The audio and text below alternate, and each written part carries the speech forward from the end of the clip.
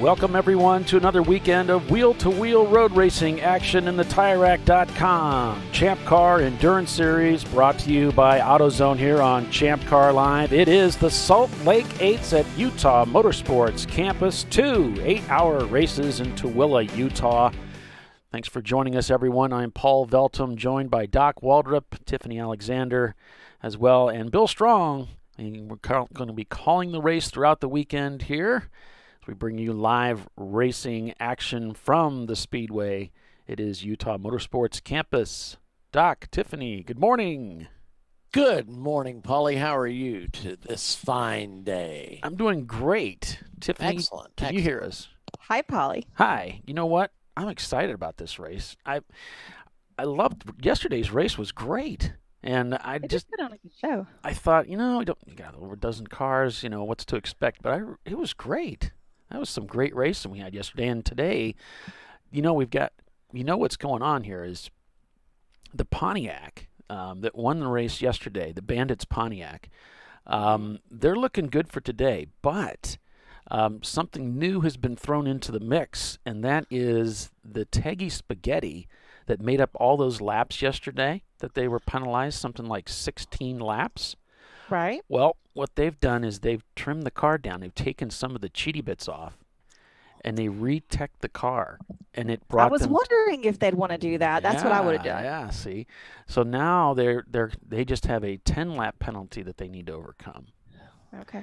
So this is really interesting, and we've got a camera in both cars, so this should be a pretty exciting race. It'll be interesting to see. Bandits there and Teggy Spaghetti is that one ahead of him, right? Yeah, so thanks for joining us, everybody, on our live feed in 1080 over on our YouTube channel. Feel free to comment. We'd love to hear from you throughout the day. And so that's what's going on. I'm going to get this shared over to our Facebook page so those folks can see us over there and hope that they join us.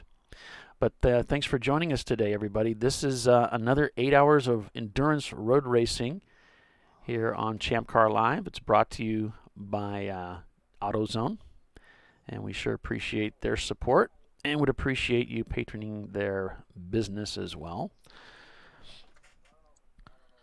And so we're very patronizing. Yeah, we are, and deservedly so. And we're about 15 minutes away from the start of the race here. And we've got Bill out there at the internet. Let's see what he's saying. Nissan Maxima pace car is a sport mode and ready to rock and roll. Oh, how exciting. Oh, boy. We got to hear about Bill's rental, at every event. His Maxima pace car is in sport mode. So. I hope he has a great time and enjoys himself and behaves. Well, behavior. That's might be a little bit much to ask. Yeah. Bill and behaving, those don't go together well. Amy's not even here to keep him in line. Yeah, neither's Mike, so. Oh, goodness. Cool, okay, well, never mind. Yeah. All bets are off. Yep. Yeah, we get what we get. Yep. So just to be glad he's even on the track. Well, yes. So we've got a treat for you. An interview. Bill Strong interviewed the winners that were pulled into the impound yesterday, as only Bill Strong can. I've got the interviews from Saturday's race, so go ahead and play that now.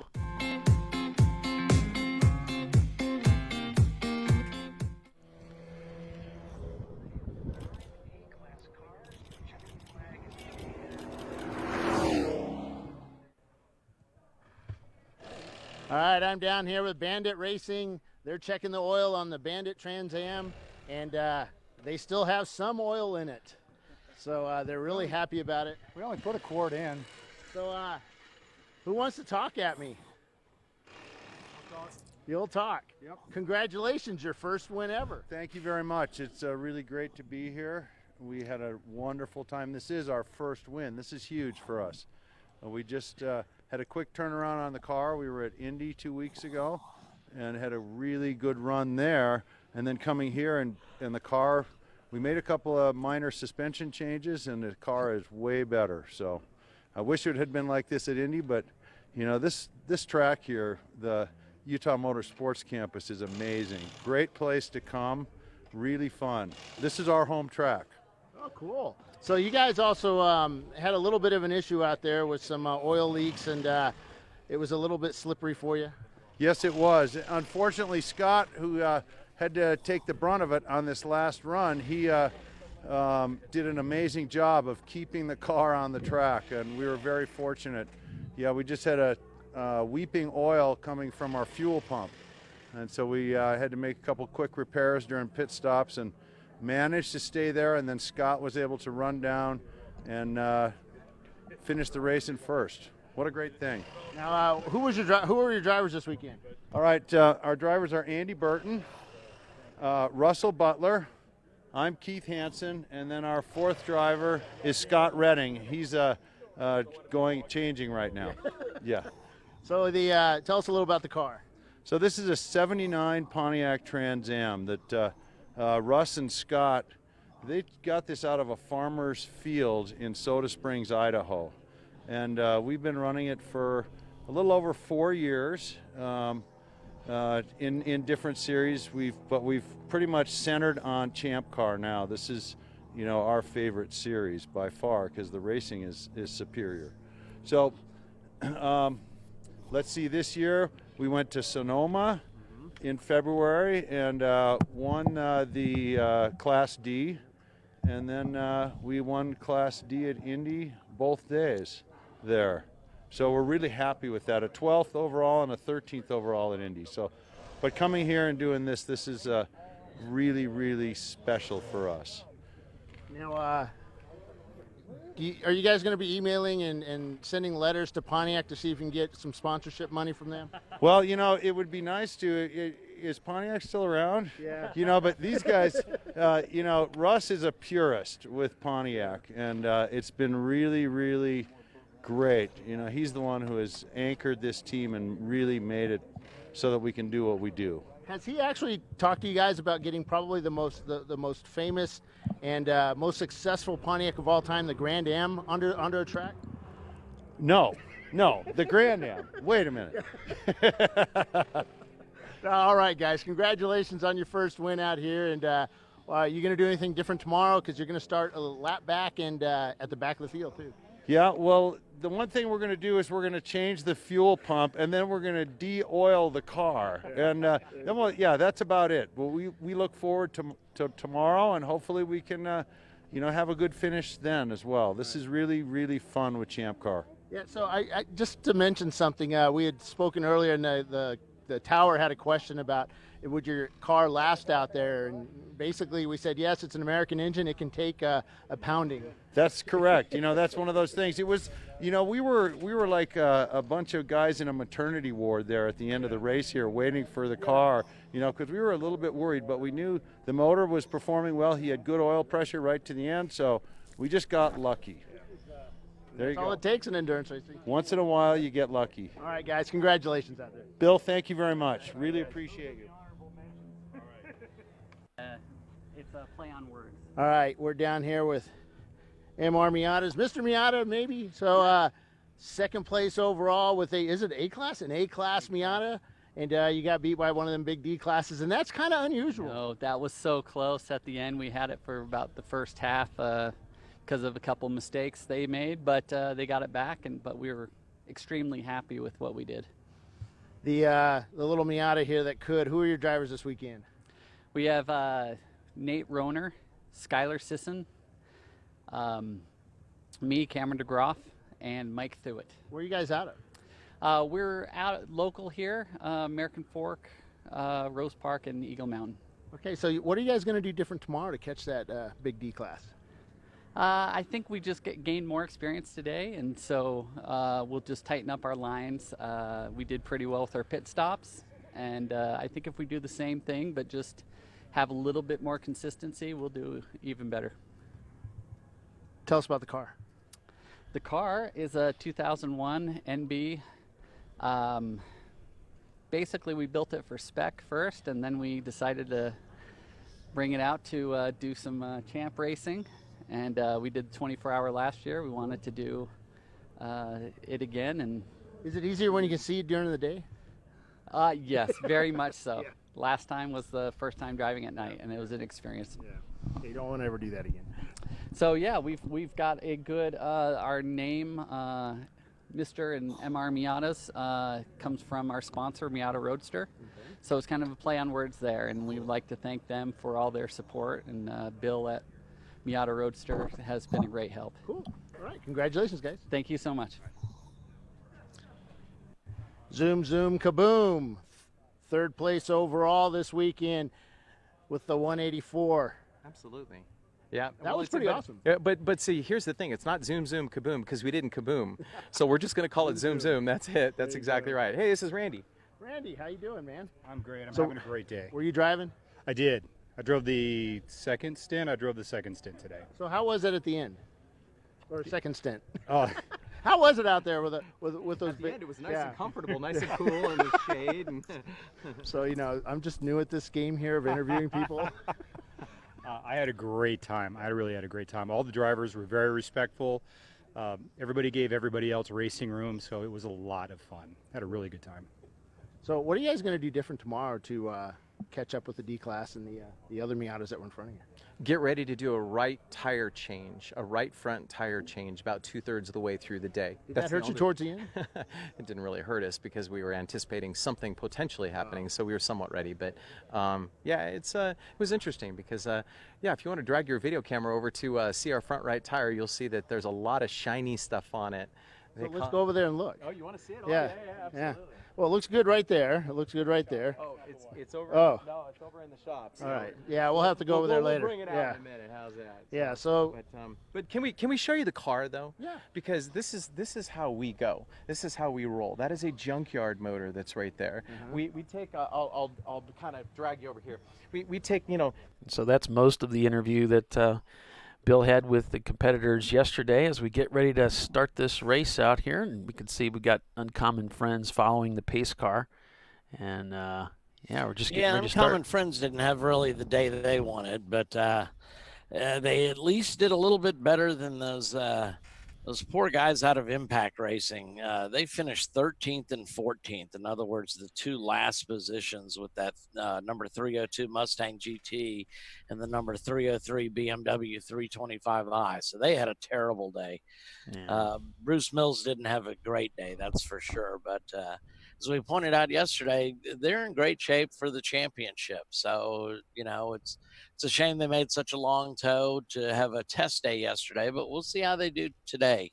That team certainly has the talent with the wrenches and behind the wheels, so to do well today.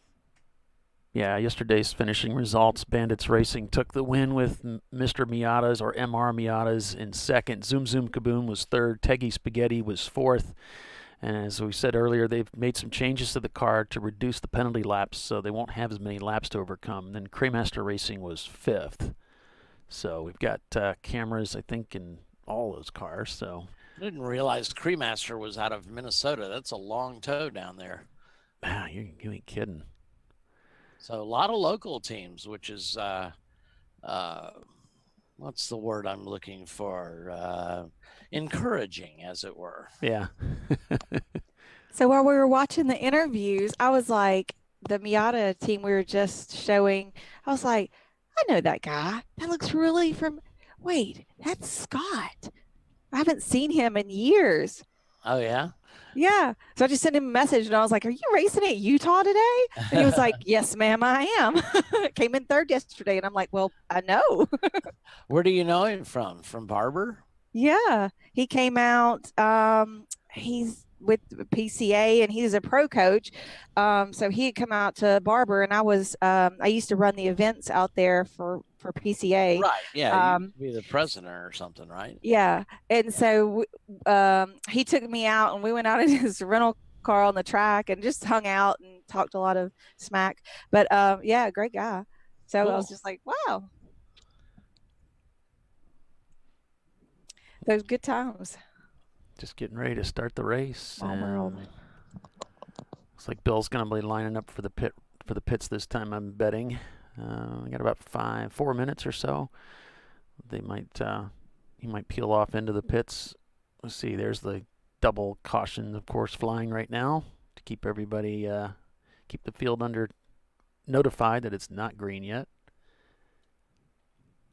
And the Datsun 280Z leading the field today for 8 hours of racing. Hoping to have a better day of it than yesterday, as he had some driveline issues.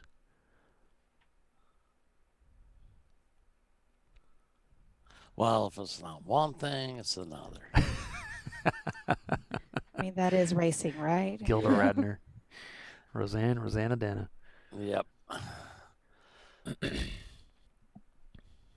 So we started the race yesterday with, I think, 14 entries. As far as I know, everybody is back. I know we had a BMW that money shifted yesterday, and they were replacing the engine during the day. So we'll see how many we get to start today. But boy, you know, the car count being under, 70, 80, which is what we're accustomed to, really didn't affect the action. It was still a pretty exciting race right down to the end. Big fight between the Pontiac and the Miata. And the Pontiac managed to hang on even though it had a substantial oil leak. They were black flagged at one point to come in and do something about it. There was a lot of smoke coming out from behind the car. And that caused a leader change. Yes, it did. And the Pontiac managed to chase him down and make the pass and take the win. So a fuel pump, a leak at the field where the fuel pump attaches to the engine block was the problem. But they said they were going to change the fuel pump altogether. So I would assume it's all taken care of now.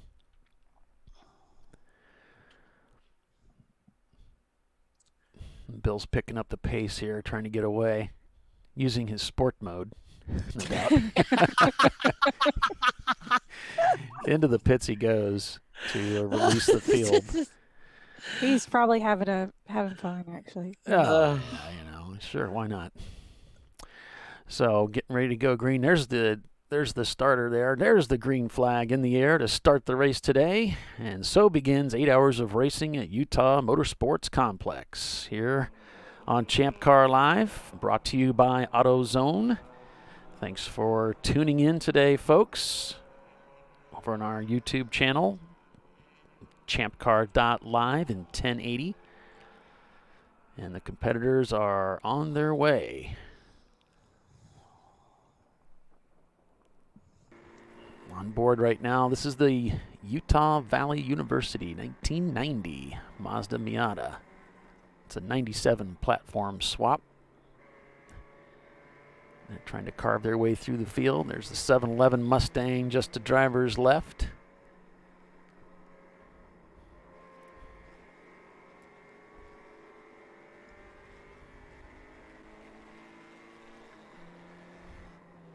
Here's the Teggy Spaghetti running in second place right now, right behind our leader.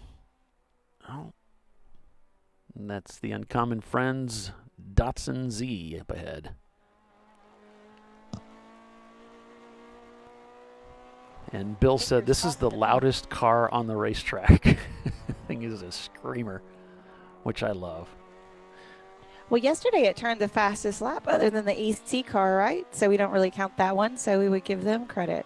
Yeah. Isn't that right? Yeah, absolutely. Okay. And they just passed the leader, so coming around to take the first lap, I believe they're going to have honors of leading the field.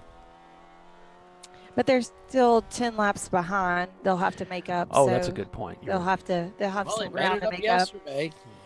up. They made up quite a few. I think they ended with only maybe 6 laps behind, so that's probably why they went down to 10 laps. Right. So they did the math on that, and they're like, okay, yeah. Yeah. We can do 10, but not 16. More manageable. Yeah. Yeah.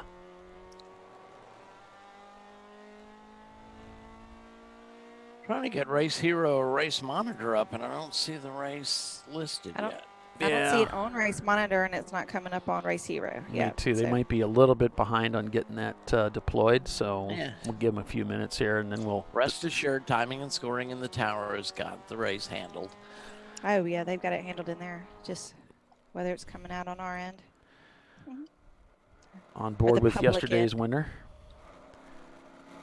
The Pontiac Trans Am, V8 power American iron.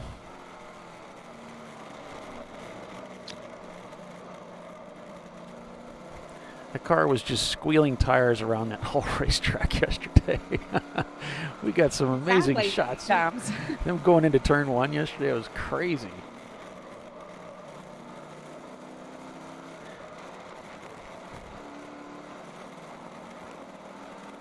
Just going into turn 1 like a little sideways where we can make sure and grab, you know, a good view of his number panel. Yeah.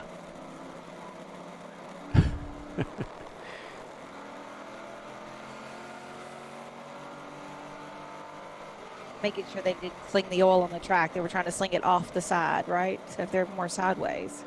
He said he was going to de-oil it, so maybe they got some of the oil off of it somehow. I'm sure it was an absolute mess. Trying to clean all that stuff up. It's got to be all the way down the underside of the car. Yeah, I'm sure they had a good time with that. Every once in a while, a pressure washer comes in handy. Oh, yeah. Yes. I used to work at a shop where we had a diesel-powered pressure washer, so it heated the water. So it was like a steam cleaner. That thing was getting it done. Fancy. I bet that would work well. Yeah.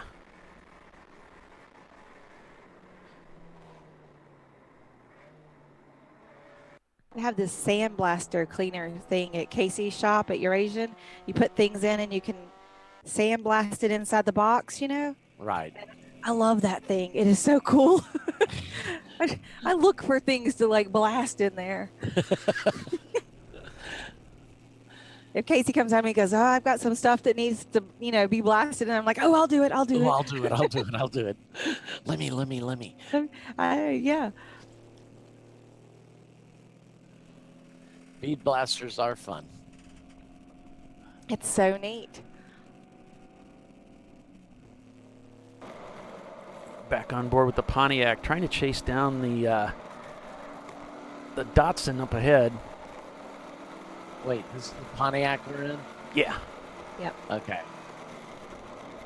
I was just thrown off by the name down there. Oh, okay. I think that sounded like a Mazda. Bandits. Yeah. And gets by the Datsun.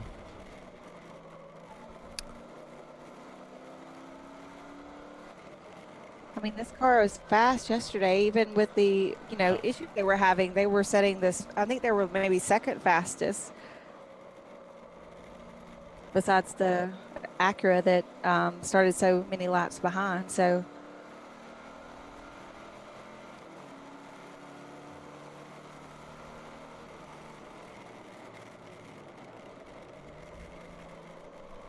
it'll be interesting. They're only starting a lap behind, and Teggy is starting 10 laps behind. But our math from yesterday says that might be something they can overcome. So see who's there at the end. Yeah.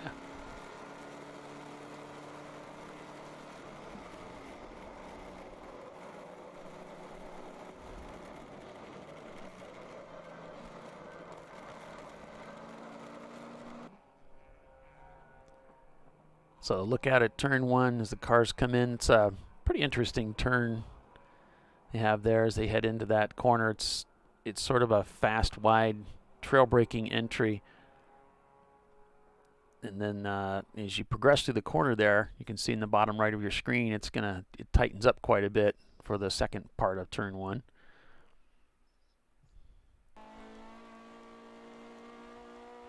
And these guys are on a tear. Yeah, they were consistently 5 to 7, 10 seconds faster than the rest of the field. They're going to have to keep that pace today to make up all those laps. But, I mean, they had the pace yesterday to do it, so. Yeah, the only thing that really hurt them was coming in so often for fuel. Yeah, well, yeah, you're right. I was surprised that he said they had to come in like every hour. You'd like to think they could make an hour and a half. Yeah, well, but evidently that's not the case. He's just running so hard. Yeah, he's got all those revs.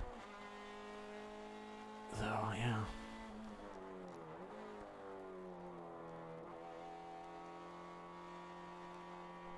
One of the things I was thinking about this morning, as we were getting ready for the show, was bringing up the point, and Tiffany, you can speak into this too as an instructor, but I taught myself a long time ago to put myself into a rhythm on the track so that I would, for instance, only check the gauges at a certain part of the racetrack and do it every time. That's just part of that rhythm. Never ever check the gauges at high speed because did that once. It didn't turn out well. Yeah. Really? Did that at Mid-Ohio. No, never going to do that again. Put two wheels off at a high rate of speed. It was pretty terrifying because your little steering wheel changes at high speed can put you off the track. But at low speed, like I always check them when I'm just coming out of the last corner as I head onto the front straight. The car's going pretty slow, and you got time to read it, interpret it, and then get your eyes back up. But if I take myself out of that rhythm and I do it some other point in the track, it can really be bad. Right, and you want to be checking those gauges every lap. What we did on our car is we moved away from gauges that, obviously it shows a number, but you're not really focused on the number. We would take one of those like silver or gold Sharpies and mark the lines on the outside of the gauge where the driver could just look over and just see if the needle was in the good zone or, and that's it. Not really worried about the number as much, just like, looking, and so you could do it really quick. Right. Especially when you have rental drivers, they don't know what the numbers are supposed to be. So take the guesswork out of it and make it easier for them to look. Well, and then there's, of course, that old trick of rotating the gauges where when the needles are all straight up, you're good. Yep. Exactly. I call that indexing, and that's a trick I've used. But as the eyesight begins to fail, and I don't like driving with glasses on, I have a little trouble actually reading those gauges. So if we had the, an LED screen or just index them like Tiffany suggested and Doc suggested, that helps. But when they call in, they say, well, what's the engine temperature? Well, I'm not sure. Maybe 220. Kind of hard to see. Right. I just be like, it's in the good zone. It's in the high end of the good zone. It's in the low end of the good zone. Or we just mark it, just like drive it unless it goes over this, like for like water temp or something. We mark a little spot and it's like, if it's not to that line, don't worry about it. Just keep going.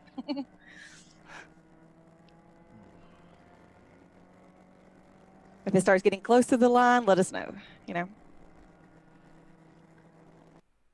And a look down the pit lane as the cars come at us here.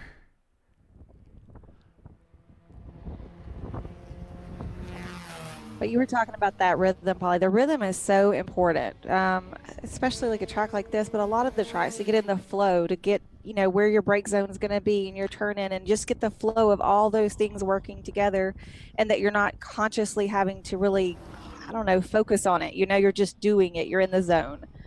Right. And not to break that. Yeah, and it's if you train yourself, I've found if I train myself to, okay, I'm going to check the gauges always at the beginning of the lap, right when I come around that last corner, as I straighten the car out, I'll check it, and then my eyes are back up. And if I do that, if I catch myself into that, get myself into that rhythm, then I'll always do it, and I don't forget. It's not like half the race goes by and I didn't even look at the gauges, and that's part of my routine.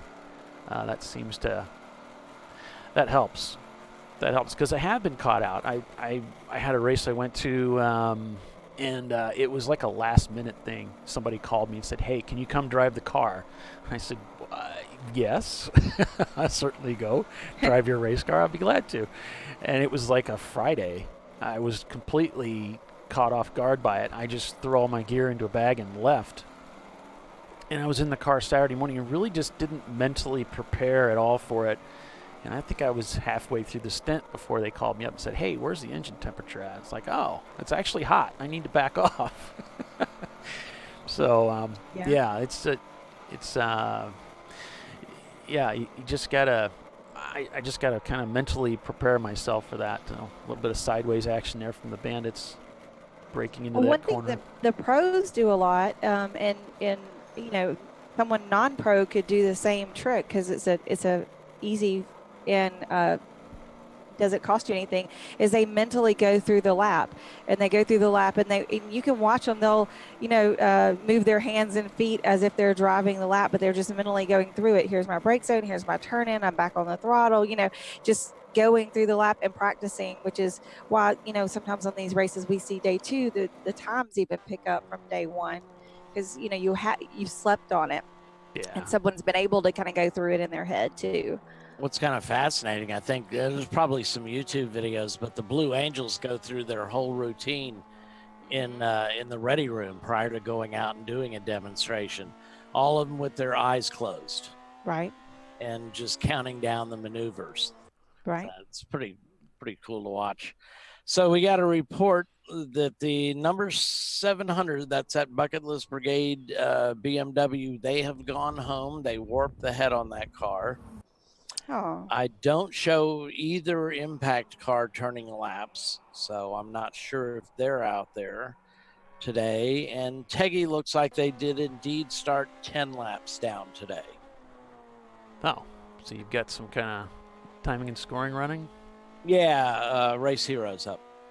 Hero. Okay, be looking for that. Oh, there we go. I think one of the impact cars went out really early, maybe like the second lap or something. Yeah, I think that was the Mustang. Yesterday. Yeah. But so Teggy Spaghetti is indeed got the fastest lap time. They're turning on lap 5. They turned a 149. Everybody else is a 152. Well, Bandits they're up there with the 149. But most everybody's mid-50s. Mr. Miata's leading this race. He's got a 155, 327 as his fastest lap, and that was on lap 4. They're working lap 6 now. There we go. I think we got something working. Well, it's not Bill. See what I did there? We did. He's not listening anyway. No. Not yet.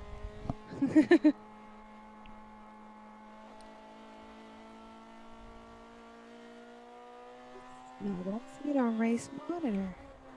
Tell you gotta love seeing the racetrack early in the morning. I'm such a romantic. Just can't get over myself. I love the look. That early morning, you get out there, get the car ready. And yeah, if you It's don't a like little early cool. mornings, racing is not for you. no, Right? my daughter would never make it in racing. Not yet. Maybe someday she'll grow out of that. Yeah, back in the day, it ruined my clubbing atmosphere, because you couldn't do both. No. Mm-mm. Well, you can, but it's not very good. Not very long. Yeah.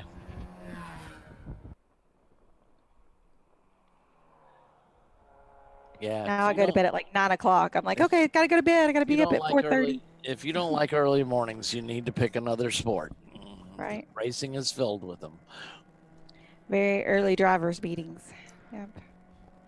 If you're just joining us, welcome everyone to the ChampCar.Live broadcast brought to you by AutoZone. It's the Salt Lake 8s at Utah Motorsports Campus. 2 8-hour races in Tooele, Utah. We're out here on the West Course today. And West Course at the West Coast? Well, yeah, I guess we kind of are. Yeah, I mean, Utah's about as, who knows? One day it may be oceanfront property. Right. It could happen today. Not that I would wish that on anybody.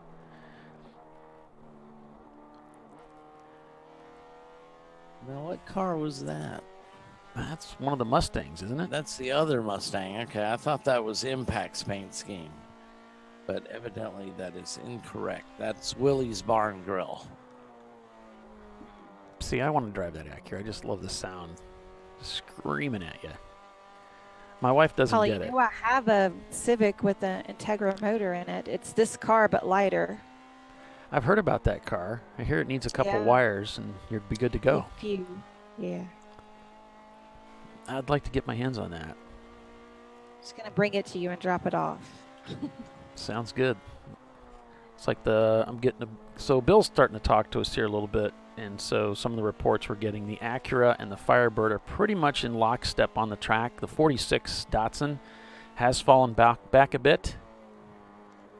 So it looks like the Acura and the Bird are on. Firebird and the Acura, they're both turning 149s.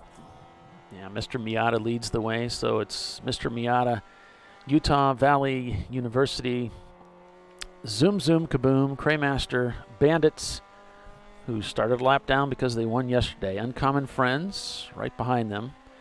Freight Dogs, Buffs Racing, Willie's Bar and Grill, Doc's favorite, Open Source Autosport, and Teggy Spaghetti. I can identify with them. You can identify with them, okay.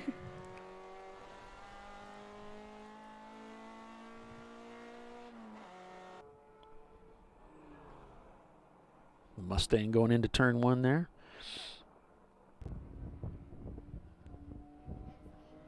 Looks like the camera fell down a little bit. The wind's starting to get to it. Looking from the flag stand out here in Utah.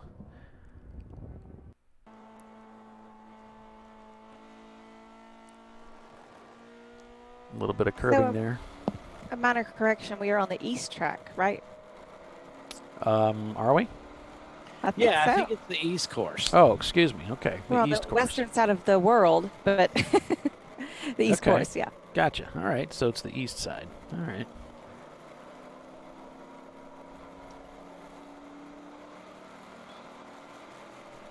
Yeah, it's that thing. Yeah, that's it. North is down, so somehow this is on the east part. It looks weird when you say north is down. That Yeah. like messes with my brain. Right. I should probably spin that over, but that's okay. Lots of sideways action here from the Bandits machine. Gathers it up pretty easily though. Having some fun in the Pontiac today. And Doc said several times yesterday, it's just really unusual to have a D-class car dominating a race like that. And it's a really twisty, turny track, which again, you wouldn't expect a Pontiac to be able to do well in, but it is. As he heads down the front straightaway to click off another lap. And they're in 4th place already.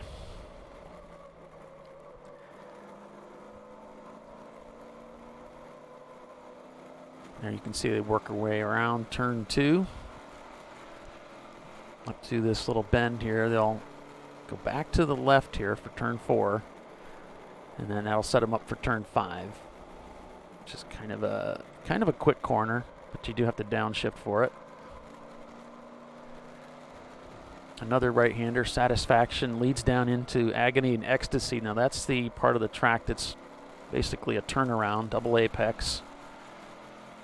You'll be eating up a lot of tire going down through here. It's like he's taking it wide and then clipping on the way back into the second part of the turn. Well, you know those momentum cars are like that. Yeah. Up to the high part of the track through the attitudes. Changed the suspension on this car, or made some major adjustments. It seems like it's working out really well. Oh yeah, I'm sure they had to do something about that body roll. Almost loses it. Really has it locked up going around there. That's turn 11. Too late turn. And heading down now through the kink to Clubhouse Corner. This is turn 13.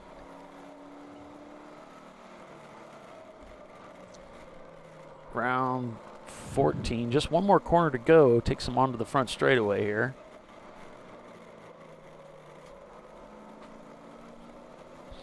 It's a fast racetrack. You know, there's not a lot of slow corners. They're all kind of sweeping corners. Yeah, you don't see them doing real hard braking. Probably the hardest pinch here is the second part of 1 right here. Trying to get pointed back around through 2 right here. These are not really, like you said, they never get down below 3rd gear. There he's grabbing 4th. He'll go back to third when he gets up to 5 here.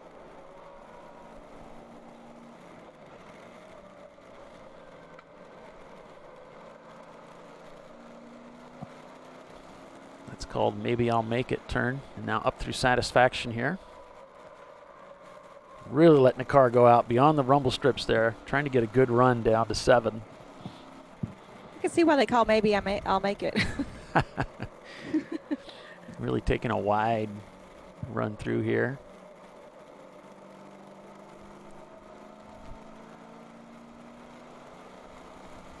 So it's Mr. Miata's now leading the race with Utah Valley University in second. Zoom Kaboom is third, and the Bandits Pontiac in 4th place, with Cremaster Racing is 5th.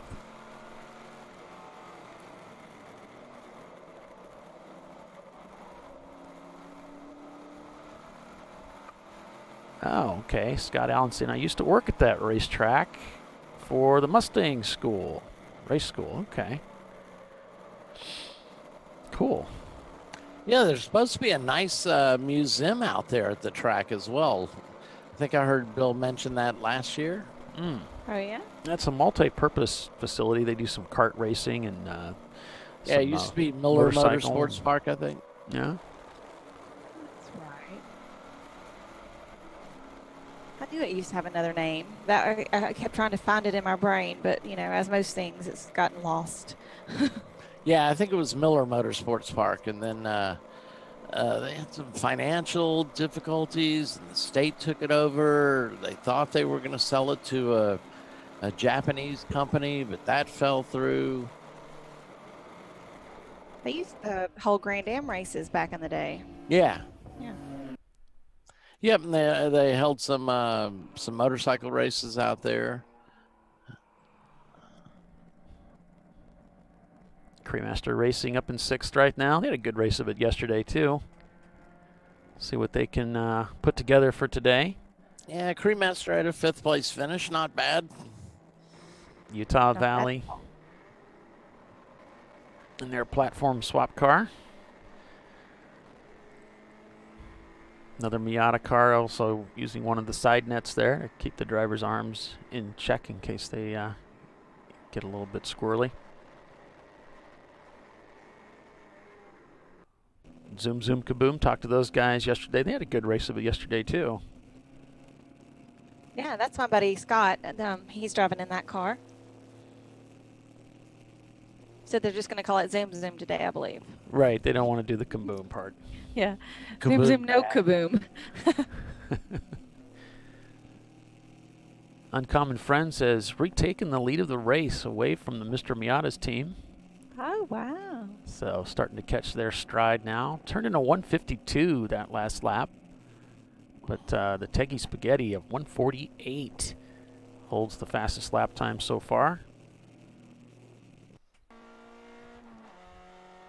Trying to chase those guys down. They're shown 9 laps down right now from the leader, so they've made up a lap. A little trouble getting it into 3rd gear there. Hopefully don't have trouble with the transmission today. But if Uncommon Friends can maintain that 152 pace, Teggy will not be able to catch and lap them enough times to make up all these laps. Oh, yeah. Well, Remember, they have to pit at about probably at about 25, 30 minutes. hey, Bill. Hey, how are you guys? Good. Can you turn your mic up a little bit for me? I can hear you a little bit better. Things we don't ever usually say. Yeah. Okay, I'm taking a note now. How's that? Is that better? Yeah, that's better. Yeah. Okay. And, Yeah. hey, Bill.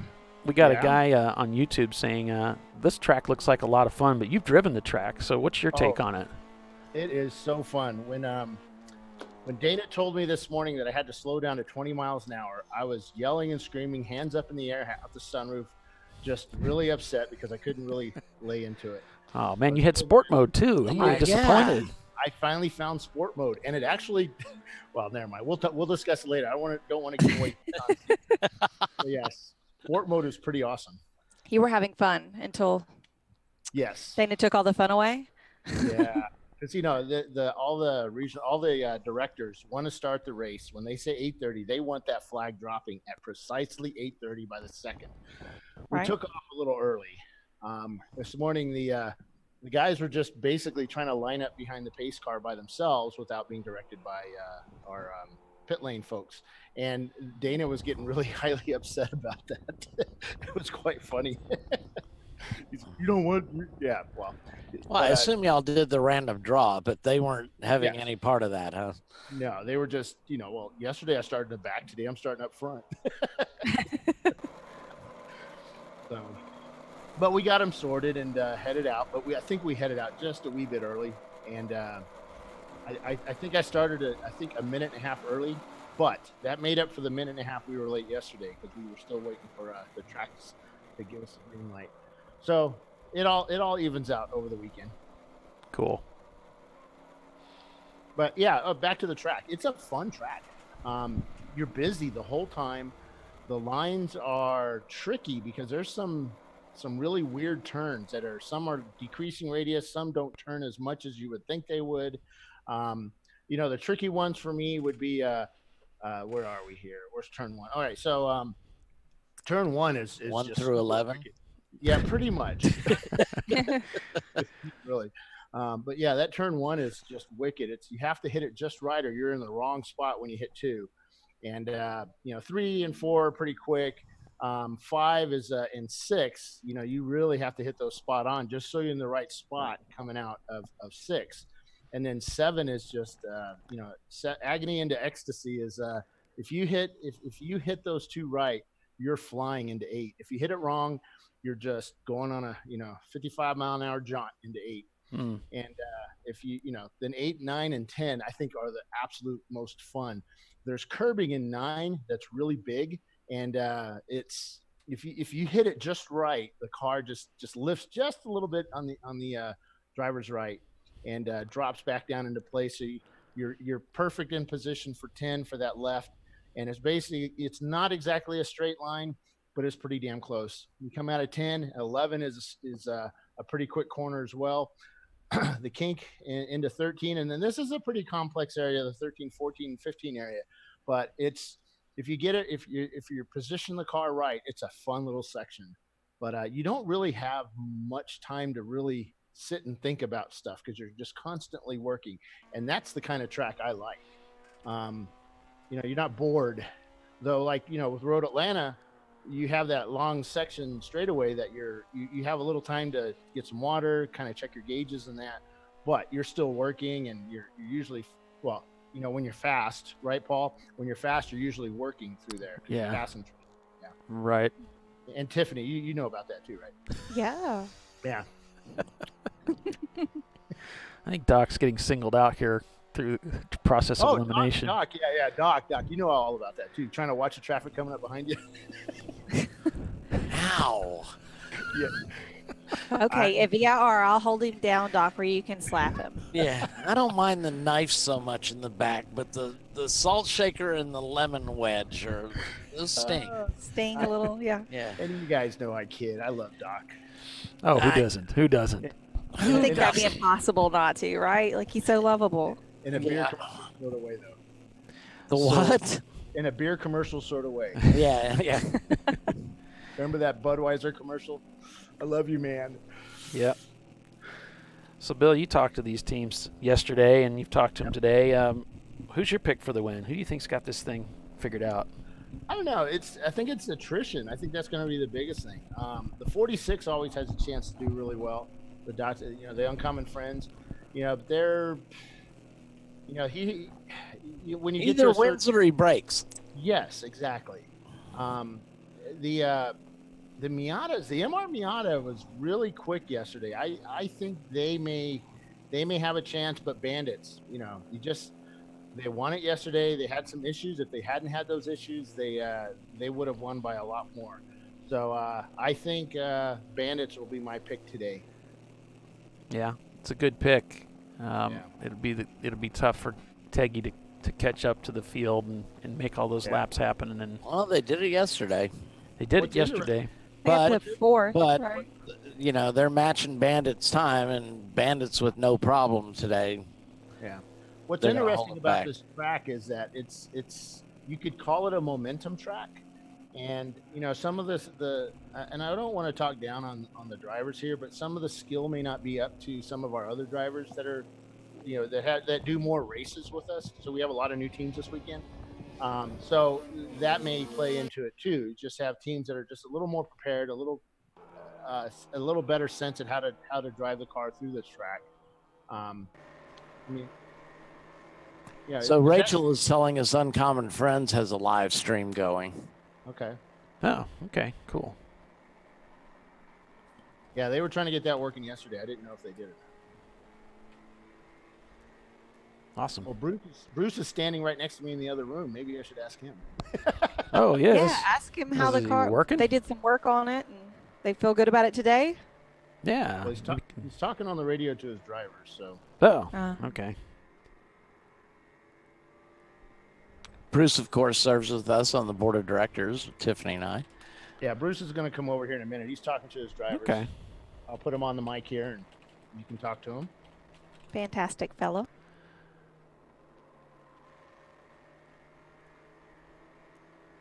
So the which car was that? Oh, the 986 Open Source Autosport. That's the Porsche, right? Yeah. Yep. That has a VR6 in it. It's a swap car. It is so cool. Yes, it's not a Porsche engine. It's a VR6. Which I thought was, I mean, it sits right in there. They use the Porsche, you know, the 986 Porsche transaxle, but it fits really well. Hey, I've got Bruce in here. He's one of our board of directors, also running the Uncommon Friends team. Bruce, here, I'm going to pass you over to Paul and Doc, and they'd like to talk to you. Not me, just you guys. He talks to you on the board of directors meetings. Yeah. Hey guys, how you doing? What's Bruce. happening, Bruce?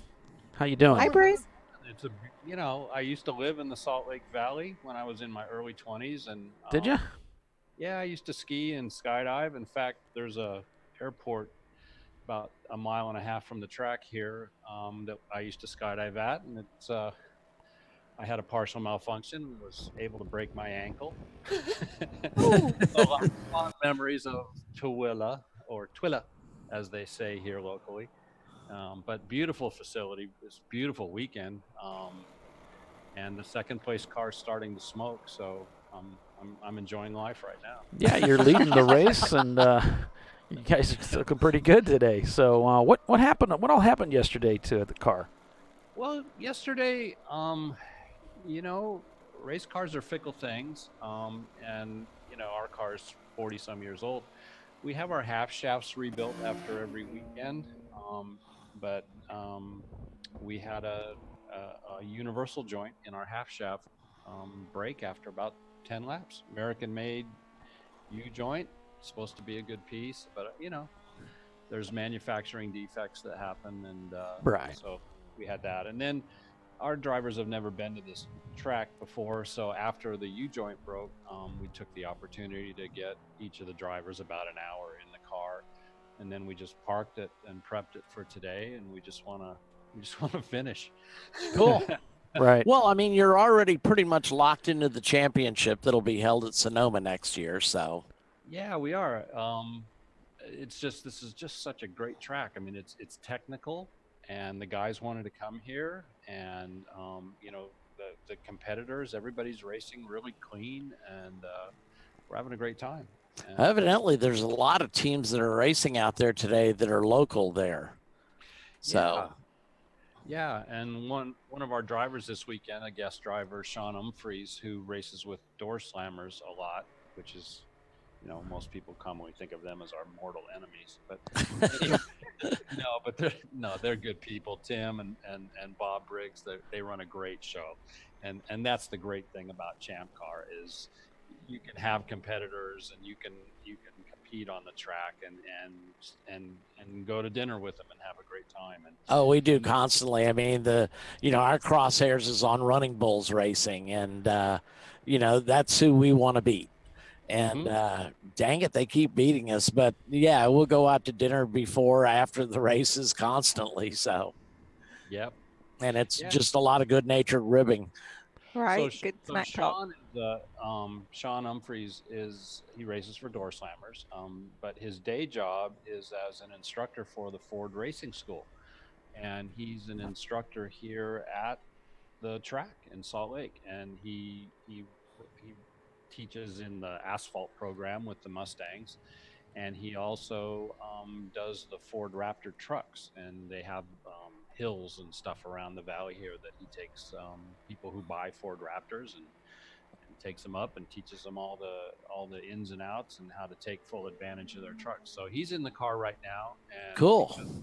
Because he, obviously has a lot of laps around this track, he's just unbelievably smooth and taking care of my tires. Yeah. Safe to say he knows his way Bill around. was talking about there's evidently a jump right in front that y'all can see from there. And Bill was talking about it, possibly incorporating that into a future Champ Car race. Yeah, if you successfully completed the jump and the car was still running, you get credit for a lap.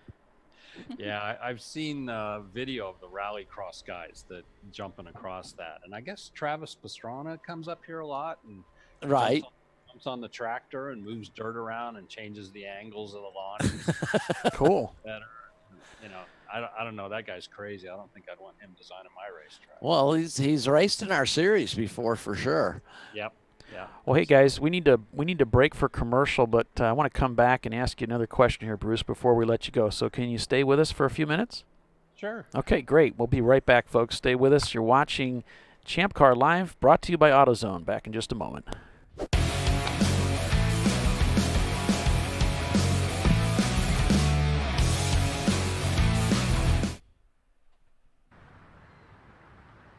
I probably need new tires. You do. What if they sold tires online? We do. We're TireRack.com. They could offer lots of tires. We have so many tires. And help you find the right tire. It's called the Tire Decision Guide. Oh, and they could ship them to a nearby mechanic. We shipped to over 7,000 independent recommended installers. This is an amazing idea. Sorry. TireRack.com, the way tire buying should be.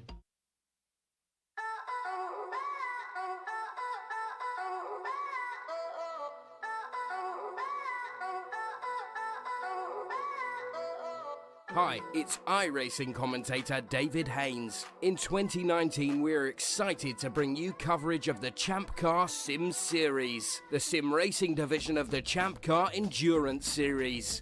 Contested across 15 championship rounds using the 2015 Mazda MX-5.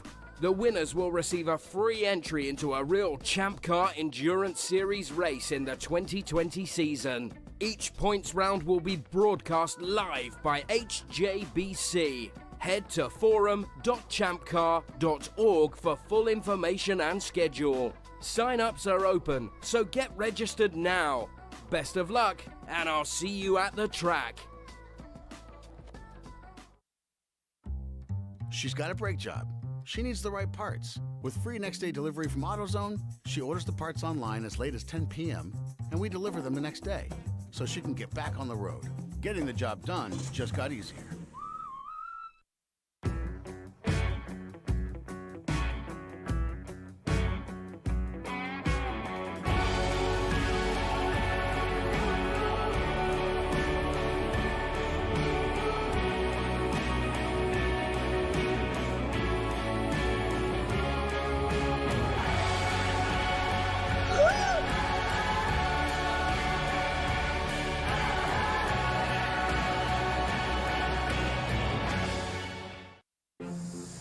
I did it.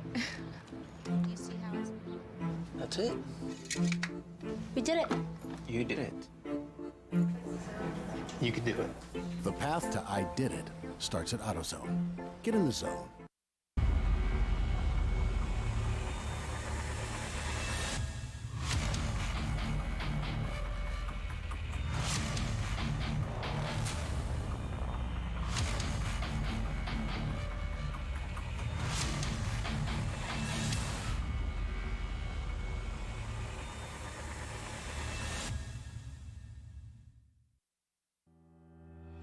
Lifeline USA is a leading manufacturer of onboard fire suppression systems. Lifeline's continuous commitment to research and development ensures that we supply the most innovative and cutting-edge products available. Used by the majority of the world's motorsport championship winning teams and constructors, Lifeline has a proven history of success. Lifeline offers a complete range of fire suppression systems for all budgets and needs, and we continue to push development and limits on both extinguishant materials and our patented delivery systems to make the race car environment almost as safe as sitting on your sofa at home. Every kit has been designed for a professional and simple installation. For more information and to purchase your Champ Car fire suppression system, go to www.lifeline-fire.com.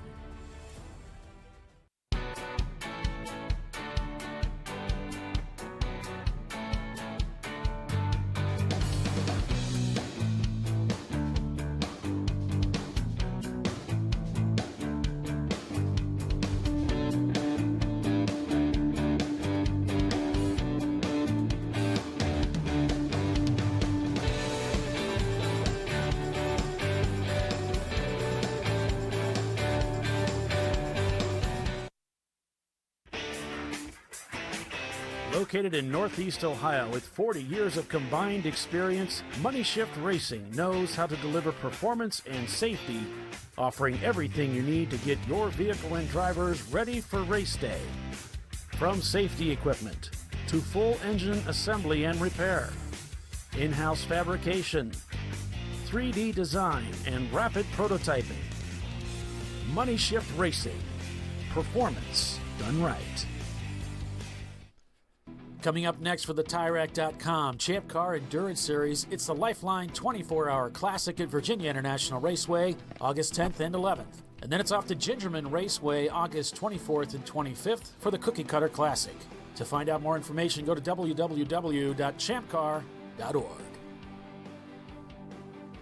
Welcome back, everyone, to another weekend of wheel-to-wheel road racing action in the TireRack.com Champ Car Endurance Series, brought to you by AutoZone here on ChampCar.Live. It's the Salt Lake 8s at Utah Motorsports Campus, 2 8-hour races in Tooele, Utah. I'm Paul Veltum, joined by Doc Waldrop, Tiffany Alexander. I got a whole list of people. We got Bruce Mills, we got Bill Strong, all kinds of people here on the show with us. And Bruce, thanks for holding out past the break here, so we could continue talking to you about your team and Uncommon Friends and that beautiful Z car that you guys race. I was just curious, what all races did you guys have on your schedule for the remaining year? Well, we're definitely going to do Auto Club race in November, and then we're still a little up in the air about Laguna Seca. I have to come up with an exhaust system. Yeah, I was going to say Laguna's probably not your favorite track at the moment.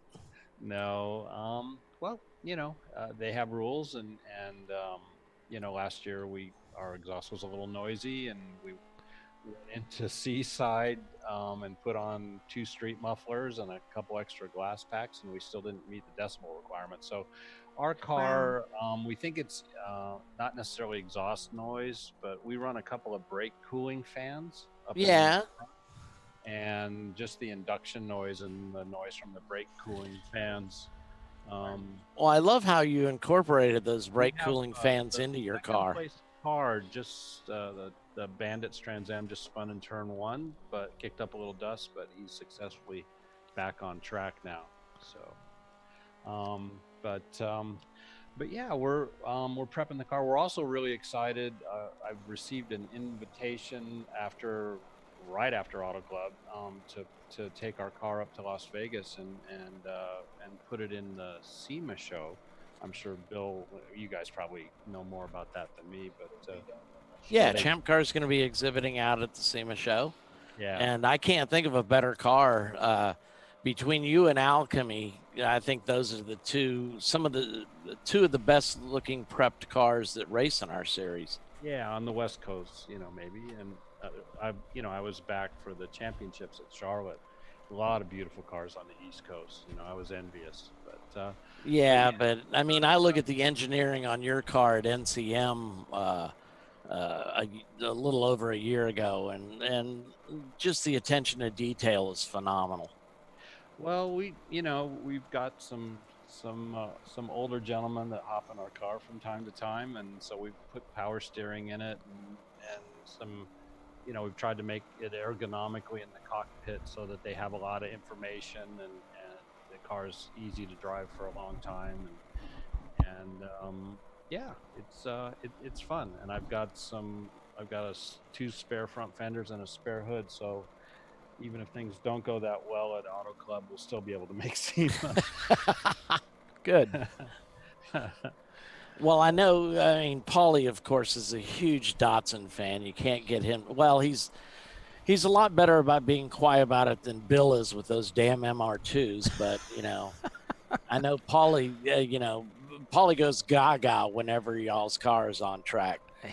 Bruce has heard from me so many times about wanting to drive his car. So and Troy Ermish, who drives for us, he builds 510s for a living, and he built one. And I know they had it back at Indianapolis. Yeah, Begley. Back. And I think lap time wise, it was competitive. A lot of people back there, ran into trouble with the heat, fuel pumps, and that right. issue with them also. But I hope that car does well back in the Midwest. Yeah, he's going to be at Gingerman. Yeah, so that's a fun little package too. So. Yeah, I'm trying to get into that car too. It just good. We'll see what happens. But, Paulie's whoring himself out to any Datsun team. I am a racing tramp for sure, like no other. Well, Bruce, thanks so much for taking some time to talk to us today. What's your prediction for the winner of the race? Might it be Datsun Power? I don't know. The Trans Am looks pretty strong, but we're going to try. Okay, man. Cool. I like the sound of that. Hey, thanks again for joining us, and good luck today, sir. Take care, Bruce. Take care. Good luck, Bruce. Thanks. All right. Bye. So that was Bruce Mills. He's one of the board members for the TireRack.com Champ Car Endurance Series, so does a lot of work for us, as all the board members do, and also captains a team, Uncommon Friends, with a vintage Datsun Z. They're out here this weekend and currently leading this race with the Bandits Pontiac, trying to chase them down about a lap back after winning that race yesterday. But telling you what, that Uncommon Friends, they're turning in some really nice times. Yeah, they're looking strong out there. They really are.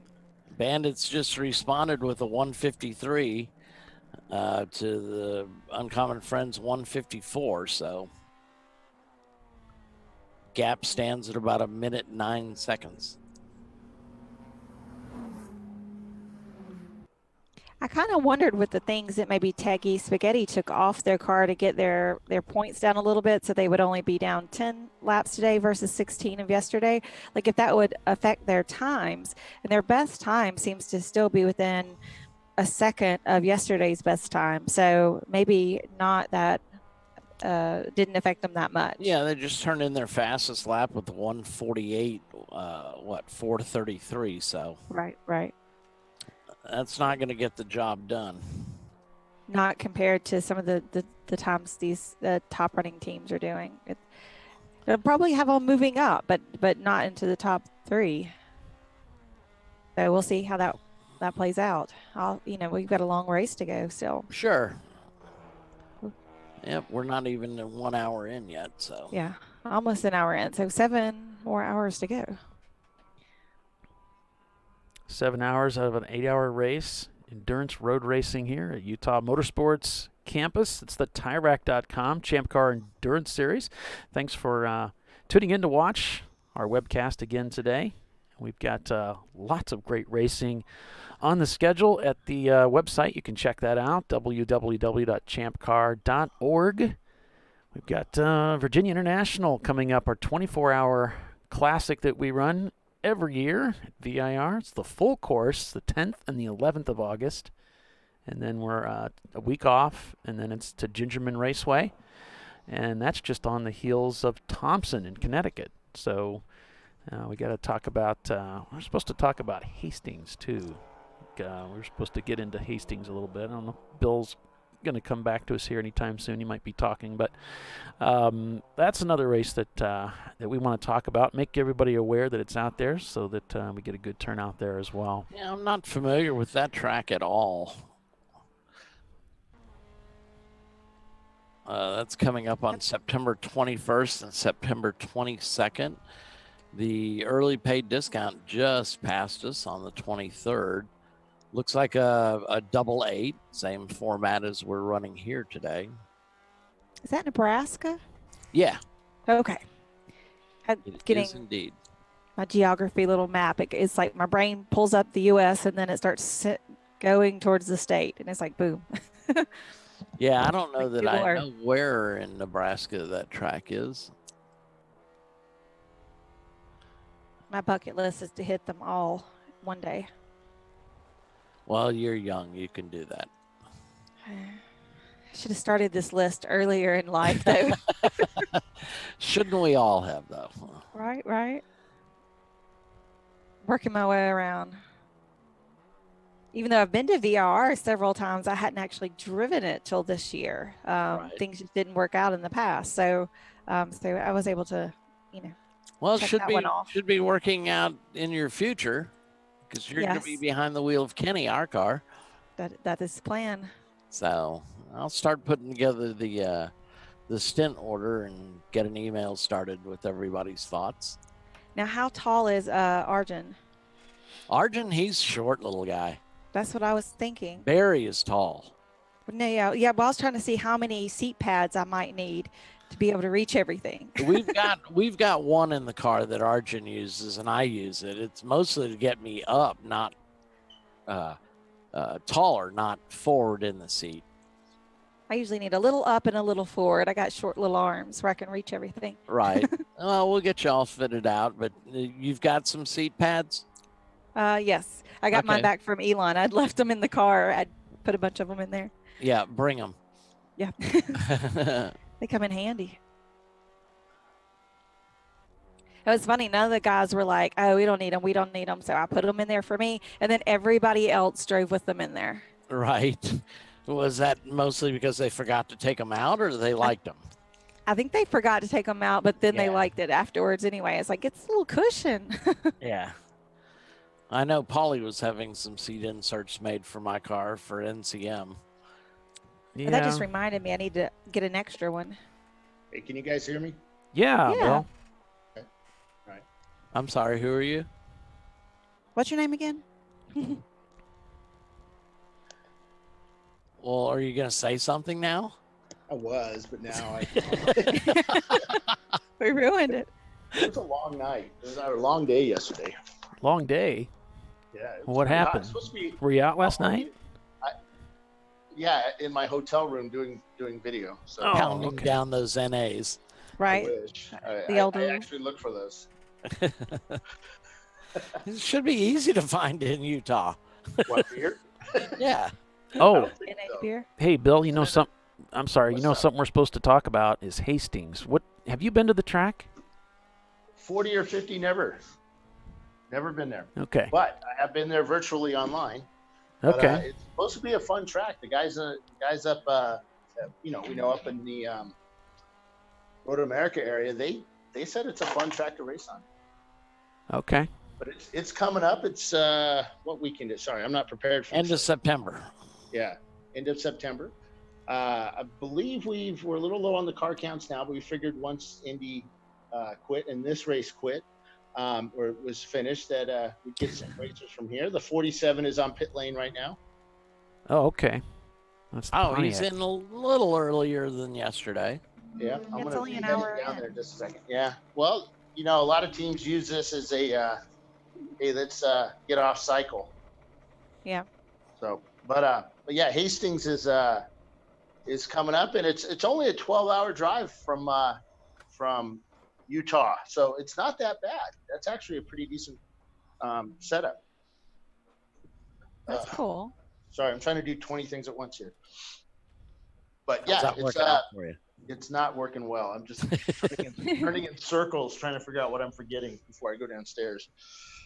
But yeah, we have Hastings coming up. We have Sebring the same weekend. Sebring's getting up their numbers, so we're getting close to hitting the limit on that race. VIR's coming up. I believe that's about 20 or so away from 25 or so from being full. Yeah, I show 80 cars for the VIR 24, and we normally limit it at 100. 100, yeah. So that's coming up. But yeah, we need cars for Hastings. We want to go back to these tracks. We feel that there's a need for them in that area. The races are needed in that area, so we're trying to fill them up. Harris Hill is coming up as well. That'll fill up pretty quick. That's a pretty cool track. But Hastings, same guy that designed Coda also did Hastings. Tilke? Oh. Yeah. I think Tilke designed Coda. Oh, I don't know. Yeah, He also designed AMP. Yeah, the same guy did AMP and all the Yeah, it's Herman Tilke. They have lots of runoff. The tracks flow a little. They flow. They're not like the old school tracks. Some guys like the old school tracks. Require a lot of input, a lot of thinking. They're not designed for 200-mile-an-hour cars. Go on. So they're just fun for our style. That's September 21st and 22nd. Yeah, so head out to Hastings. I'm headed out on the track right now, and I don't know what the noise level is. I haven't got it set up right now. So it's windy. Yeah, it is. All right, Bill. Well, the wind is going from east to west right now. Pretty heavy. Okay. Well, we're on board with our leader right now. Uncommon Friends getting a little bit of a break from the heat that the Bandits were putting down their neck as they've gone into the pits. So Uncommon Friends now beginning to stretch their lead out a little bit now. Probably because of they're fuel. looking under the left rear of the car. They do have a jack out. The car's not up in the air. Looks like they got it down there right now. Looks like they're putting brake fluid in it too or something. I don't know, but they were looking under that left rear. Okay. Sorry, teams are either at one end of the pit, at pit in, or they're at pit out. Both of them? There's only one team right in the middle. Oh. Pretty much. That's so you get your exercise, Bill. We talk to the teams. Oh, I've been driving my car to each section. Oh, that's how you got in trouble the other day. I haven't got in trouble. Bill doesn't get in trouble. All right, let's see what's going on. Oh, there's a part hanging down. It's a sort of locating thing.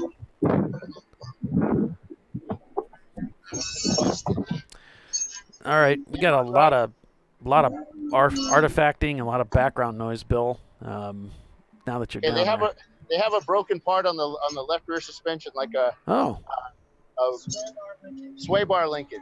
So they're fixing that, and they're also working on the engine or the brake system. They're working on the brake system. So the driver's still in the car, so they're working on it. They'll get that car fixed and back out. Okay. He might as well come out, the driver.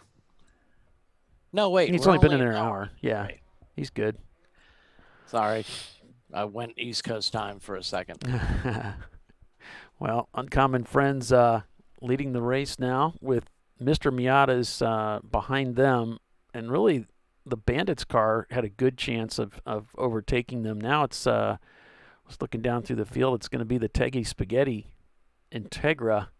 It's going to be up to them to make up the 8 laps to chase down the Uncommon Friends. Right now, they're looking good out there, leading this race as we've reached the bottom of the hour. So we'll take another break for our sponsors, and we'll be back here in just a few short minutes. So stay with us, everyone. You're watching Champ Car Live, brought to you by AutoZone. Back in just a moment.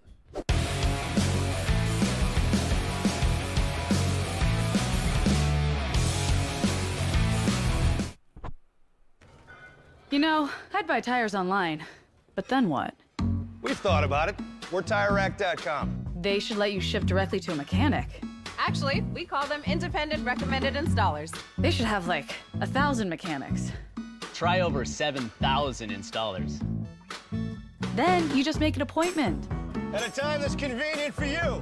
This could change tire buying forever. TireRack.com, the way tire buying should be.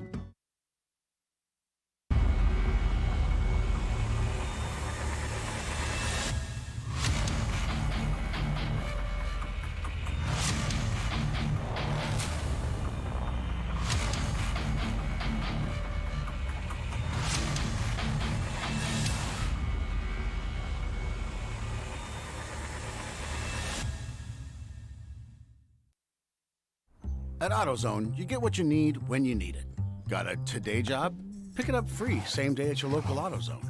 More of a tomorrow project? Order as late as 10 p.m. with free next day delivery. Getting the job done just got easier. Lifeline USA is a leading manufacturer of onboard fire suppression systems. Lifeline's continuous commitment to research and development ensures that we supply the most innovative and cutting-edge products available. Used by the majority of the world's motorsport championship-winning teams and constructors, Lifeline has a proven history of success. Lifeline offers a complete range of fire suppression systems for all budgets and needs, and we continue to push development and limits on both extinguishant materials and our patented delivery systems to make the race car environment almost as safe as sitting on your sofa at home. Every kit has been designed for a professional and simple installation. For more information and to purchase your Champ Car fire suppression system, go to www.lifeline-fire.com.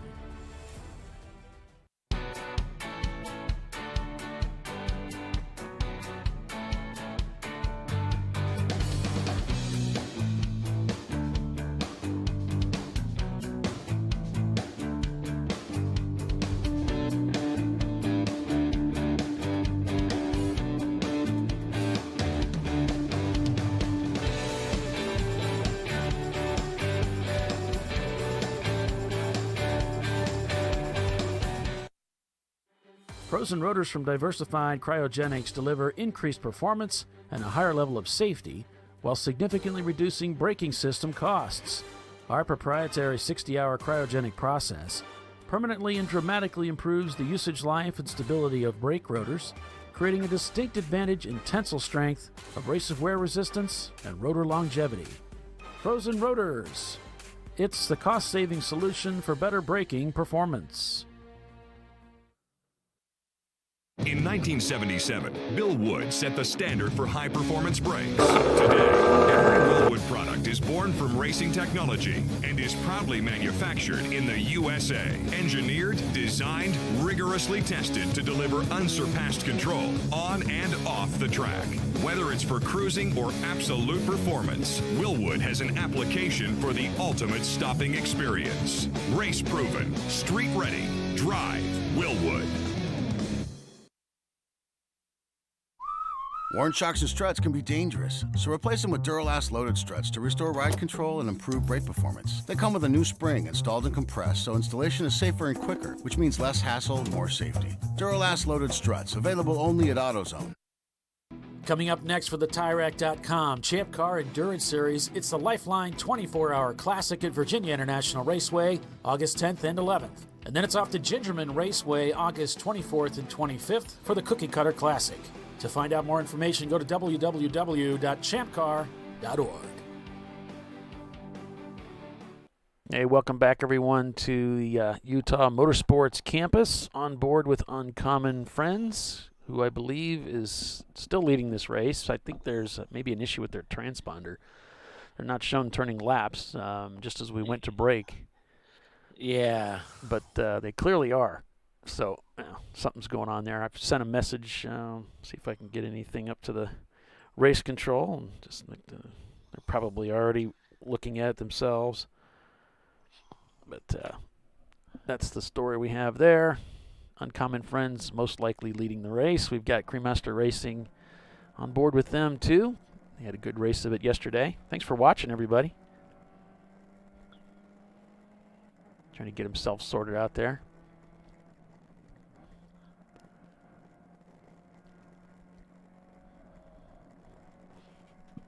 And it's so easy to try to rush a car into gear, but you got to be careful that you're not going past the synchros and really jamming it into gear. That creates wear, and it's also hard on the roll pins that attach the shift forks to the shift rods. They don't put up with that for long. Unfortunately, the roll pins they break, and then you're stuck in gear. There's nothing you can do.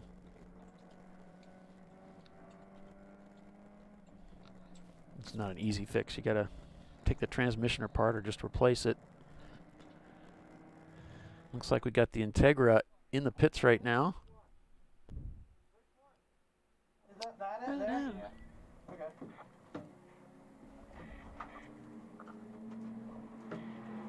Looks like they're trying to finish getting that guy hooked up. We're just feeling you up, buddy. I don't feel. Did you feel it in there? No, it's right. Is it right there? Got a minute 15 still. Okay, so they're counting down that clock. Just trying to get strapped in well.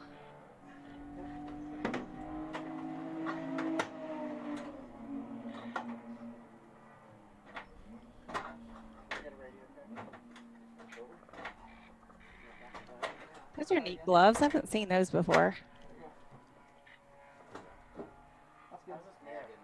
All you slaves to fashion. Get the mirrors set, send them back out there, and be back in action here shortly. So if you're just joining us, we're at Utah Motorsports Campus this weekend for an 8-hour endurance race again today.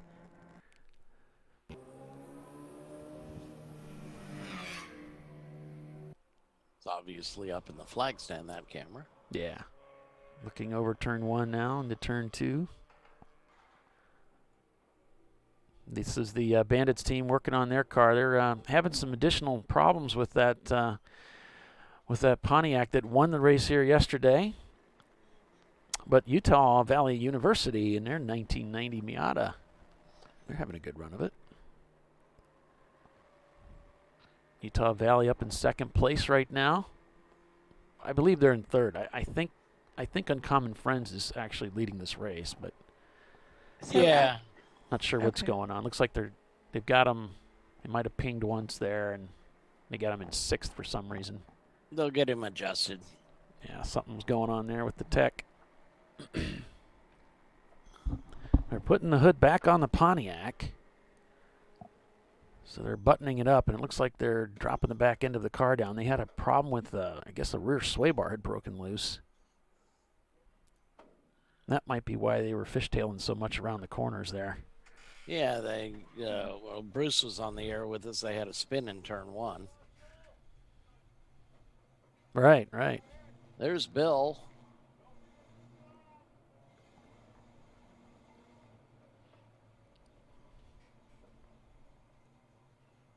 Yep, there I am.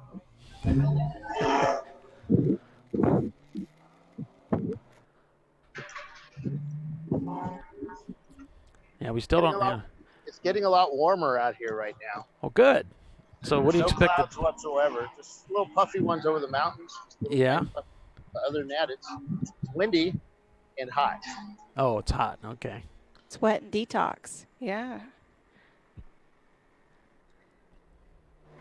Bill, is Uncommon Friends in the pits? No, I believe they're on track racing right now. I've got. Okay, they're just not pinging. Right, I've got them on camera here. Okay. So I believe they're leading the race. Yeah, they're still out there. They're putting down laps. Yeah, they coming down the front straightaway right now. No, that's the Honda. Sorry, the Acura. Yep. Chasing down the blue Miata here, coming around onto the front straightaway.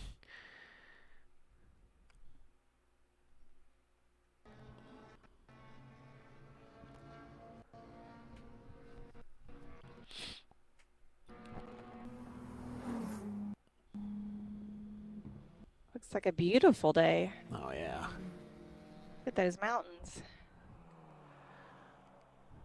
Yeah.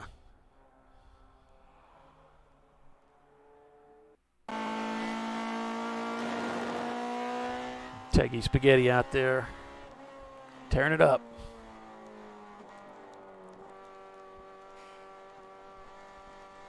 Got to thank everybody for joining us for the webcast again today. As this driver gets settled in for about an hour's worth of racing. Yeah, I'm surprised that car's that thirsty for fuel. I know. It's different. Well, maybe not. You know, Bill had said it's a really busy racetrack. Maybe they're just the drivers are getting tired and they're just changing them out. We've got like a interesting extension on the shifter there. They came up with. That is interesting. Yeah. It's a little different.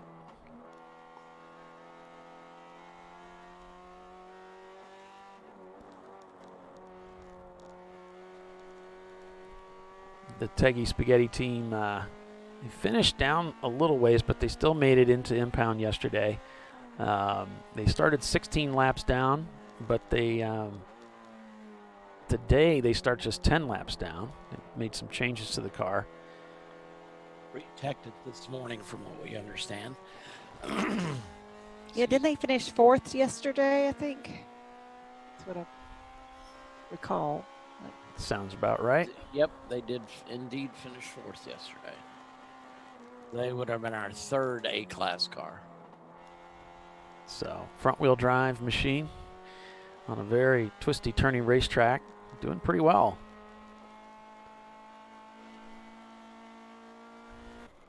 And then the Pontiac Trans Am that won the race yesterday. Let's see if that car's working any better. But, you know, if they're having trouble with brakes and the suspension, man, that's a terrible combination of things to deal with. Well, he mentioned in that winner's interview yesterday that they had made some suspension changes. So perhaps with those suspension changes came some unforeseen problems, I guess, that reared their head. So sure.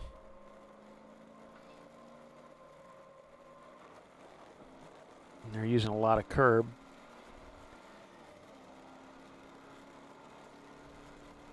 Working his way through turn 2 and up into 3 here.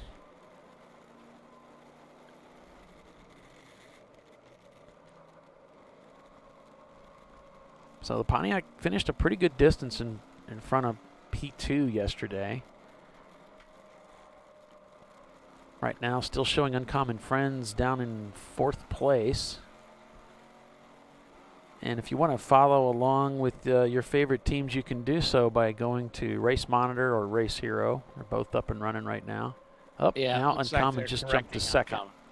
Yeah, they've moved them into 2nd, so we'll see if they continue to work on that. Because I'm pretty sure they were leading the race, and I don't think that Mr. Miata was running fast enough to overtake him.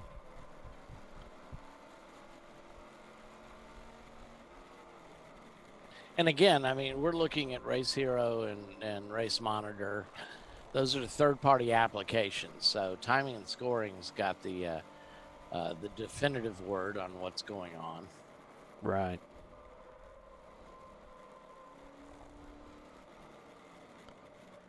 Yeah, their stuff runs as an add-on to ours. Ours is separate. Just gets sent to their third party. Yeah. Now we're showing Uncommon back in the lead. Yeah. Oh, there we go. Looks like it's all been sorted out. Yep. Thanks, Ben. Yeah, thanks, fellas, for all your hard work and trying to keep us in the loop as to what the facts are, as best you can, anyway. Not that we'll really pay attention to facts. When does that ever come into our program, right? Right. So what are we, about an hour and 15 minutes into the race? We've got 40 laps turned.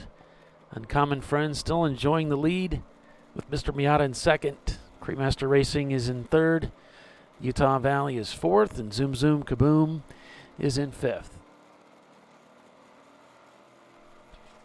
Our show is brought to you by AutoZone. And if you weren't aware of this, you can get yourself registered with AutoZone to get their rewards points for any purchases over $20. And if you scan your card every time you go in there, whoa, it gets really crossed up again. The Pontiac having a lot of trouble hanging on to it.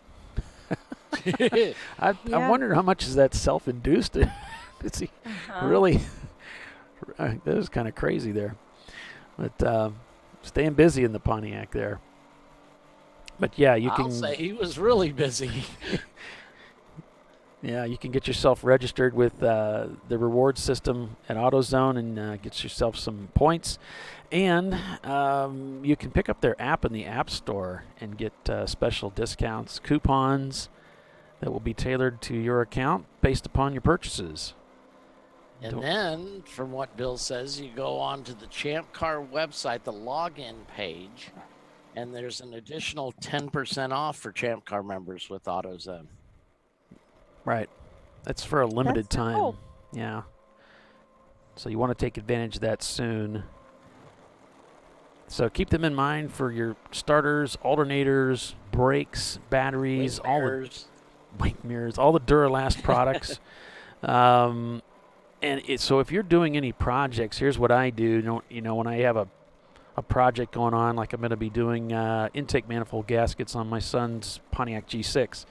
When I do that, I'm probably going to go ahead and replace the alternator while I'm in there. These things that I know are on their way. It's not going to be long, so I'll be heading over to AutoZone to pick up my gasket set and a replacement alternator. Get those things knocked out before you end up on a rainy day with it. Right. Stuck on the side of a freeway. Oh, yeah, it's the worst. And it's, I got to go rescue him, and just better to be proactive on those things. Our cars aren't getting any younger. Maintenance goes a long way. Sure. Now, if you live in a remote area where you don't have an AutoZone nearby, they'll mail the parts to you. They'll ship it right to your door. And all of the AutoZone employees are trained in automotive repairs, so it's a good resource for you to ask some questions. We've even heard reports that at select races, they're going to be offering parts delivery out to the track. That is pretty cool. That is super cool. Because, everybody is working on their cars on these double races like this, double eights, double sevens, whatever. In between that race, they work on their car, getting it ready for the next day and changing out wear items. Yeah. So be sure you check them out. They've really stepped up their game. As of 2017, they were the largest retail parts sales company 3 years running. And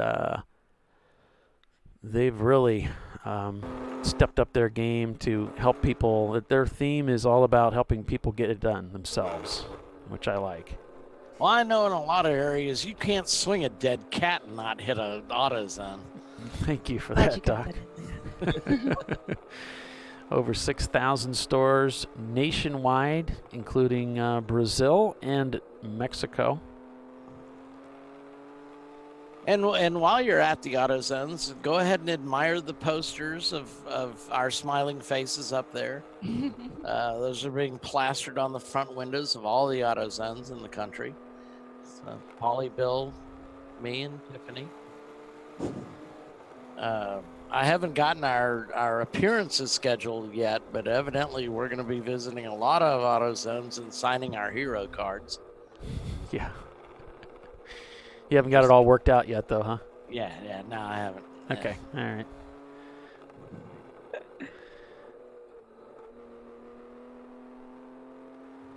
On board with Common Friends. They have had a tough year of it. We've talked about it, that they do well, or they have a breakage, which I guess if you're gonna go out good. Don't just limp around the track. Kind of a good strategy yesterday. They had some problems with the car. Okay, and then let's get the car fixed and get the drivers out for some track time and then call it a day. And we'll put in a fresh bullet for tomorrow and see what we get. So that's cool. Yeah, definitely. Wishing those guys luck. Yeah.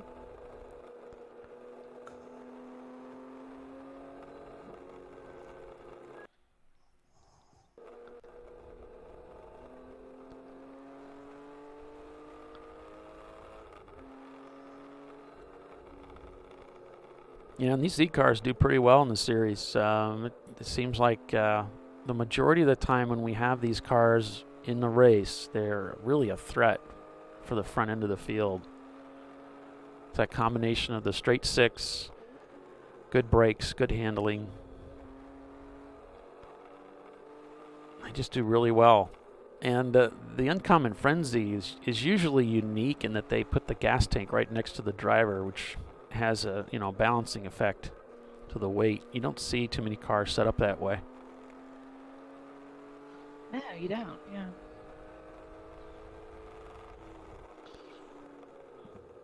Well, I mean, Uncommon Friends started off the year with a great second place finish at Sonoma on Saturday, followed with a 14th on Sunday. Then they ran the Willow Springs race. They had a 10th place on Saturday, but they won on Sunday. So that positioned Bruce and his team really nicely for the championships coming up at Sonoma at the beginning of next year.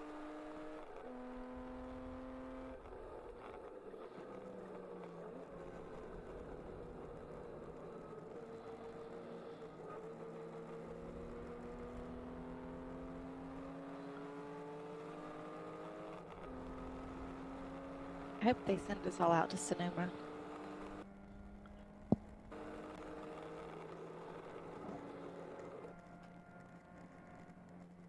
Hint, hint, Mike.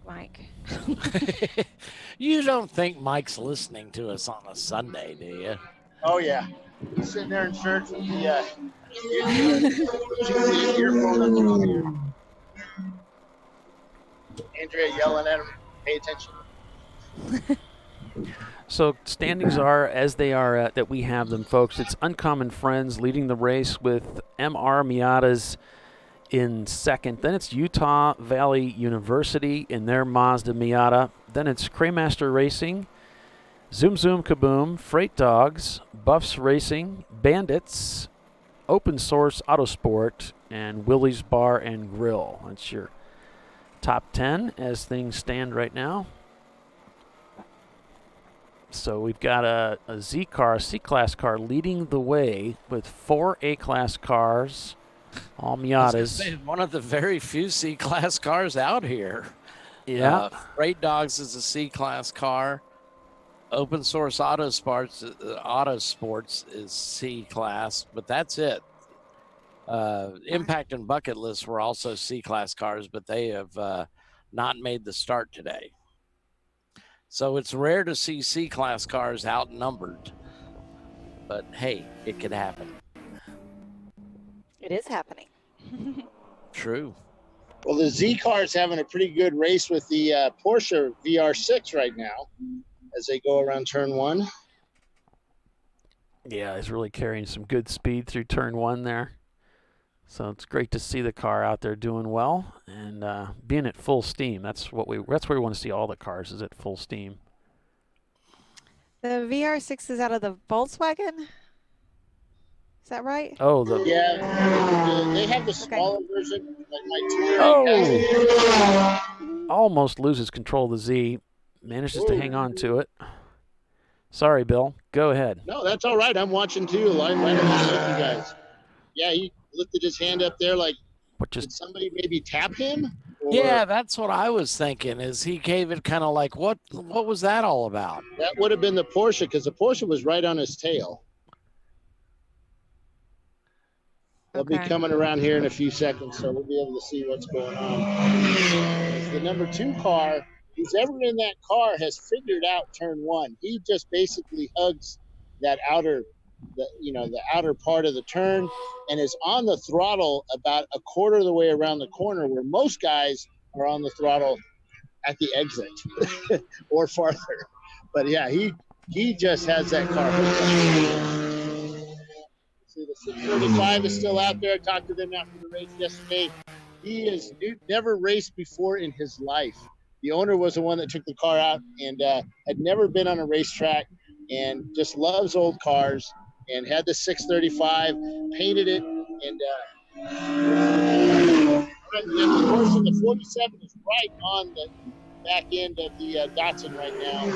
The Porsche is right behind the Trans Am and actually pulling on the Trans Am, but as the Trans Am gets through those gears, the Trans Am's going to make a pass on the 46, probably get his laps back, because they're a few laps down, aren't they? Yeah, now they're back in 8th right now, Bill. Yeah, so I was talking to the 635 guy, and he was so excited. He was so stoked about actually being able to race out here. Local guy, always wanted to put together a car. And got to live his dream yesterday. He's like apologizing over and over again about how slow he was and how he felt like a moving chicane. And I said, dude, you are so fast compared to what I drive sometimes that you did good out there. Yeah. He had fun, and that's what we want to see. We want to have guys that never raced out here come out here and have fun, and race with guys that are, have been racing, 30, 40 years at this level or higher. So yeah, they were having a blast, and he's out there again today. That car, you didn't really know about the tires. Do you think this tire will last? And the whole inside of the tire was gone, so his alignment was a bit off. I said, well, he had some other tires that were new. And I said, well, you've never done alignments before. I would suggest leaving it like it is, put the new tires on it, go out there and have fun. Because you could actually end up making the car worse if you try to change something and you really don't know what you're doing. He said, yeah, I'll just wait till the next day. Take it to an alignment shop and have them look at it.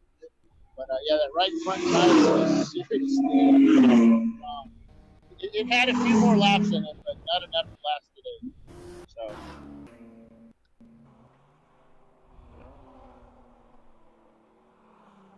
Yeah, we're just watching the Pontiac and the Datsun fight for that lead position right now. Looks like we're having a little bit of trouble with maybe the transponder or something with Uncommon Friends. They keep dropping off, so that's not gonna affect the official timing and scoring. That's just going to affect our view here. What we see, yeah. So don't worry about that. But we've got getting near the top of the hour here. So another 6 hours and 30 minutes remaining in this race. Uncommon Friends has just been passed by the Pontiac, who spent some time in the pits. They were being chased down by that Pontiac earlier. Pontiac trying to make up some time, make up some laps now, as they are back out on track and up to full song. Uncommon Friends leading this race with Utah Valley University and Mr. Miata behind them. So we've reached the top of the hour. We'll step away for a quick break, and we'll be right back. Stay with us, everyone. Back in just a moment. ChampCar.Live, brought to you by AutoZone. Back in a minute.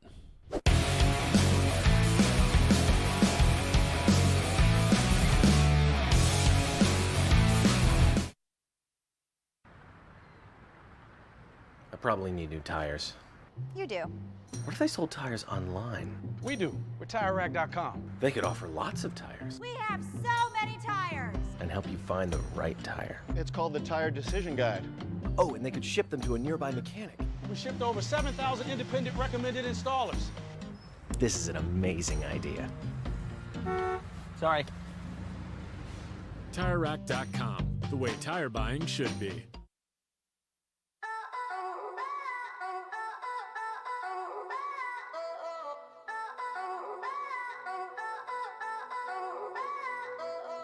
Hi, it's iRacing commentator David Haynes. In 2019, we're excited to bring you coverage of the Champ Car Sim Series, the sim racing division of the Champ Car Endurance Series. Contested across 15 championship rounds using the 2015 Mazda MX-5. The winners will receive a free entry into a real Champ Car Endurance Series race in the 2020 season. Each points round will be broadcast live by HJBC. Head to forum.champcar.org for full information and schedule. Sign-ups are open, so get registered now. Best of luck, and I'll see you at the track. She's got a brake job. She needs the right parts. With free next-day delivery from AutoZone, she orders the parts online as late as 10 p.m., and we deliver them the next day, so she can get back on the road. Getting the job done just got easier.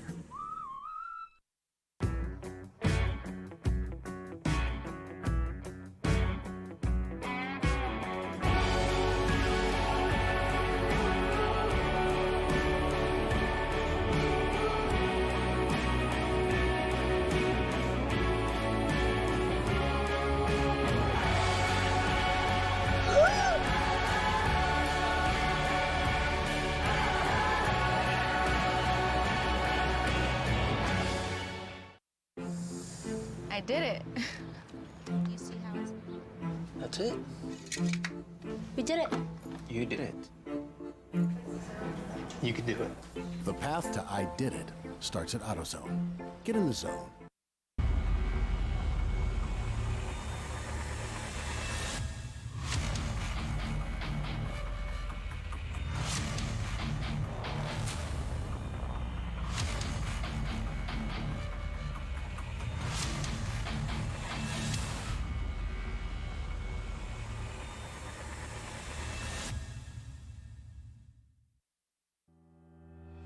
Lifeline USA is a leading manufacturer of onboard fire suppression systems. Lifeline's continuous commitment to research and development ensures that we supply the most innovative and cutting-edge products available. Used by the majority of the world's motorsport championship-winning teams and constructors, Lifeline has a proven history of success. Lifeline offers a complete range of fire suppression systems for all budgets and needs, and we continue to push development and limits on both extinguishant materials and our patented delivery systems to make the race car environment almost as safe as sitting on your sofa at home. Every kit has been designed for a professional and simple installation. For more information and to purchase your Champ Car fire suppression system, go to www.lifeline-fire.com.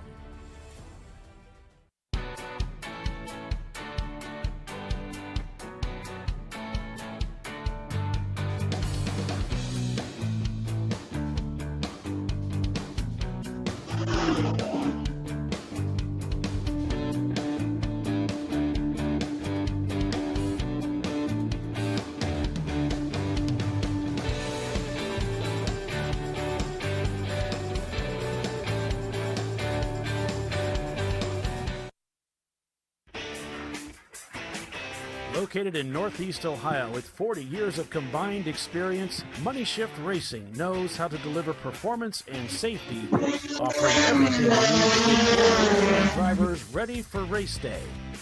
From safety equipment to full engine assembly and repair, in-house fabrication, 3D design, and rapid prototyping.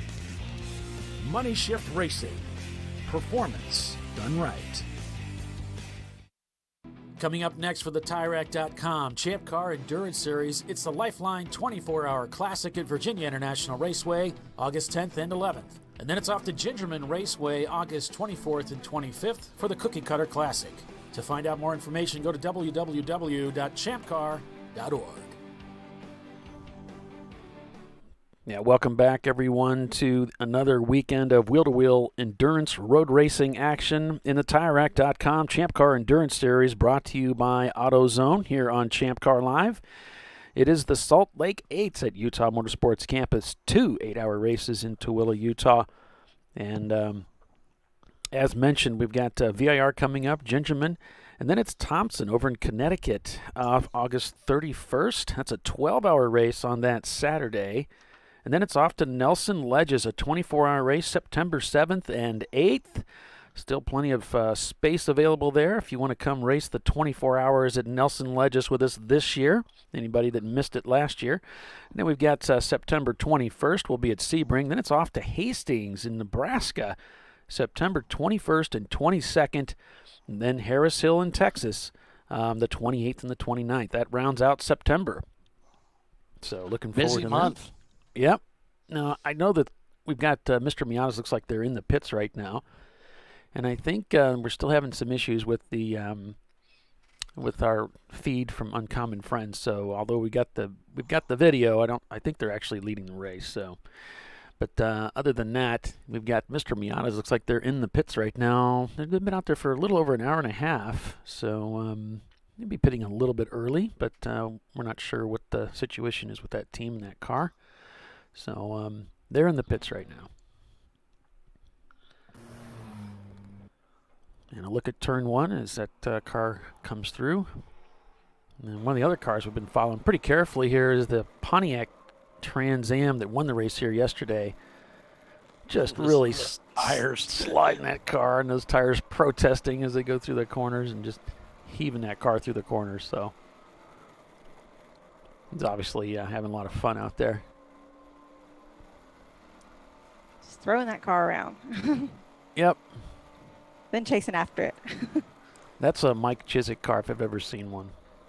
That's the kind of car you'd like to drive. So the 720 just came into pit lane. They're doing a driver change. They're going to stop us.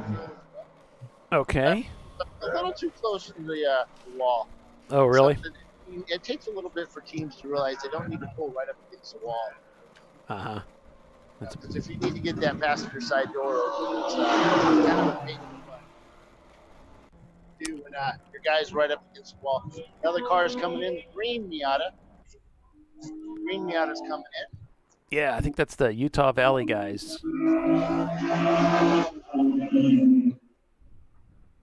They had a good run yesterday. Yeah. 45 seconds.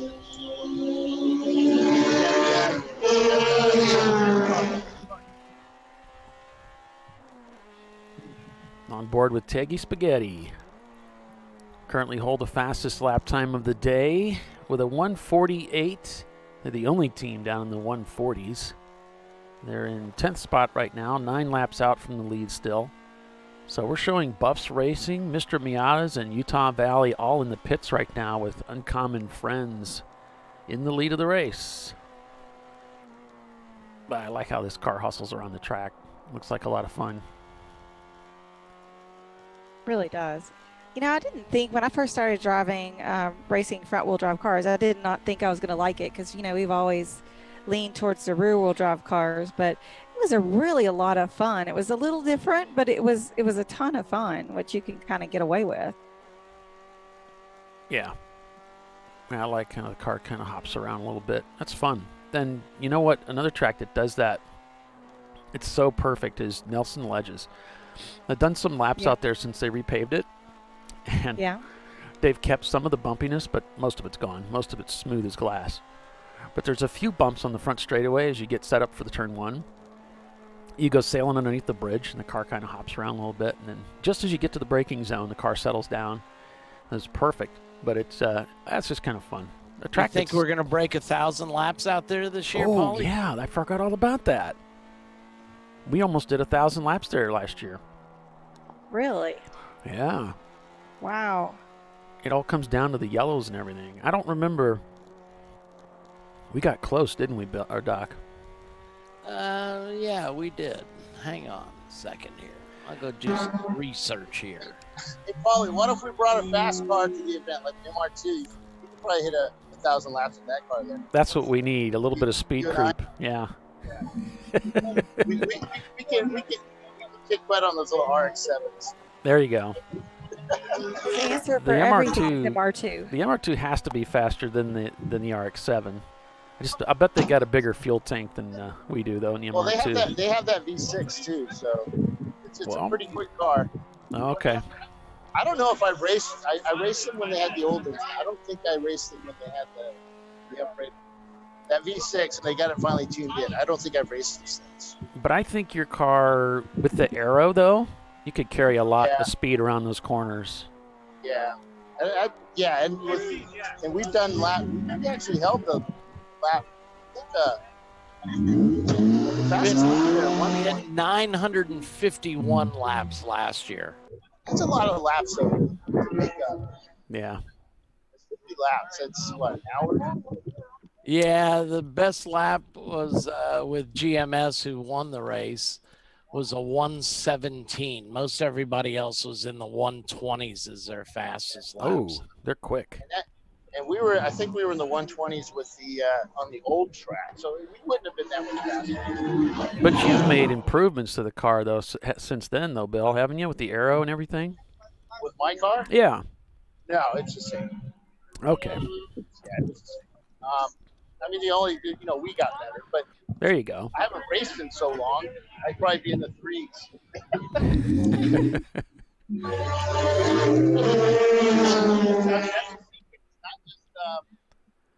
It's just not the cars, it's the drivers. It's, our leaders on pit road. Yep. The more seat time you get in these cars on different tracks, the better your cars are driving, and the faster your cars. It's like we had a guy here complaining yesterday that this other car must have been cheating because he had so much more speed, going down the straightaway, but he just had a heck of a lot better entrance. He had more speed coming down the the straightaway than he did. Right. We had a little bit of a little protest last night, but it was all settled. Things were shown. One of the cars was found to have a part that shouldn't have had, but they ended up giving him the points for it, and it didn't affect the race. So looks like Utah Valley's in the pits, along with our leader, Uncommon Friends, Freight Dogs, Buffs Racing. Troy is putting a new transponder on the front of the car right now on the tow hook. Oh, on whose car? Yeah. Whose car is that? The 46, sorry. Okay, I didn't know who Troy was. Okay, I was confused. Troy Armish. Yeah, Gotcha. Okay, cool.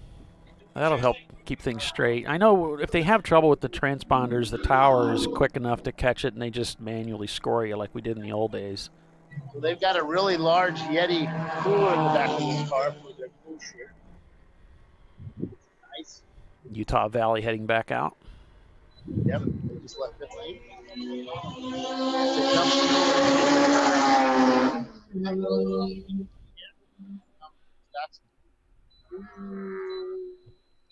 So talking to Bruce, and they've got, they kind of broke the 2.8 they had in it. They're running a smaller 2.6. It's the older engine. They used to have the carburetors on it. Oh, okay. Yeah, so they had the carbs on it, but the other one is getting rebuilt, and this one they had their engine guy just refresh it real quick and put it in. They basically moved the fuel injection out of the way, put the fuel injection on it. Their engine builder says, yeah, just use the fuel injection instead of carbs, and just take it down your industrial complex in second gear, so do some second gear pull for the laptop, and just adjust it. Tuning that way, you get pretty darn close, and they're pretty close. They said they still have some issues with that on track. It doesn't have the power the other engine had, but it kind of it has a miss, or the injection just isn't right in a couple of spots. It doesn't want to lug. It wants to stay high in the air. Right. So the tune's not 100% on this car. It's there. They get the other engine fixed back up far. Well, and that's the thing. My dad had a 280, and the problems we ran into. I mean, it was great having fuel injection, but all of the electronics, the wiring, the hoses, everything just starts to get dry rotting and hard and cracking and breaking and all that electronic stuff. You have to replace the relays and all that stuff to make it work right. They've got an aftermarket. They've got a new system. It's not in the old one. I believe it's got individual throttle bodies. I see. Yeah. I got you. Okay. Not a single throttle body. It's individual. Right. That's why I thought he was using carbs at one point, but no. Oh, I see. Yeah, the Pontiac trying to work their way around this track and make up for lost time. Right down, they're in 6th place right now, but Uncommon Friends in the pits, and looks like they're getting another driver plugged in. They're putting a new transponder on the car. Apparently, the one they had on there, they're having some trouble with. So, there's Bruce. Yep. Getting his driver situated. So I guess we know that Bruce isn't driving next. They put the transponder under the front tow hook. Zip tied it on there. Has to have a clear view of the racetrack. Yeah. We had a team yesterday that just laid it in the door. That wasn't how you do it. That didn't work. At the track. They're having a hard time starting it. Yeah, it sounds like it. There we go. Just don't quite have the tune all nailed down just yet. That's exactly what it is. Not there. And fit out. Yeah, they're still using they got that wink mirror in there too, like Doc and I both like. It's old school. You can pick those up at AutoZone, by the way. Those are really nice to have. I tried to use it in the Opal, but it stuck out the windows. I was so mad. It's like, I get to finally use my wing mirror because we can't use the MR2 because how far back the window comes. Okay. Yeah. Well, the wing mirror that we lost was a lot shorter than the one we have in the car, so we had to. Well, yeah, that meant I would have to go buy one. Yeah. So, I've got a lot of spare stuff. I have a couple of wing mirrors, but they're the longer ones. And yeah, I hold it up in the car where it would go, and I look over to the side, and it's sticking out like 6 inches on the left. 6 inches on the right. So you had a dual purpose on it. You could use it as side mirrors as well, huh? Yeah, but there was nowhere to mount it. Right. That was a hard part. We could have zip tied it up. I mean, we actually thought about that, but yeah, no yeah. adjustability then, though. No, it's fun. Yeah, we laughed about it for a few minutes. It's like, what else can we stick in here that stick out the sides of this car? And it was really funny seeing two guys, my size, in and out of that car. Right. Have you ever thought about getting a car that's not toy sized? You mean get like a Caprice or something? Are you Yeah. is that what I should get? Yeah. I would race it. 180 horse or some of these 400 some odd horse. I'd race it. It's my new favorite car. Yeah, the lower horsepower cars are fun to drive. So that's the nice thing about this series. The way that the rules are structured, it's to try to bring some parity so that the cars are somewhat equaled up. It keeps the really fast cars from being too fast, and the really slow cars have an opportunity to, get their performance up a little bit. And who doesn't need that, right? So Right. it's a nice part of Champ Car endurance racing is that parity thing going on. And I do like racing the Opal with Champ Car, except other people don't like me racing the Opal with Champ Car. I only heard a couple people complain. I don't know. I think you. Yeah, all of them. They were usually the ones that bounced off me. Yeah, those green cars. Yeah. The green cars, the Huggins car. What else? There's a bunch of them. There's a list of them actually. There was a Huggins car that used to use a guardrail. Well, 8 wheels corner better than 4. True. Yeah, Chris's dad. He seriously apologized. Good guy. But yeah, he totally missed that corner. Yeah. Yeah, he totally missed the corner. He thought I was going faster than what I was. Yeah. Yeah, Good times. He said that. Halfway through the skid, I figured, I'm not going to make it. Bam. But nothing really bad to the Opal. We dented the door, and all I did was kick it, and you would never know it got dented. I love that old German steel from the 70s. Yeah, well, Cool. we got to take a porta power to a few panels on our car. Mostly from where we slid across the track and caught cone crushers in our mistake. Yeah, but you really didn't have to heat treat it though. That's really not needed with today's steel. Yeah. So yeah, I'm gonna have lunch with Scott Elmer and maybe Rich, Michael Bowles on Friday. We're gonna discuss Champ Cars actually. We're gonna exhibit at Le Petit Le Mans at Road Atlanta coming up later in October. So, Yay! Yeah. I'll be We're down gonna for have- that as well. Oh yeah, you're gonna come down? Well, heck yeah! Cool. Excellent. Well, you got a place to stay. Cool. Yep, that's heck, I don't even camp there. Well, you can do that as well. I may do that actually. I got a big enough tent. Be kind of nice not to have to do that hour trek in the morning each morning. Yeah, and I could bring like 3 or 4 cases of NA per night. Yeah. Get a good buzz on. Well, Le Petit Le Mans is a big party, that's for sure. I'm sure the Chattanooga Touring Wagon guys will all be out there with that big old bus they have. So yeah, that might be an idea. October is usually a pretty pleasant month. Road Atlanta's a great place to camp at. There's lots of nice trees with shade. Yep. And red it's a mud. great track. Yeah, Tiffany. Yeah, rent an RV. Yeah. Yeah, well, I don't happen to have one of those sitting around. Kind of want to see how far we can push the our hard cards. Yeah, there you go. All right, 635. Back out right now. Hey, Bill. Yeah.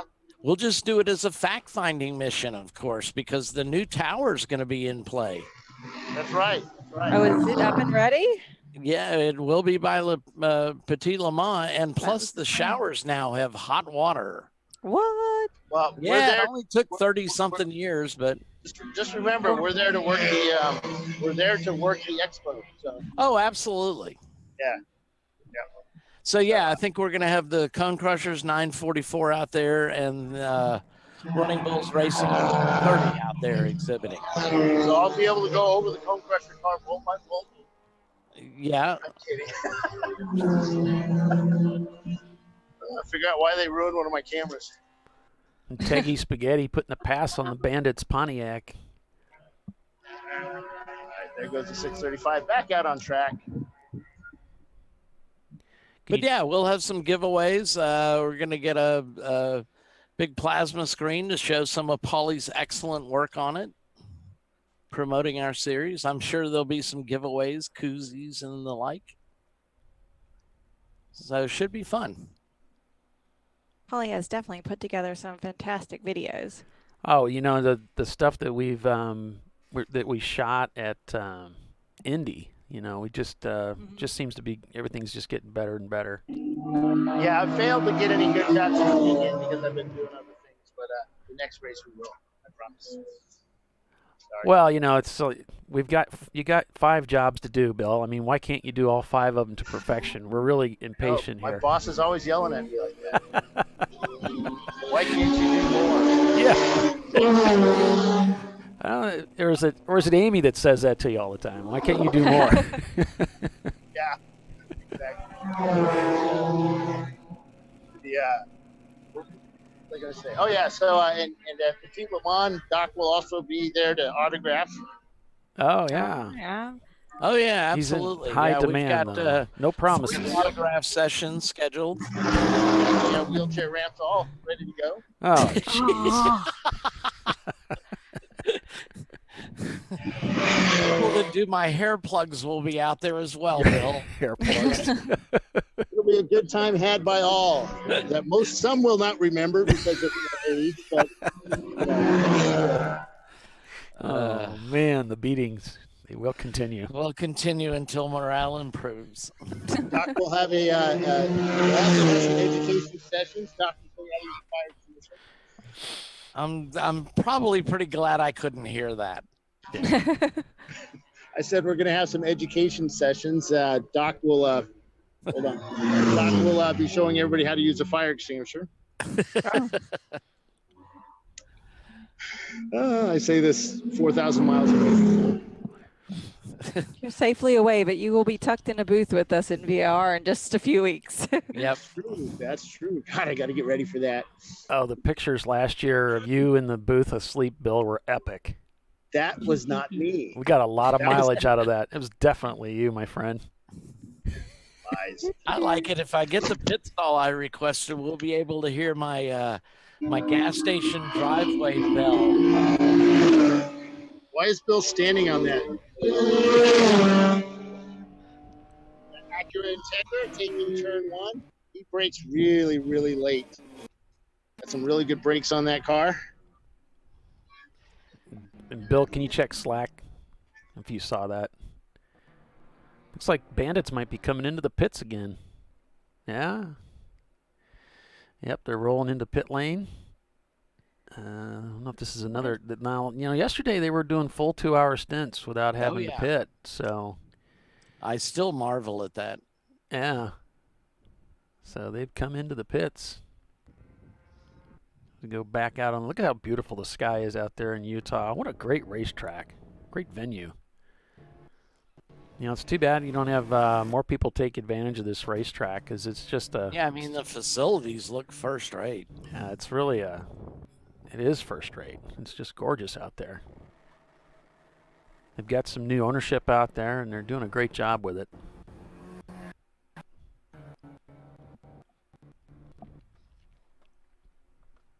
So the Bandits in the pits right now. Fuel stop and driver change for them.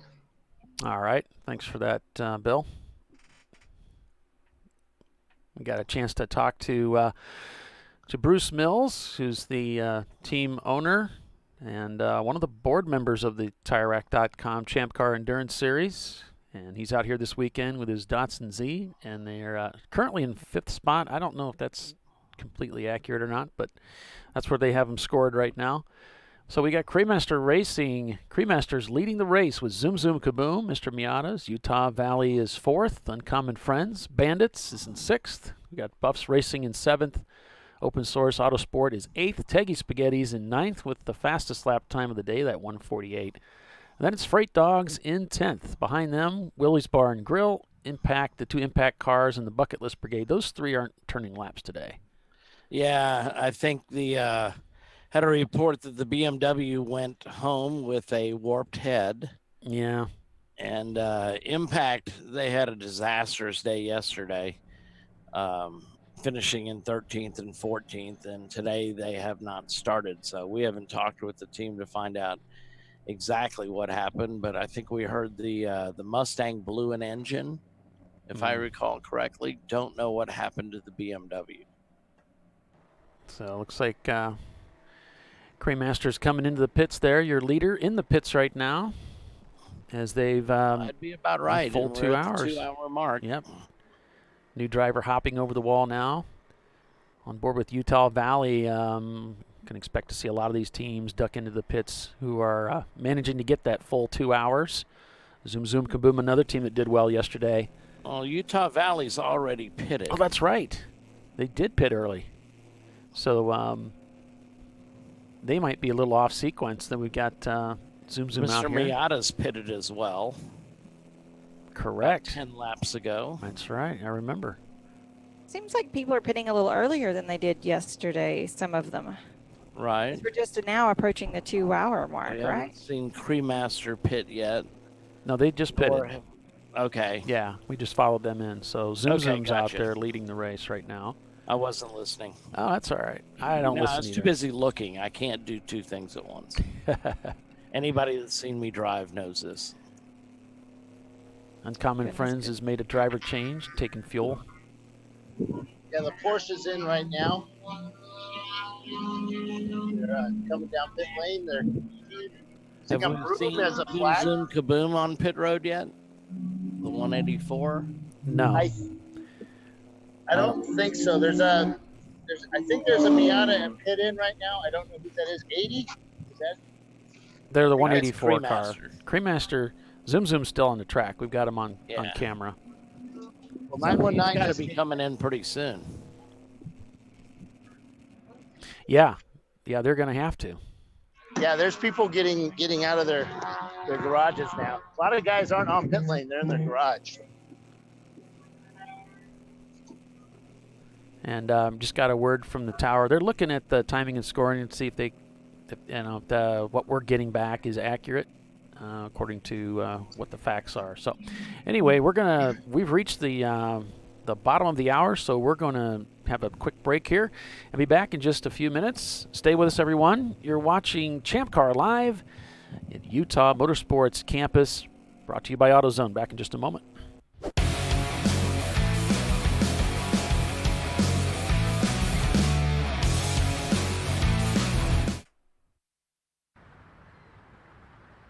I probably need new tires. You do. What if they sold tires online? We do. We're TireRack.com. They could offer lots of tires We have so many tires. and help you find the right tire. It's called the Tire Decision Guide. Oh, and they could ship them to a nearby mechanic. We shipped over 7,000 independent recommended installers. This is an amazing idea. Sorry. TireRack.com, the way tire buying should be.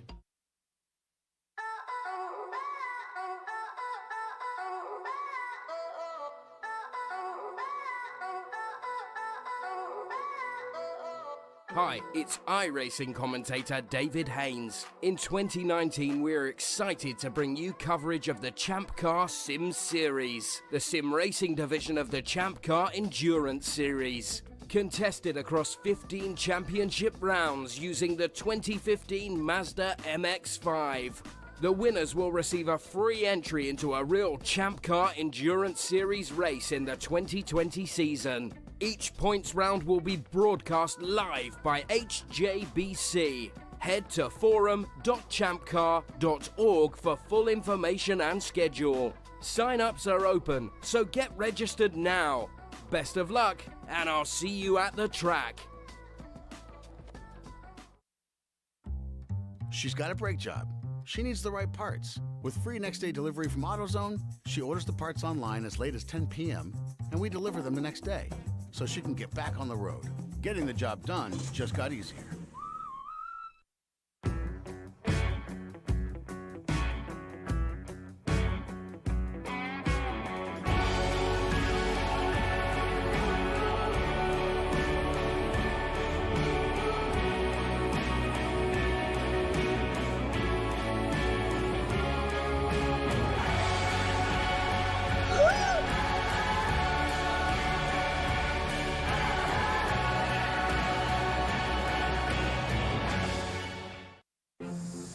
I did it. You see how it's... That's it. We did it. You did it. You can do it. The path to I Did It starts at AutoZone. Get in the zone.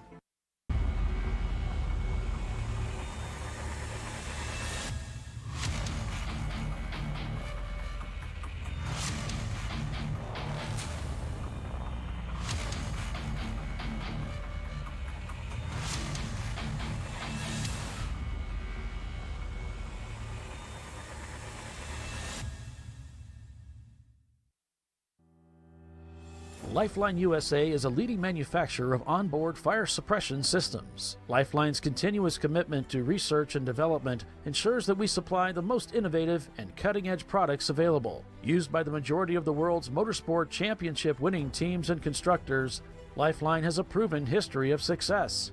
Lifeline offers a complete range of fire suppression systems for all budgets and needs, and we continue to push development and limits on both extinguishant materials and our patented delivery systems to make the race car environment almost as safe as sitting on your sofa at home. Every kit has been designed for a professional and simple installation. For more information and to purchase your Champ Car fire suppression system, go to www.lifeline-fire.com.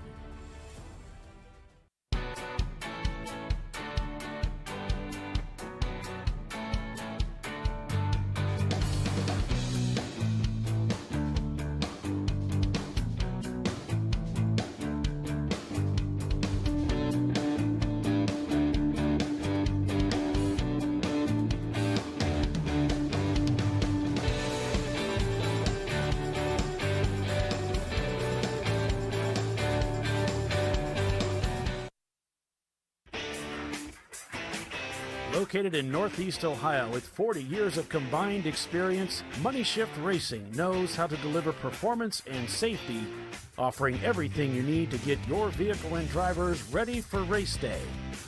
From safety equipment to full engine assembly and repair, in-house fabrication, 3D design, and rapid prototyping.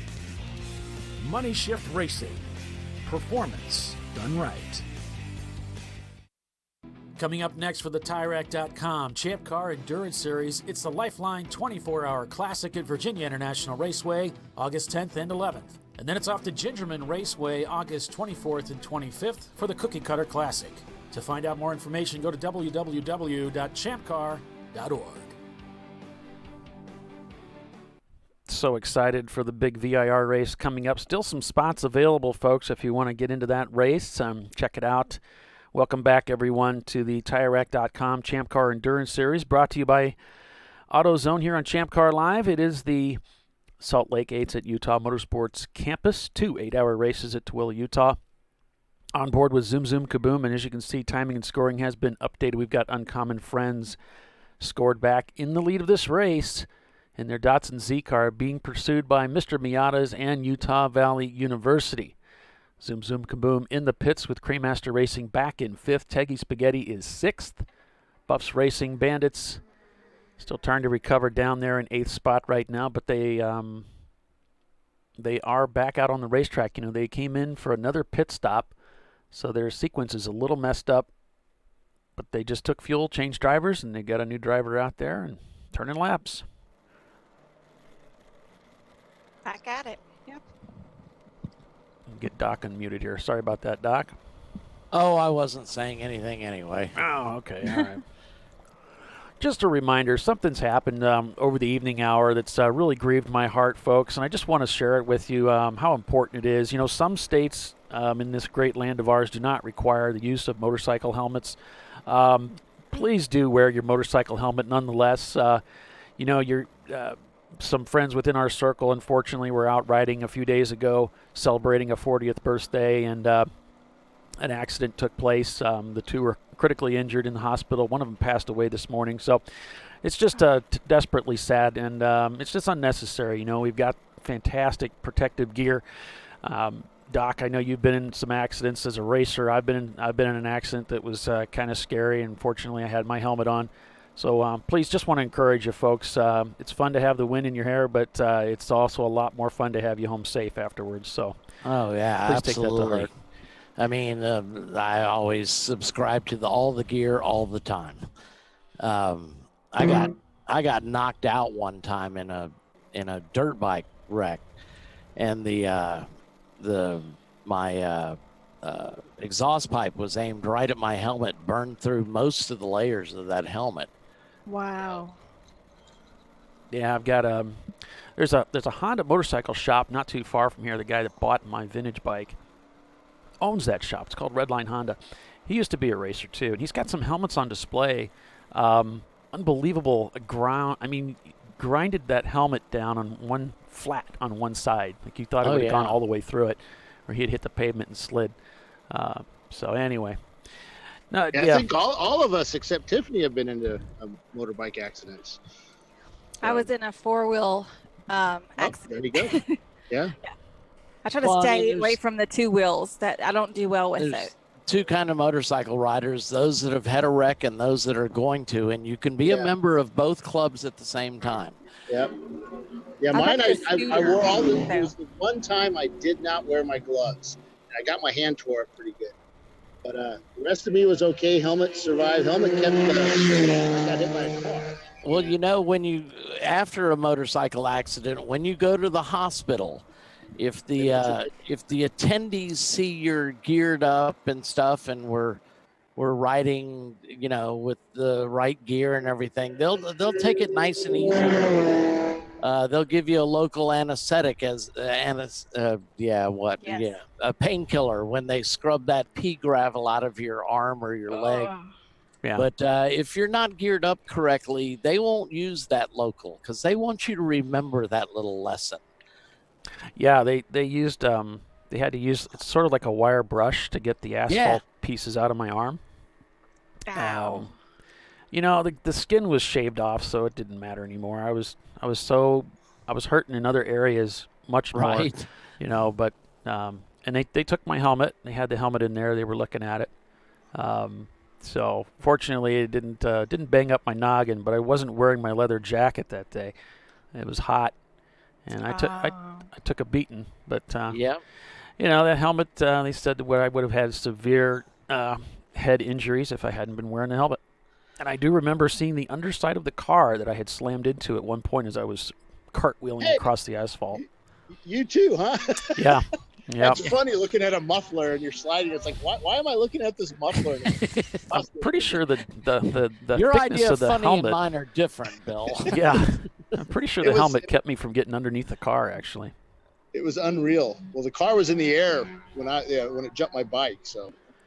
So I am getting a message from Ben that the race monitor laps, the laps that we see might not be correctly displayed until after the end of the race, but the running order has been corrected with the whole thing with Uncommon Friends and the issues with their transponder. Okay, so I'm just going to call it 65 laps, but we already know, folks, that what we're calling is not official anyway. But just Nor keep that should in you mind. listen to us at any occasion for any kind of official information. But just a reminder. We'll have the official stuff posted in our forum tonight, along with all videos and pictures I take, and the interviews and such. And then we'll also share the link over onto Facebook. Yeah. And then I think Monday or Tuesday, I'll link everything up and get it all posted up on the homepage.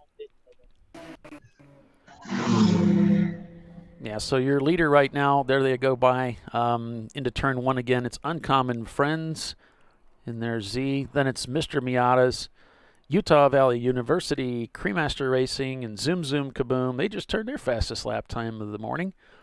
So a bunch of Miatas trying to chase down Uncommon Friends, but look out for Integgi Spaghetti in their 2000 Acura Integra. They're now shown 6 laps down from P1. And they're turning sub 150 minute times out there. But Uncommon Friends just turns in a 2 flat that last time through. Yeah, Teggy's definitely moving up in the running order.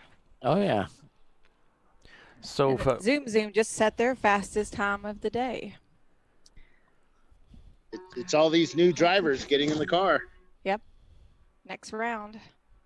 Our series sponsor is TireRack.com, and did you know that new wheels can transform your car? That's the power of wheels. Take any vehicle and add wheels for some of the from some of the top brands in the newest styles and finishes, and transform it into one sweet-looking machine. Try it with yours. Shop by vehicle or give one of our sales specialists a call at 888-541-1777. That's TireRack.com. I wonder what they could do putting new tires on the minivan. Well, they have more than tires and wheels. They have they can lift it. You could put a lift kit on it or lower it. I could lower it. That would be cool. Actually, it's funny. My wife saw a new Sienna that was all lowered with the TRD suspension on it. She said that thing looked really good. I'm like, I didn't want one. You should give them a call. Yeah, I should. Lifting, I'm looking lowering. at it. Looking at a new suspension. There's something dragging on the side. Looks like maybe a rag or something. What's that? The 635 is dragging. Oh, okay. It looks like a rag or something kind of hanging up underneath the engine. Just looking at it as they came down the front straight. The Teggy Spaghetti's caught up with the Uncommon Friends, our leader. Looks like they're going to put a pass on them to try and get their lap back. And looks successful. One of their laps back. So they got one of many to be caught up on, yeah.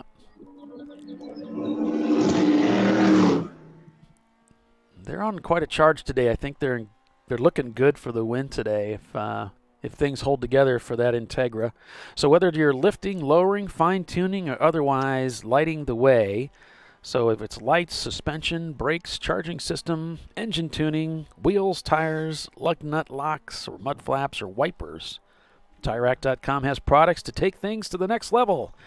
OE replacement options available too.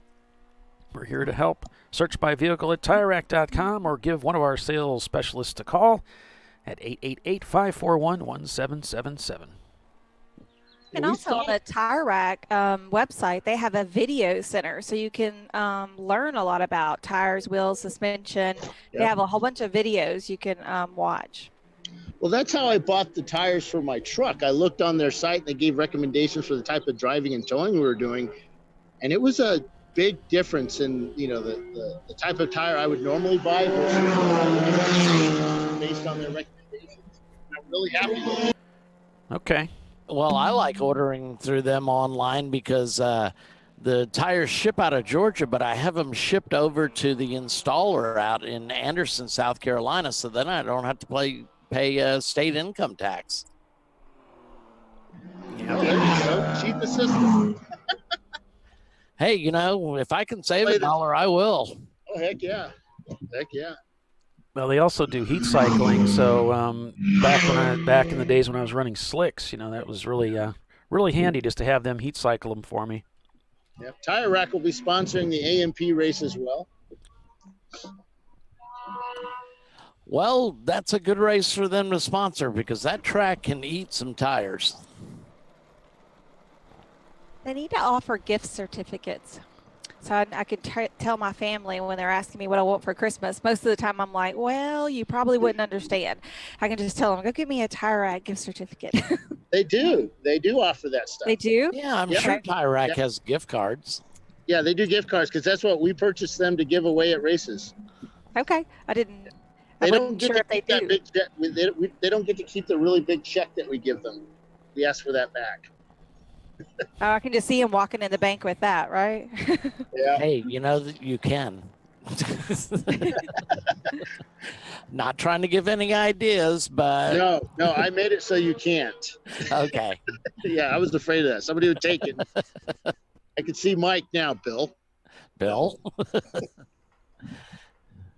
That's funny. It's funny until he's saying Bill.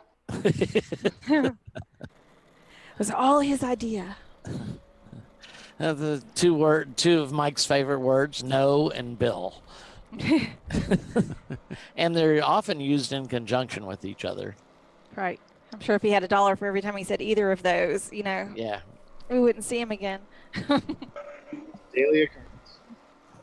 So, by the way, guys, if you're putting that race car together, maybe the battery's not working out so well, you could downsize that battery and even get into a gel-filled battery.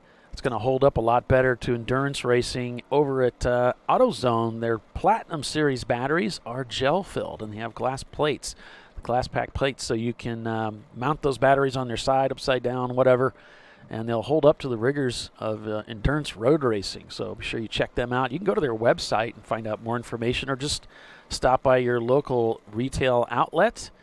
AutoZone.com is one source you can look at. And don't forget to pick up your Champ Car 10% discount through your member portal over on ChampCar.org. Just log in, go to the page that displays your Champ Car ID card, and scroll down a little bit and print out that coupon. And you have to join the AutoZone club, with a member rewards club, and just join that up and use the two in conjunction, get 10% off on your next purchase. And you go back a week later, grab another coupon off the website, use that one as well. So all special for members only of ChampCar.org. Yeah, we've got a number of companies that support and sponsor through the TireRack.com Champ Car Endurance Series, so you can certainly keep them in mind for some of your other purchases. For instance, RVA Graphics and Wraps is a series sponsor, along with Willwood, Frozen Rotors, Lifeline, and Racing Radios. Krispy Kreme Donuts sponsors our A-Class. DiscoveryParts.com sponsors our B-Class. And Money Shift Racing sponsors our C-Class. And then we've got our Sportsmanship Award presented by Chandler School. Other series supporters, Line Space and Track Swag. So be sure and check them out as Teggy Spaghetti is in the pits. Yeah, and next year, and for All right. 2020, yep, they are actually. Bill, I just logged in and I don't see that discount coupon. Log in under your it's there. Your member card. Ah. Membership card. And then there's a page there. You see it? How about that? There it is. Cool. Yep. Hey, so the for 2020 we picked up another sponsor as well. Bell Helmets. They're going to be the official helmet of Champ Car. They're also going to be offering discounts by ordering directly from Bell Helmets, Indianapolis. And take a look at their website. They've got some pretty cool offerings of helmets. Real high-tech stuff, carbon fiber, all the way down to the composite materials that are still lightweight. And all kinds of features in the helmets. And we have a change coming up within the racing rules for how long your helmet lasts, or the certifications of the helmets. And that takes effect, I think, October. So you can start picking up your, is it 2020? Is that the? I think you're right, Bill. Yeah, the ratings for the helmet will be 2020 starting in October. The Snell 2020. I think it, yeah. What is it? What's it called? The DOT. Snell? Yeah, the Yeah, Snell rating. Mhm. correct. No, not Snell. No. Snell motorcycle. No. No, No. Snell's, yeah, the Snell rating. No, it's a Snell rating. No, SA. It's SA. SA. Okay. Snell is motorcycles. I think that's also in the helmet too, right? No? Yeah. Really? I'll tell you what. Yeah, I don't know. We go back to break. I'll pull my helmet out and we'll take a look. I know. At it. That's what I was thinking too. Why? Get our friend Bell to talk to us about it on the. But I'm not a helmet expert. I've been running a Bell helmet for a long time. Same here. Forever. Man, I remember when the 180 came out. This is in the mid 70s. The viewport that they gave you with the full face helmet went out to 180 degrees, and that was amazing. Because before it was like 120 degrees, maybe. You couldn't really see out the side. Really see? No, you really couldn't. You only need to be looking in front of you. Racing, right? Well, theoretically, you should check your mirrors every once in a while. What? Yeah, no, it's true. Oh, that explains all the bumps and bruises on the side of my car then. Yeah, I got a few of those of our own. Well, it looks like Uncommon Friends has dropped off the pace a little bit. Mr. Miata's has apparently overtaken them. Yeah, their lap times, they're gradually getting them shaved down, but not quite up to pace just yet with that Miata, that 2001 Miata that's up there. So they've been overtaken. They're about 14 seconds behind. Nobody's been able to meet Teggy Spaghetti's times. Right. They're consistently in the 150s, if not dipping down into the 40s. Yeah, they're fueling right now. They just got done. Yeah, if they didn't have to fuel so frequently, they would probably be making up those laps a lot quicker. Yeah. Yeah, they would probably be hard to contend with. Every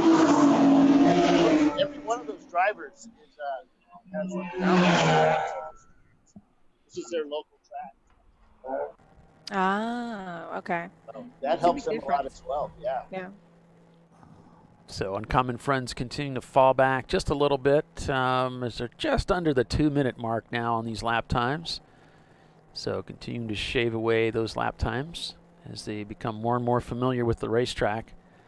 And that's one of the advantages some of these folks out here in Utah have. They've got a lot of laps around this place, and that makes a difference, especially in this amateur series. It takes time to get used to the track. Of course, Uncommon Friends was off the track a lot yesterday. So like Bruce Mills said, he tried to give each one of their drivers about an hour out there on the track and shoot for a Sunday finish.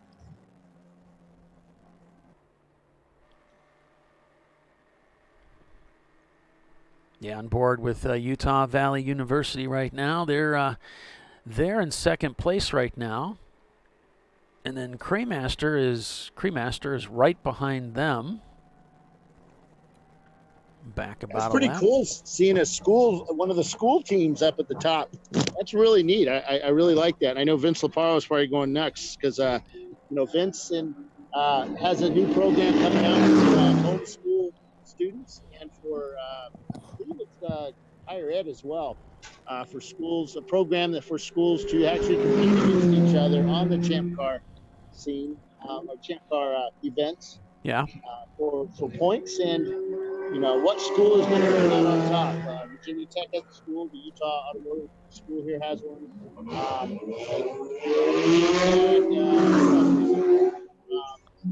San Diego State has one out west. There's a bunch of them. And actually, one of the Utah guys is on the board of directors. Vince's company. And they've got some big money backing them, and it's going to be a big deal. We've got a school that's, we also have like a lot of schools that go to the SAE. A lot of money to compete that design those cars. You can come in a lot less money and get your engineering students and other departments marketing departments and such some experience at working with a real race team with a Champ Car program. And that's kind of Vince's thing. You know, that's the goal, is to get these students doing stuff other than sitting at a desk all day. Yeah, I mean, it's so cool and really invaluable training and experience. I know Evan Horner came out of that Formula SAE group when he was in school, and that's just some really cool stuff that these kids get to do. So it's cool. Yep, it is.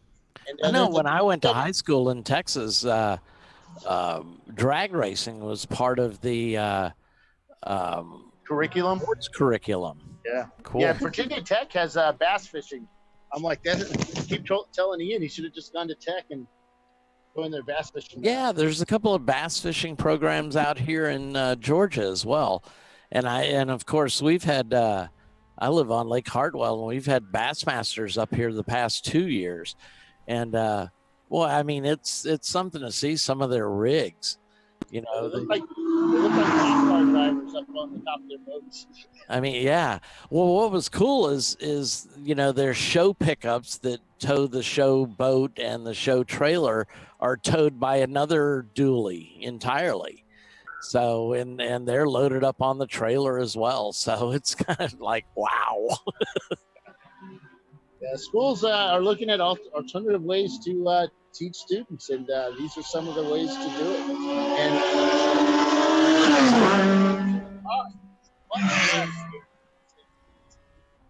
considerably less, and a lot of hands-on experience from these teams and real-world experience working on real street cars that are converted to race cars. So, you know, if you're a university or a homeschool folks, Chiswick's even putting together a homeschool program for his area. They've got a Camaro. I think it's a Camaro or Firebird that they're going to be doing. It's a Camaro. And of course, yeah, they've got all kinds of cheaty stuff because they've been working. I've been hearing rumors they've been working with the Riley camp. So, so you know that thing's going to be quick off the boat. But yeah. But if you have any questions, you want to get in touch with these folks, pop me an email at media@ChampCar.org, and I'll forward it to the people that need that you can get the information from. So, but I know that Vince is going to have a whole website, all kinds of other information packets and such, and how to start the teams here within the next 2 weeks. He sent me a message the other day saying that they were really close, like in the next couple of weeks. So hopefully we'll get that going and get you that information. You know what was really cool is to see the Riley's Mercedes hauler, the IMSA hauler, roll through the garages at Indy with us. He had his IMSA hauler there. And I asked him, I said, is the Mercedes in there? He said, oh, no. And then one of my guys later on told me he saw it in there. So I can't, you know, it's probably just to keep the horde of fans. Well, any of those folks who've graduated from any of those programs and wanting to relocate to Birmingham, Alabama, we would definitely put you to work. Our shop Eurasian works on foreign cars and needs some of that kind of experience. Yeah, y'all get some nice cars in there. Yes. Bill and I stopped by, a couple of years ago, Bill? Yep, that's right. When we didn't know how to use cameras. Yeah. Roger asked set me that up about and that come the other back. day. He said, "Is that over air?" And it's like, no, not really. It was unusable. It was totally unusable. Well, when y'all come back next time, you'll have to do it again. Yeah, we'll come back to Barber. We'll hang out with you guys, and we'll talk to Eurasia and talk about their Porsches, and offer to test drive them for them again. Right. Last time, but maybe they'll say yes this time. Yeah, they had some nice whale tails in there. Well, guys, we're going to have to break for commercial, but we'll be back here shortly, so stay with us, everyone. Mr. Miatas leads this race at Utah Motorsports Campus. You're watching ChampCar.Live, brought to you by AutoZone. Back in just a few minutes. Stay with us, everyone.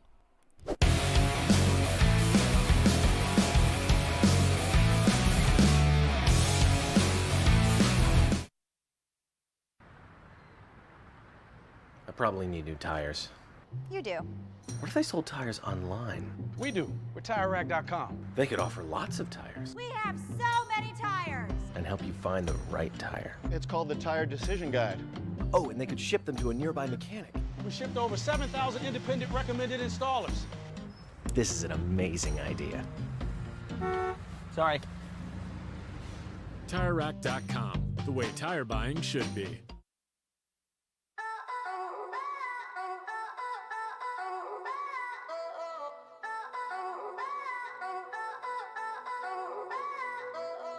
Hi, it's iRacing commentator David Haynes. In 2019, we're excited to bring you coverage of the Champ Car Sim Series, the sim racing division of the Champ Car Endurance Series. Contested across 15 championship rounds using the 2015 Mazda MX-5.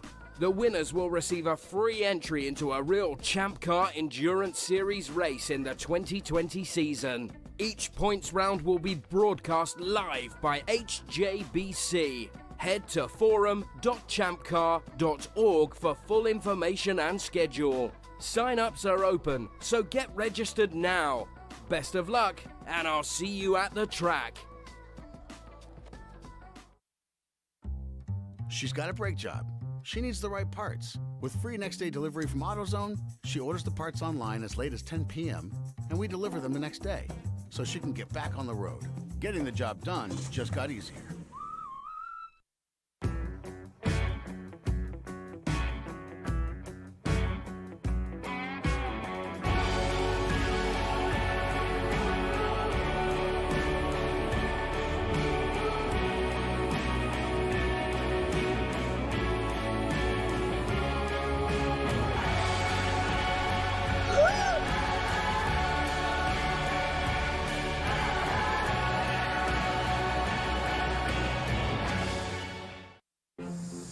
I did it.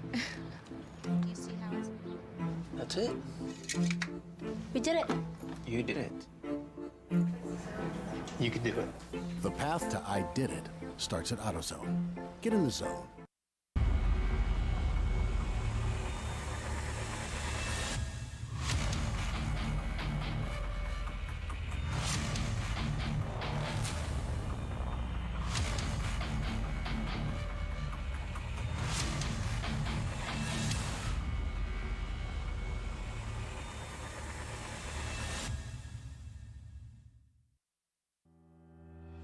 Lifeline USA is a leading manufacturer of onboard fire suppression systems. Lifeline's continuous commitment to research and development ensures that we supply the most innovative and cutting-edge products available. Used by the majority of the world's motorsport championship-winning teams and constructors, Lifeline has a proven history of success. Lifeline offers a complete range of fire suppression systems for all budgets and needs, and we continue to push development and limits on both extinguishant materials and our patented delivery systems to make the race car environment almost as safe as sitting on your sofa at home. Every kit has been designed for a professional and simple installation. For more information and to purchase your Champ Car fire suppression system, go to www.lifeline-fire.com.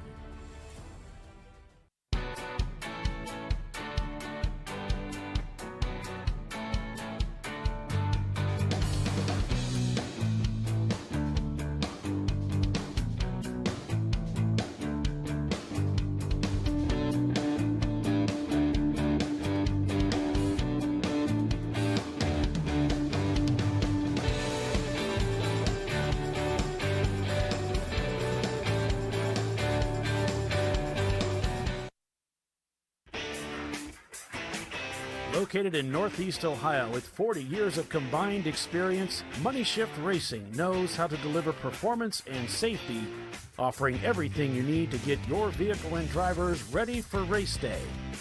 From safety equipment to full engine assembly and repair, in-house fabrication, 3D design, and rapid prototyping. Money Shift Racing. Performance done right. Coming up next for the TireRack.com Champ Car Endurance Series, it's the Lifeline 24-hour Classic at Virginia International Raceway, August 10th and 11th. And then it's off to Gingerman Raceway, August 24th and 25th for the Cookie Cutter Classic. To find out more information, go to www.ChampCar.org. And welcome back, everyone, to another weekend of wheel-to-wheel road racing action in the TireRack.com Champ Car Endurance Series, brought to you by AutoZone here on ChampCar.Live. It is the Salt Lake 8s at Utah Motorsports Campus. 2 8-hour races at Tooele, Utah. Polly. Oh, they don't hear me It says talking. his microphone is muted. Yeah, I just had it. I was talking. There we go. Fear not. We were rudderless there for a second. No, I was giving them the rundown. Speaking of rundowns, rather than runarounds, Mr. Miata's leading the race. Uncommon Friends in second. Utah Valley University's in third. Cremaster Racing is fourth. And Zoom Kaboom is fifth right now. So that's the standings, folks, as we just came back from our commercial break. Thank you and welcome to the broadcast. We're covering a full 8 hours of racing again today at Utah Motorsports Campus as the Mr. Miata's team leads the way, overtaking Uncommon Friends shortly after their most recent pit stop. So we've had I got a request from AutoZone. They're having a real problem keeping the Bill Strong cardboard cutouts, the life-size cutouts in the stores. Oh. You people need to leave those things alone. They cost a lot of money. They're doing target practice with them. Well, there's rumor that if you cut a circle, lot they of fit a material. dartboard just It took a- perfectly. It took a lot of material to get those done. A lot of material. To make them life-sized, you mean? Yeah. Yeah, because, it's... Well, they have to ship ground freight because they're so heavy. All right, Fire Boy.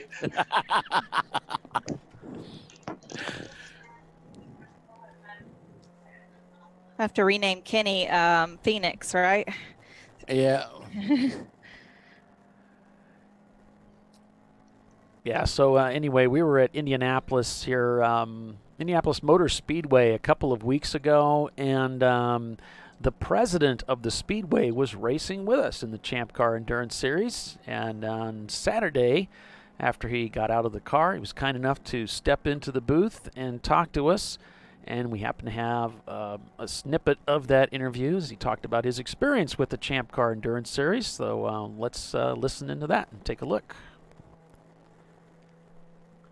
And we've got a guest up here in the booth with us.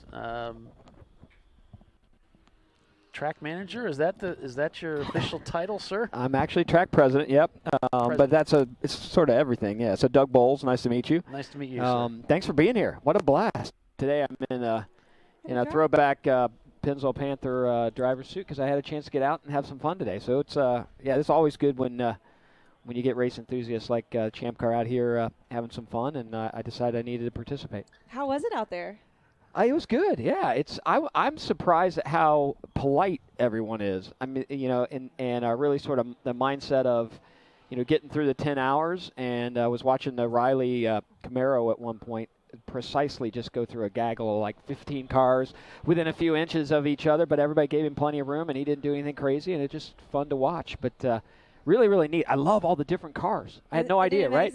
Yeah. So I got up this morning, and my wife and our youngest decided they wanted to come out because we were certain that Turn 1 was going to be a disaster at the start. And so we went down on the mound down there in Turn 1, and it was amazing how competitive yet clean everybody was. And you get 100-plus cars through Turn 1 without an incident was pretty impressive. Yeah. Says a lot about the drivers, too, just the Yes. patience and the ability to get through there. And especially having no practice, no qualifying. You're just starting racing, and this being the first event, my guess is the bulk of the folks have never even run here. Right. No, Right. I don't think most of them have ever. Right. It's just such a fantastic opportunity for everybody, and everybody has been just the atmosphere has been electric. Everybody's excited about being here, from the people that are racing to the crews to us as a staff and the volunteers. It's just it's a dream come true, and I think I've said it a couple of times already. Never ever thought that we'd end up here. Yep. So it's just it's a great privilege to be here, and everybody's just having a lot of fun. Well, it seems like it, and that it is a 110-year-old facility, and just the history of the Art of Bricks, right? And even though we're going the opposite direction of what they do for the Indy 500, still pretty special when you pull out of the final corner of the road course here and you look down the front stretch. the wrong way at some level, but and you think about the history and tradition, you kind of have to stop and go, okay, hang on a minute, I need to pay attention to what I'm doing because I don't know what the fast guys are running here, but it's well in excess. My guess is 120 miles an hour easy going into one, and got to pay attention for sure. But I'm having some. My wife loves the 1941 truck, which is pretty cool to see running out there. And this is I got a 17-year-old now who's saying, "Hey, Dad, maybe we should quit this vintage car stuff and come Champ Car racing." That's funny. That's where I came out of, was vintage, to go racing. So he's already arguing, right? He's like, "Okay, Dad, look, you can vintage race and you get maybe 30, 40 minutes a weekend, or you can come here and you get 2 10-hour races." And yeah, right. It's a pretty interesting interesting concept, but it's like I said, the fun is just the paint schemes, the cars, what people have done to the cars. It's pretty neat. Yeah, there's so many teams that have really honed their cars and spent a lot more energy on the durability than necessarily on the look. Right, for sure. And it is a budget series. But look at the quality of the driving and the cars last. Our attrition rate is completely acceptable, and it's really amazing. When I first came here, started racing in Champ Car, I came as a veteran of the sport. I'd been racing for 30 years. And when I started racing with these guys, I expected a melee. Right. I thought it was just going to be tragic out there, and I was holding back. I don't want to get too close. But what I found out was a lot of these guys were just like me. Right. They were guys that came out of SCCA, and they wanted to have that track time. Yep. They wanted to have the race on these bucket list tracks, and this was that opportunity to do it. So it really wasn't as much of a shock at all. I was more surprised at just how clean everything was. Yeah, and I we just talked about it a minute ago, but I felt the same way out there. There was nobody really erratic. They were predictable. Even coming out of the final corner here, people picked a line, and if you were faster, you could get around either, like right there, that Miata, you can go around either side. You know what people were doing. I never got out there and somebody did something. You're like, hey, that's not what it looked like you were doing. So people seem to be really paying attention to. It's 10 hours. We got to get there, and we're going to be predictable and have some fun and still go fast. Yeah, so it was just a great interview. It was great to hear from the president and his perspectives, his experience racing with the Champ Car Endurance Series. So special thanks to them and the Indianapolis Motor Speedway for hosting us just 2 weeks ago. I'd like to think we'll be back. I think that was a ton of fun. That's a fair bet. I mean, it's just, the place is just so awe-inspiring. I mean, we were garaged in A.J. Foyt's garages, and it's like, geez, when I was a kid, when A.J. was winning those Indy 500s and winning Le Mans and winning the Daytona 500, I was in his garage. So. Okay, crew. So we were talking about helmets before the break. And, yeah. So I took some pictures here that we can look at, and I'll just show these to you. Now these are pictures from 2 different helmets that I have.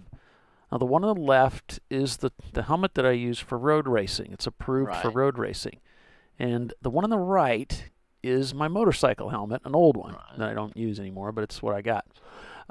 So you'll notice the labels there. They say Snell just to the right of the indicator, but the large print.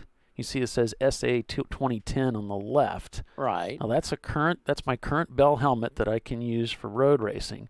Yeah. Now the other helmet, you'll notice it says M 2005. Now the M designation is just for motorcycle. Yeah. So you're not allowed to run a motorcycle class helmet in endurance racing or road racing. Right. They're constructed entirely different. Yeah. So they don't have the Nomex in them. It's that and the way that they're designed, the way they're designed to take hits.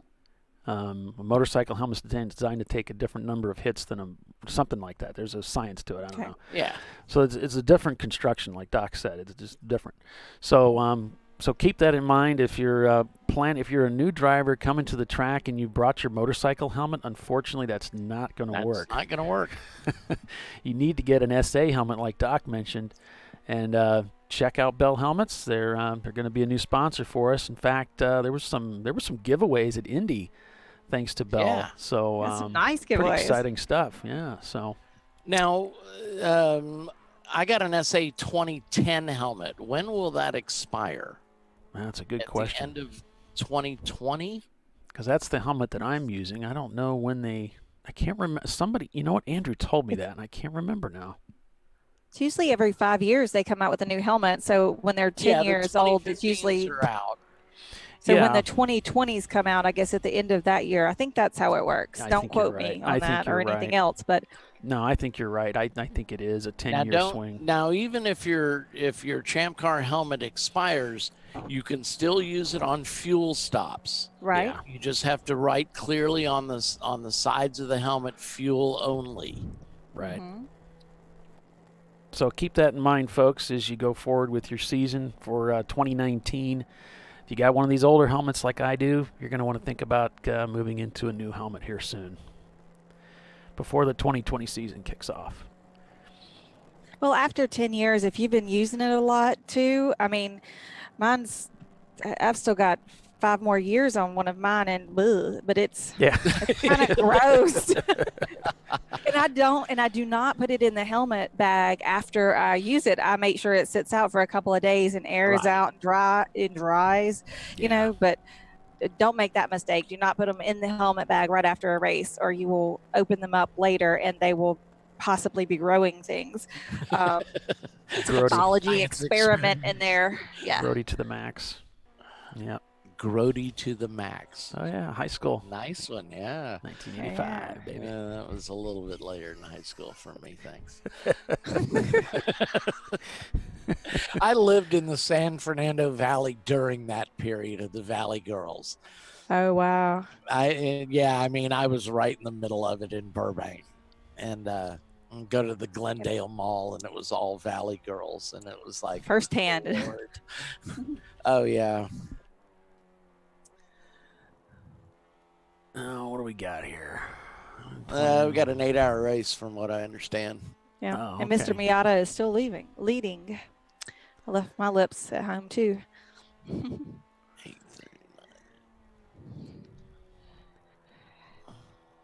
Crewmaster's in third. They're holding on to that third spot. Yeah, they've been running up front for most of the race. Good race today. Uncommon Friends is having definitely a better day than yesterday. Very much. Oh, and we got Racer Fink. I wish I knew what your real name was. Put something on the YouTube feed there that smf.org website has the info for these helmets, and I'm just kind of perusing that website now. Is it SMF? I thought it was MSF, Motorcycle Safety Foundation. Oh, well, it's SMF. Is the site where I'm at. They're Snell. That's the Snell site, I guess. Oh, okay, gotcha. So they've got a nice little table of contents there to talk about the different helmets, the construction, on and on and on. So if you're really into that kind of stuff, as much of course, as you the helmets that are really popular now are those the carbon fiber helmets. You know? Hey, so I'm being told that 303 is entering the race for the first time this weekend. Oh. Who's 303? I don't know. Tell us more. I'm actually on the other side of the that's Impact Racing, their BMW. Yep. Oh, okay. Yeah. Well, that's cool. I'm glad they were able to get out there and get some laps in. On board with Teggy Spaghetti as Mr. Miata has continued to lead this race. Now they've slowed a little bit on that last lap, but the gap is about 35 seconds almost between P1 and P2. Crewmaster Racing is in third. They're back a couple laps from the lead. Zoom Kaboom is behind them, but right on their tail. 0.399 tenths of a second. We've got Utah Valley University. Oh, there's just been a change in those positions. Utah's jumped up to third. So that puts Bandits in sixth, with Buffs Racing in seventh. Teggy Spaghetti back in eighth, still trying to make up those laps. They're still down 8 laps from the lead. Open Source Autosport 9th, and Freight Dogs is in 10th. So that's where things stand right now, folks, as we go back inside the Bandit 79 Pontiac Trans Am, the car that won the race here yesterday.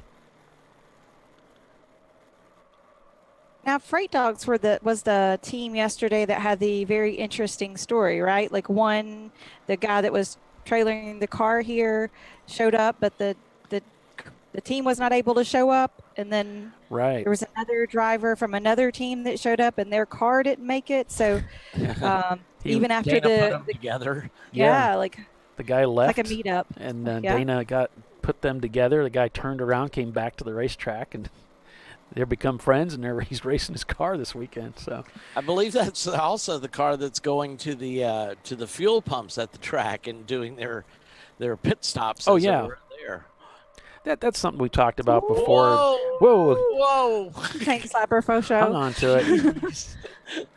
Using I saw two all the full racetrack. cranks each way. He's getting his money worth out of that racetrack. He's going to use all of it. And those tires. But yeah, the friendship, the certainly get a camaraderie, all of the relationships that we find at the racetracks, and it's fun. You get to go from track to track and see the same people.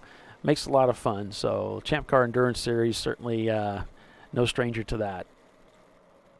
No, the camaraderie at the track is awesome. It's second to none. As long as you stay out of my way, we're good. Yeah. Well, even when you get in somebody's way, you're still pretty good as long as you do the walk of shame, go down and talk to the guys. Yeah, I've had to do that. That wasn't fun. Yeah.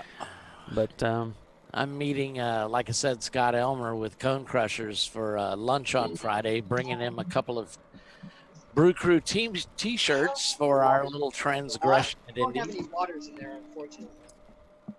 Oh, is that crap? Yeah, you probably owe him lunch. Yeah, well, and a couple of shirts. So we still do have Brew Crew team T-shirts. If anybody wants to buy one, we'll have them out at VIR, or you can order them online. But we'll have a passel of them at VIR at the 24. back on board with Cremaster Racing. Find themselves in 5th right now. Just behind, just up ahead there, about a second and a half. That's Zoom Kaboom that they're in pursuit of. And the lap times are very close, so just starting to fall behind a tad. Whether they'll be able to stay in touch with them or not remains to be seen. Almost 11:30 in the morning at the racetrack now. They've got 8 hours of racing at this track today. Another 5 hours and 7 minutes unofficially remain before they'll go checker at 4:30 to see who wins day 2. Yesterday's winner was the Pontiac Trans Am of the Bandits Racing team. It was a pretty exciting finish. They had some trouble with the car in the closing laps of the race, had to pit and stop up an oil leak as best they could before they were allowed to head back out onto the racetrack, and managed to overhaul the leader and take the win. So congratulations. That was their first win ever in that car. They did really well at Indianapolis Motor Speedway just 2 weeks ago. And yeah, they won D class both days with a 12th and a 13th overall finish. Came out here and won yesterday.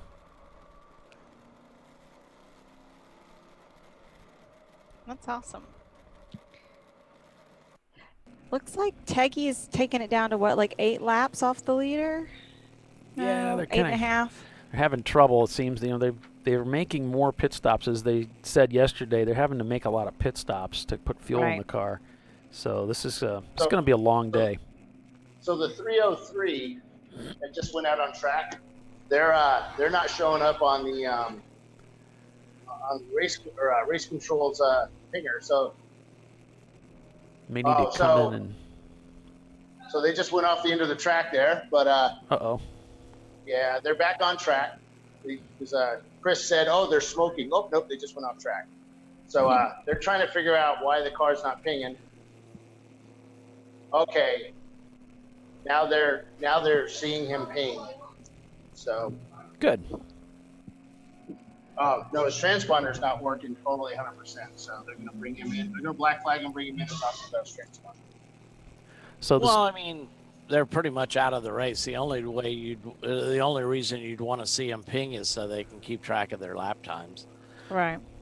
Yeah, I mean, their lap times and everything would probably be some good information for them to hold on to for next year when we come back. So the standings are as they stand right now. Mr. Miatas leads the race with Uncommon Friends in second, continuing to fall behind a little bit per lap. And then it's Utah Valley University who are chasing those three. Zoom Kaboom is behind them. Then it's Cremaster Racing, Bandits Racing, Buffs Racing, Teggy Spaghetti, Open Source Autosport, Freight Dogs, Willie's Bar and Grill. Those are the 11 cars we have listed as turning laps, but we know the Impact Racing Team's BMW is out there now turning laps too. So 12 cars out there.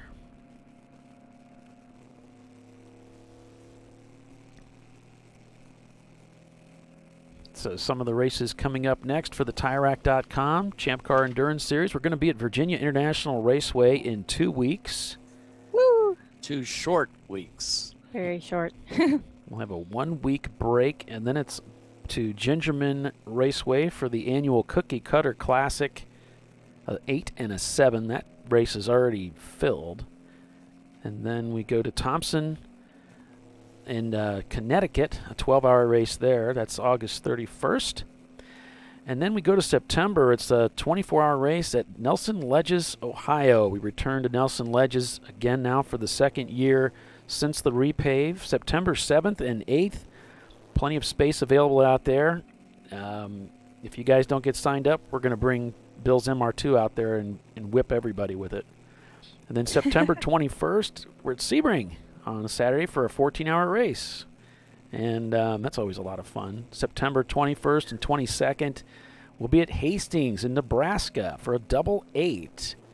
And then at the end of September, it's Harris Hill in Texas, an 8 and a 7.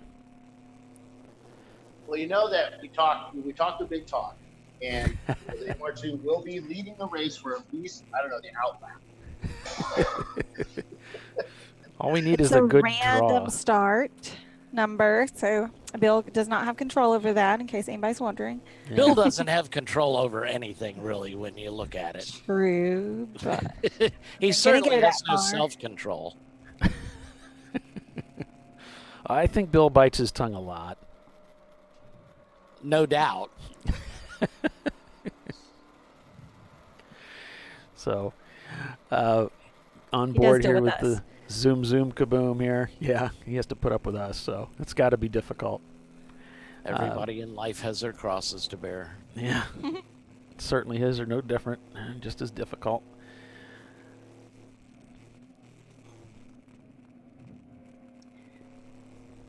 Zoom Kaboom out here in 4th place right now, and the Miatas seem to be doing really well out here at the racetrack. And just looking inside the car here, just coming up alongside a competitor. You know, we were talking to Doug Bowles, was president of IMS, was talking about how polite and how everybody gives room, and that's the majority of the time what you'll find racing in this series. You know, everybody knows they're in it for the long haul, and well, nobody's lives are going to change over what happens out on the track. Yeah, my wife has to keep reminding me of that because I take it way right. I'm too like, seriously. speak for yourself, Doc. Yeah, well, you know. I know Imsa's going to be calling after one of these. Right. Well, we're all going to be Roger professional Penske race is car drivers. up there in the grandstands with a pair of binoculars. You know, I'm sure. I'm sure Chip Ganassi's right around the corner. No doubt. As we're on board with Zoom, you can see just off to his right of the shifter there, there's a metal basket there, and that is a basket that's used for the drink holders. So you can carry fluids into the car, drop it in there. It's going to be a universal fit for all the long acre drink bottles. Hey, did the Firebird just pass the UVU? University of Utah car? I don't know. I think they just did. I think they did on the first turn 1 here, because everybody went nuts up and down pit lane here because they're kind of parked next to each other. So it's some good friendly rivalry going on there. Well, they're in 6th. The Firebird almost didn't make it. They're in a 6th lot of spot tire right smoke now. from both cars. Yeah. I don't know if they're in 6th. They're trying to chase. They're showing chasing Cremaster, but they're shown 4 laps down. So I don't know if the gap was such that they got by him. Right. I'll be back. I need a meal ticket. That's a big gap between 5th and 6th Chris. place. the next get ready to go on the break. I have my lunch to get out. I'm going to go out lunch so I can deal with my lunch and cars. Finagle everything here. So I'll be back in a little bit. There's the black flag waving, no doubt, for the impact car. They want to get them in. Although that didn't look like a BMW going by. It looked like a Miata. Yeah. So not sure why they're being black flagged. The Pontiac just going by the start-finish line. Still in 6th spot as they go through turn 1. Followed closely by a Miata. So that might have been the pass that they were excited about.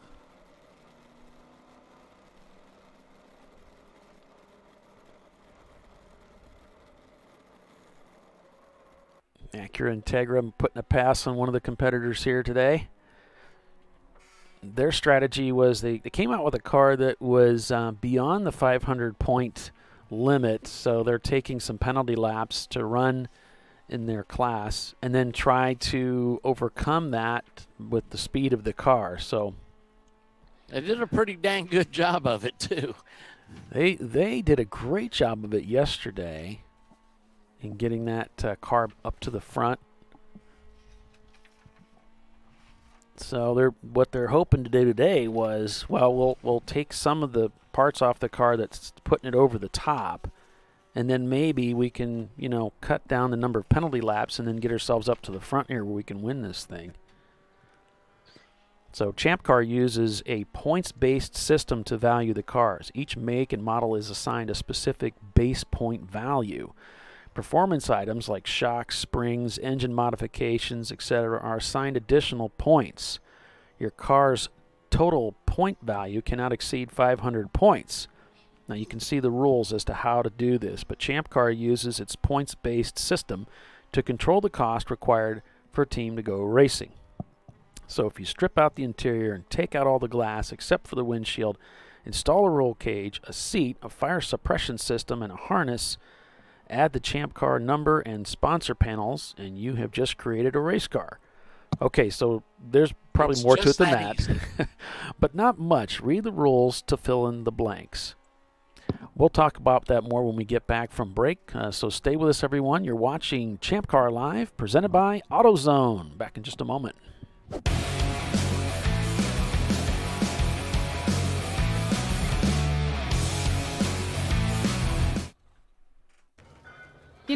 I'd buy tires online, but then what? We've thought about it. We're TireRack.com. They should let you ship directly to a mechanic. Actually, we call them independent recommended installers. They should have like 1,000 mechanics. Try over 7,000 installers. Then you just make an appointment. At a time that's convenient for you. This could change tire buying forever. TireRack.com, the way tire buying should be.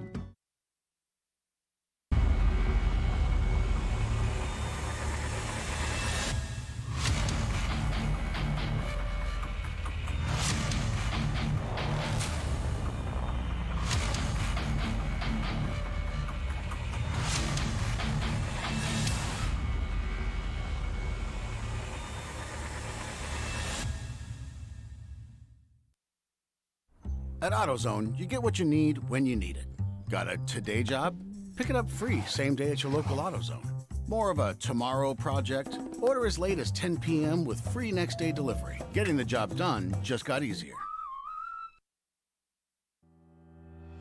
Lifeline USA is a leading manufacturer of onboard fire suppression systems. Lifeline's continuous commitment to research and development ensures that we supply the most innovative and cutting-edge products available. Used by the majority of the world's motorsport championship-winning teams and constructors, Lifeline has a proven history of success. Lifeline offers a complete range of fire suppression systems for all budgets and needs, and we continue to push development and limits on both extinguishant materials and our patented delivery systems to make the race car environment almost as safe as sitting on your sofa at home. Every kit has been designed for a professional and simple installation. For more information and to purchase your Champ Car fire suppression system, go to www.lifeline-fire.com.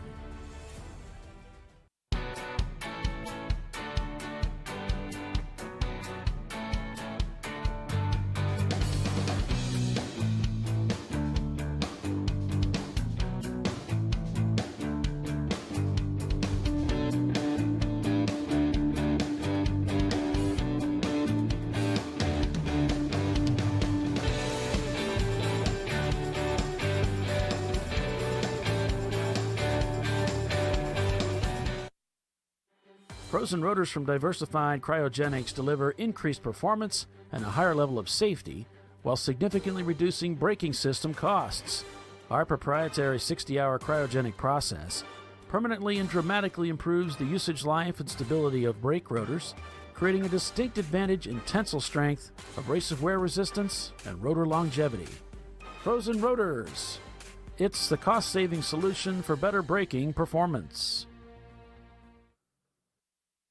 In 1977, Bill Wood set the standard for high-performance brakes. Today, every Willwood product is born from racing technology and is proudly manufactured in the USA. Engineered, designed, rigorously tested to deliver unsurpassed control on and off the track.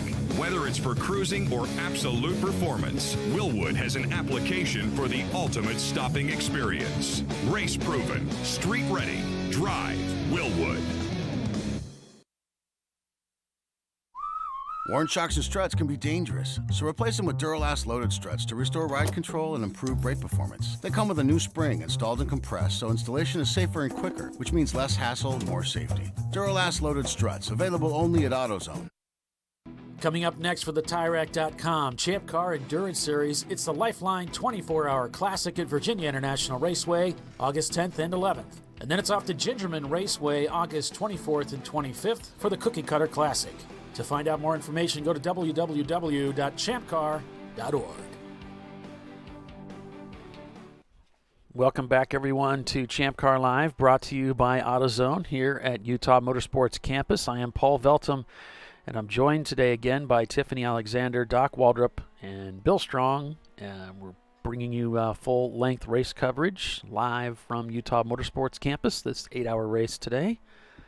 And thank you for joining us. If you have any questions or comments, we'd love to hear from you on our chat feed coming off the YouTube channel at ChampCar.org.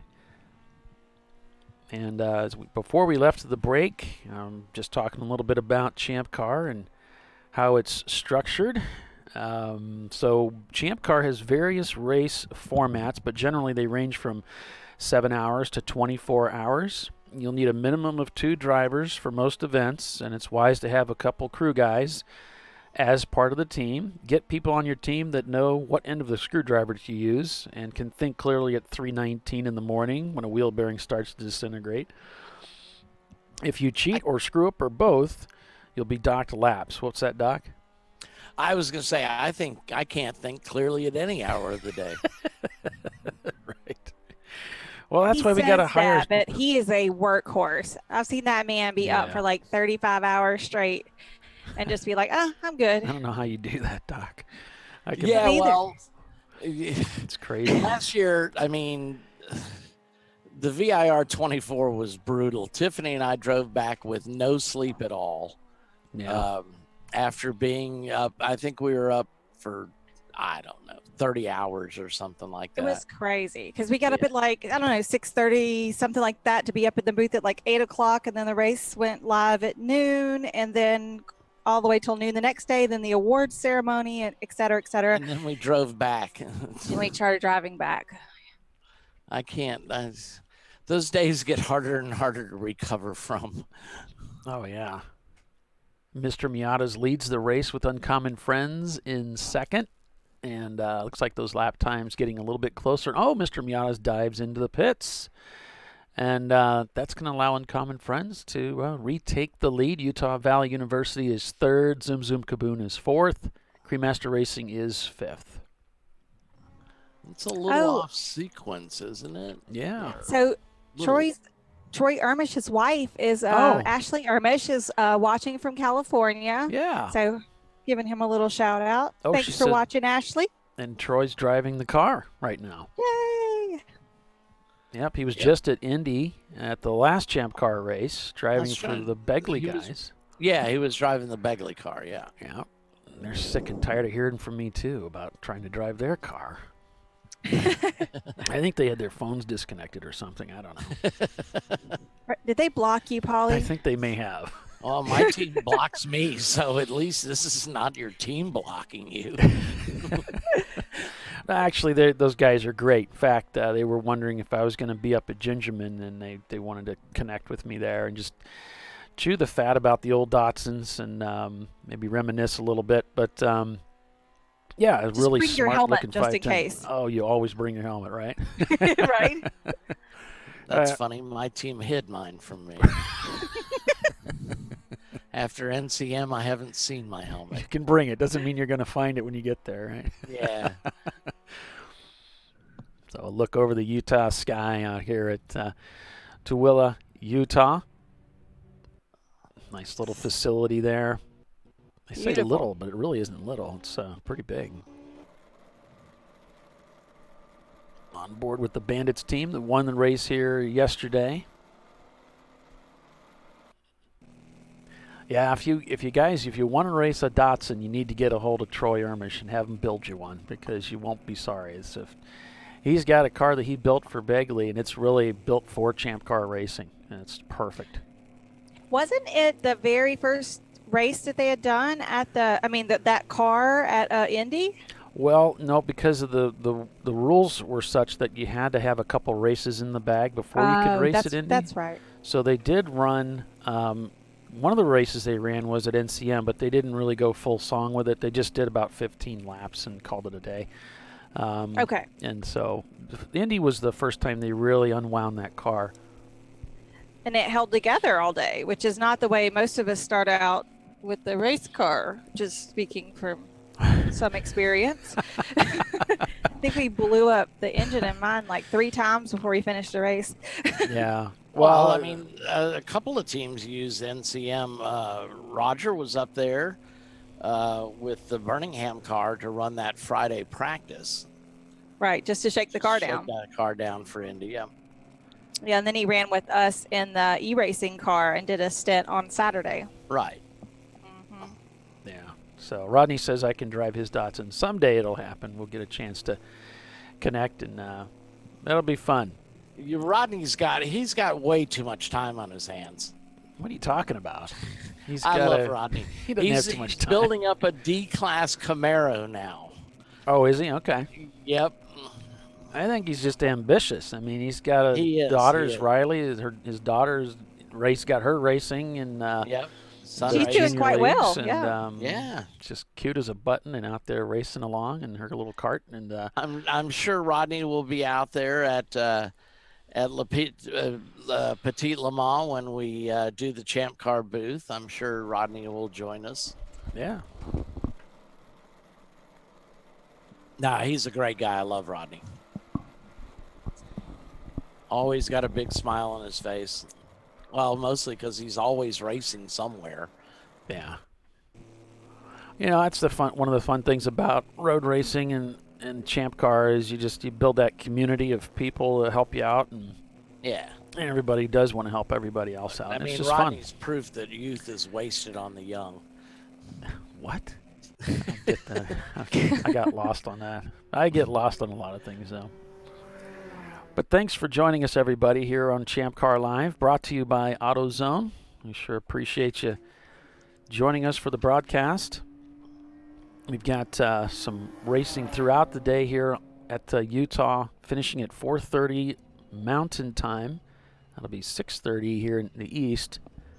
And then just in 2 weeks, it's 24 hours of continuous racing and broadcasting from Virginia International Raceway.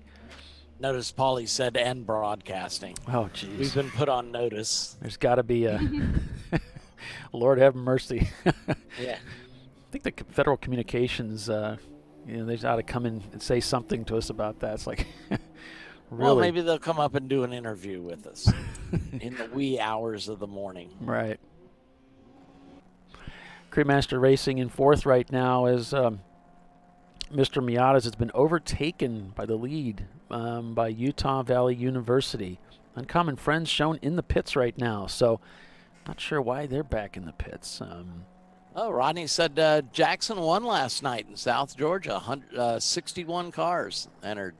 Cool. Nathan Gardner has joined us. Love watching the AutoZone Champ Car Live broadcast. His feet probably still haven't touched the ground from that win at Indy on Sunday. Yeah, they struggled with the with the engine performance, the drivability there on the first day, and took that second place pretty gracefully. But Sunday would not be denied. Took the win, and so congratulations to the Premium Dudes team and the team Jackie Yakes for the inaugural win at the Indianapolis Motor Speedway this year. There's always next year, so we'll see what happens. Every racer's favorite refrain. I'll get them next week. Yeah. I'll get them next race. The needle goes down to 0, blah, blah, blah. There's a lot of cliches there. So temperatures beginning to warm up out there in Utah. Cloud cover looks pretty spotty, so not much chance of rain today again out there in the desert. I think somebody was just getting meatballed, by the way. I don't know who that was. All right. 180. Is there a 180? No, there's an 80. That might have been. It's 80. Yeah, it looked like 80 was being meatballed. Well, that would be the Cremaster guys. Oh boy. I don't know why. Maybe Ben. Somebody message Ben and find out. Well, are you seeing Uncommon Friends in the pits? Yeah, they just left. They did a driver change in fuel. They had a hard time leaving pit lane. It just doesn't want to idle. Oh, yeah. And once it gets it going, it gets going, but it's hard. So we got the 4. I can't see the numbers too far down, but. Okay, we got a 47, the Bandit's car, and then. No, the 4 is it 136, 436. 436 is Mr. Miata's. Yeah, Mr. Miata has had the hood up for about 4 minutes. Wow. After their 5-minute stop. So they were here he leading. comes. Okay. Hold on, I'll be back. Okay, thanks, Bill. They were leading the race earlier, so for them to be in trouble, that's big. And Teggy Spaghetti, they're up to 7th. They're 6 laps down now, so they're chewing away. They're knocking away those laps. If they can just keep the car out there and stay on their game, they've got a good chance that they're winning this race. Could definitely find themselves in the top 3 if they could keep this pace. That just the fuel stops are killing them on that. Yeah, Cremaster Racing, we're in the car with them right now. Just curious if they're going to come into the pits this time through. And I'm watching over at our camera we have in the tower. It's kind of hard to really see much, but to see if they get flagged again as they come by the start-finish line, or if they're going to duck into the pits. Doesn't seem to me he's pushing the car very hard. Which one? Cremaster? Okay. He's just so smooth. He's making it look easy. That's what it is, right? I tell you what, that's one of the things I notice every time we're on board with the Jackie X team. Their drivers are so smooth on the wheel. Scott Swelland at the wheel. He's team captain. Miguel Masberg, the other driver for that team.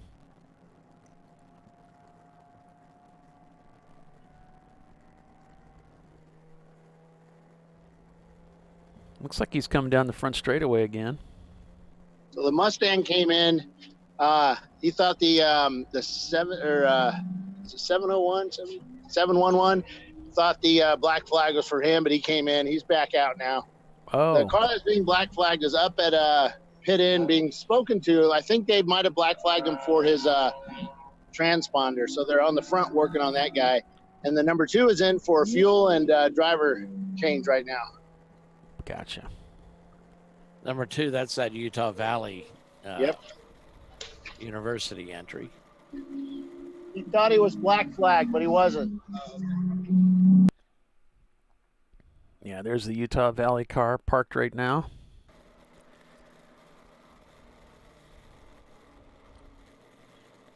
So we're showing them in first place, though, and the car's parked? It's pitted, yeah. Well, they did. They had the lead. They had taken the lead, and so it's just next time Zoom comes by, they'll assume the lead of the race. Lots of lead changes today. Yeah, there's been a lot of activity up at the front of the field. Some of the teams that didn't seem to have trouble yesterday, Tiffany, are having trouble today staying on track and making those 2-hour stints happen. Right. Just seeing a lot of changes from yesterday. And I don't know if that's because people are more familiar with the course, or if, now that they put 8 hours on the car yesterday, they're, the attrition is kind of catching up with them, Yeah, the driver's a little distracted. It looks like he's playing with something next to him there. Not sure what's going on there, but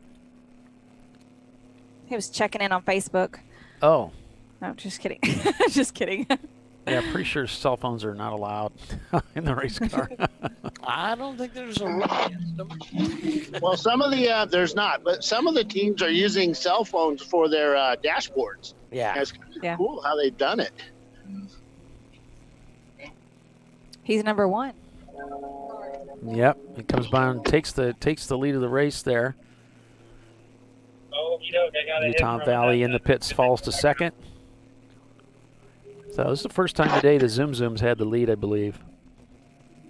Yes, I think Yeah, 303 was black flagged, and they've come in to get their transponder fixed, and they just did a test on it, and sure enough, it hit. So now they get to go out and find out how fast they can go.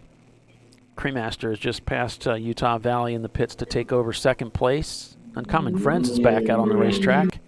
They're in 4th right now. They're shown down a lap from Utah, so they may assume 3rd place. And just on their out lap here, they've turned in a 2:09. There's the Z car moving very slowly. I saw on board with the Bandits team, so that's way off the pace. So they may be having some trouble with that Z car. And there's the Z in front of the Teggy, and he's just trying to find his way around him there, and boy, that was close. Yeah, very close. Well, the car, like I said, the car was stumbling like crazy as he was coming down pit lane. He's just trying to rev it to get it to stay to idle. And as soon as he stopped for me to check him out, the car stalled. And he got it going, but it just sounds really rough. Oh, boy. Like the timing is way off and just all kinds of stuff wrong with it. Well, it's disappointing for those guys. Yeah, they're definitely looking for a better day today. Clearly having some drivability issues there with that car. And of course, the Teggy Spaghetti's making everybody look slow as they chase down the Pontiac. Right. It's going to make a move on him. Easily outbrakes them going into this next corner here. Car is quick. Yeah, it's lightweight.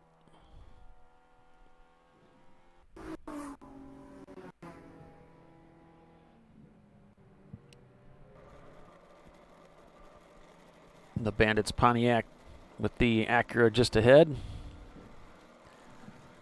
Looks like Utah Valley University Miata coming into the pits.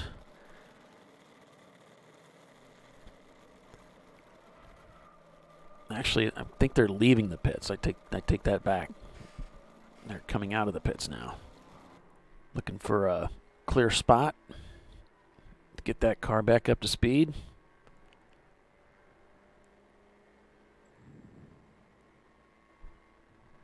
One of the Bandits crew members just came up and offered to relieve us and help us out here at Pit Out when we needed it. He said he's been watching us and knows exactly how to make people wait for 5 minutes and pit out. So we said thanks, and if we needed help, we'd give him a call. So cool.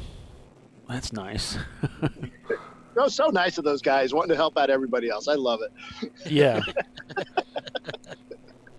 I smell shenanigans. Mm-hmm. Bill, you're just too suspicious. That's what it is.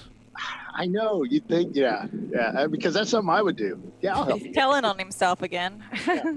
I'll help type up the rule book. I'm kidding. Yeah, we're going to have to go through your revision afterwards, right? And you got, just to let everybody know, that would never, ever happen. There's too many eyes looking at it. And I don't like that anyway. I only type exactly what I get in the emails, and then I keep a record of everything. And you can actually go through when we do when we post the 2020 rules up, you'll be able to go through the back of the book and look to see every revision that I've been sent to by my boss, who's had it thoroughly reviewed by the board of directors, and you'll see it.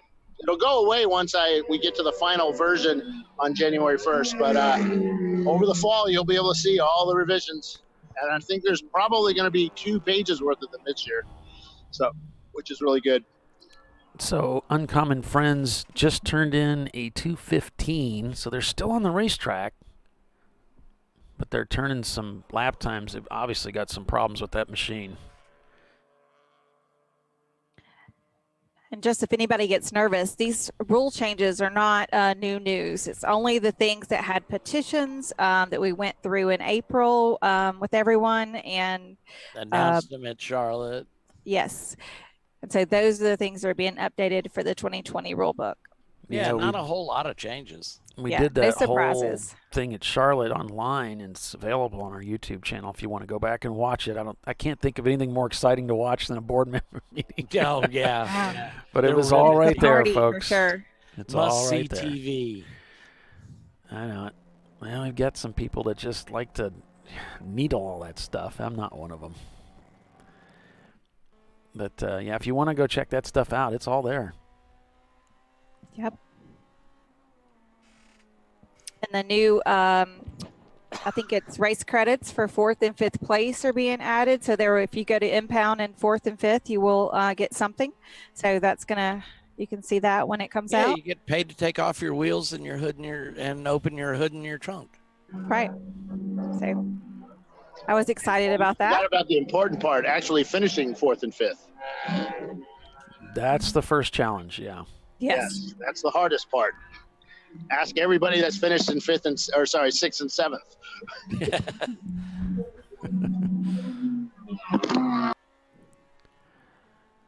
I still say finishing second's the worst. I'll take a 2nd place. It depends on the situation, you know. My best finish is 5th. I don't like 4th either. 4th is just off the podium. Oh, yeah, that hurts too. It all hurts. I don't have any trophies like Paulie does. Hey, Paulie, what was your best finish? A win. Oh, yeah, that's right. That's right. Yeah, I think mine was too. Yeah. Oh, God. Why did you bring this up, Tiffany? I know, right? Paulie, don't you have a trophy in the background there? I'm running out of space, really. I've got trophies. I've won a race every year since 2016. That's part of the budget for 2020, a larger studio. So we put all our first place trophies. Oh, Lord, it's getting deep. Yeah, enclosed lit case with glass window doors. You know, pretty high-tech stuff. Much like the one we saw when we went to Joe Gibbs Racing. Yeah. Theirs was a little small. Ours is going to be a lot bigger. Yeah. I hear you. Yeah. It's getting So deep around back here. on board with Utah Valley University in 4th place right now. Well, Doc needs to get out there and start promoting himself for Color Commentator of the Year.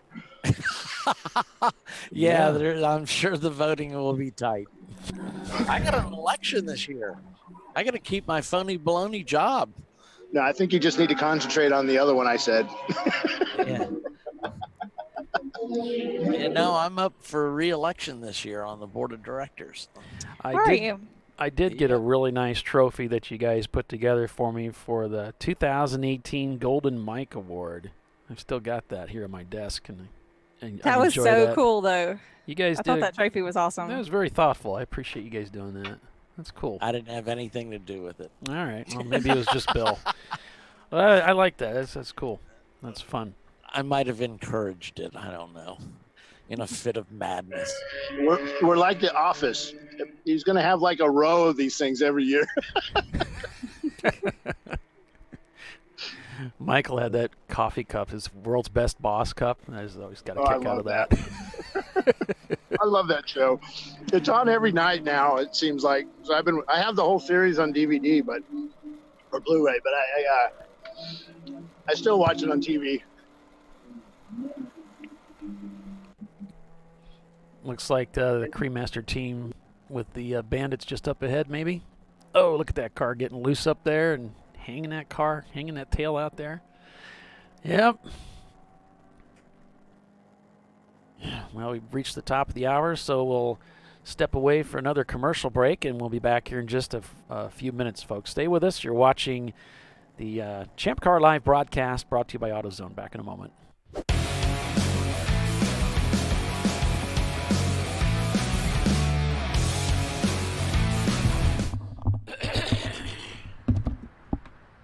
I probably need new tires. You do.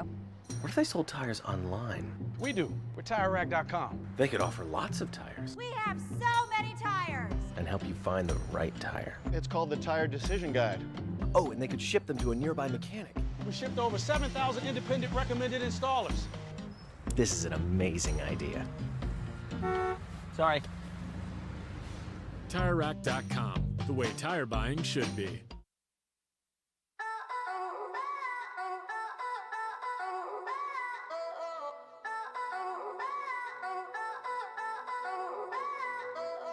Hi, it's iRacing commentator David Haynes. In 2019, we're excited to bring you coverage of the Champ Car Sim Series, the sim racing division of the Champ Car Endurance Series. Contested across 15 championship rounds using the 2015 Mazda MX-5. The winners will receive a free entry into a real Champ Car Endurance Series race in the 2020 season. Each points round will be broadcast live by HJBC. Head to forum.champcar.org for full information and schedule. Sign-ups are open, so get registered now. Best of luck, and I'll see you at the track. She's got a brake job. She needs the right parts. With free next-day delivery from AutoZone, she orders the parts online as late as 10 p.m., and we deliver them the next day, so she can get back on the road. Getting the job done just got easier.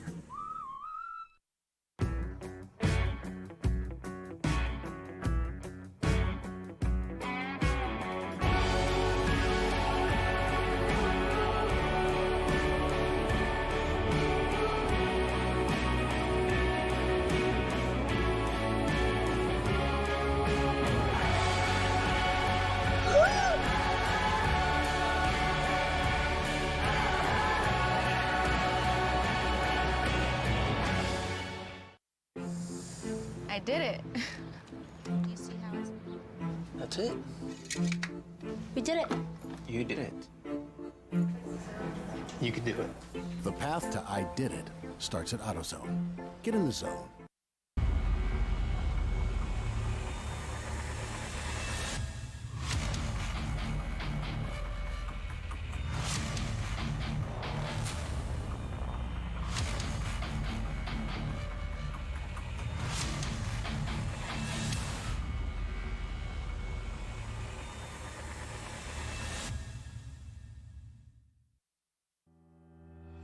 Lifeline USA is a leading manufacturer of onboard fire suppression systems. Lifeline's continuous commitment to research and development ensures that we supply the most innovative and cutting-edge products available. Used by the majority of the world's motorsport championship winning teams and constructors, Lifeline has a proven history of success. Lifeline offers a complete range of fire suppression systems for all budgets and needs, and we continue to push development and limits on both extinguishant materials and our patented delivery systems to make the race car environment almost as safe as sitting on your sofa at home. Every kit has been designed for a professional and simple installation. For more information and to purchase your Champ Car fire suppression system, go to www.lifeline-fire.com.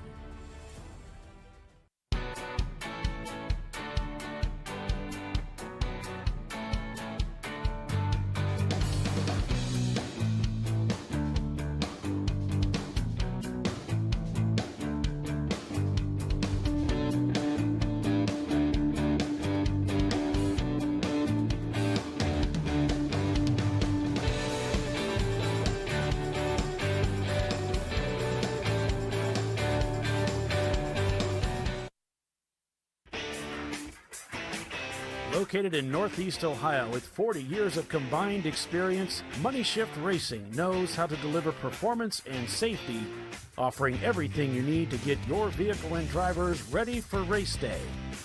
From safety equipment to full engine assembly and repair, in-house fabrication, 3D design, and rapid prototyping. Money Shift Racing. Performance done right.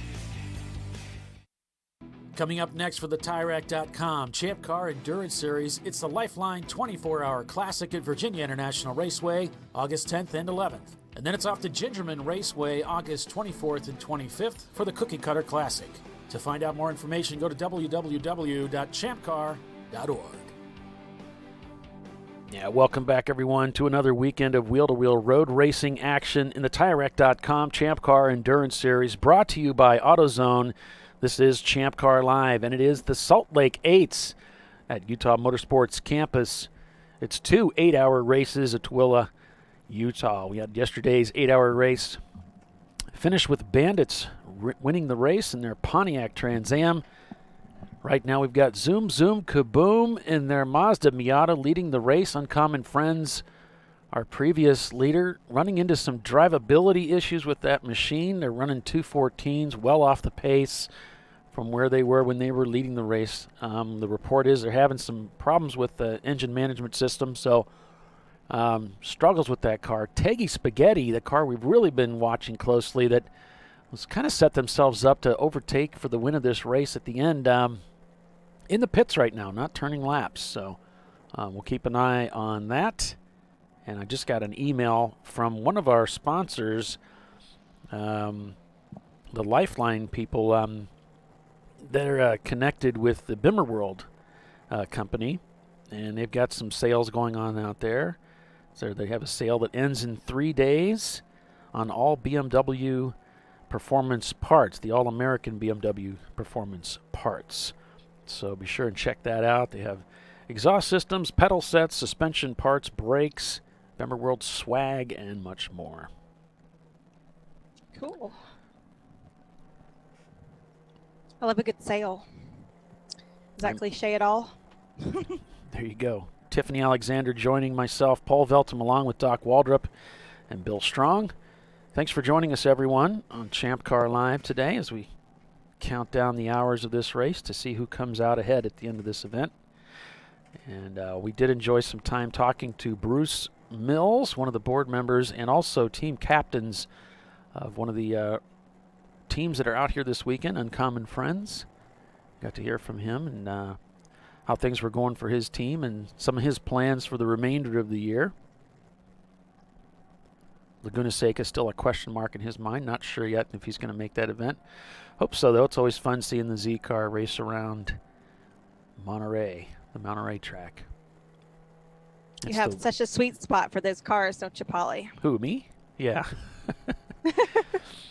Yeah. Did you guys get the weirdo message from somebody sending us pictures of some guy holding a stick? They're like trophies for a camper, for a hiker. That's what they kind of look like. No, I missed that opportunity. I haven't seen that. I think it's over on the Facebook side. Yeah, somebody sent us some guy like holding a stick. I don't know, pool cue or hiking stick or something. I don't know. Okay. Check that out.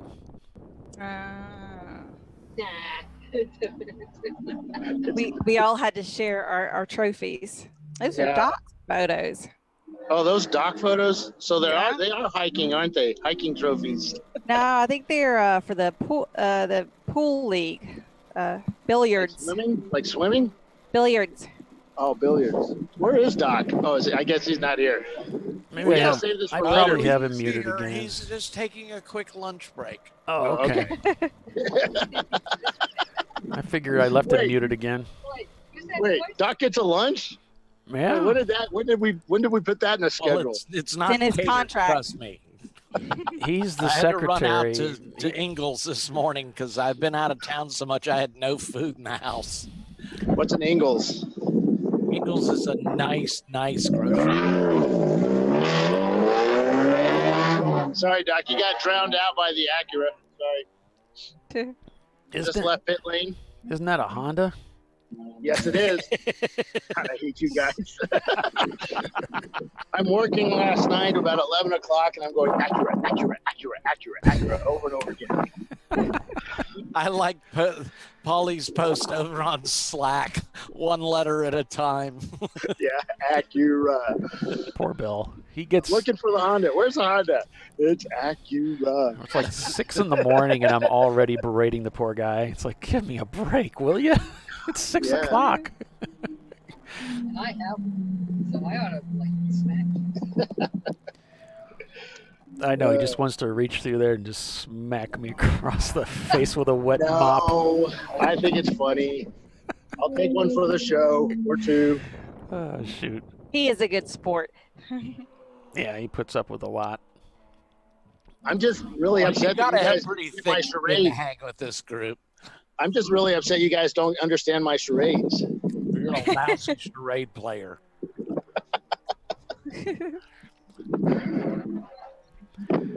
Yeah, Mike was really upset with the charades part. It's like, I've got a radio, but nobody's listening.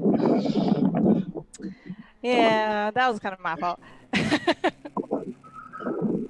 Race control was way more interesting. I've seen animals in cages communicate more effectively. Hey, it's Champ Car. It's what it's all about. If we wanted high-tech stuff, we'd go work for what? Fox or ABC or NBC. We are looking at getting new uniforms for all of our broadcasters next year. What? All right. Uniforms? Nice gold jackets. Oh, no. No? The plaid ones? I want the Jim McKay blazer. Some really obnoxious plaid one. I'll The take plaid. like pink paisley plaid. Yeah, I'd go everybody, for but that. Doc has to wear tails, so. Tails. I do want a Jim McKay jacket. I want that gold ABC Wide World of Sports logo and all that cool stuff. Yes, and you have to have a big, wide tie. Well, yeah. Got to Oh, go yeah. 70s or go home. Yeah. We'll do something like that. Oh, Lord. If we get another sponsor, maybe we'll use a little of that money to decorate all you guys. Decorate. Decorate. Of course, being on pit lane. I don't know if I like that word, decorate. Not my first word choice either. Yeah. I just find it interesting. We're watching Utah Valley University here try to chase down another Miata. It's interesting how you see a team that gradually catches somebody, and then they begin overdriving the car a little bit. The back end's getting loose. They're overdriving into the corners. But when we go on board with the Bandits team, they're just always driving like that. It doesn't matter who's in front or behind. The car's always out of control. They said they were out of control anyway, and they just like it like that. If it's not out of control, they're not going fast enough. So Uncommon Friends just ahead of the Bandits car, and they just ran a 2:02, so they've got those lap times. They're shaving them back down, so maybe that car's starting to come around now since they came out of the pits. Well, the Utah Valley, they got around the car, that Miata, in turn one, and you should be seeing that here in a second. I don't know what the delay is now. Okay, well, we're on board with the Pontiac, and the Z's right in front of them. So maybe you're talking about standings, and I'm talking about what's physically on course. That car's really starting to come around. He's dang near gone around a couple of times too. Yeah, the Bandits easily passes the Datsun this time through. 635 just got talked to about speeding down pit lane. Those guys, they changed drivers, and so they're been told to slow it down a little bit. 20-mile-an-hour speeds going down pit lane. Yeah, but I guess it's kind of hard to take a BMW 635 at 20 miles an hour. They just want to go. Well, that's why it's important that all the drivers go to the drivers' meeting. It's really important. Yeah. You hear what's the story for that race. You can really hurt your team. Everybody's working hard out there to get the car up front, and then you do something you didn't know. Some races we even waiting to give you a second driver's ban at the drivers' meeting. So if you show up at pit out without your second driver's ban because you didn't show up to the drivers' meeting, guess where you don't get to go? Oh, on the racetrack. How about that? Yeah, that's right. Yeah, talk about some upset teams. Well, you didn't tell us we needed to be there. It's like, well, that's what mandatory means. Was it Elon that told Mike that one day? I never go to the drivers' meetings. I know. That killed me. You don't say to the CEO or head race director. No. Oh, that was great. Just killed me. Elon's comment. I hope it's true because it's just so funny if he really said that. Oh, jeez. That's funny. Man, there's that Ford Performance here at Pit Out, and they've got all their Ford Mustangs. There must be about 30 Ford Mustangs, all white and blue, with GT body kits on them. They're all lined up here with numbers they use for the performance driving school here at the track. Oh. And they're actually moving the Ford Performance School to Charlotte, North Carolina. Oh. That'll be really cool because I know Ian and I will be going there on a weekend off from college. Well, yeah. That's right out in your neck of the woods, man. You guys can go over there. So Ford's keeping their off-road center out here, but they're going to move the on-road stuff away. Well, you go out to Barber, it's nothing but Porsches out there. Yeah, I like to As go far as the there eyes too. can see. Yeah, and they have Caymans. They have Caymans and 911s, right? Yeah. Yeah.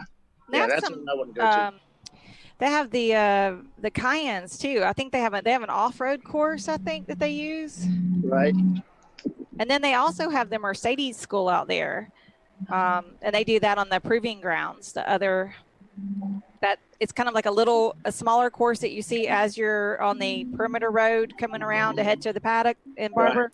Right. So they have Mercedes school and Porsche school now. The only one I'd really like to do is this track here in like an off-road car that uses that jump.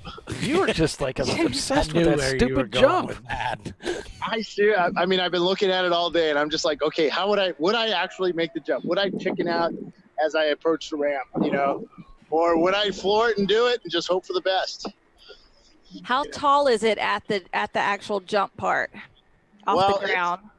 Okay, it's even with the tower, which is three flights or 2 flights up. So it's 3 stories high from where I'm standing right now. So nope. It's there and between the ground and the jump, because it's an elevated base. It's I would say 15 feet tall. And that's they use it in motocross, or do they use it? They use it in like that. I guess Travis. I think you said Travis Pastrana comes out here and does stuff. Bruce said that, yeah. So this is like that whole Tanner Faust stuff that they do with the rally cars, where they make the jumps. Yeah, they practice out here and stuff. But yeah, I'd love to do that. They have a banked dirt corner on the other side towards the Lucas Oil stand, which is down by the last corner of the track where pit in is. And they got a really nice bank corner that's actually looks as steep, if not steeper, than the Daytona track. You know what would be a wild ride is they like Tanner Faust, those guys are running those rally cars, making those jumps, but I'd like to drive a trophy truck sometime. Oh yeah. That would be intense. It's a Robbie Gordon series. Yeah. Yep. Yeah, so they put those jumps out there. With us at work in that. So maybe we can get us a test drive when we go out to Long Beach. They jump those obscene ramps out there at Road America. Oh, that's right. They do it at Road America too, don't they? It's crazy. Yeah, they're driving them on the street races now, and they're not as big as they look on TV. When you go up to them, they're tiny. Yeah, they do look huge. They're like mini trucks. The way they can absorb, that drop, it's insane. The quality. Nothing like having a little shock travel. Yeah, it's crazy. Oh, so Racer Fink says the NCM has a really affordable Corvette school. I didn't know that. I didn't know they were doing schools out there. I know when the school gets the new C8s. Yeah, that's what I'm waiting for. Yeah. When I go pick up my C8. Uh-huh. Yeah, well, they I know when they sell you a new Corvette, they'll let you take it around the track or something like that. So when I renegotiate my contract for next year, my new company car, that's what I'm searching for. Board of directors, are you listening? Yeah, no. Well, they're We should listening. just go around to all the different schools, the Corvette school, the Porsche school, Mercedes, Ford. We should just go around to all of those, and all 4 of us drive. And then, during the broadcast, we can give kind of a shakedown on what we thought about it. That's what they should just sponsor us and let us do that. What, each company? Yeah. They should do a lot of things. They don't. Then we'd be able to more formally talk about their schools. They are not going to approve a C8 as a company car. It's got storage. I can fit a set of golf clubs in it. Yeah. So we can also stop by near NCM. We can stop by the Jack Daniels factory and other whiskey factories there. Okay, I'm in. Down. All right, sold. Oh. Utah Valley's got a big race going on right now with the 7-Eleven and Ford. They're just always going to try and go in there on the outside onto the front straightaway. Yeah. Wow. They're coming down the front straightaway here. Oh, boy. A whole gaggle of cars. Here they come. Down into turn 1. It's just been a good race. Last He couple locks laps. it up. He goes straight. Oh, what? Oh. Oh, almost hit him. Oh, yeah. He was late breaking in a half. He was trying to get around him, but just couldn't do it. That's cool. Yeah, Yeah, Utah. he locked those brakes up. He left a really good skid mark right here in front of me. And they're going to race again. He's got to catch him again. It's been that way lap after lap. So we've got Zoom Kaboom leading the race. Then it's Craymaster Racing. Whoa, getting a little loose there again. Uncommon Friends, Utah Valley, Mr. Miata's your top 5. And now the 303 of Impact Racing is now out turning laps. So they just turned in a 157, a really good lap time for that car. So it's great to see them in the race this weekend. And, this is a good race up here between the Mustang and the Miata. You never thought you'd say that out loud, huh? Yeah, I was pretty Mustang, surprised Miata. when I started vintage racing with my Datsun Roadster the first time I passed a 302 Mustang. I thought, wow, that was pretty cool. Whoa, really getting loose. A tank slapper out there for the Mustang. Well, the Mustang guys are all local. They run the performance school here, so try to catch they him know on the this track. inside. The drivers of the Utah know this track, and they got around him. You look in the rearview mirror, you can see that Mustang hounding him. See if he's got the legs to get back around him here. He's going to try and come around the outside. And the Miata's trying to give him some room.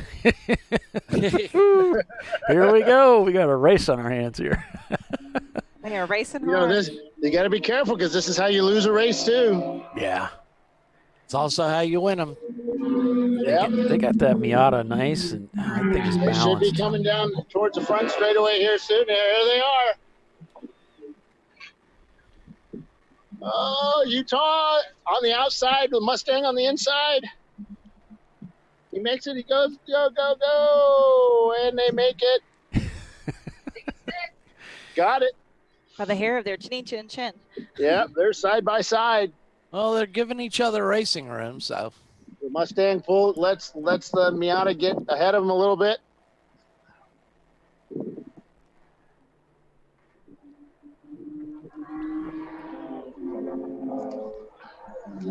I remember GWR back before they got all super lightweight. Him and I used to have some really good races like this, just back and forth. That's what I saw love. Will on the entry list for the VIR 24. Yeah, I think that's his first time there, isn't it? I don't recall seeing him run there before, so That'll be interesting to see. They either do fast really there. good, or they either do really well, or they break. They're one of those teams. of course RVA's bringing out their 111. Yeah. Speaking of which, they cycled through 3 cars at Indy, so they've got a lot of repairing to do. Yeah, I almost posted something on Facebook that, for a graphics company, that 3 that they grafted onto the 111 didn't look all that great. But I will say they did one thing correctly. They had the graphic above their garage at Indy. Oh, that was nice. It even fit into the little impression in the cement. That was so cool. Supposedly there's a template out there for that. I didn't know about it, so next year we're going to give everybody the dimensions of the template and go to RVA Graphics and get your banner for your garage. I'll have mine done, I swear. Yeah, they weren't the only ones that did that, but that was a nice touch. That's the only one I saw. Yeah, some of the pro teams did it. Because I guess they have those at most places. Let's see if they have them here. The little the inserts. Nah, not here. But yeah, a lot of tracks will have that insert that.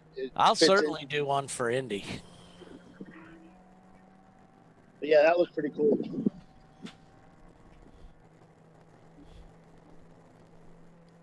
So almost 12:30 now in the afternoon in Utah, with Zoom Kaboom leading the race in their Miata. Cremaster Racing just behind them, about 40 seconds, trying to chase them down, struggling with it a little bit.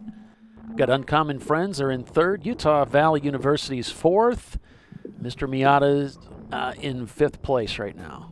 And just in case if Justin or anybody from RVA is listening to us, I marked that 311 car down as the 111 car because you can't fool me. I know which car that was out on track, and it wasn't the 311.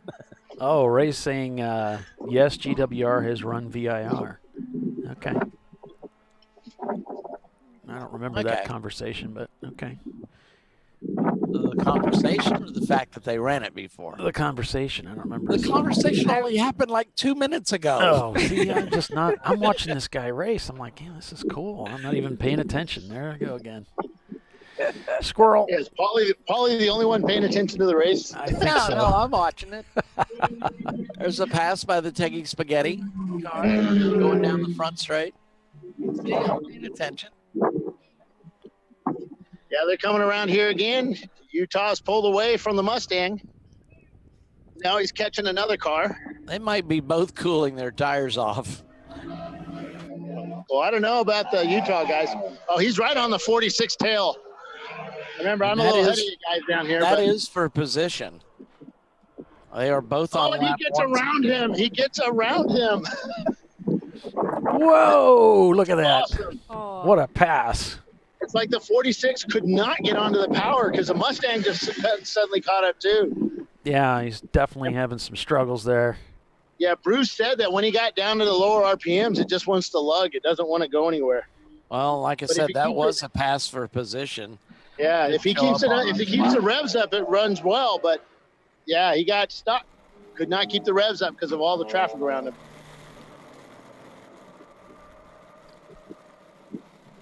Back on board with Bandits, the team that won the race out here yesterday. We're keeping an eye on them too.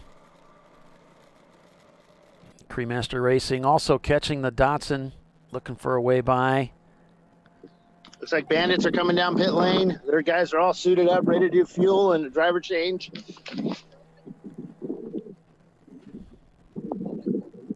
Open Source is in as well with their Porsche, VW powered Porsche 919 car. Just don't have any yellows out here, man. It's just constant green racing. Uh-oh, he may be out of fuel. Bandit does a jerk. Oh, yeah. He's shaking the car back and forth, trying to get down pit lane. Looks like he's going to make it. Yeah, he made it. They're pitted up towards the front of the pits. It's kind of downhill, so they had enough weight in it to get him down here. Well, we're about halfway through this race, so it's about time for those green flag stops, change drivers.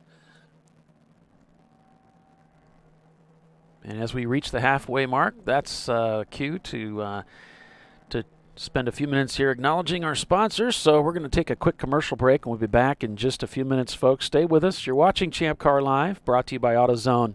Back in just a moment.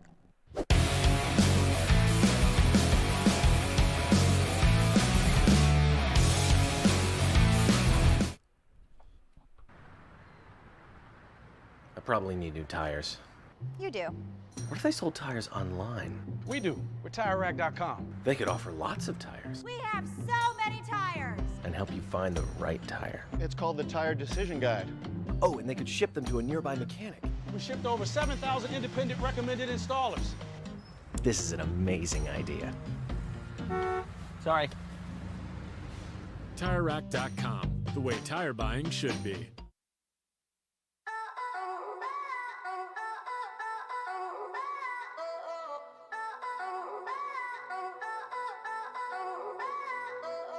Hi, it's iRacing commentator David Haynes. In 2019, we're excited to bring you coverage of the Champ Car Sim Series, the sim racing division of the Champ Car Endurance Series. Contested across 15 championship rounds using the 2015 Mazda MX-5.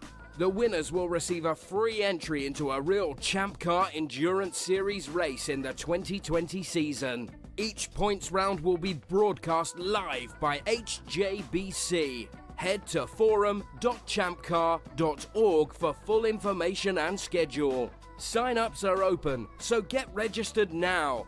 Best of luck, and I'll see you at the track. She's got a brake job.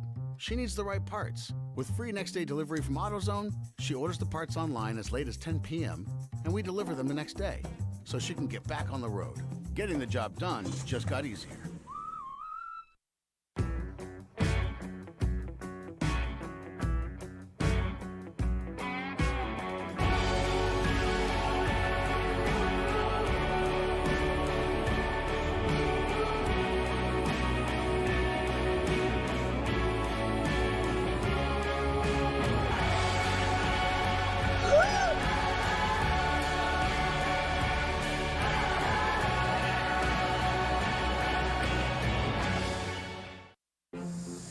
I did it. You see how it's... That's it. We did it. You did it. You can do it. The path to I Did It starts at AutoZone. Get in the zone.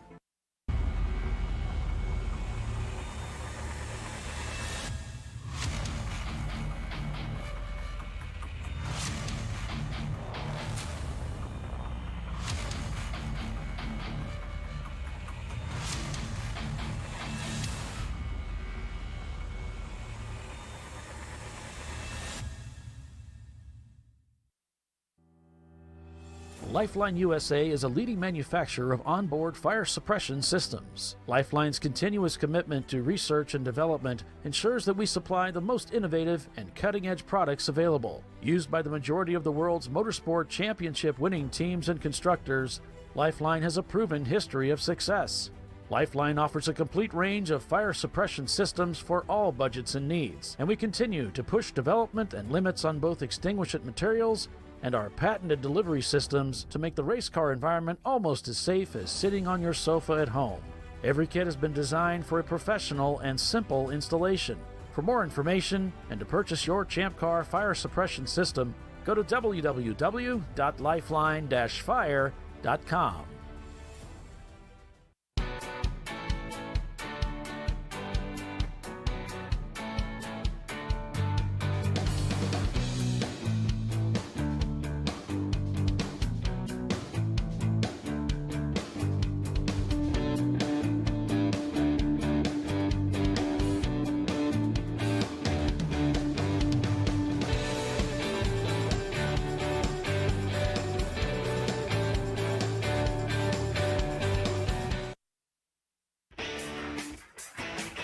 Located in Northeast Ohio with 40 years of combined experience, Money Shift Racing knows how to deliver performance and safety, offering everything you need to get your vehicle and drivers ready for race day.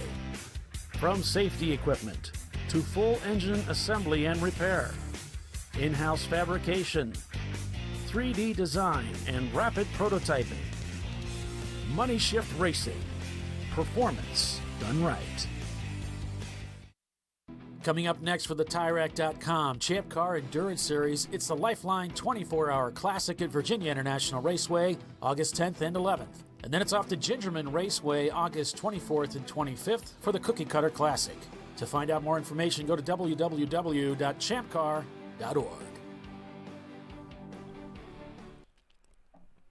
Welcome back, folks, to Utah Motorsports Campus in the pits right now. Cremaster Racing in the pits, getting serviced and heading back out now as Zoom Kaboom still in command of this race. I'm Paul Veltum, joined by Doc Waldrop, Tiffany Alexander, and occasionally Bill Strong whenever he feels like it. Gracing us with his presence. Oh, and it is grace, isn't it? I say grace, but... He's very graceful. Ha ha. Yeah, right, Bill. That didn't look like Bill releasing that car, so I don't know what kind of lies and delusions he's giving us. He said he was working pit out, so... Craymaster heading back into the race.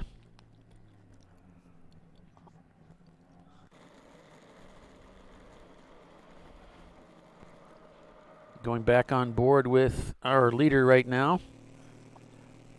So as Doc mentioned a little bit earlier, we're halfway through the race, so final pit stops for this stint would be made, and heading back out. For those teams that are managing to be on cycle for that, every 2 hours is when they come in for pit stops to change drivers and to take fuel. Ideally, if your strategy is really working well, that's what you would do, is run those stint lengths out to the maximum, which is 2 hours in the Champ Car Endurance Series, before that driver has to get out and take fuel at that time. Now, it looks like Zoom is coming into the pits, as you can see. Well, no, you can't. Now you can see it. So your leader is in the pits. Bandits Racing's just come out of the pits. So they plugged in a new driver, put fuel in the car, and back out for another couple of hours. I'm not sure if they've just took an extra pit stop, but now if they can go back to these 2 hour stints, they find themselves on sequence. And looks like Zoom having to back up and go forward again, having a little trouble getting that car situated. And we've talked about that a little bit before. I think Bill said something about it too, about teams parking too close to the wall. And it's important to remember to give yourself some ample space next to the pit wall. That you should be able, in my opinion, should be able to open the door completely and still have someone be able to pass behind the door and the wall. That way, if there's any kind of an emergency situation there, you don't have guys all jammed up against the wall in a fire. Yeah, I mean, the door is important, but of course here they're going counterclockwise, so the door is opposite pit wall. The thing I worry about when you pit too close to the pit wall is you can't get a jack in there. That too. Yeah. If you're pitted, my point is if you give yourself that much distance, then all of those things come into play. You can do all of that. Yep. Right. So that's kind of an eyeball. Okay, I should be able to open the door all the way and still get somebody behind the door. Or if you're fueling on that side, that the person with the fire extinguisher is, you're not, can get in there close enough if they need to. Yeah, it's Not scary close, to have. yeah. You've got two drivers. You got an in and out. You got the fueler on a Miata. They're all packed right together there in a trio. And if they're right up against the wall, it just doesn't give them much of an escape route. Where are they going to go? Have to bail over the wall, but it's just safer to give yourself a little extra room. All right, so we've got Zoom Kaboom in the pits. So that's going to open up the door for Utah Valley University to take the lead of this race. So another leader change coming up here. We'll see if they need to pit. Well, and yesterday we noticed teams stretching it out and stuff, but today's races cars are a lot more bunched up. We got Zoom Kaboom on lap 122. They're going to Utah Valley on lap 121, Uncommon Friends on lap 121. Mr. Miata. Zoom may not have had enough fuel. They just had to run to the garage. Oh no, they ran to the garage to get cool shirt ice. Somebody forgot to get it, so that's held them up a little bit. The Utah guys are all sitting relaxed in their easy chairs under their easy up, just sitting there watching the Zoom guys do their stuff 3/4 of the way down the pit lane here. But yeah, Zoom, they got held up. Somebody forgot to bring the ice out for the cool shirt. So they had to run back to the garage and get the cooler. Yeah, it looks like they're working on that car. Valley, they pitted about, 10, 15, about 18 laps ago, something along those lines. So their next stop is quite a ways off. Looks like the Honda just pulled in too. The Acura. Sorry, the Acura. And I was telling myself, say the right name. Say the right name. The Honda. Jeez. We're So so you've disappointed. given up on your argument yesterday that they're known as Hondas throughout the world except in the U.S. Well, yeah, they are. Acura was a U.S. only company at one point. And as Polly and I pointed out, we are in the U.S. So Bill was holding on to his world view yesterday. Right. Yeah, I get that from my wife all the time. It's color, COLOR. Whoa.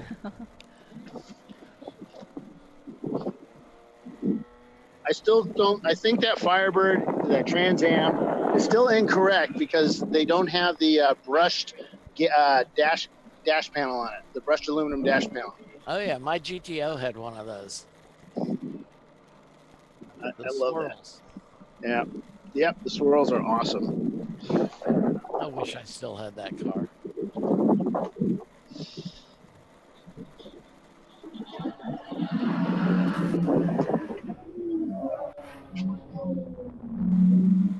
That Porsche, the Porsche Boxster, the Mustang, the Trans Am, the Datsun, and the new 303 BMW. They're all, the Datsun's really slow. They were all bunched up as they went around turn one. Yeah, the Datsun has a really hard time in getting off of turn one. Once he gets off turn one, he's okay. But yeah, it's not doing too good at those low RPMs. Yeah, we were just watching him easily put a pass on the Datsun heading down into turn one, and so that's another lap that the Pontiac puts on the Uncommon Friends car. Somehow that Datsun is still in second place. I don't know how, but Utah Valley University is taking the lead. Here comes Kaboom, guys. I'm going to get their timer. Put the phone down in my holster, and I'll be right back. All right. Well, they're heading out.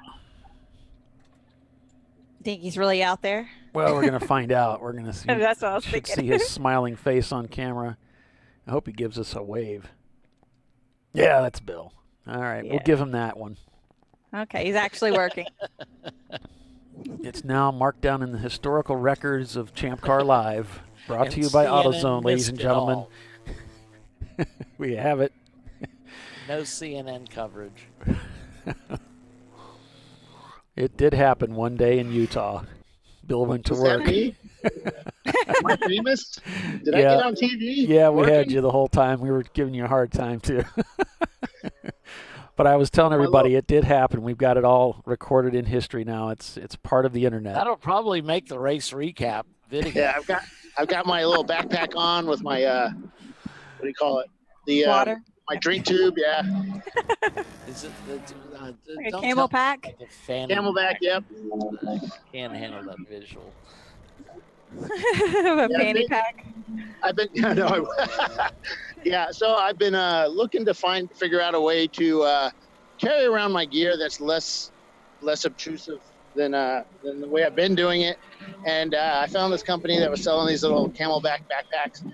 And I thought, it's kind of roomy enough to do it. And it was like $15 on sale, so I bought it, and it's been pretty darn good this weekend. So Cool. my first test of it, and it'll be something I can hand over to Connor when he's my cameraman, and he can carry it, and it'll be a lot better than the rig that we normally carry. Trying to make it easier for our guys. So if you're just tuning in, just joining us, folks, thank you for joining us. You're watching the TireRack.com Champ Car Endurance Series live broadcast called ChampCar.Live, brought to you by AutoZone. And we are live broadcasting from the Salt Lake 8s at Utah Motorsports Campus, 2 8-hour races at Tooele, Utah. I'm Paul Veltum, joined by Doc Waldrop, Bill Strong, Tiffany Alexander, bringing you live race coverage throughout this weekend. Another 3 hours and 45 minutes unofficially till the end of this race. We'll see who takes the win. The Acura, just to give you a report, the Acura has the car up on the right side. They're putting tires on it, looks like. Or they're doing something. Looks like somebody's laying under the car. Can't tell from way down here. But the right side of the car is up in the air. I could, but it's Camera's sunny. crooked then, because it I looks think like I have the tire pressure too low, probably. I don't know, something like. Just be more patient and like get that initial turn in, but like before you go to feed it the throttle, give it that like 1 second, that little bit of breathe. Like slow your release on the brake as you're bending in. It's manageable. Yeah. It just feels different than yesterday. Yeah. They're talking about the way the tires are feeling, and the driver's getting some suggestions from one of the other teammates of how to use the brakes and the throttle to get that to feel a little more comfortable out there. Yeah, to get it to rotate more smoothly. So if he's being, and Tiffany, you can speak into this, we talked about many times, but this is a good time as any to talk about being smooth out there, and that's exactly what he's preaching to that driver.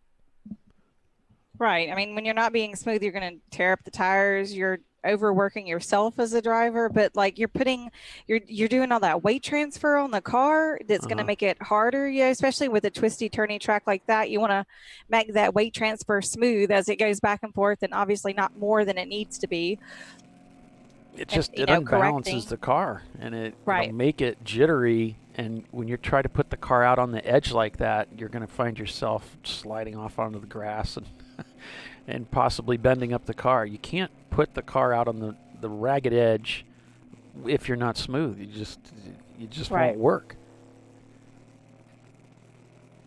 The old saying, and I still haven't figured out who said it. Somebody maybe knows one day. I guess I could Google it. But he who turns the steering wheel the least wins the race. Well, they're always talking about having slow hands. Right. You want to be smooth on that steering wheel and smooth inputs on the, the throttle and the brake, Yeah, Circuit Studies, if you ever go out there and buy one of their sessions, which I do recommend if you're going to one of these really fast racetracks for the first time or going to VIR, they have all those sessions that they talk about the racetrack, and you always hear, you'll always hear them talking about, Johan will say, slow hands in, eyes up, slow hands in. And you probably preach that a lot yourself, Tiffany, to your drivers, your students. Yeah. You want to, and you can tell sometimes people's hands are quick because they're not looking all the way through the turn. They're looking way too close to the car, and that'll cause them to be more jerky. And if they're looking further out, so if you just kind of where your vantage point is, sometimes that can help too, to kind of, you're turning to get the radius right for the whole turn, not just to get to the apex. Well, that's what I've heard at Road Atlanta as you near the top of the S's and that left-hander in turn 5 is a lot of instructors to see where you're looking will ask you who's on the back straight, because you can just see the back straight from there. So that proves your eyes are up. Right. I've heard instructors ask students to tell me what the corner worker's doing. Are they leaning? Can you see their whole head? Are they wearing a hat? Are they picking their nose? What are they doing? I always try to throw a joke in there and loosen people up, but. Oh, if that chases them off, they're not made of the stern stuff. Right. It gets worse than that, folks. Trust me. Especially if you get one of us in the car. Just kidding. They always give me a hard time.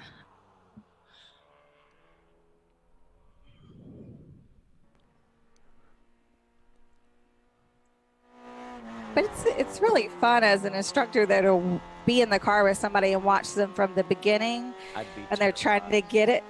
Yeah, well, I mean, you after you do it for a little while, you can tell who kind of has figured out what they're doing and who's terrified, and who's listening and who's not, who's overwhelmed. No, I'm saying if I was in the passenger seat, I'd be terrorized. I'm not a good passenger. I guess my background as a therapist helps me. I can kind of assess where they're at really quickly and then figure out, okay, how do I get you to the next level? I'm not trying to make you, take you from like day 1 to pro. Just figure out where you're at and where you can make the next best improvement. you know, what's the next thing to work on? Because you just want to set goals when you're out there. Even in a race, you want to set goals. And it's not just lap time. It might be, you know, better braking. You know, that you're hitting all your marks. You're more consistent. Whatever it is, you know, you want to set a goal and then go out there and try to work on that goal. Yeah, and then start to put it all together. Right. Right. I think the important thing is that especially at a new racetrack or as a new driver, you just got to be patient with yourself and work up to it. You know, you can get in over your head so quickly, and when things are rushing up on you and you find yourself just really feeling awkward out there, that's a sign you need to slow down a little bit, you know, give yourself time to work up to it, and that way, you know, you will go faster and you're not going to find yourself sailing off the racetrack and bending up the car.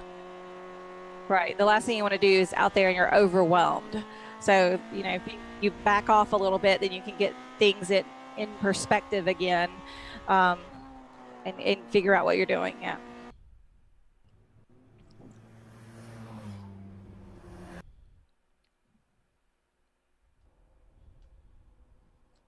I mean, overwhelmed happens easy, right? Your brain is trying to process too many different things at one time.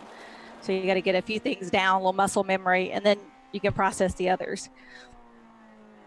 Yeah, if you feel that overwhelmed sense, that's a sign you need to back off just a little bit, give your mind a chance to catch up. You know, there's a video that I watched until I just burned up the VCR back in the day. It's the first videotape that my dad gave me to watch, and it's called, I think it's called Driving to Win or something like that. But Mario Andretti has a lot to say about this, and one of the things he talked about is just giving yourself that time. If things are rushing up on you, you know, you just need time to get your mind caught up to everything. And then and he says that you know, going slow in the beginning is something that will always work for you, and it's respected back in the paddock as you know, gradually chew away. And it's different for everybody.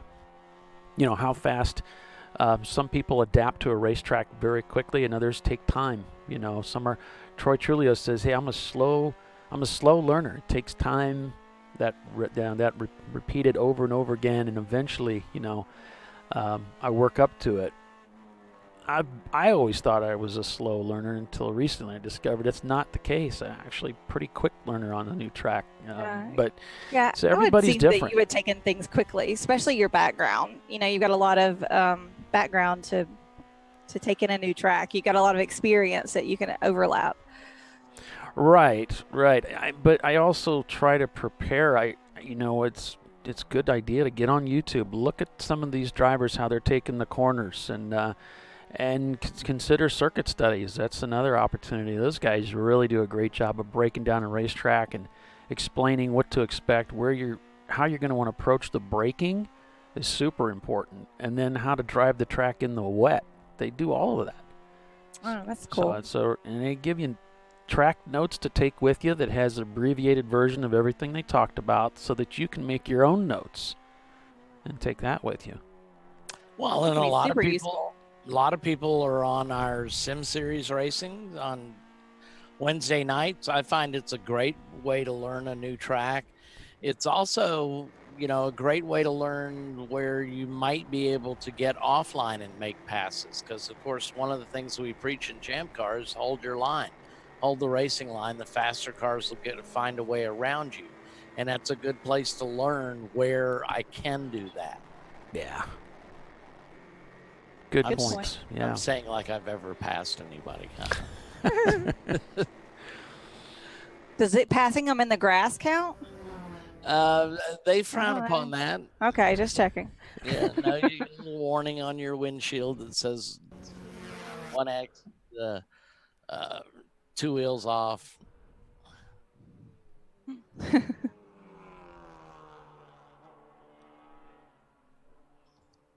In fact, somebody, I can't remember who it was, said when they put 2 wheels off at Indy, they saw that in their head. The iRacing admonishment. Oh, yeah. The little icon thing that comes up, the notification. Yeah. Yeah. properly preparing before you get to the track is a key in this sport. But like what Polly's saying is, do the track studies, watch videos, talk to people about the course. A lot of times people who've been there before can give you some really great hints. And if you're driving a car for the first time, being able to ask, what kind of brakes you're running, what kind of tires you're running, that sort of thing, and being able to put that information together and try to, get an idea of what you're going to be dealing with. And then you go out there and it actually starts, right? Well, Tiffany, we're running the Hankook RS4s. We have PFC 08 pads. Okay.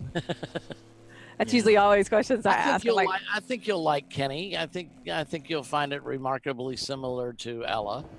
Okay. I think they run the RS4s as well. Yeah, most of those teams when we started, we were all running the Azenas, but I think everybody's kind of transitioned over to the Hankooks. It's a good tire. Yeah. So Utah Valley University enjoying the lead of this race. Uncommon Friends just not up to pace to be able to catch them, but they're still in second place with Mr. Miata's in third. Then it's Zoom Kaboom. We're on board with them now. They're in fourth place with Cremaster Racing now in fifth. And Bandits Racing, the Bandits team, in sixth right now. That's the team that won the race yesterday. And then Open Source Autosports in seventh. Teggy Spaghetti is in eighth, about 9 laps back from the lead. Buffs Racing is ninth with Freight Dogs in 10th. Willie's Bar and Grill 11th. And Impact Racing has come onto the racetrack. They've turned 29 laps so far, and they're in 12th place.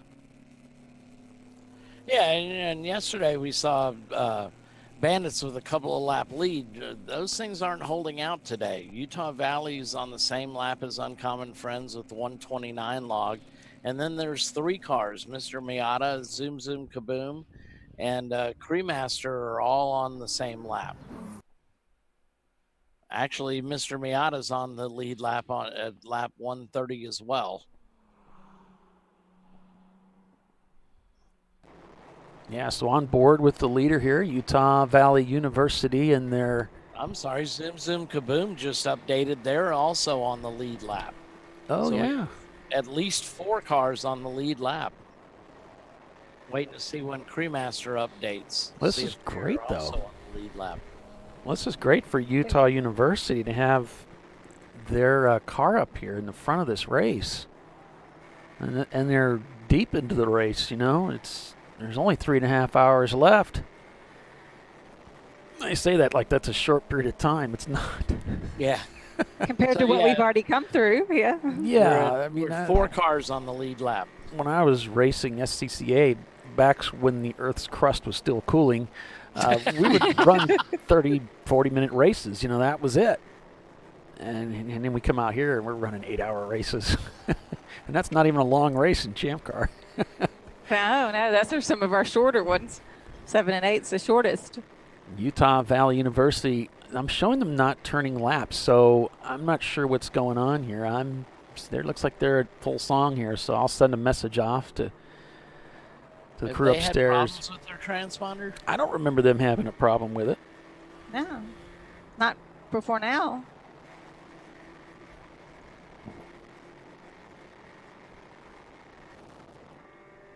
Oh, Ben. Yeah, well, I'm sure they're all on top of it. But I'll send a message off to Dana just because. Yep. There's that Trans Am knocking on the door. He's like, "How you doing?" How you doing?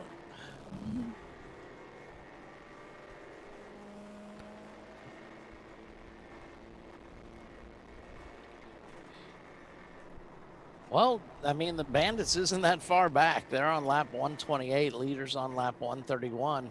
He keeps picking them off at that rate. Yeah, I think he's right in front of him, isn't he, here in Utah? Isn't that the Bandits machine just ahead? Yes. Yeah. They just passed, so they're trying to get a lap back, yeah. Okay, I wasn't paying attention, so thanks for bringing me around to that. Bandits now in the clear. Uncommon Friends in the lead now. But I didn't see anybody pass Utah, so. No, I think their transponder flaked out because they went salmon. Yeah. And now they're down to third, and it's just, that's not right. Right. I don't think that's right. I mean, if it was an adjustment up in the tower, they wouldn't go salmon. They would just be moved. Right. Right. But I'm looking at both Race Monitor and Race Hero, and they're saying the same thing. So I think that we're having a little trouble with picking up some of these signals. But they'll take care of it. So we reached the top of the hour here. It's 1 o'clock in Utah. And with that, we'll take a quick commercial break and be back here in just a few moments, folks. Stay with us. You're watching Champ Car Live, presented by AutoZone. Back in just a moment.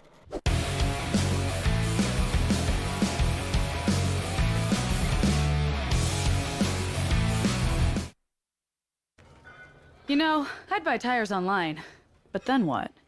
We've thought about it. We're TireRack.com. They should let you ship directly to a mechanic.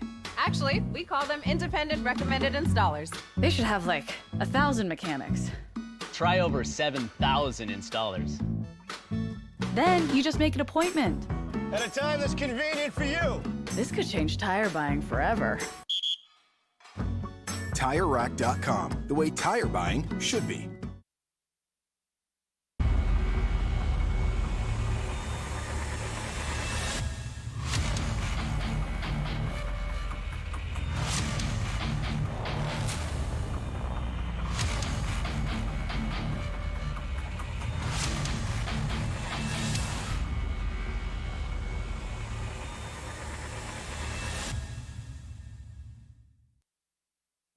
At AutoZone, you get what you need when you need it.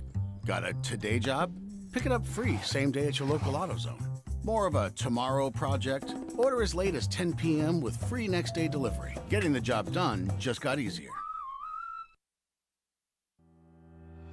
Lifeline USA is a leading manufacturer of onboard fire suppression systems. Lifeline's continuous commitment to research and development ensures that we supply the most innovative and cutting-edge products available. Used by the majority of the world's motorsport championship-winning teams and constructors, Lifeline has a proven history of success.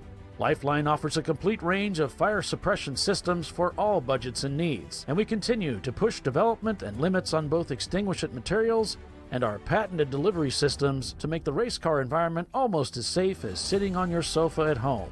Every kit has been designed for a professional and simple installation. For more information and to purchase your Champ Car fire suppression system, go to www.lifeline-fire.com.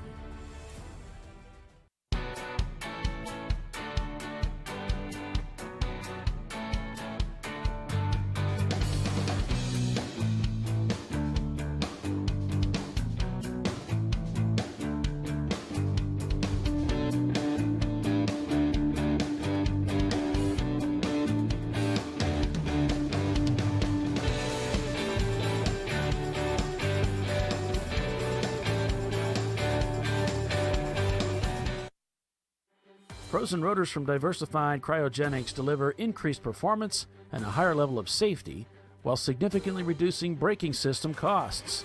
Our proprietary 60-hour cryogenic process permanently and dramatically improves the usage life and stability of brake rotors, creating a distinct advantage in tensile strength, abrasive wear resistance, and rotor longevity.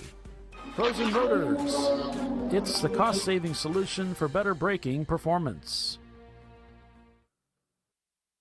In 1977, Bill Wood set the standard for high-performance brakes. Today, every Willwood product is born from racing technology and is proudly manufactured in the USA. Engineered, designed, rigorously tested to deliver unsurpassed control on and off the track.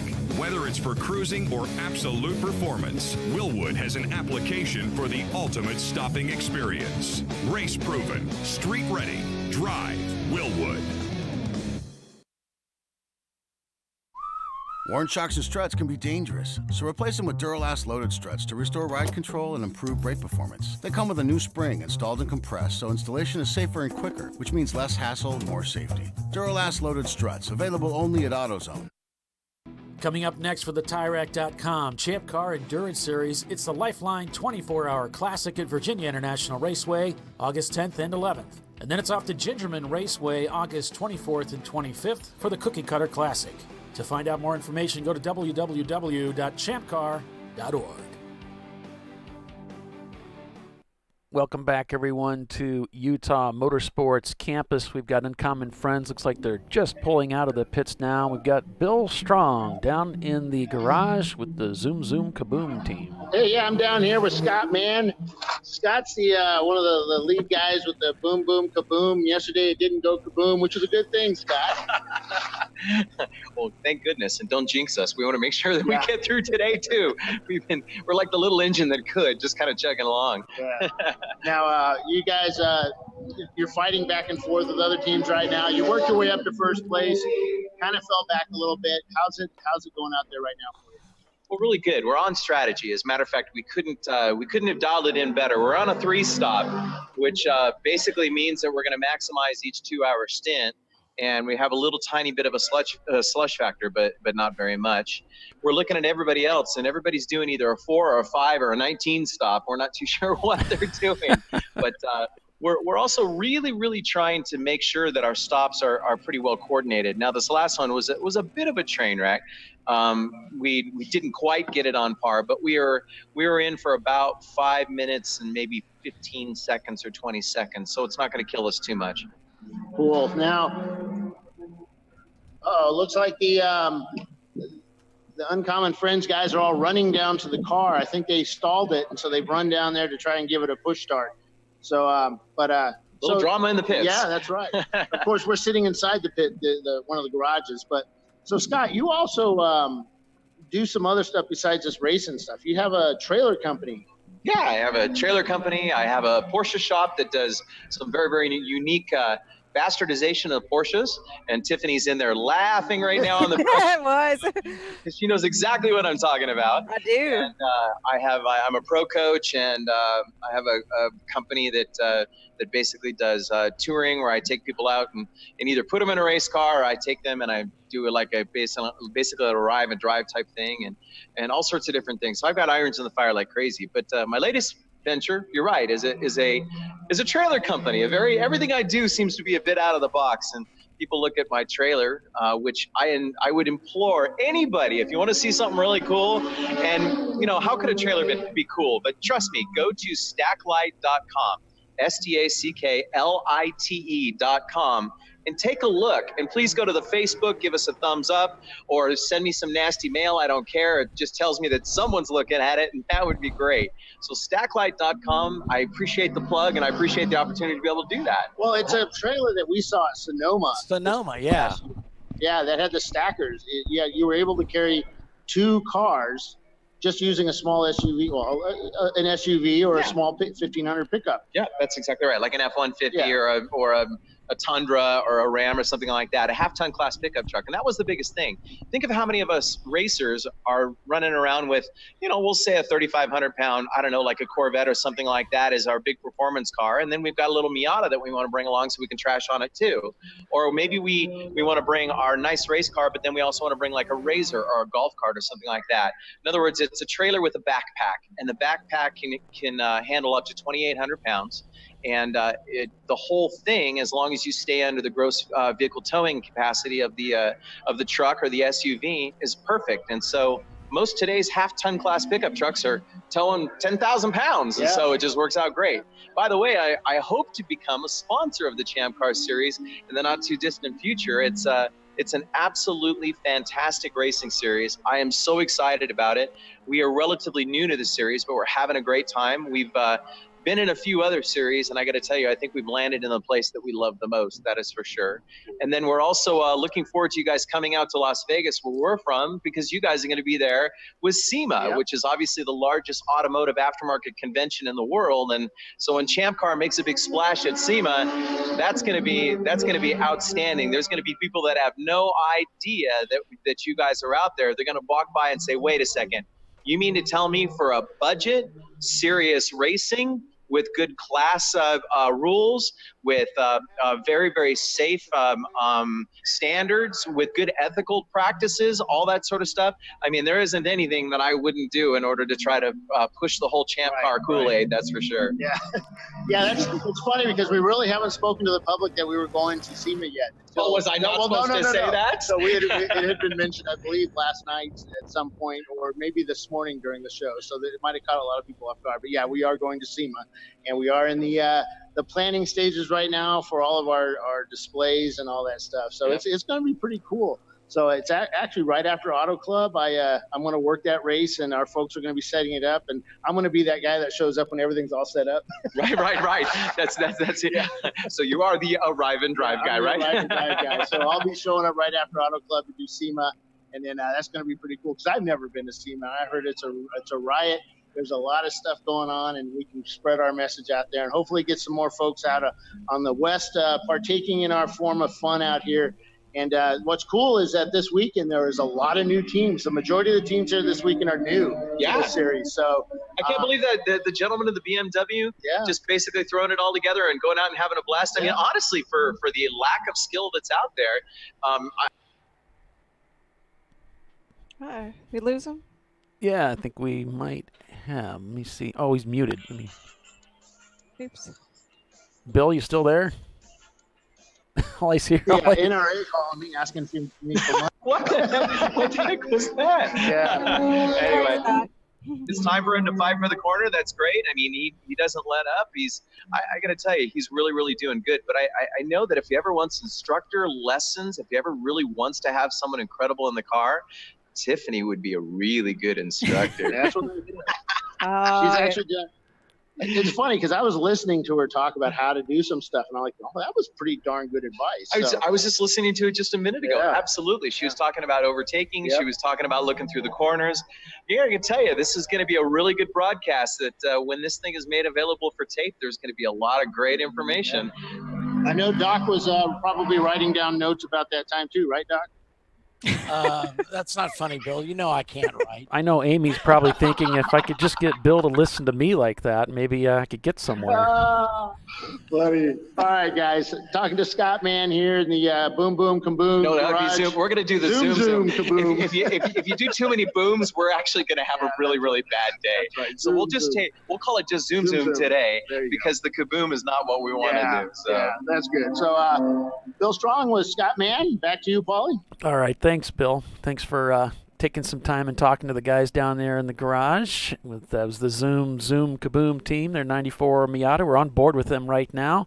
And they find themselves in second place behind Utah Valley University. Now, some of the dramas that's unfolded since we were at break and during that interview, we had Mr. Miatas in the pits. They're continuing to tumble down the standings, along with the Bandits team, spending an unusual amount of time still in the pits right now. They took the hood off that car as soon as they brought it in, and they're still trying to work out the kinks to get that Pontiac back out there. A very different day from yesterday. Teggy Spaghetti was in the pits. They're back out on the racetrack turning laps. Uncommon Friends also stopped by the pits and went back out, turning a 158 that last time through. Maybe they've got things working again properly on that Z car. Now down 4 laps from the race they once led earlier today. So Uncommon Friends back on the racetrack, turning laps in their vintage Datsun Z. But the race right now led by 3 Miatas, Utah Valley, Zoom Kaboom, and Craymaster Racing here at Utah Motorsports Campus on ChampCar.Live, brought to you by AutoZone. I'm Paul Veltum, joined by Doc Waldrop, Tiffany Alexander, and Bill Strong, who's trackside again this weekend, as we count down the 8 hours out here at Utah Motorsports Campus. Thanks for joining us, everyone. Great to hear from Michael over in Germany, who's watching the broadcast, and it's always fun to hear from folks that are watching the show, not only in the U.S., but also abroad. That is cool. Yeah. We like to have a large impact, right? Yeah, and I hope, Michael, you do get a chance to come overseas. Sometime you're in the U.S., you can join us for a race. Make sure you stop up and say hi. We'd like to hear from you. Right. And when we get our Champ Car Europe together, we'll come that way. It is on our world domination plan. Our world domination plan, huh? I can't talk Doc too and much our, about like, that right now, but we're like Pinky in the Brain. Yep. I had a While joke. everybody's disco dancing will take over the world. I had joked with I joked with one of the guys that used to volunteer in Champ Car. He had a picture of himself on the internet wearing the old Champ Car colors, the golden, what was it, golden black or whatever it was we used to have. And I looked at that and I said, you know, that shirt looks an awful lot like Star Trek, current Star Trek colors. I said, just proof that Starfleet takes over the universe one day. Champ Car is going to be that organization that takes over. It's like Are you we've a got a Trekkie? small G meter here Yeah. in this car, Paulie. Yeah, we do. We do kind of have a G meter going on there. Looks like a. It's like a piece of aircraft cable with a Yeah. thimble on it. It's like a tether for Nyko maybe. press. Wonder what that's all about. That But, might be the escape hatch. Right. That's the same place in our Miata where we hung the comms cable from. That's a piece of aircraft cable with a Nyko press sleeve on it from the looks of it. Yeah. Hey guys, Hey, Bill. the Firebird's rear end is way up in the air. Yeah, they've been in the pits there since the commercial break. Looks like they're in trouble. I'm headed over there. They've got the right rear wheel off, so I'll check see what's going on. But the 720 car came into pits. The crew told the guy to come in at he said 120 or something like that. So the guy did his job. Speak into the microphone. Crew was not ready. Well, we'll go back on board with the leader while he's sorting that out. Wait, you can't hear me? Yeah, we've got you now. Oh.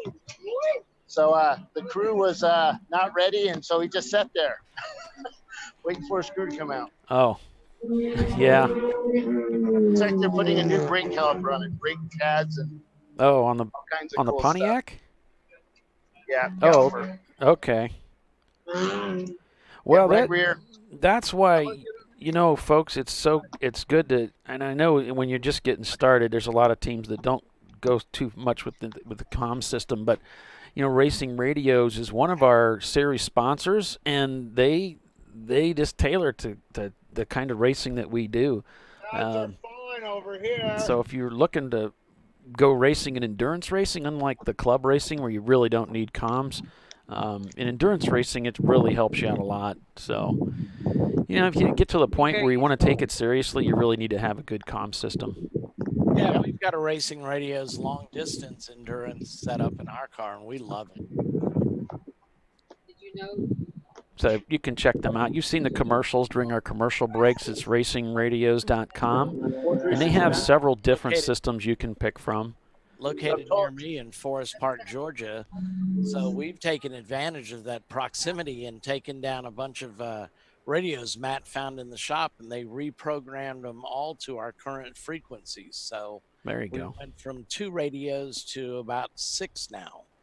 Yeah, that's really handy. You know, if somebody's going to leave to go use the bathroom or something, you've always It's got really somebody that they all have the radio. Really going to come in handy at the VIR 24. Car 436. They're out of the race. Oh, that's too bad. 436 is Mr. Miata's. That's a team that led the race earlier today, and they are out of the race. Engine issues. On the 140th lap. That's a shame. Well, he turned 132 with that car today. Utah Valley. That allowed Teggy to move up to 6th. Yeah, Uncommon Friends is back up to song. I mean, they're running 155s, but Utah Valley's got a good lead on everybody. They're about a lap up on Zoom. They're leading the race, running 158s. Teggy Spaghetti still down 7 laps with all those pit stops they're having to make. I'm just not sure. All right, so Uncommon Friends just came in pit lane. Oh, they boy. had to be pushed. So now they're working on that car right now. They're jacking it up right now, the right side of the car. I'll head down there and see what's going on. Okay, Bill. Yeah, we can see him on our camera here from the tower, the flag stand rather, just off to the left. That's their pit stall. So Mechanical Woes striking the vintage Datsun again today. Dang.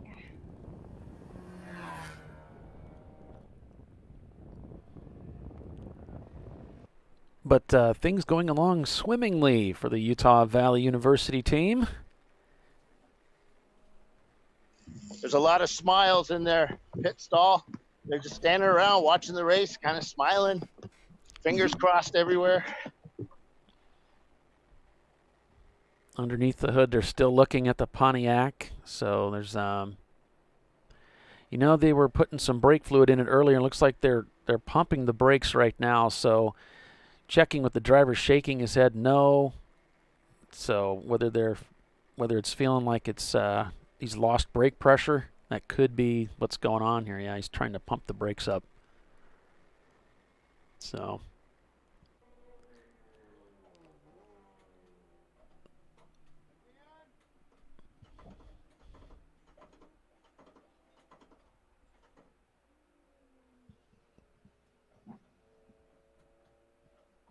But they're torquing lug nuts on the other side. So apparently they're planning on getting him back out there.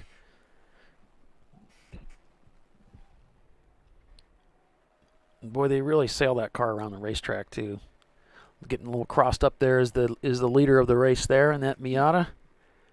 So race control is talking with the team. They're having a hard time getting this car started, the 46. So they want to have permission to kind of roll through slowly. Pit out. They're headed down there right now. Okay. And we're gonna watch Christine as she jumps out in front of the car, grabs the timer, and quickly gets out of the way before she gets run over. Or she's gonna grab it and head out on the track with the team. One of the two. No, almost loses it. Still getting crossed up there in the Miata under braking. And they get through. Maybe. Oh, does he get it going? Yes, he did. He got it.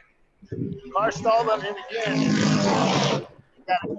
635 is in right now. They're putting a new driver in that car. As looks like other folks are helping that team out, helping them do stuff, which is really cool. That's always great to see. Yeah. It seems as though very few cars are on the standard 2-hour pit stops today. Bill, if you can check Slack for me. I can see you down there in the shadow of the tower. That sun is relentless today. There's just not much cloud cover down there. A lot really getting that Miata sideways down there, working it through the corners. I just learned something. The 635 came down pit lane. They had a serious problem with the car. They had a fuel line come off, fuel everywhere. The Uncommon Friends guys all jumped over the wall. That was what was going on down there. They jumped over the wall, threw pads down to suck up the gas, popped open the hood, got the fuel lines fixed for them, and all within a matter of seconds. Oh, wow. Cool. That's awesome. They're now piloting the guy back in the car. Yeah, looks like they're back out in just a second. So, yeah, those Uncommon Friends guys pitted right next to them. They came to the rescue of a wayward BMW 635. It takes a village sometimes.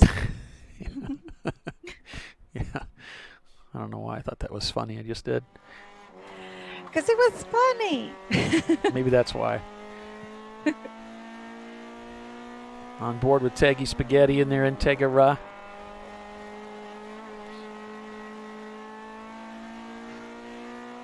They got that Halo style seat there, which creates some support for the driver's head on the sides. Really helps out those of us with the cheaper helmets that weigh like 30 pounds as opposed to the carbon fiber helmets that cost like, $900 or whatever. You just rest your head on that while you're driving? Oh, yeah.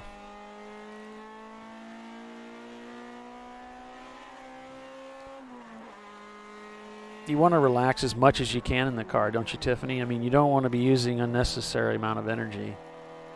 True. I mean, it just, you're going to wear out and it makes more heat. Oh, well, yeah. Like Bill on pit lane. That's right. Makes more heat.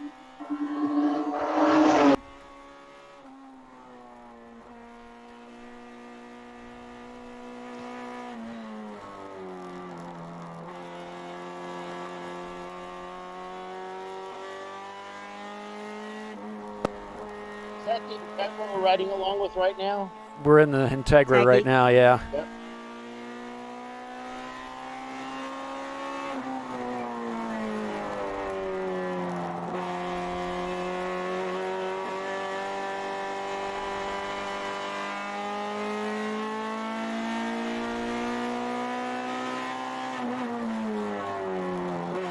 You'll notice his foot positions. He's left foot braking there as he goes into the corners. Not shifting. They got this thing geared just right.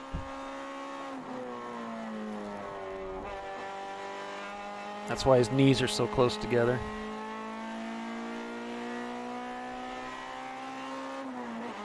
And you saw he lifted his leg to go to the clutch for that upshift.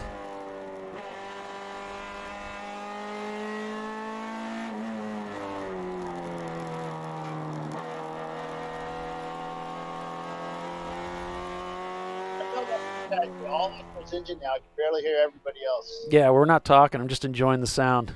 It sounds good. I'm sorry.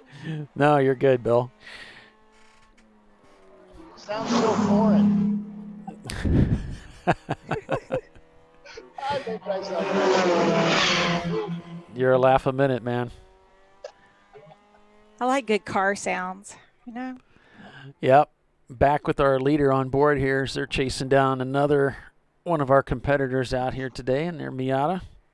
Utah Valley leading the race. The Trans Am just got put back on the ground, and they're picking up all the liquid they spilled all over the pit lane, but the car just leaving pit lane right now. Yep, Chris is sending them on their way, and they'll rejoin the race and see what more damage they can do to that Pontiac. Go have some fun. Out here racing at Utah Motorsports Campus, the East Track. With us again today. Still 3 hours, a little over 3 hours remaining in the race as they take that Pontiac back onto the racetrack.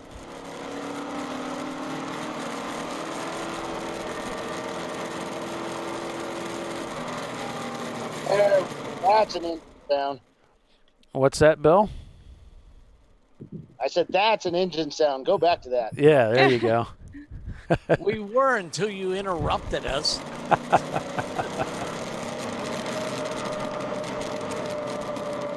It's a lot of tire squeal and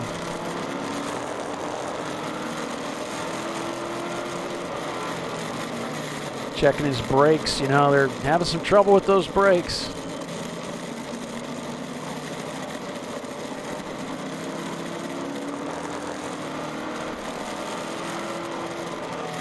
So you see he's stroking that pedal. What he's doing is he's just pumping them up a little bit before he goes into the corners. If you're having concerns about brakes, that helps build up pressure if you got any air in the line. So that's what he's doing. Just making sure he's got pressure. He's got a good pedal.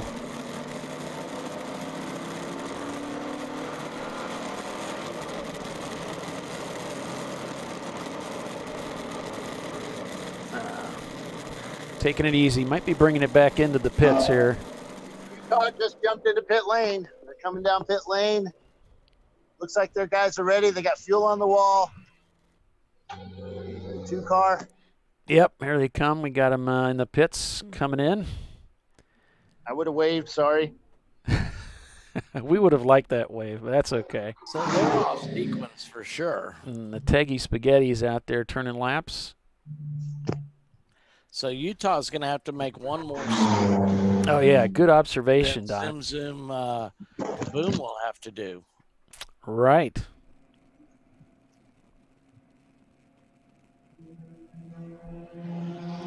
Yeah, they're standing out. Well, this digital clock helps a lot, Paulie. I don't have to keep track of the big hand and the little hand. Oh, good. The hour one is the one that moves really fast, Doc. Is that right? Tick, tick, tick, tick. I think it's the minute or the second one that moves fast, right? Well, yeah, that's the really small one, though. Gotcha.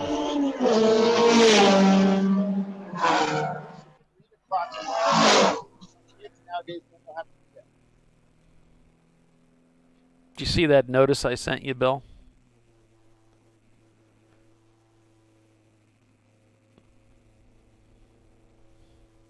He's not listening to He us. does it. Selective hearing, yeah. Mm-hmm. So it's Utah Valley in the pits right now, still shown as the leader. Zoom Kaboom may very well inherit the lead of this race as they come around. Got a chance to talk to them, and it was great hearing from those guys. Tiffany's old friend. Yeah. What's that like? What, Do to what? have friends? Having friends. Yeah. What's it like? It's super fun. Yeah. Yeah. Yeah.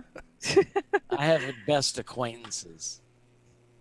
Especially if they have something nice to say, right? Way better Yeah, than the true. opposite. Yeah.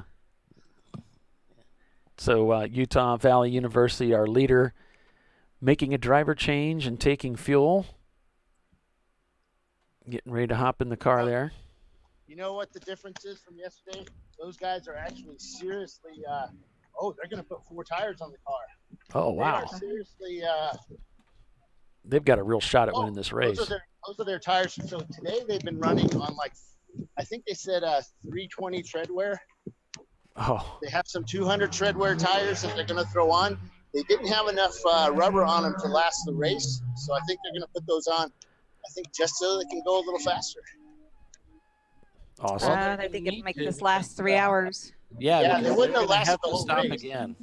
Yeah. So they're putting fuel in the car, but they are running. They are putting as much fuel. They're shaking the back of the car to get as much fuel in that car as they can. Yeah, Zoom's going to take the lead right now. Yep. There they go. Of course, Zoom has told us they're on the 3-stop strategy. They're maximizing their stints at 2 hours. Zoom's on the outside of the Mustang as they go around turn 1. The Mustang pulls away from them, but it was a little touch and go there about who was going to have the right of way. Yep. Wisely gave him some space there to get by. And Zoom has assumed the lead of the race, even though they just got passed by a Mustang. So there you go. Well, Teggy Spaghetti's passing everybody. Right. Right. They're just several laps down. And that's one of the things you can help with your drivers. It's like, guys, you're not racing that guy. Right. He's 6 laps down, or he's in D class. He's an EC car. Don't worry about him. Right. You're not racing him. Right. Use him for a rabbit if you need it. But... all the driver sees is he got passed. Dang it. He's like, car, pass, car pass. Well, yeah, I mean, if you get into the race car and you kind of know what's happening in the race, you know what cars you're hunting for, then it's, if you have a sense of what's happening out there before you get in the car, that helps too. Yeah. Of course. So it's, But if drivers had any sense, we won't go there. They don't. Especially not when they put the helmet on. It changes everything. Yeah. Teggy trying to chase down the Jekyll Datsun and again. Down the front straight, the 3 go. Teggy makes the pass, heading into 1, has the inside line. There's the advantage. All right, Paul, thanks. All right, thank you, sir. But for instance, say you're driving in 10th or 12th or whatever, and first and second are really close. That's good information to know, because if first and second come up on you, it's better to let them go, and it just makes all the racing that much smoother. Yeah. Nobody gets caught in anybody's crosshairs. Yeah. Well, it also helps to know if you're when the pace car comes out. Oh, now it's time to rip on Tiffany, huh? No, I wasn't talking about you. Somebody posted on the forum. Wow, Utah just changed 4 tires and they're done. They were quick. They had a guy on each tire, 2 guys on each tire, 1 guy on the jack. Still went into their jack stands under the car. That was pretty wild. It was a Formula 1 stop and a half, let me tell you. Awesome. That was awesome. Great job, guys. It's like they've practiced this. Unlike most of us, we're like, where's the jack go? These guys had it down, man. That was awesome. They're all high-fiving everybody over there. It's a good time to be had by all there. Cool. Well, it's a lot of fun to pull off a perfectly executed stop, especially when you have to do additional work. Yeah, this was something that they had planned on doing, and they obviously executed it really well. So way to go, guys. Well done. Yeah, that's one of those things. I think NASCAR really needs to start looking up here in the Northwest. You know, Yeah. Utah, Central. You know, there's some good folks up here. This is pretty cool. They did that really good. All right, we're Full 4-tire change in less than 6 minutes. bottom of the hour here, folks. We got a break for commercial. Back in a few minutes. Stay with us.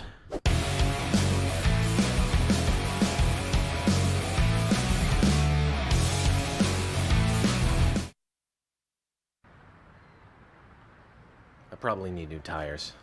You do. What if they sold tires online? We do. We're TireRack.com. They could offer lots of tires We have so many tires. and help you find the right tire. It's called the Tire Decision Guide. Oh, and they could ship them to a nearby mechanic. We shipped over 7,000 independent recommended installers. This is an amazing idea. Sorry. TireRack.com, the way tire buying should be.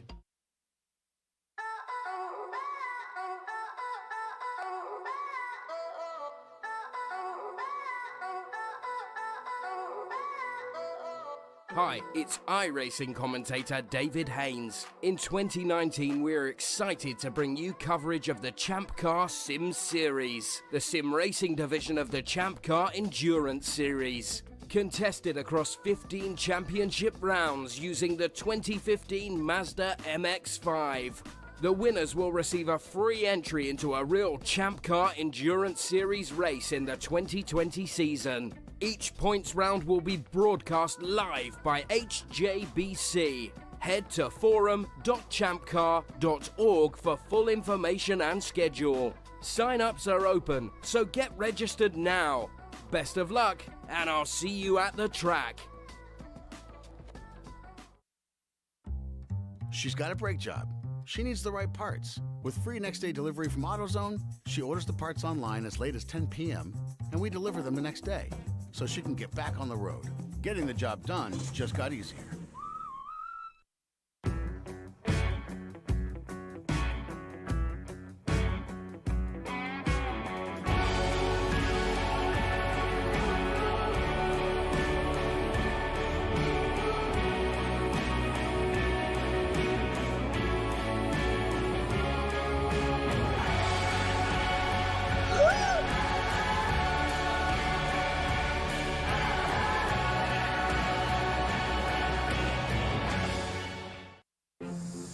I did it.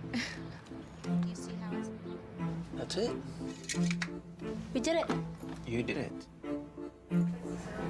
You can do it. The path to I Did It starts at AutoZone. Get in the zone.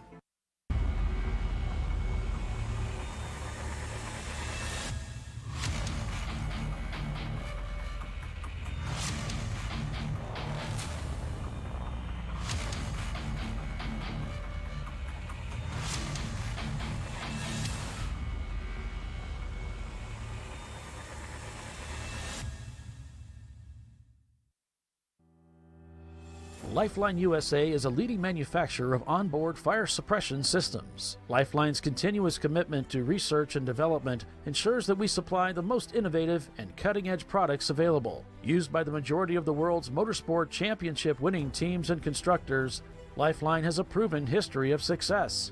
Lifeline offers a complete range of fire suppression systems for all budgets and needs, and we continue to push development and limits on both extinguishant materials and our patented delivery systems to make the race car environment almost as safe as sitting on your sofa at home. Every kit has been designed for a professional and simple installation. For more information and to purchase your Champ Car fire suppression system, go to www.lifeline-fire.com.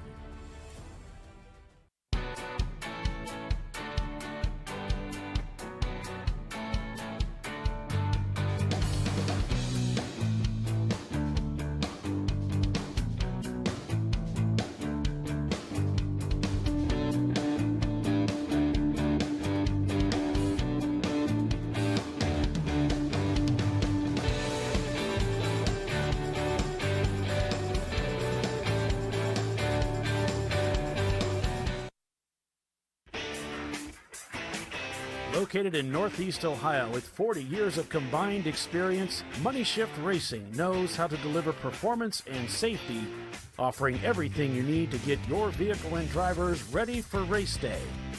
From safety equipment to full engine assembly and repair, in-house fabrication, 3D design, and rapid prototyping. Money Shift Racing. Performance done right. Coming up next for the TireRack.com Champ Car Endurance Series, it's the Lifeline 24-hour Classic at Virginia International Raceway, August 10th and 11th. And then it's off to Gingerman Raceway, August 24th and 25th for the Cookie Cutter Classic. To find out more information, go to www.ChampCar.org. Yeah, welcome back, everyone, to another weekend of endurance road racing here on ChampCar.Live, brought to you by AutoZone. It is the TireRack.com Champ Car Endurance Series, the Salt Lake 8s at Utah Motorsports Campus. 2 8-hour races at Tooele, Utah. I'm Paul Veltum, joined by Doc Waldrop and Tiffany Alexander. Bill Strong is down in the pits. And we're bringing you live flag-to-flag race coverage here. We've got Zoom Kaboom back in the lead of this race with Cremaster in second. Utah Valley University has dropped to third. And something I was just reminded of is we were off at the break. You've heard the term happy accident. Well, this wasn't really an accident, but this might be a nice tip for you guys, especially for those of you running in the big races. So the last car that I was involved in building, we had a BMW E36, and it was like a dark green color, the factory dark green color. And I always wanted to put a Euro stripe on a car. And I said, hey, to the owner, I said, would it be all right with you if we put a Euro stripe on there? I'd like to do that.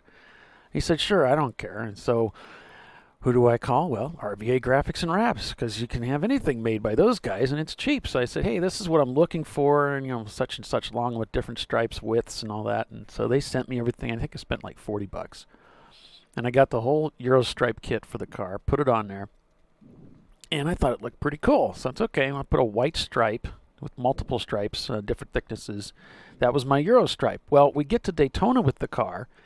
And when you look down pit road and you've got 120 cars gaggling through the pits because you're under yellow, that car stuck out.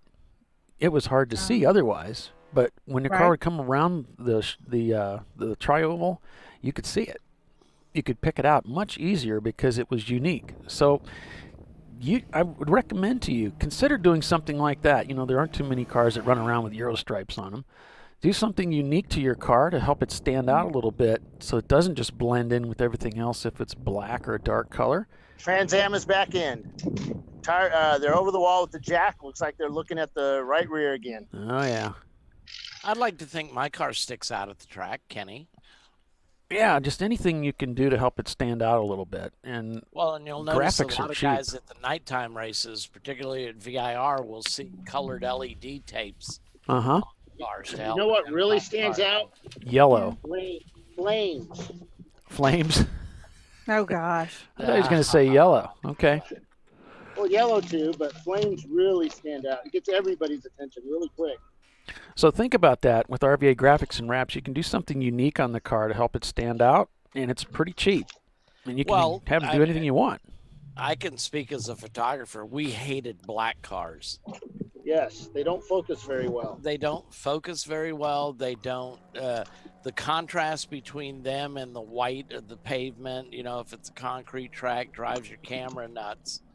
Yep. So, speaking of which, is what I'm actually doing now is putting the long lens on so I can get some shots that I've been getting. Well, and I neglected to say this earlier, and completely changing gears here, but we're talking about TireRack.com. I forgot to mention their specials page. Thought about that too during the break. Make sure you check that out because they've always got these great specials going on for, if you buy a set of Goodyears, here's the special, or you get so much money off, and they have you can redeem for cash back. So they've always got stuff going on. So, we're always needing to buy tires for our race cars, and there's always tires you need. Make sure you put good tires on your trailer because that can just ruin your weekend right there. Make sure you check out the specials page at TireRack.com. So on board with Teggy here as they're working their way around the racetrack.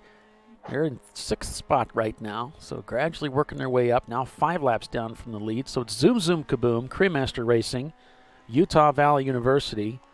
Open Source is now up to 4th, with Uncommon Friends in 5th place. Looks like Mr. Miata's suffered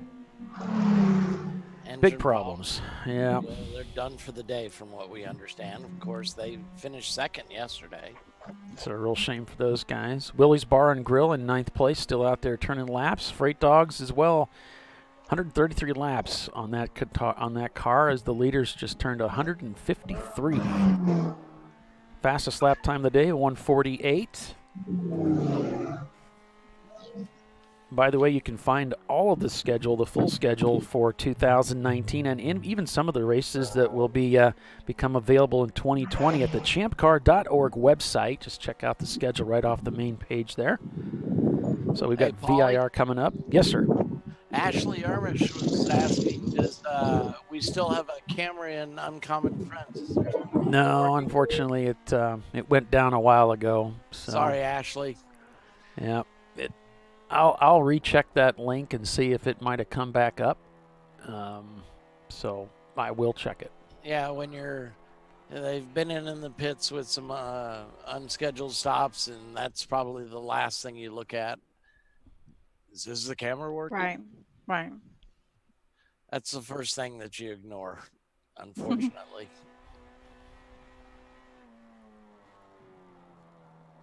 Well, they are here to race, so probably looking at the car more than anything.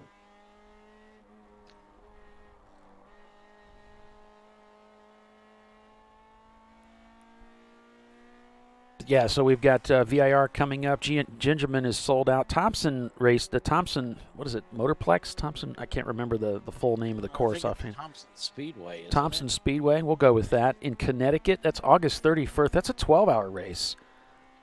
And so get signed up for that if you want to come race with us out in Connecticut. We got Nelson Ledges, Ohio. Nelson Ledges in Ohio coming up September 7th and the 8th. That's a 24-hour race. We go back again this year. That's September 7th and 8th in Sebring. We're there the 21st for a 14-hour race. That's an annual thing for us there. And then Hastings in Nebraska, September 21st and 22nd. And then Harris Hill in Texas, September 28th and 29th. We got a lot of great racing for the rest of the 2019 Champ Car season. So make sure you check into that. Tons of fun yet to come. Yep. Yeah, I mean, we're barely halfway through our season.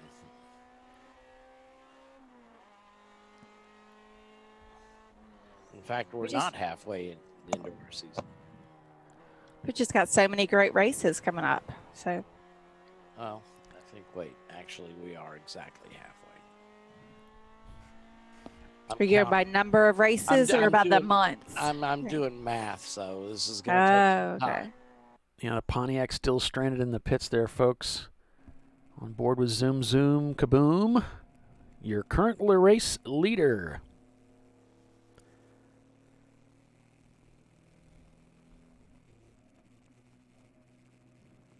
No, we're not halfway yet.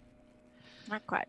No, we've got 13 weekends covered so far. That's not races because as this double eight, this counts as 2 races. Mm-hmm.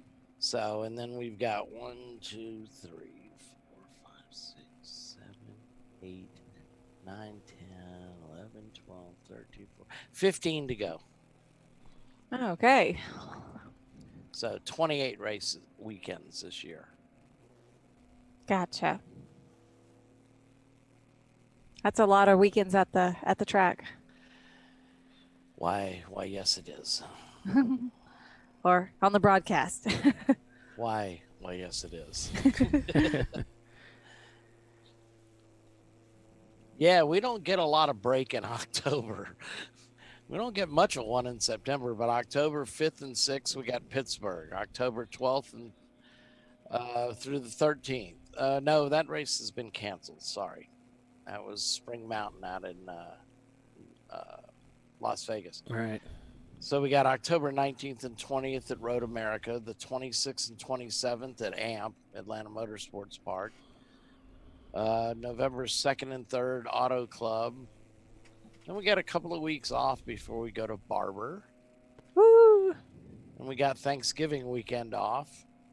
And then we hit in December, while most racing series are sleeping, we get really busy. We got December 7th and 8th at Virginia on the North Course, 13th through the 15th at Laguna Seca, and then we end the year on December 28th and 29th at Sebring for a double 7.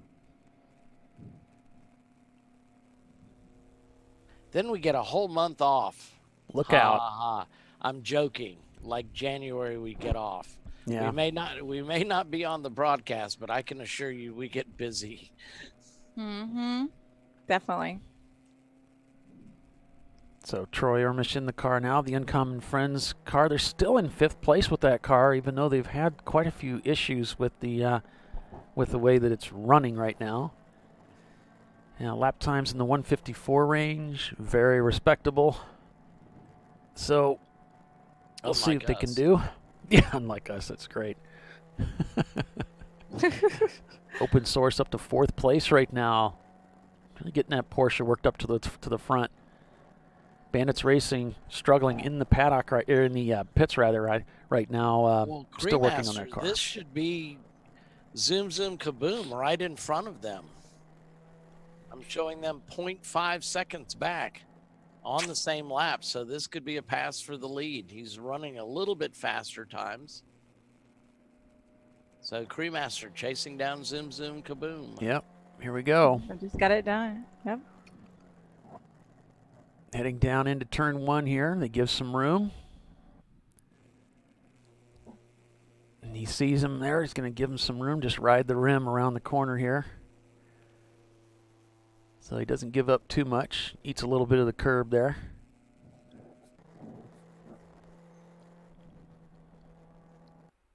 It might have been 2 different cars. I don't know. Now, Crewmaster has taken the lead of the race. Yep, there you go.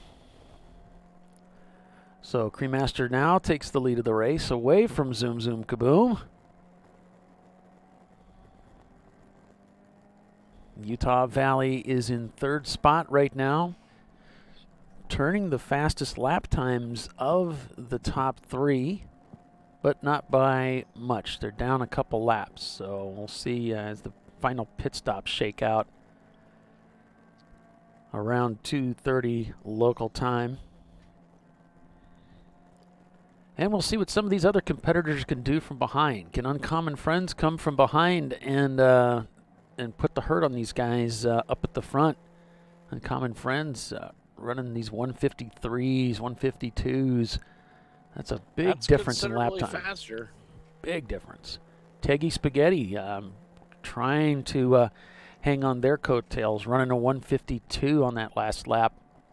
They're even quicker. They can run down into the 140s when things are really singing well. They're about, 5 laps down from what we see. Still trying to make up from all the penny laps that they took at the beginning of the race. And those frequent pit stops for fuel. Oh, yeah, that's not helping matters at all. Yeah, that's the double whammy. Did I actually just say a double whammy? Yeah. I believe you did. Yeah. Geesh. So it's come to this, has it? It has. Zoom doing some chasing of their own.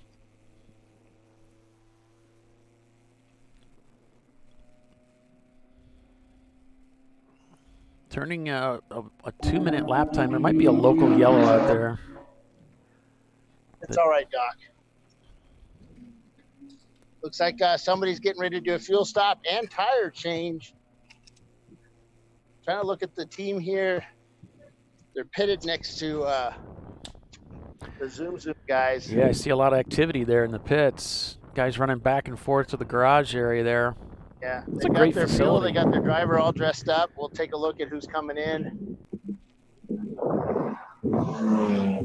Porsche rounds the last turn to come down the straightaway. So this isn't. We were just on board with. You can see me on the right-hand side there. Hi, everybody.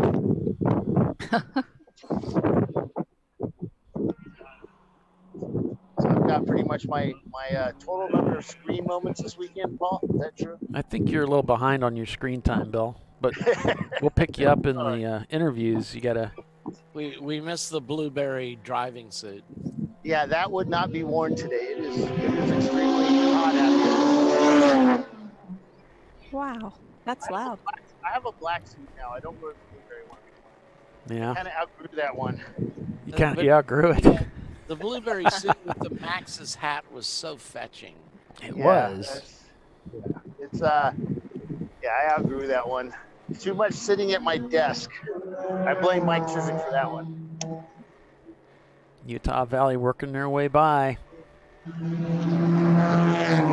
3 just got past the BMW. Zoom Kaboom. Wow. No, I'm sorry, the Ford Mustang. Or no, wait. Yeah, Utah team. So as the 2 cars being chased by the 303, those 2 are having a hell of a race. The number 2 car, Utah Valley, as they come around this last corner here, the last 3 laps, he has had that car absolutely sideways going around the corner. That rear just hanging way out there. He gets it off at the end of turn 1 too a little bit. He picks up a little bit of dust.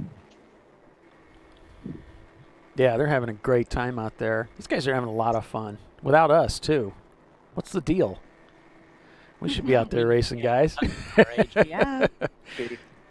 Thanks for joining us, everybody, watching on ChampCar.Live, brought to you by AutoZone. Paul Veltum, along with Doc Waldrop, Tiffany Alexander, and Bill Strong, bringing you live race coverage again this weekend, this time at the Utah Motorsports Complex in Tooele, Utah. I think it's the Porsche guys coming in. Pontiac still in the pits being serviced. They're working on the brakes again, if you're following the Pontiac team.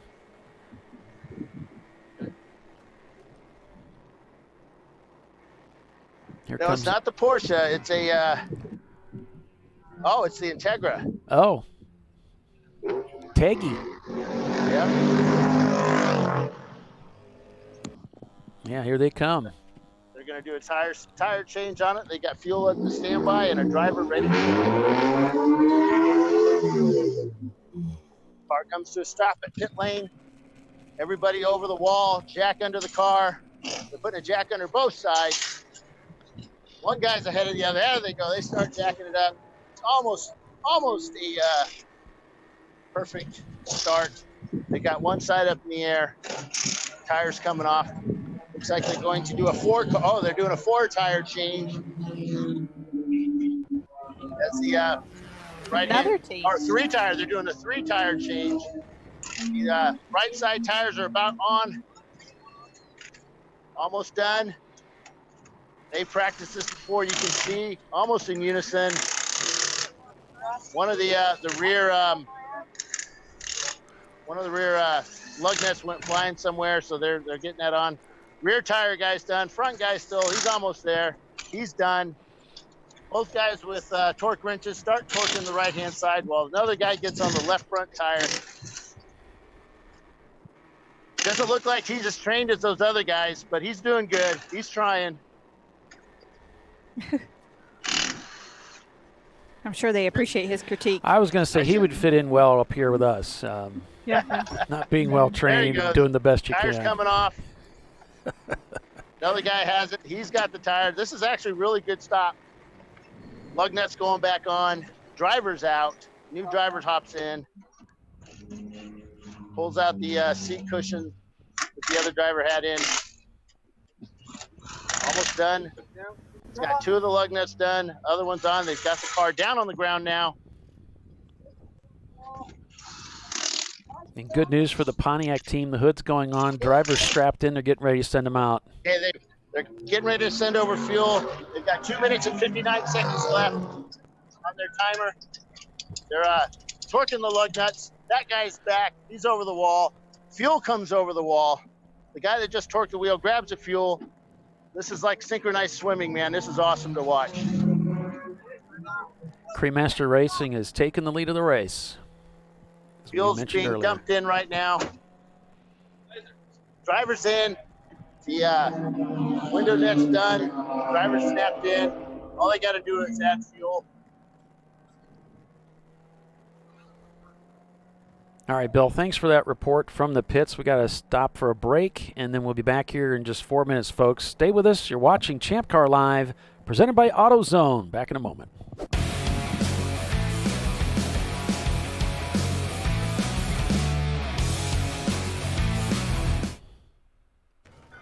You know, I'd buy tires online, but then what?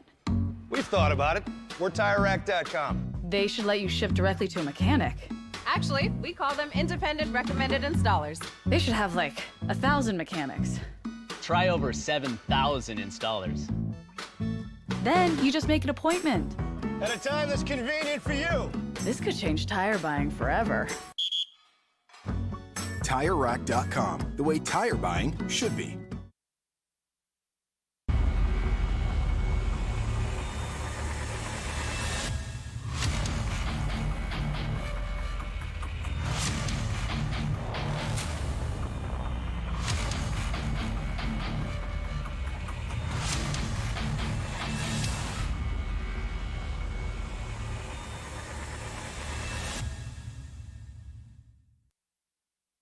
At AutoZone, you get what you need when you need it. Got a today job? Pick it up free same day at your local AutoZone. More of a tomorrow project? Order as late as 10 p.m. with free next day delivery. Getting the job done just got easier. Lifeline USA is a leading manufacturer of onboard fire suppression systems. Lifeline's continuous commitment to research and development ensures that we supply the most innovative and cutting-edge products available. Used by the majority of the world's motorsport championship-winning teams and constructors, Lifeline has a proven history of success. Lifeline offers a complete range of fire suppression systems for all budgets and needs, and we continue to push development and limits on both extinguishant materials and our patented delivery systems to make the race car environment almost as safe as sitting on your sofa at home. Every kit has been designed for a professional and simple installation. For more information and to purchase your Champ Car fire suppression system, go to www.lifeline-fire.com.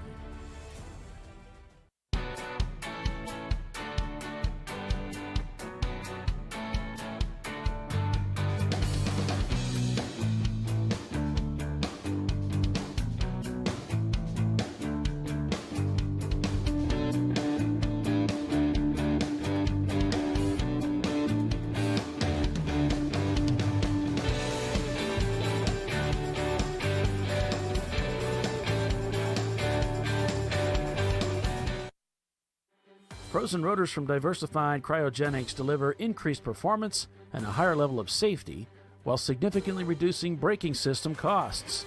Our proprietary 60-hour cryogenic process permanently and dramatically improves the usage life and stability of brake rotors, creating a distinct advantage in tensile strength, abrasive wear resistance, and rotor longevity. Frozen rotors. It's the cost-saving solution for better braking performance. In 1977, Bill Wood set the standard for high-performance brakes. Today, every Willwood product is born from racing technology and is proudly manufactured in the USA. Engineered, designed, rigorously tested to deliver unsurpassed control on and off the track. Whether it's for cruising or absolute performance, Willwood has an application for the ultimate stopping experience. Race-proven, street-ready, drive Willwood. Worn shocks and struts can be dangerous, so replace them with Duralast loaded struts to restore ride control and improve brake performance. They come with a new spring installed and compressed, so installation is safer and quicker, which means less hassle, more safety. Duralast loaded struts, available only at AutoZone. Coming up next for the TireRack.com Champ Car Endurance Series, it's the Lifeline 24-Hour Classic at Virginia International Raceway, August 10th and 11th. And then it's off to Gingerman Raceway, August 24th and 25th for the Cookie Cutter Classic. To find out more information, go to www.champcar.org. Welcome back, everyone, to the TireRack.com Champ Car Endurance Series live broadcast brought to you by AutoZone. Paul Veltum, Doc Waldrop, Tiffany Alexander, and Bill Strong bringing you live race coverage again this weekend, this time from Utah Motorsports Campus, where we have Cremaster Racing leading the race that the Pontiac of Bandits won yesterday. And Bill just reported the 3-tire stop and fuel fill wasn't 4 minutes and 35 seconds. And they got down and out of the pits within 5 seconds on the clock. So pretty impressive turnaround for those guys getting that car serviced in and out. Well done. Well, one of our sponsors has a pretty unique story, and it's Willwood.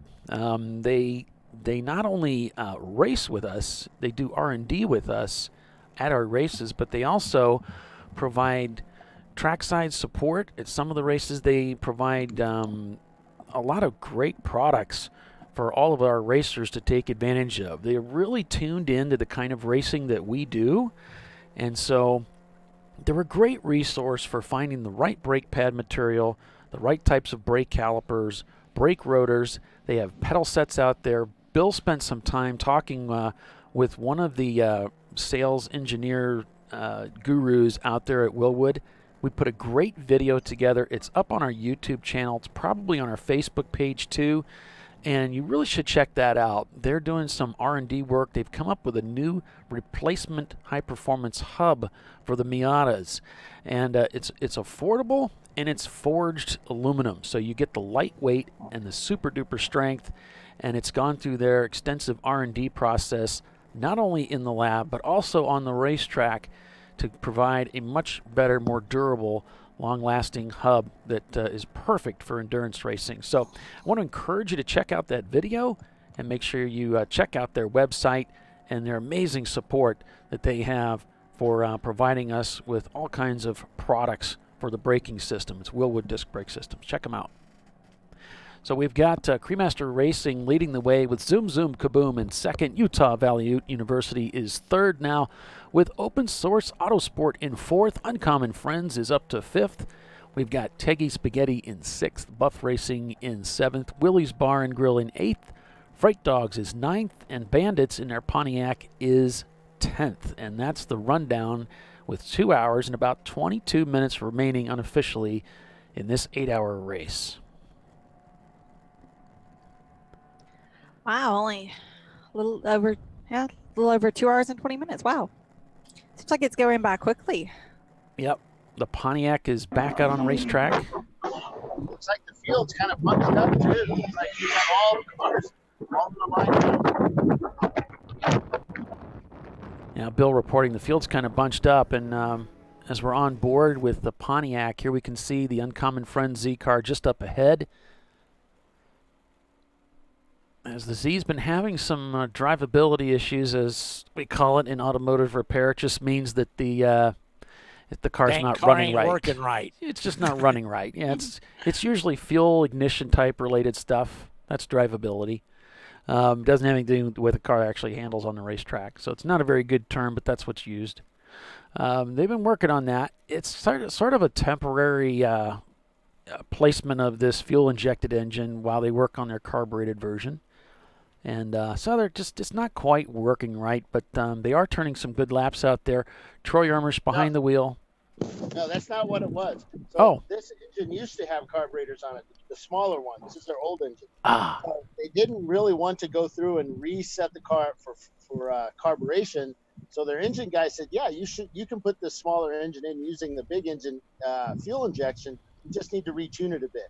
And so that's kind of what they've been trying to do. It's as Bruce says, all this newfangled fuel injection stuff is not his thing. He can do carburetors blindfolded. So it's black magic, and he's trying to figure it out, but not doing it. Troy's actually done a lot of work with him on it, but it's hard to do during a race to tune your car and race at the same time. Yeah. Black magic, witchcraft, and a little bit of pixie dust, and that's fuel injection. Yeah. Well, okay. I'm still confused, but that doesn't matter. That's the par for the course. All that matters is they're still out there. They're running laps. They're racing on the track, and hopefully they're enjoying themselves. And right now they're competitive. Let me draw this picture for you. The last time the car raced, it had the big 2.8 engine in it. He's still trying to help me. It had the big engine, fuel injection. They blew that engine up. I can't hear you, Bill. I can't hear you, Bill. I know you're trying hard to help me out here, but nope. No, it's weirdly loud in the background, but we don't hear you. I don't know why. Weird. All right, how about now? Yeah. Yep. Okay, so picture this. Okay. He has the last race he had the big engine in it, and he ended up blowing that engine up. It's a 2.8 or something like that. Fuel injected the whole bit. Oh. So he pulled that engine out. The engine he had sitting in the corner of the shop was an older engine that was carbureted. So the car was already set up for fuel injection. He didn't want to actually set it back up for carburation because you have to put different pumps in it, all kinds of stuff. Okay. So Now basically, he pulled the fuel injection manifolds off the blown up engine, set them off to the side of the engine bay, put the old motor back in, the old engine back in, and then put all the fuel injection stuff on it, and then detune the fuel injection for the smaller engine. Oh, okay. It's smaller too. Okay, now I get you. It's probably like a 240 or a 260 or something. Yeah, it's like a I think he said it. The one that was in it that was good that they liked was a 2.8 liter. Yeah. This one's like a 2.6 or 2.3 or something. Well, they had a 2.6 and they had a 2.4. Yeah. Yeah, it's probably the 2.6. Yeah. Okay. That makes sense. Okay, I get it. So that's why they're having trouble, because it's a different size engine, so they have to detune it. Yeah. So if that didn't work, I was going to get out the whiteboard and draw you pictures. I mean, I'm downloading that right now. Hell can't play charade. You can try all you want. That doesn't mean it's going to do any good, Bill. People have been trying to teach me things for years. Let me get my wife in here. I'm telling you, it just doesn't stick.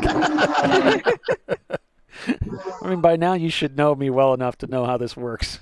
That's right. That's why I draw pictures. I know. Use stick figures. Keep it simple. Haven't you noticed how I draw stick figure pictures for you instead of being, this is how I want this done?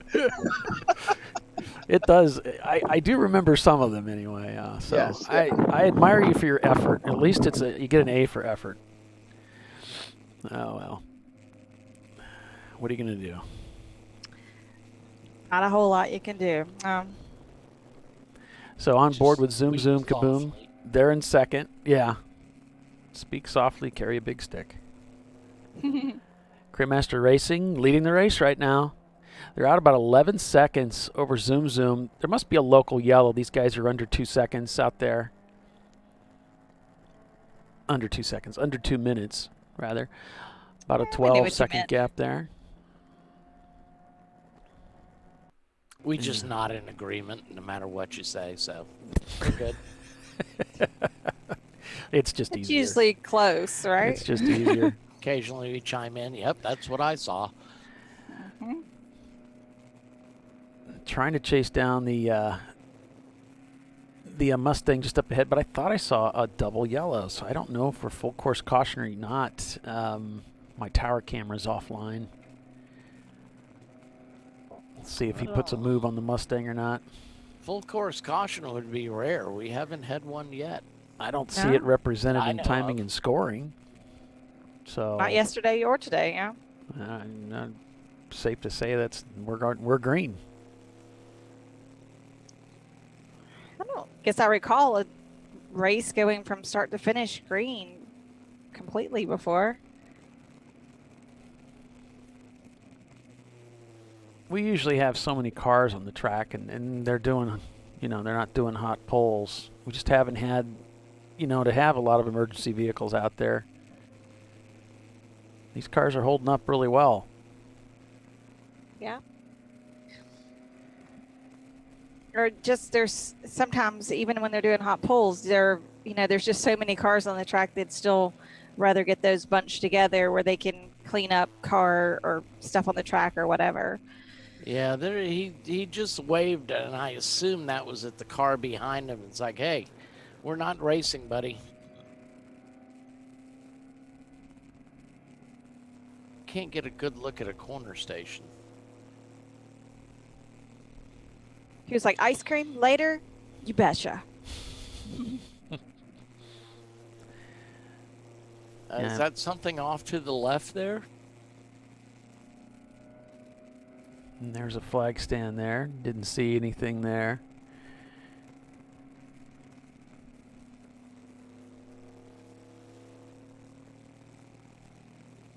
See, that looked like a yellow flag laid out over that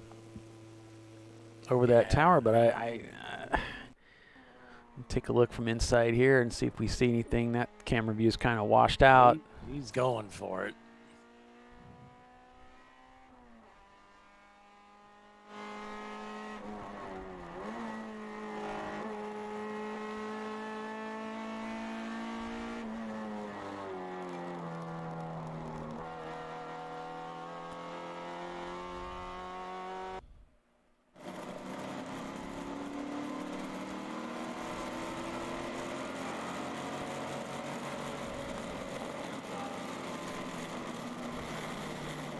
There's a way I could turn that. Yeah, see off to the left, it looked like there were a couple of vehicles parked there. Oh, okay.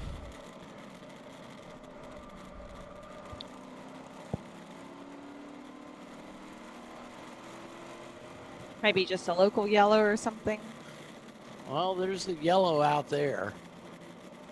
That was to the driver's right.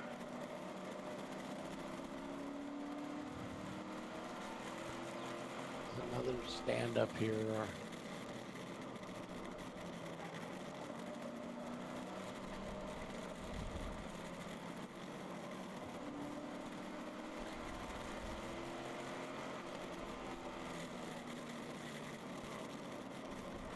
Scott's telling me that there's not a local yellow. It's just the track is hot and greasy.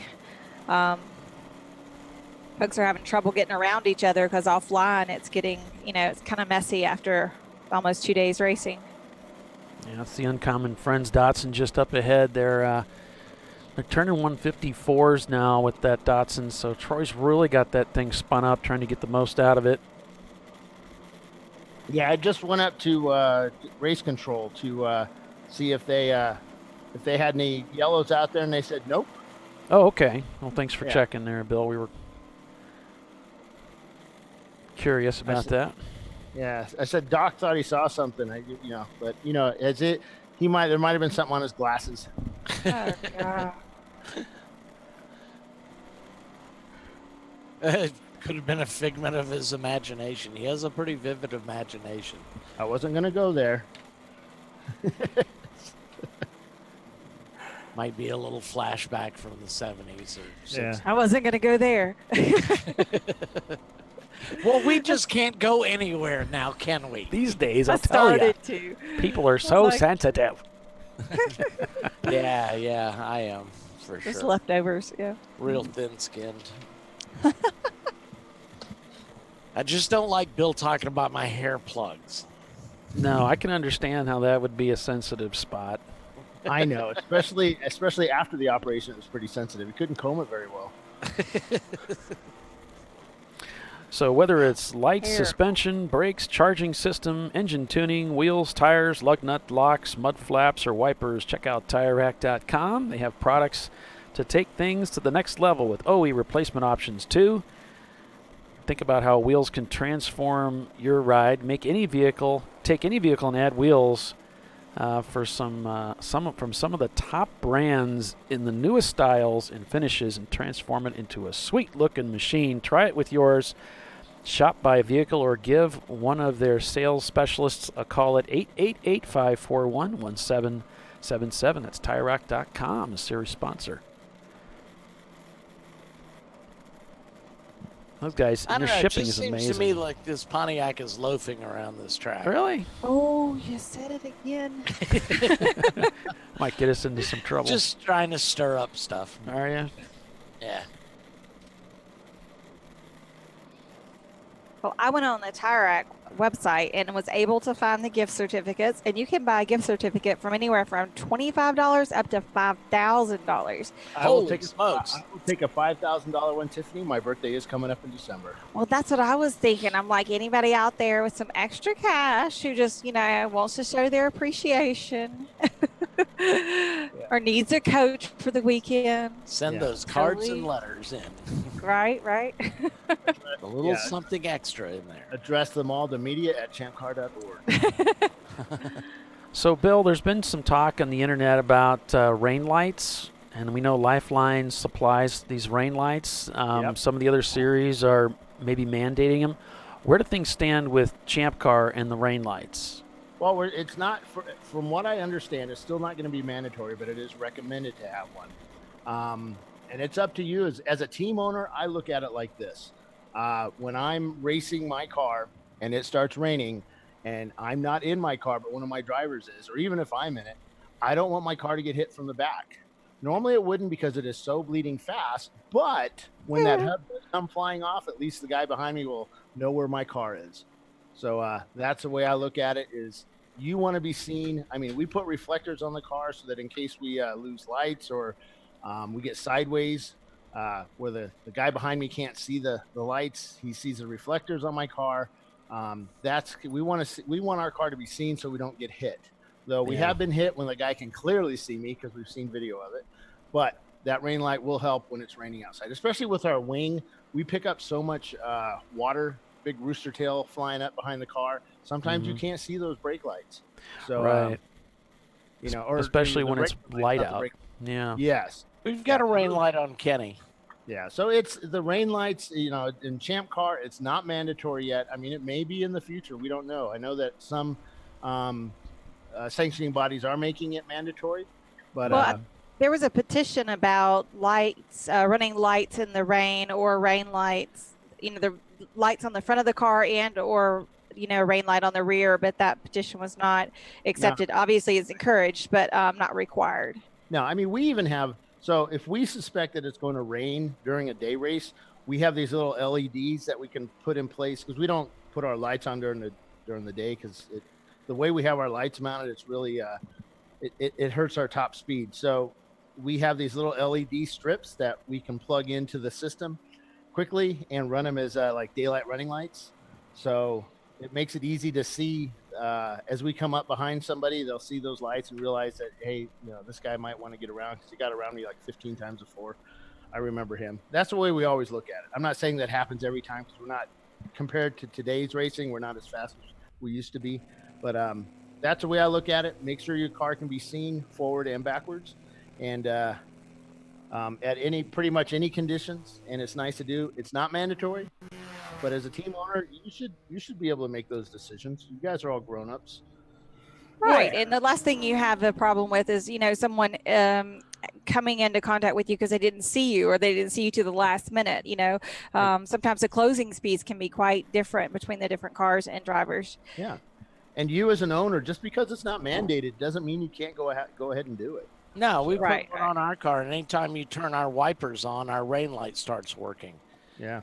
And we're using it as a brake light as well, so. Yeah, so, there's certain limitations on that. Like some guys had brake light or their rain light running when it wasn't raining. As soon as they turn their lights on, it turned on. That's illegal. You can only have it on while it's raining. But please read the BCCR. It'll tell you exactly what you can and can't do with your rain light in it, so. Yeah, and of course the BCCR is the rule book for Champ Car, and you can find that on the ChampCar.org website. Just look under rules. Right. A new version of that's going to be coming out by September the 1st. I hope. If Bill gets to type in. Nah, it's pretty much, I've got everything done. I'm all caught up. There's a couple of images that I have to do, and I did some. We did request pictures. Yes. So they want some pictures of what we're, what do you call it? The splitter. The split, yes. Air dam and all that. Yeah, they want diagrams to show what's what. And I did some up real quick, and Mike was really confused by it. So, okay, if Mike's confused by it, that means, the guys that, the smart guys would be really, really confused. So I redid it with the help of Dana, and still it confused Mike. So I have a lot of work to go. So we'll get that done. I'll work on it on the airplane when I go home, and hopefully I'll have that done by this week to send off to the board of directors to review. And we have some images of the roll cages that I've added to it as well. We have a 3D. Yeah, talk about that, Bill. Yeah, we have on the website. I forget the link. Well, on the website we have a link to a 3D version of the minimum cage requirements for our series. So you can spin it around. You can look at the bars. You can zoom in to see how it kind of looks. It's a little rudimentary. It's not as detailed as I'd really like to have it, and we're working on that. We're going to put some explanations of what you're looking at and kind of, what's the maximum cage. You can click a button and it'll show everything you can put on it, and subtract and get all the minimums on it. So we've still got a few bits to add here and there, but it's a start, and it will actually give you an idea of what's required when you get to tech. So there's no more surprises. One of the things I've been seeing at tracks is guys aren't putting their horizontal bar behind the seat on the main hoop. They're not putting it all the way across the car. They're only putting it behind the driver. And I guess some series allow that, but in Champ Car, we require a horizontal bar all the way across. It can be, you have that diagonal bar going behind you that goes from where your helmet is down to the passenger right. Unless it's a right-hand drive car, then it's the other way around. But they put that bar behind the driver's seat, but they don't put it all the way across. So you have to have one all the way across. And it can be broken by that diagonal bar. It just has to be all the way across. Keeps that cage from, if you get T-boned, it keeps that cage from getting squashed. So it gives a little more strength. Awesome. But we'll have that on there as well. That's more detailed for you. And I'm working on. So I took pictures of each version or different views of that cage in print to put in the rule book, so that you can have a better idea from what we have already in the cage or in the instructions on how to do it. Because I know that a lot of people got confused because in 2D those cages don't look right. Yeah, the thing about the roll cages is it's become a real issue we have cars showing up at the track, Bill, that aren't welded properly. It's not that the bars aren't there, but they're not even correctly put together. There's big gaps at the top of the bar where the roof's close to they didn't cut the roof off, and this is stuff that will keep you from getting onto the racetrack. Nobody wants that. No, and it's funny because it's like the complaint will be, well, I paid a guy that's a professional to do this, and we've seen a lot of professional work out there, and I would rather prefer not to have that professional build my cage ever. But it's basically what they do, what our tech does on first inspection of your car. They will go through your cage with a mirror, a flashlight, and their fingers, and they will run their fingers across every single weld. And you can feel when there's a void, a place that wasn't welded. And we kind of know from experience that where the guys are going to miss it, it's usually at the top, because they fail to either drop, drill holes in the floor and drop the cage down and weld the top of it, or they fail to drill holes in the roof and to fill the top of the cage. So they get it right up against the roof, and then they can't weld it. So what we did is I just cut a square and out and with a angle grinder, and I was able to weld every bit of the roof. Then I just took and tack welded the squares back in and bonded the rest, and we're done. I may not have bonded. I may have just taped over it and painted it, with that aluminum tape. And we've never had any leak issues. So it's just a matter of making sure every weld has 360-degree welds on it. And you make sure you have the proper sized footers per the rules. I think it's 12 square inches. I forget. Those are the pads where the bars weld to the floor.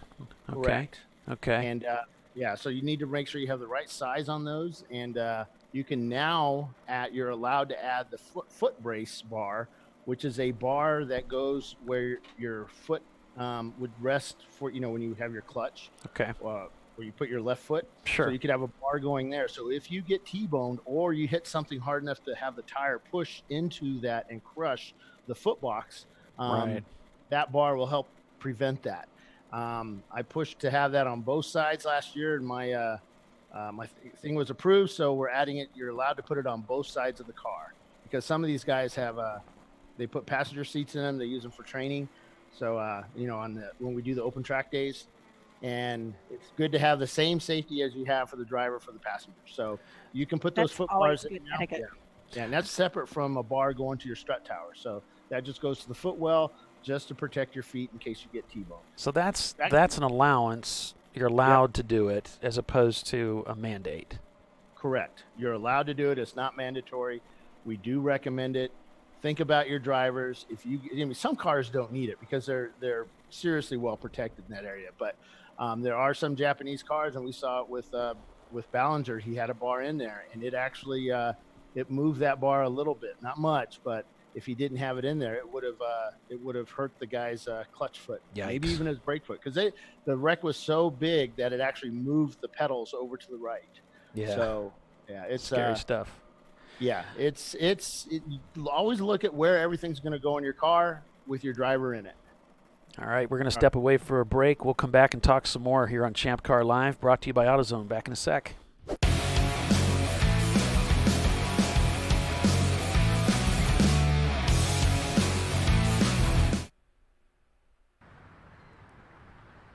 I probably need new tires. You do. What if they sold tires online? We do. We're TireRack.com. They could offer lots of tires We have so many tires. and help you find the right tire. It's called the Tire Decision Guide. Oh, and they could ship them to a nearby mechanic. We shipped over 7,000 independent recommended installers. This is an amazing idea. Sorry.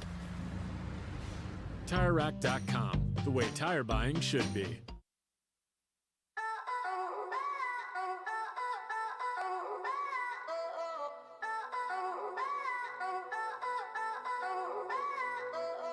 Hi, it's iRacing commentator David Haynes. In 2019, we're excited to bring you coverage of the Champ Car Sim Series, the sim racing division of the Champ Car Endurance Series. Contested across 15 championship rounds using the 2015 Mazda MX-5.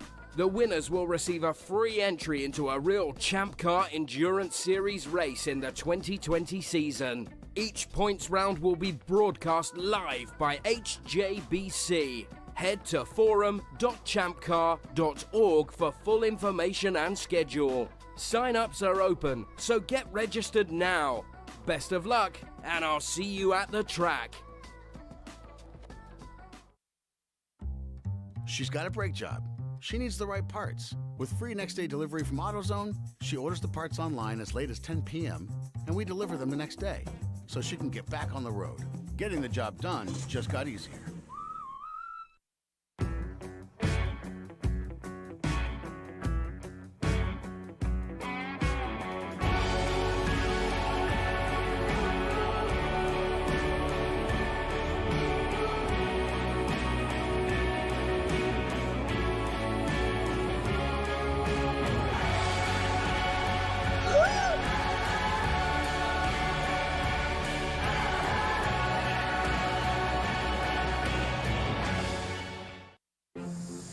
I did it.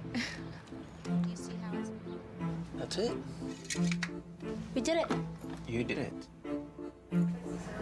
You can do it. The path to I Did It starts at AutoZone. Get in the zone.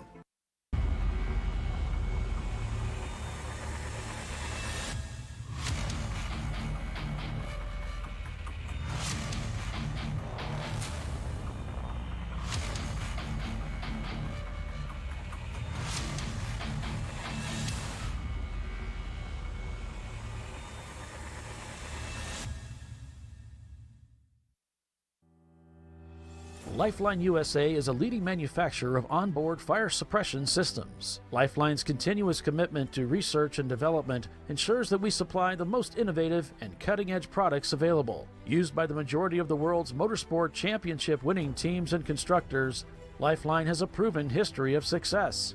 Lifeline offers a complete range of fire suppression systems for all budgets and needs, and we continue to push development and limits on both extinguishant materials and our patented delivery systems to make the race car environment almost as safe as sitting on your sofa at home.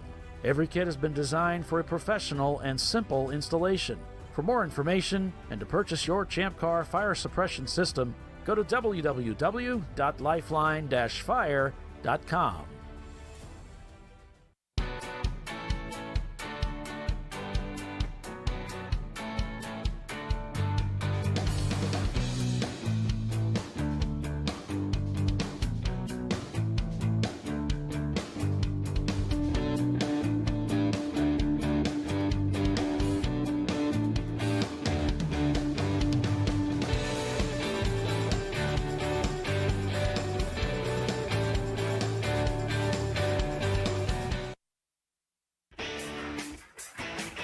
Located in Northeast Ohio with 40 years of combined experience, Money Shift Racing knows how to deliver performance and safety, offering everything you need to get your vehicle and drivers ready for race day.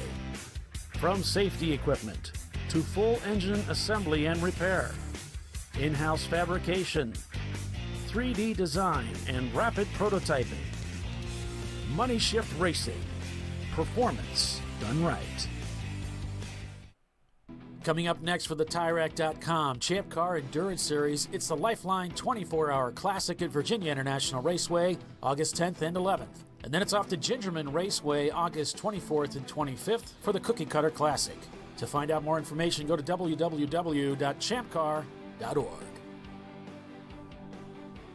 Yeah, welcome back, everyone, to another weekend of wheel-to-wheel road racing action at the TireRack.com Champ Car Endurance Series. You're watching Champ Car Live, brought to you by AutoZone.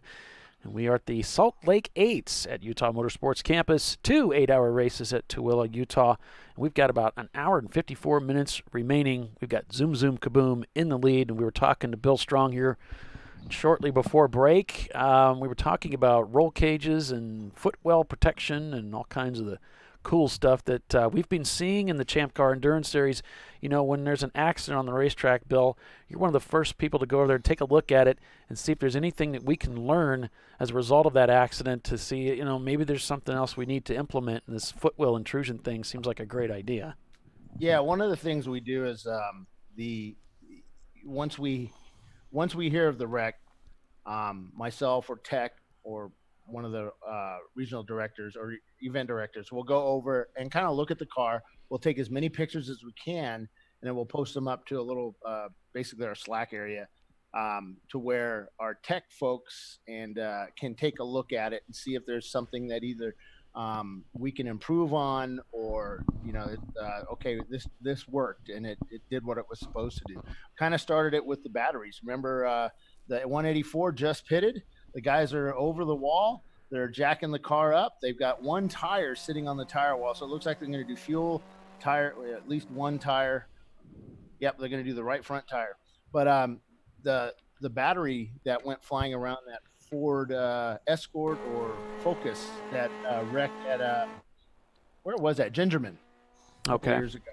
Yeah, rolled over, and the battery got loose because they had wrapped the battery in basically the battery box that you buy at your local auto parts store. Okay. It has a wrap, and they'd put the battery in the box and just put the strap over the box itself. Well, once that 40-pound battery started whipping around in there, it caused that nylon strap to basically go from a 2-inch strap down to, it was a good 1/8 inch wide. It had stretched it so badly that the battery escaped out of the box easily and then just started whipping through the compartment. The only thing that saved him was it lodged itself behind the driver's seat. So we went up and down pit lane, took pictures of everybody's battery box to see what other guys are doing, and we found a few that were basically the same. So immediately the board and the tech folks went through and said, okay, we need to lock down these batteries. We need to make a more robust battery setup. So that's part of the what do you call it? The process rules. of tech. Yeah, the rules. Sorry, I'm trying to watch. Dana was waving his hands and at the Boom Boom Kaboom guy. So I'm trying to figure out what's going on there. And is Dana a good charades player? Yes, he is. Shut up. I played charades once with Dana. I managed to lock myself out of the Daytona broadcast booth. Oh, right. Oops. So we that was one event that we saw a need for a fix and fixed it. And then the next one I think was the fire at Thompson, where a lot of people didn't like having to cover up all their fuel systems, and said that other sanctioning bodies allowed it, the big guys. And then we went and looked around, and it's like, no, they didn't. So we don't always believe what everybody says on the internet, but we looked around. We found out we had a weakness in the way that guys were building their fuel systems, and we made them cover it up, and we don't want to see you guys hurt. So right. Right. It's all in the name of safety. Yes, very much so. And unfortunately, it does add to the cost of this hobby, but you don't want to. Well, that's not where to save money. Yeah, right. You don't want to get that hospital bill. Let me tell you, we want to keep you guys as safe as we can. So. Well, I mean, even after the fire at NCM, I had Ray and Jay come over and take a look at our car, and just to see if they could learn anything. Sure, and I like that. I think that's good. Absolutely. We also had them take a look at our roll cage, yep. To make sure that it was the integrity was still there. So one of the things that we've noticed going, I get to see a lot of stuff because I'm pretty much at almost every race. Mm-hmm. Not very many employees that get to do that. Mm-hmm. So I get to see things that, that others don't. So I've noticed that there's a lot of teams that aren't familiar with the rule book. They may have had one guy read the rule book. Mm. He may not even be with that team anymore. He may have not traveled with them. So they always play, well, I didn't know that. I didn't know this, or, but everybody on the team should read the rule book once or twice, take a look at it, read it. And not only the rule book, but the event supplements, because there's things in there that the tracks require us to do that kind of override what the rule book says. There may be some, like the sound requirements. Sound requirements, yep. Yeah. Mm-hmm. And so we, and there may be other things. Some tracks like Indy were very strict on what we could and couldn't do. So we had to put those in the event supplements. So you guys need to read those event supplements too. Get everybody on your team to read them. I try to send them out to as many people as we can. Sometimes I get, hey, stop spamming me, but hey, we're just here to make your event as easy for you as we can. I'm still surprised about all the people that show up with their decals all wrong. I had one team this weekend that was like that. They didn't know that they needed to be all in one spot. They'd stuck them all over the car, cut them out really nicely too, and made them all in a really cool shape to match their striping. But unfortunately, I made them take them off and do it properly. Right. So. It's not only in the rules, but I think I've seen them in the subs. RVA graphics. Yeah. Well, I'm not going to actually. So we discussed the things that we put in the subs. I've still got to talk to my boss about it, but we may be removing some of the things and moving things around to make it easier. We're kind of learning where you're reading and where you're not reading. So we're gonna put the things that we think you need to read in the place you need to read it. So we're just gonna move things around for next year, make it easier, simpler, I think. To see what's different for each race, yeah. Yeah, and most of the stuff in there, you guys, you've been getting for the past 10 years, and you kind of gloss over it and. Right. You might not even look at it. So I'm not going to have the decals in the next year because you guys should know by now. And then I'll yell at you at the race anyway. So right, not knowing is not a excuse. That's not a good one. And that's probably the worst one actually. Yeah, I seriously like the guys that say, well, that's not the way we wanted it to design. The design to be. And I'm like, not my problem. If you want to race with us, this is the way you have to do it. I'm sorry.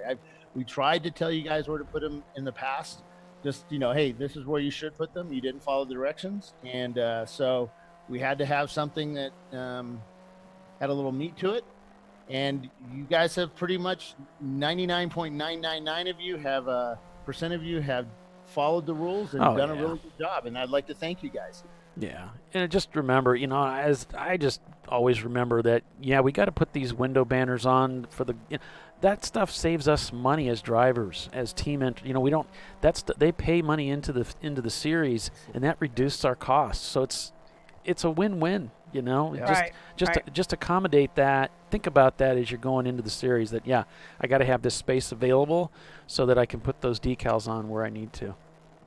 Yep. Right. The more sponsorship money we have, the less you have to pay for entrance fees. I mean, it all benefits everyone. Yeah, I mean, obviously, that's how Mike and Bill and all these guys, that's how they create that leverage to say, hey, give us X number of dollars.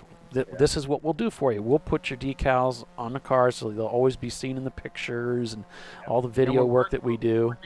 We're working on Nabisco next year to be the primary window sponsor, which will be on the main front window.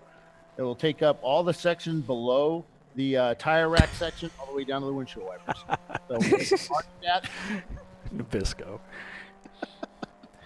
Ray chimed in. We need an ice cream company to sponsor us as much as we talk about ice cream. Krispy Kreme and Dairy Queen or something. I don't know. We have Mayfield. Every car has to have an ice cream cone on the top of their car, and it cannot be with the pointy end forward. It needs to be with the big bally end at the the ice cream part at the front. I'm not taking the beer cap, the beer keg tapper thingy off of there. Yeah, that protects my antenna. Now we take our sponsors serious, and it's if we take care of them, they'll take care of us. Yeah. Right. Strangely enough, they seem to take us pretty seriously. Yeah. And AutoZone new with ChampCar.Live, that's big for us. And I hope you guys realize that you guys get a 10% discount at every time you shop at AutoZone. But what you need to do is join their rewards club, and you do that at the AutoZone website. Once you do that, then go to our ChampCar.org site. Make sure you're all paid up with your membership fees. Click on your membership card on the right-hand side once you log in. You'll see where you go to print out your card for use at events to get in for free.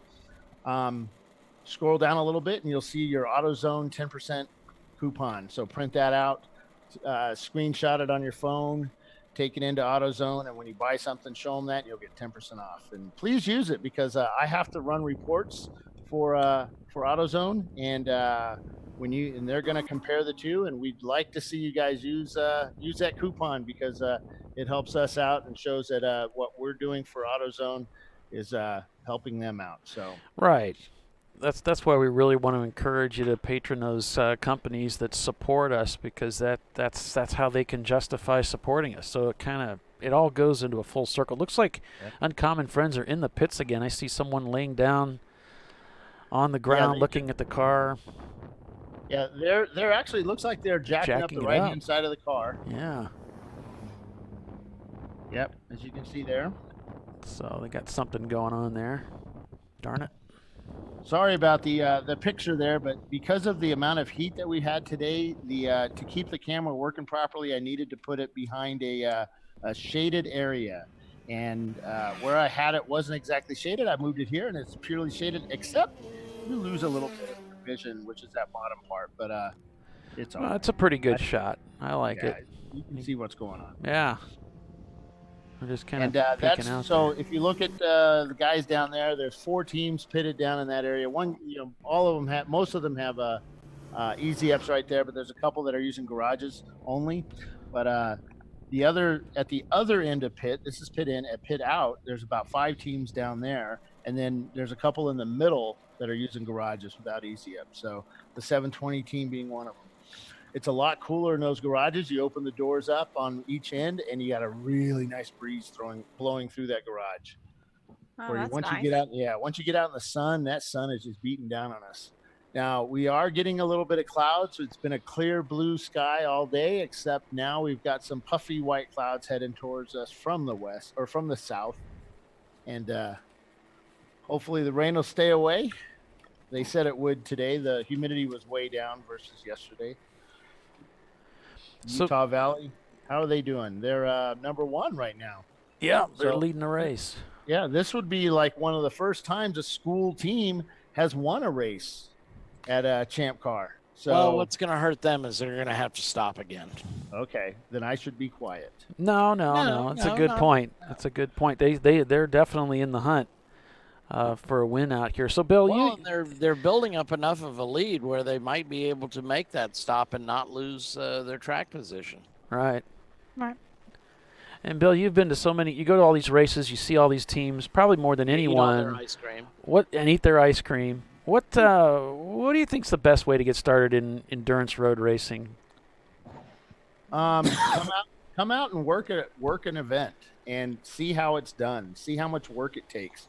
There's guys that show up seriously unprepared, and it sucks because I think it makes the guys frustrated, and they just don't really know what to do, and they end up leaving the sport. You know, they just don't do it right.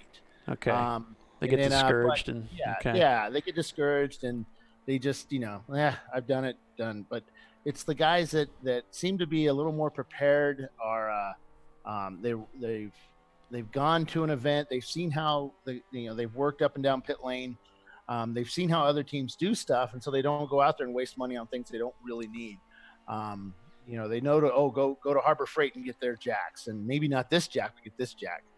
Just makes it easier. What kind of tires to use? Where can I get tires? Should I get used tires? Should I get new tires?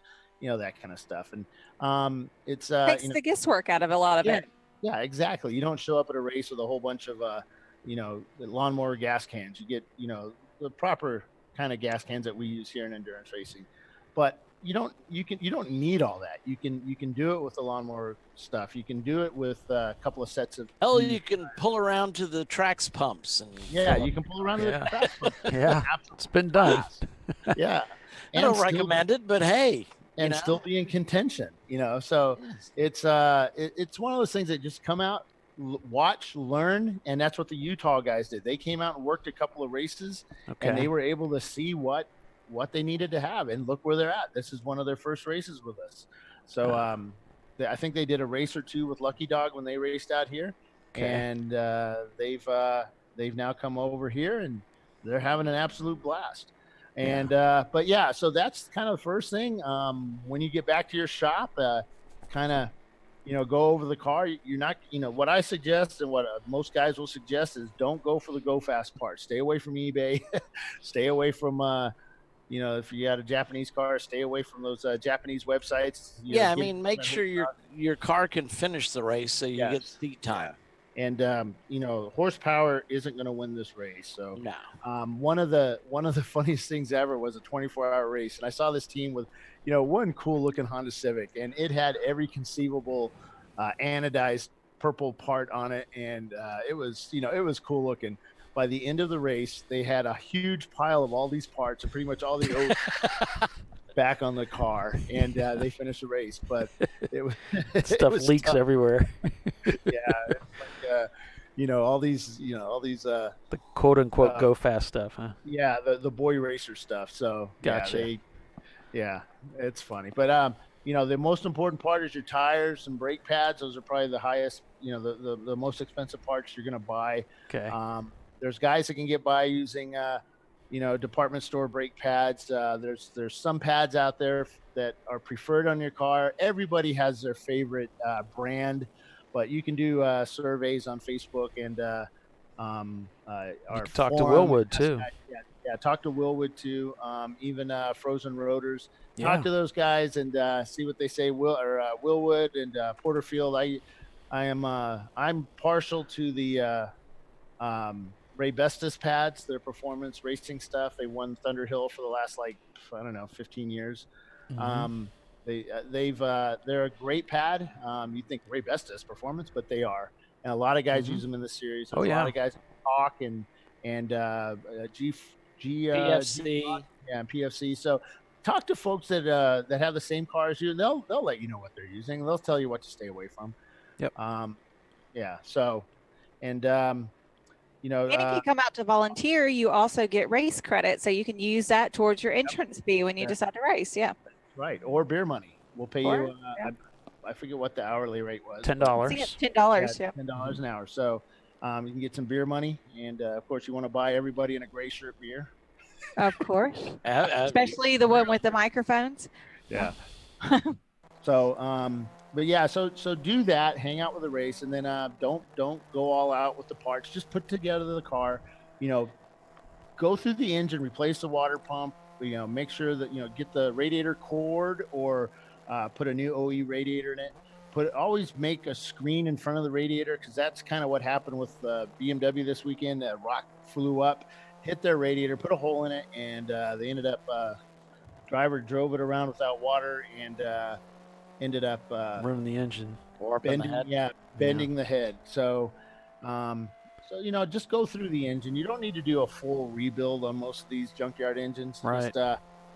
Just refresh the outer points. Get new gaskets and for the valve covers and that kind of stuff. So flush the hydraulic fluids. Flush all your hydraulic fluids. Get good brake fluid in there. You don't need to go out and buy super expensive brake fluid. Most of the time, all it takes is clean brake fluid in these cars.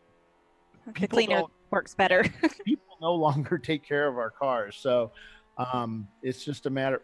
Make sure you have good brake fluid and a coolant. Remember, you can't run a coolant with us. Just drain it all out and fill it back up with water. You can put water wetter in it. That kind of helps to keep it rusting inside. Some of these steel blocks will rust inside without some sort of lubricant in there, and that works as a good lubricant. And that's it, really. Get some new bearings. You can go to AutoZone and get new bearings for your car.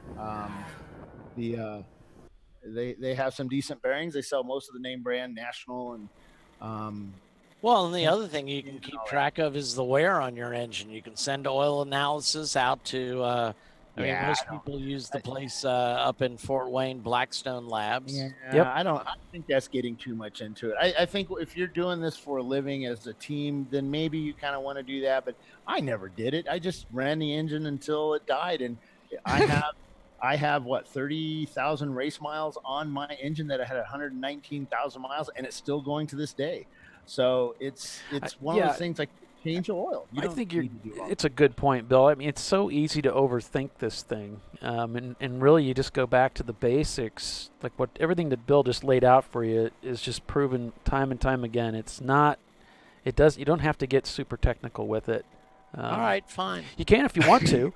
I mean, there's so many engineers that run with us, and they love that stuff. And we've sent stuff off to we've sent stuff off to them, and it's fun to get that information back. So here's a good example.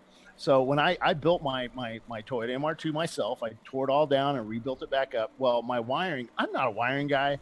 I know how things go, and I ordered a bunch of wire. It's sort of department store wire. It wasn't good automotive wiring, but I bought this stuff in different colors. Well, I ran out of other colors really quick, and all I had was like black. So I just put red and black, and so things would break, things would not work. So we put new wires in here and there, and by the time we got through probably the first 3 races, we had a ball of wire. That half of it worked, and the other half was disconnected, sitting on where your feet would go for the passenger, and it sat in there for, I would say, a good 4 years before we actually replaced it, because we did have a failure in a part. So it's like, you know what, I'm just gonna go through and rewire the car.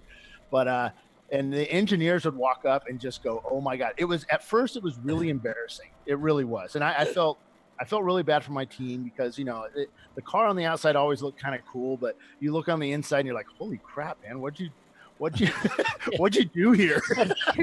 How many rats live in this car? Yes. And it was like I would say it was like half wire and the other half was zip ties. So it was pretty heavy too, but it worked. And that's the thing, it worked. And the more races I got through, and the more engineers would come over, and James Ballinger was one of them. Every time he came up to my car, he'd walk up to the car, stick his head in, just start shaking his hand, and then pull his camera out and snap a picture, and then send it to our group saying Bill still has his nest of wires. And I'd get mad at him. No, it's the ball of wires. So it's things like that just don't worry about it. If it works, just keep it. And you're going to be judged, yes, but who cares? This is all for fun, and most of us know that.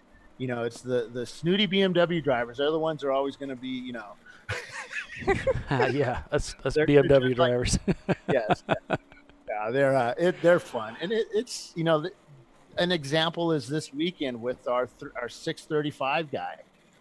Shows up, his team couldn't show up with him, and he's like, I don't know what to do, and can't really race with one person, so he asked if he could take a rest every hour or whatever. And Dana knew a guy that was his team didn't show, so he was here. So he called him up, and they've hooked up, and they've been running pretty much both races together. And they've had an absolute blast. But the guy was like, I just put this car together. I didn't really know what to do with it, and I heard about this, so I brought it out. And he'd never been on a racetrack before, and he is having a blast.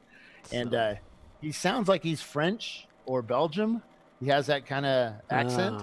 And but he was in cloud nine last night, just talking to us. But he felt really bad because like I'm slowing everybody up, and I'm like, dude, no, you're not. That's part of racing. You're gonna have slow cars, you're gonna have fast cars. It just happens that you're at the back of the pack, and so what? Who cares? There has to be somebody back there, and you'll work your way up. It's true. I like that. There has to be somebody back there. Yeah. I remember those days. And you're gonna find your way. And I've been at the front of the pack, and I've been at the back. There you go. So, and you know what? You can have fun I want both. to say I had more fun at the back of the pack than I did at the front. So it's because you're just out there driving and just having a fun time. Though I was scared to death. Thanks, Bill, for that. Appreciate all that. We're going to take a quick break here for commercial. I'm going to head down to pit lane and get set up and for the finish of this race. Yeah, we got about an hour and a half remaining, folks. Stay with us. You're watching Champ Car Live, brought to you by AutoZone. Back in just a sec.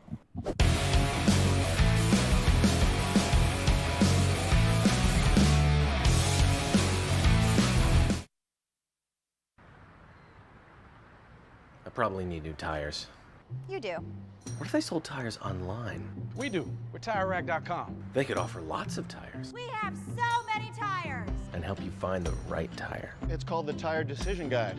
Oh, and they could ship them to a nearby mechanic. We shipped over 7,000 independent recommended installers. This is an amazing idea. Sorry. TireRack.com, the way tire buying should be.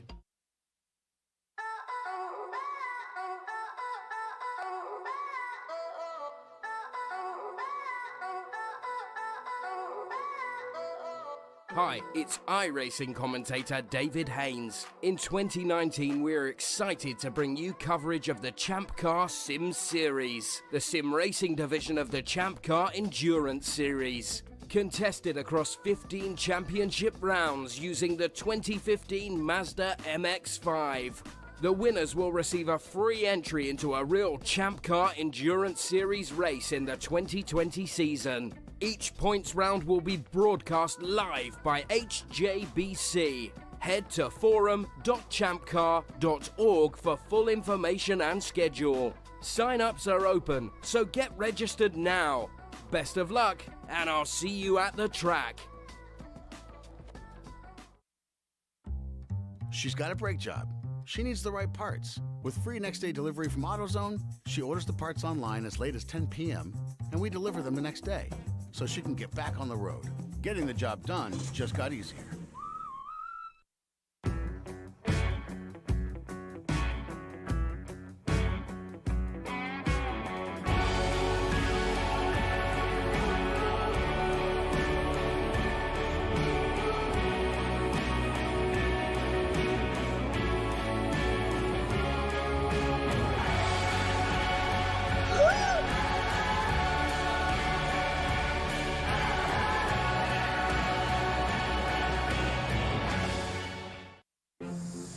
I did it. Do you see how it's... That's it. We did it. You did it. You can do it. The path to I Did It starts at AutoZone. Get in the zone.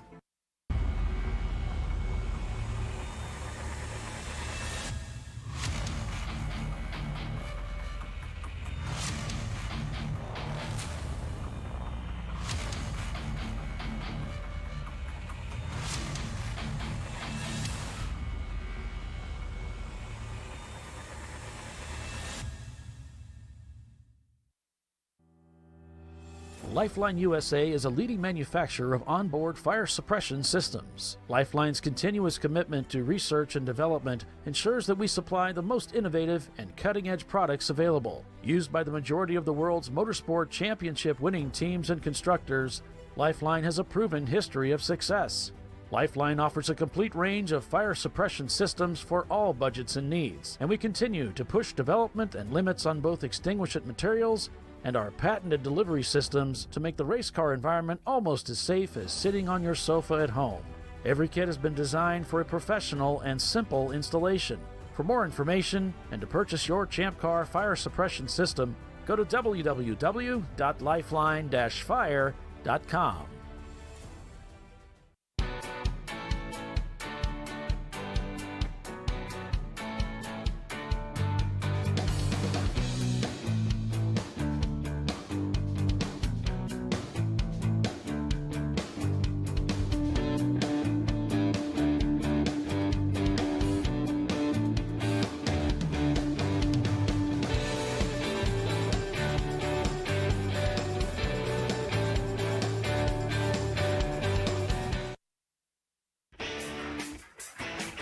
Located in Northeast Ohio with 40 years of combined experience, Money Shift Racing knows how to deliver performance and safety, offering everything you need to get your vehicle and drivers ready for race day. From safety equipment to full engine assembly and repair, in-house fabrication, 3D design, and rapid prototyping. Money Shift Racing. Performance done right.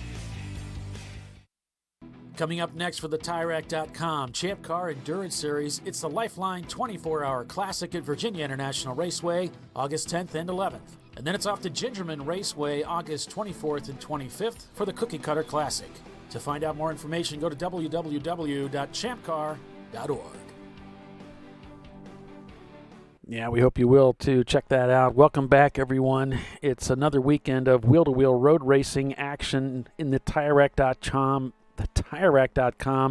Champ Car Endurance Series, brought to you by AutoZone here on ChampCar.Live. We're at the Salt Lake 8s at Utah Motorsports Campus. 2 8-hour races this weekend in Tooele, Utah, counting down the last hour and a half here at the racetrack. Joined myself, Paul Veltum, joined by Doc Waldrop, Tiffany Alexander, Bill Strong at the track. Welcome back, everyone. It's Utah Valley leading this race, with Craymaster Racing in second, Zoom Kaboom in third. Teggy Spaghetti is now up to fourth. They're down 4 laps from the lead. Open Source Autosport is fifth. Uncommon Friends still turning laps. They're in sixth place. Buffs Racing is seventh. Willie's Bar and Grill is eighth. Bandits is ninth. They're out there on the track turning laps, along with Freight Dogs in 10th. And that I think that's Impact Racing is turning laps too in their BMW. I think that rounds out the field. And we just had a camera go down on Zoom Kaboom, so we can't follow along with them anymore. But we still got some cameras running today.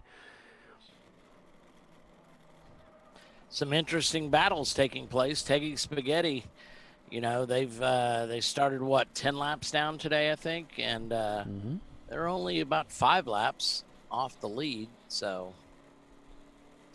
And there's a lot of cars that are off the regular pit sequence, but I think Zoom is actually on it, so they would have just pitted in the last 30 minutes or so. Is that right? I have them stopping about 10 laps ago.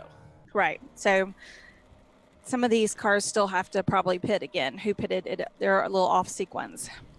And the Pontiac that won the race here yesterday, we're on board with them now. They just had a lot of mechanical issues today that set them back. One of them was brake-related issues. They've also had issues with the rear suspension on that Pontiac, so that's hurt them quite a bit. But they're still in the race. They're back in 9th right now, and they're out there turning laps, having fun. And that is the goal. Let's have a good time out there. A look at the start stand there, the flagger. We'll be going checker here in less than an hour and a half and see who wins this race today. Right now we've got Utah Valley University leading up a couple laps over Craymaster Racing. Then it's Zoom Kaboom, Teggy Spaghetti, and Open Source, your top 5. After this race, we take a week off, and then it's the big one at VIR, 24 hours of racing at Virginia International Raceway on the full course. Still some spots available there. And then the next 24-hour race, Nelson Ledges in Garrettsville, Ohio. Granddaddy of them all. Come join us for that race. That's going to be a lot of fun.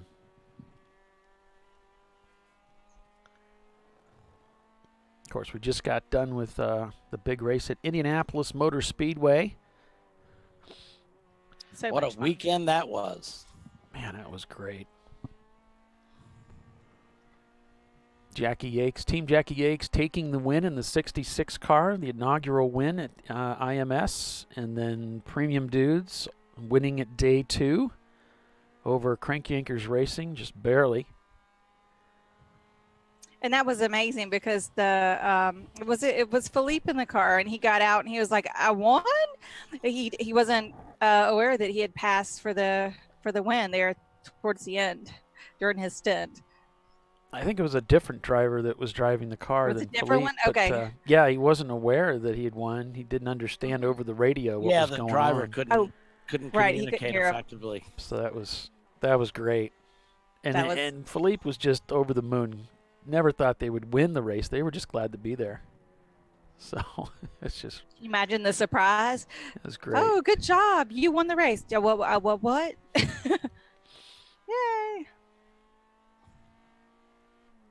Yeah, we had 109 cars turn out for that race, and we'll be back most likely again next year. And I think we turned down over 70 teams for that race. There were so many entered, we had to cap it at 110, something like that. So, well, it was officially capped at 100. Oh, okay. But we had some stragglers at the end. Yeah, we had some fudge factor in there, and I don't think Indy minded.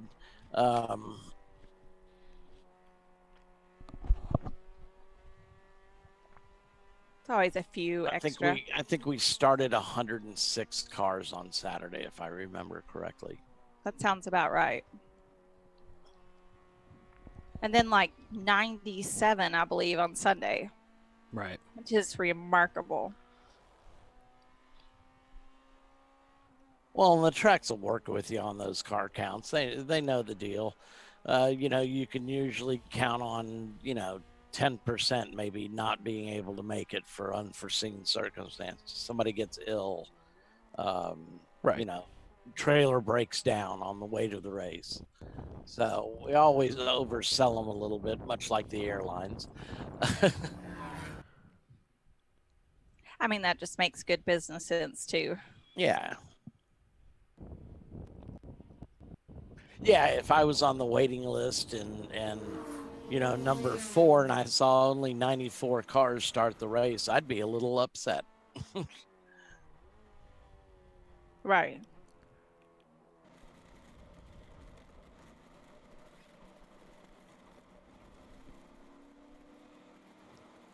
On board with Bandits putting a clean pass on one of the competitors, likewise for Teggy Spaghetti. Another clean pass by the Acura Integra. Whipping around this racetrack. Fastest lap time of the day, 1:48. Just cranked out a 1:51 late in the race. Getting it done out there. Uncommon Friends just turns in a 1:56 in the same spot where they started the race, apparently. Although I thought they actually led the race first car out. we saw overtaken, I think that was the Freight Dogs BMW. That's 635. He's got the BMW colors, diagonal stripe across the hood. And our leader is in the pits. Utah University. This should be their last pit stop, huh? Oh, absolutely, I would think. With an hour and So 17 we're gonna see left. if they can keep their lead. They've got a 2-lap lead over Crewmaster right now.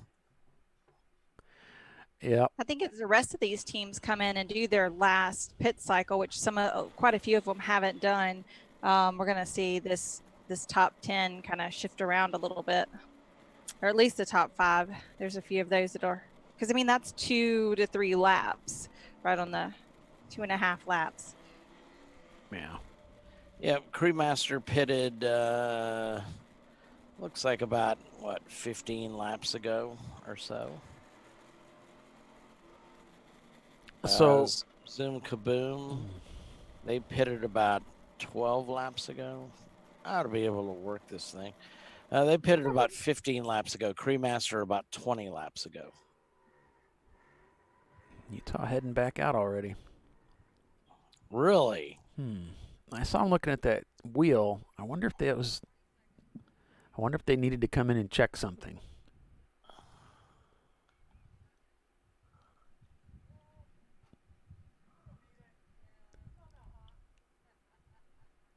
Well, they're being held. They're talking to them, so they must have been in. They must have taken some fuel. Okay. Back about 4 years ago, I thought it'd be a cool idea to broadcast the races and cover them live. And as I started to do that, I had to decide how I was going to portray the racing. I had a choice. I could either portray it as a joke, like Lemons does or did, or I could portray it as though the competitors were taking the racing seriously. Oh, off track, overcooks it. Look out for the wall. Oh, he just techs the wall. The Bandits gets into the wall a little bit. I don't think he hit it too hard, but locked up the brakes. Broadside, that's a good sign generally. I think he kind of nosed it a little bit. He's trying to back out of it. There we go. He's getting it. He's getting it. Yeah. He's going. He's digging in. He's digging in. You see the back of that car. He's still going. He's got some speed. Yeah. You don't want too much wheel speed. He has got it. Yes. Epic save of the weekend. He might have flat spotted a couple tires there going in. Yeah. Oh, just maybe. Well, you can see on the track where the tires, where he went off. Striped it. It doesn't look like a lot of vibration in the steering wheel, so he might be all right. I hear him talking to the crew. I hear a lot of stones underneath the car. They still had stones from their escapades in Indianapolis in the car, so stuck in between the wheels. You know, Arjun took our car off at turn 1 in Road Atlanta and collected a bunch of the stones there, and Kate made a planter out of it. It sits on their back deck, and every time I go over there, we point it out. Man, listen to that car, though, guys. Great little piece to remember by. Listen to that. She made a whole planter. I was sitting in the tower as I watched them go off the track, and I'm trying to get my phone, like, go, go, go. And I as soon as I put my headphones up, I heard you guys were in car. So that was a pretty good catch, guys. That was good. So that's all Polly. Anyways, yeah, before we watched all that. Off the track. What's that, Bill? They just kicked. Somebody else just kicked up a whole bunch of dust over at turn 8, 9. Yeah, Pontiac's moving real slow. He's having some issues with the car here. There was a lot of stones. Well, it looks like the steering wheel's straight, so that's a good sign. Yeah. Huh? I wonder if he's having trouble with the brakes, and that's what put him into the tires. I mean, they were having trouble with brakes earlier. That was Yeah. what they were working on. I wonder. Right? I mean, that'll do it if you can't make the turns. Yeah. Slow down for the turn. Yeah. He's coming in. He's coming in. Yeah, there's concern about that car. He had enough brakes to kind of lock up the tires, maybe, or maybe that was just a slide. I think he was locking up not all four, though. I think that's okay. Yeah, I think there are only 3 tires were locking up because that it didn't want to slow down. And Gotcha. once, you just keep pressing until until it does something. And most of the time, it's not doing something. So. You pump it and pray. Yeah, pump, pray. Yep. So Bandit's in the pits, Taggy Spaghetti in the pits. So while we were busy discussing that, Cremaster has taken over the lead of this race. We've just seen an incredible amount of lead changes, and then the top 3 moving around, the top 5 moving around today. It's kind of a much different atmosphere than yesterday. Yeah. It's been very active up at the front. Yeah, which is really interesting to watch. So as we were heading over as we were talking about, before we were talking about, the thing with the Pontiac here, I was just mentioning that I had to decide how I was going to set the tone for the shows, the broadcast, and I decided I couldn't do a comedy show. The only thing I could do was play it like it was important, like the teams cared about the position they were in and all that. And that's how I've always done it. And by the time the show started to pick up some steam, and we got Bill on board, Doc on board, I think the teams were starting to take it a little more seriously. that's the tone that the show's always had. That's the way I've always portrayed it. It's not necessarily, honestly, I didn't know in the beginning if I was just going to be laughed at because none of the drivers took it seriously, or if it'd be accepted. But it turns out there were always some drivers up at the front that were taking it seriously. However, the risk is portraying it as something that it really isn't. Like, there's a lot of guys out there just trying to have some fun. And when people watch it on the show, they might be thinking, oh, these guys take it too seriously. Well, they can't possibly be taking us seriously. I think they could, and that's my point. It's just that that's the way I choose to broadcast it, as though it's important and everybody takes it seriously. Not everybody does. There's a lot of guys out there just having fun, and there's nothing wrong with that. So come on out and just have some fun with us. You don't have to take it as seriously as I portray it. Well, all the great comedy teams have a straight guy. That's definitely me. We're missing one. Yeah. So Bill's the comedy guy, and I'm the straight guy. Oh yeah, yes. Not the comedy No, guy. Bill's the punching bag. Oh, okay. Wait, that So crickets. Bandits are in the pits right now, and Well, I think we all take our shots. Everybody lays off Tiffany, though. Thank goodness. I don't want that HR letter. HR letter. No, he's smart. He doesn't want that red hair I was aimed going to at say him. that red hair, the redhead heat coming down on you, brother. I know that. They don't fight fair. Nope. Neither do us old guys, so just keep that in mind.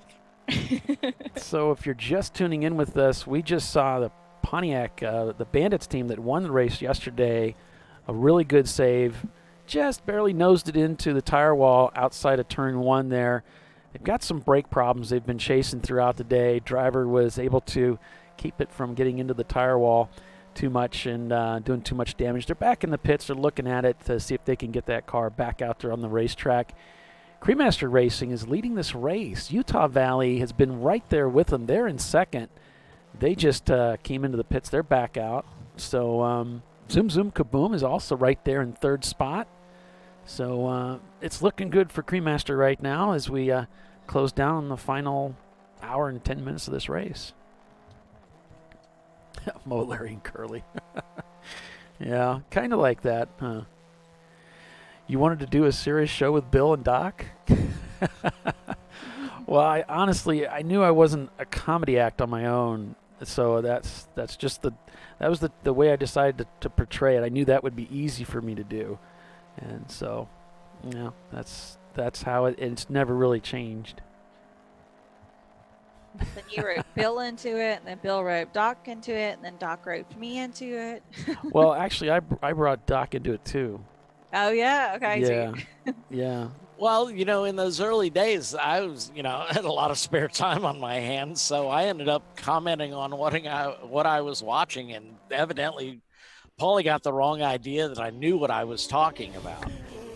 So Yeah, you were there more than anybody else was holding on to the whole race, and so I thought, well, I knew already that you were friends with Bill. Not that you would want to promote that.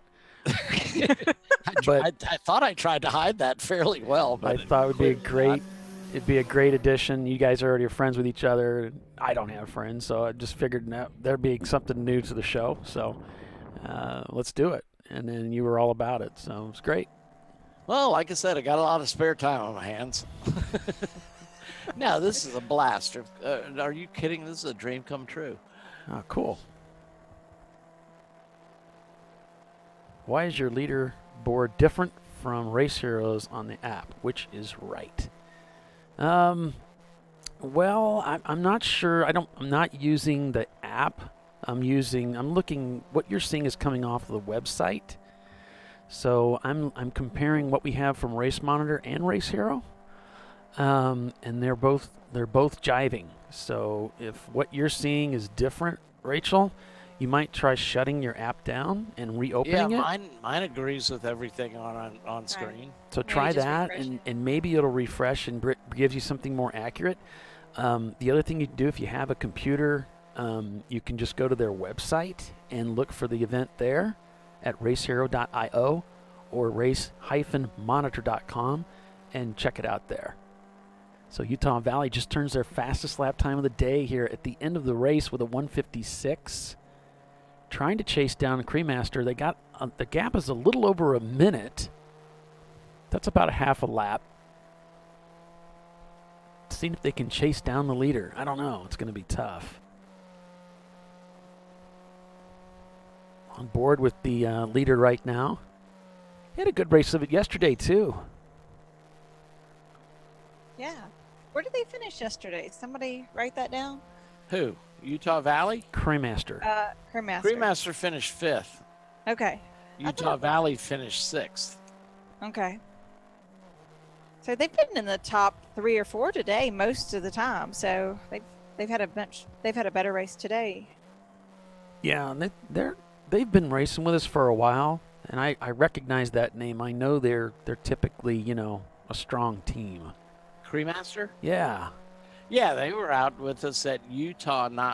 I don't know if they were there this year, but they were certainly there the last year. At where? Definitely there this year. At Charlotte, I mean. Charlotte. Okay. Well, I saw them registered for Hastings, but with a different car, with the Datsun, I believe. Okay. Let me look. I happen to have this information at my fingertips. Well, I mean, racing the Datsun is great and all, but racing a Miata is so much easier. You're not racing some old vintage car that's hard to keep underneath you. My Miata is just so much easier to deal with. I mean, I love the Datsun 510, but the Miata is the modern day equivalent of what the 510 is. Well, the Cremaster, their other car is the Datsun 280ZX. Yeah. So I mean, this car is a lot less effort involved to keep it racing. Rolling along, let's see. The 200ZX had a 23rd at Autobahn in 17 and a 24th on the Sunday race. They had DNSs at Brainerd. Don't know what happened there in 17. Again, that Datsun at Laguna, they had an 18th and a 19th in 2017. That's the fall race. Okay. So then they showed up at Charlotte, and finished 12th in the spring race in 18. Then they finished 44th at the Nelston Ledges, 17th and 20th at Gingerman on the Saturday and Sunday in 18, 37 and 28 at Road America. That was in the fall race, yes. Well, they've done quite a few races with us before. Yeah, this is, I think, their first. Yeah, this is their first race with us in 2019. Oh, okay. But they get around. That's what they say about us. As evidenced by Charlotte and Laguna Seca. So. Yeah, those are opposite ends of the world. Pretty much.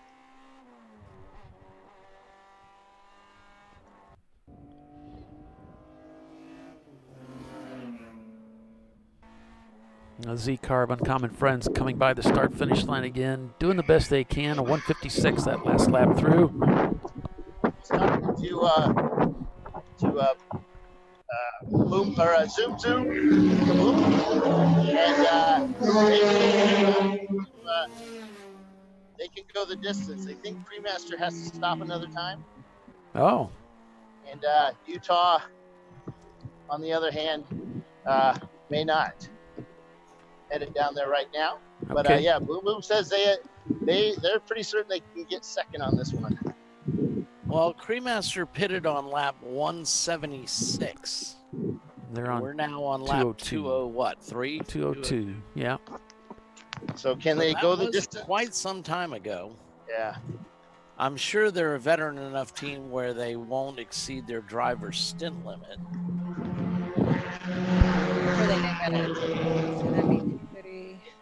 And there's not a time stamp on where that.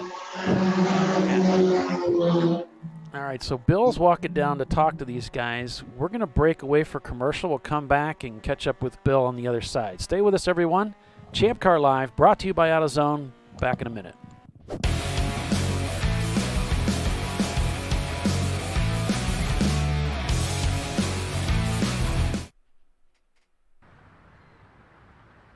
I probably need new tires.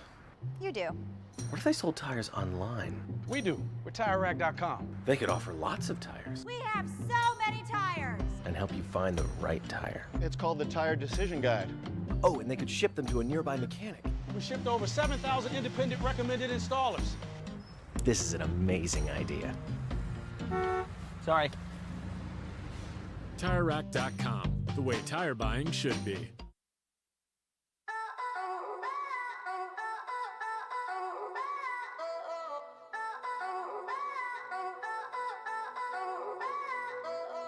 Hi, it's iRacing commentator David Haynes. In 2019, we're excited to bring you coverage of the Champ Car Sim Series, the sim racing division of the Champ Car Endurance Series. Contested across 15 championship rounds using the 2015 Mazda MX-5.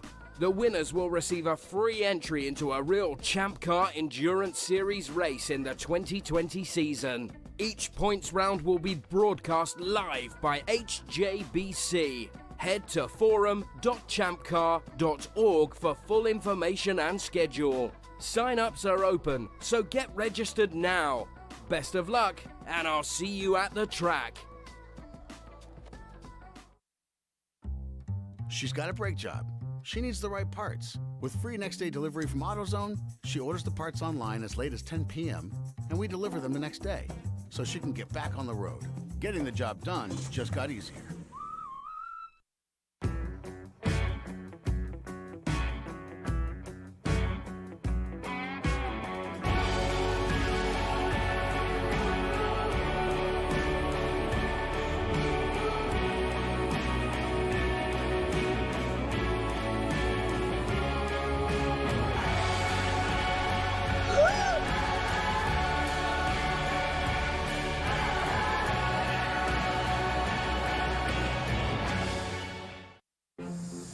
I did it. Do you see how it's... That's it. We did it. You did it. You can do it. The path to I Did It starts at AutoZone. Get in the zone.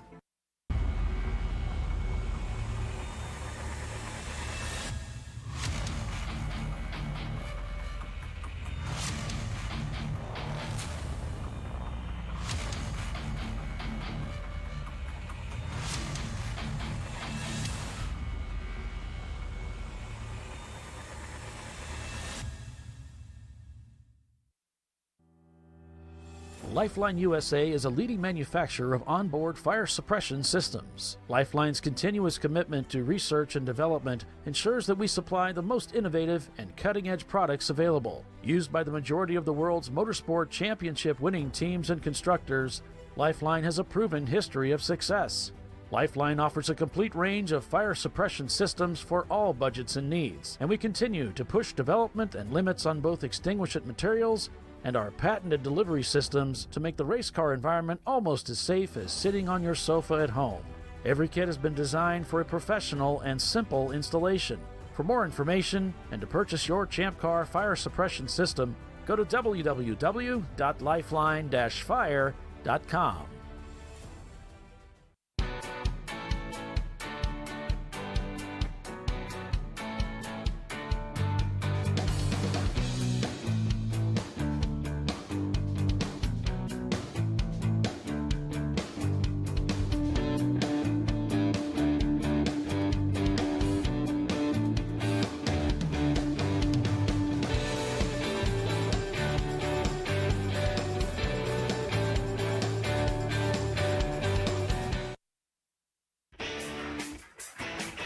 Located in Northeast Ohio with 40 years of combined experience, Money Shift Racing knows how to deliver performance and safety, offering everything you need to get your vehicle and drivers ready for race day.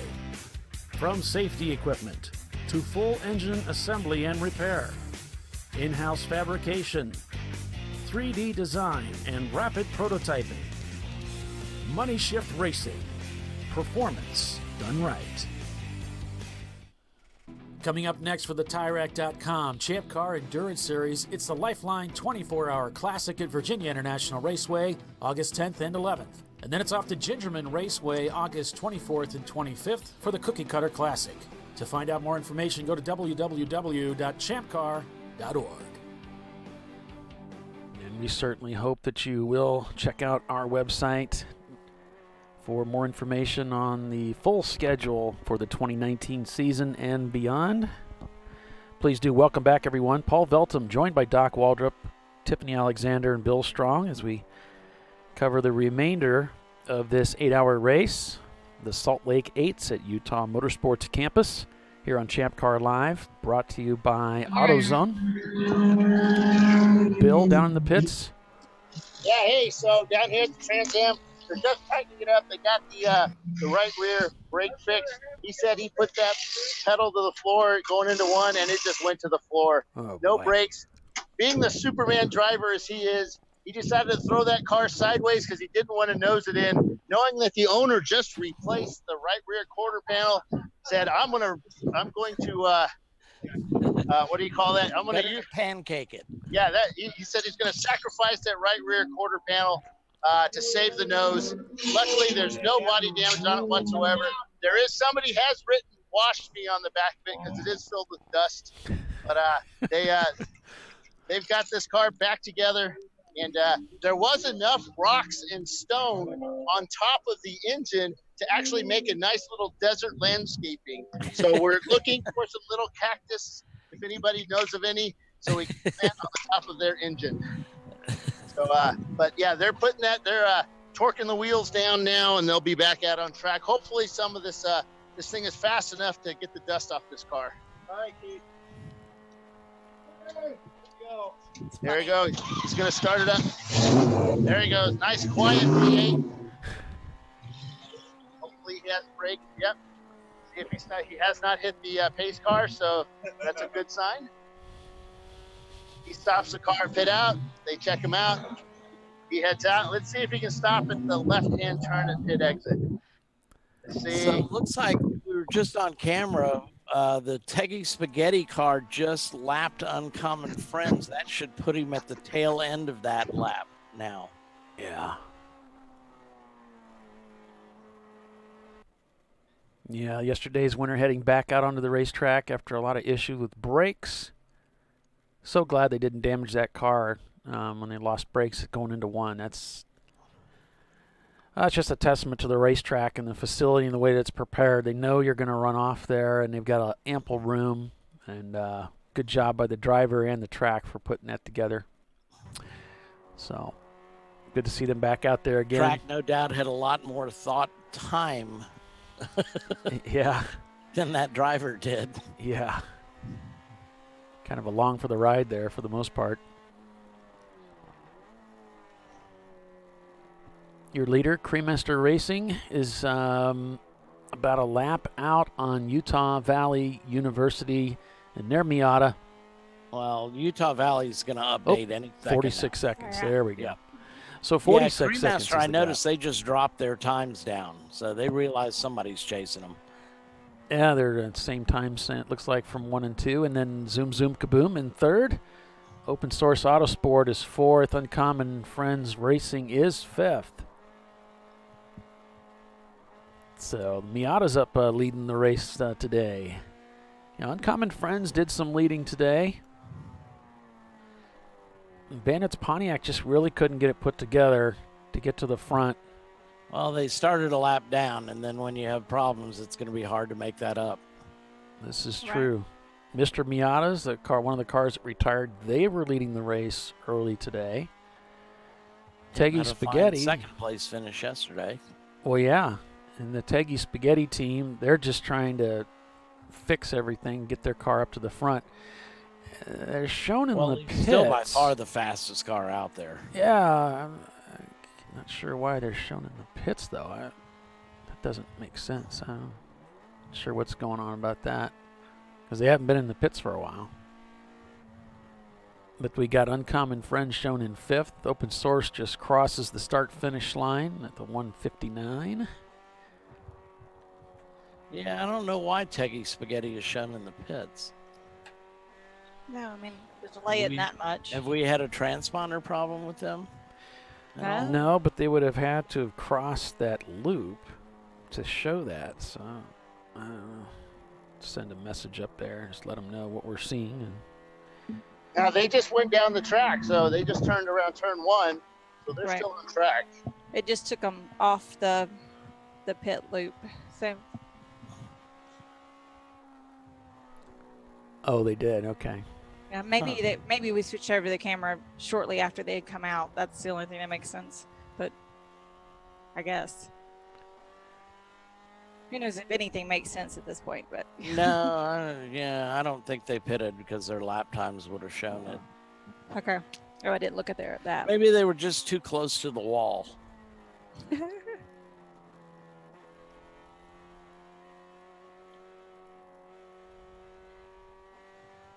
Well, yeah, it did put the little blue P above their last lap, but the time, there's no way they made that time. Yeah. Now they may have to pit again. That car's been having to, while it's fast, it's also thirsty. Right. Yeah, they've been pitting, about every hour or so. Yeah. So I'll have to do something about that.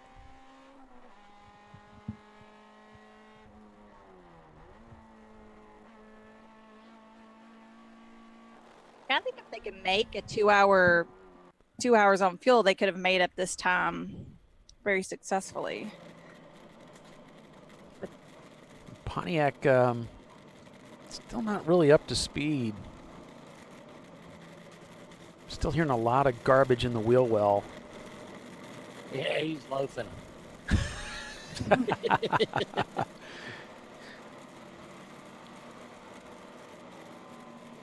He's braking before the tower, so you know he's way off the pace and just kind of taking it easy with that car.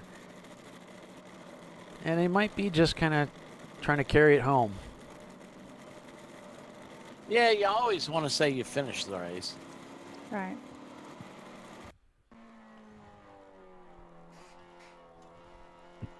No, I mean, I think you should go into the race car with an understanding of where you are in the race, especially if you have a, a car that's healthy, so that you know where you are. But then you just rely on the pits to give you information about, if you're behind the pace or off the pace, or if you got somebody catching you, or who you're catching, or whatever, and just go with that. That's whoever the pit boss is. It's important. There's the Mustang or the Pontiac letting Uncommon Friends go by.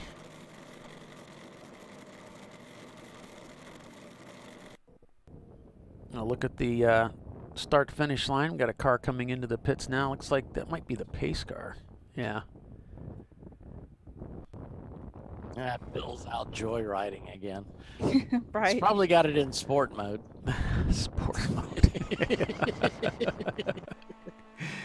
I'd almost put money on it. Yeah. We're laughing because he sent us a message this morning and said he's got the pace car in sport mode. We just thought that was kind of funny. It wasn't funny. It's serious stuff. Oh, okay. I'm sorry. He heard me. I've hurt his feelings again. Yeah, I decided to move the pace car down to the middle of my control. The Nissan pace car. And, down by here, the start-finish line. It makes it easier for me to collect all my stuff at the end of the day. Oh, okay. Well, that's important.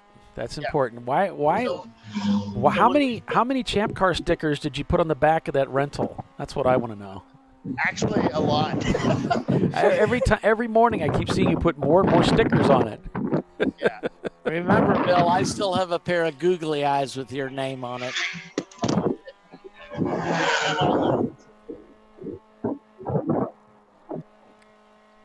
I don't know what I meant by that. I think I'm glad I didn't hear it. Yeah, I have a lot to do after this race, and we have not a lot of time because this track tends to lock all the gates. which we found out last night as we were all stuck on pit lane. But we found a way out. But it's one of those things that, we have a lot of work to do. These races require a lot of tear down. Usually we spend a day and a half or a day setting up, and we spend about 5 minutes tearing it all down. Right. So. Right. Yeah, most of the teams are that way too. You look at your trailer afterwards and go, "Oh yeah, what tornado hit this thing?" Well, if anybody's ever been to my house, which a few of the champs out there have, you'll notice I have a pile of stuff in my backyard. And basically, it was like we go to a race, we get home, we clean all the crap out of there that we've used up. I will get to that pile here in a couple of weeks. Well, 4 years, 5 years, okay, 8 years later, that pile has just grown. And slowly I've been taking stuff to the dump and getting some money for it. But yeah, it's a lot. It's a lot of work to do these races, especially if you do a lot of races per year. But it's fun, It's really fun. Yep, we're watching That's why this we do. Cremaster Racing. Yeah, that's why we do it. Watching for Cremaster to come across the start-finish line with Utah Valley in tow to see what that gap is going to be this time by. 44 seconds this time. So Utah Valley really trying to make the catch-up. But, boy, Cremaster turning up the heat at 155. That's darn near their fastest lap time of the day. Really leaning into that Miata. They want this win. Yeah, it's only, a 1/10 of a second off. That's some consistency there.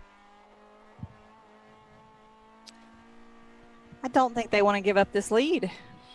So, no, you'd like to think they want to win this race or something. Yeah.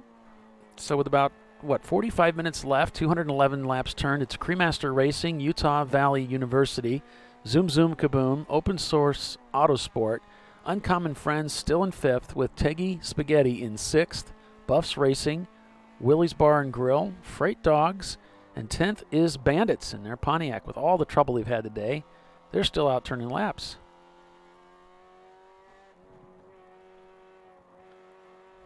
So it's great to see them out there again.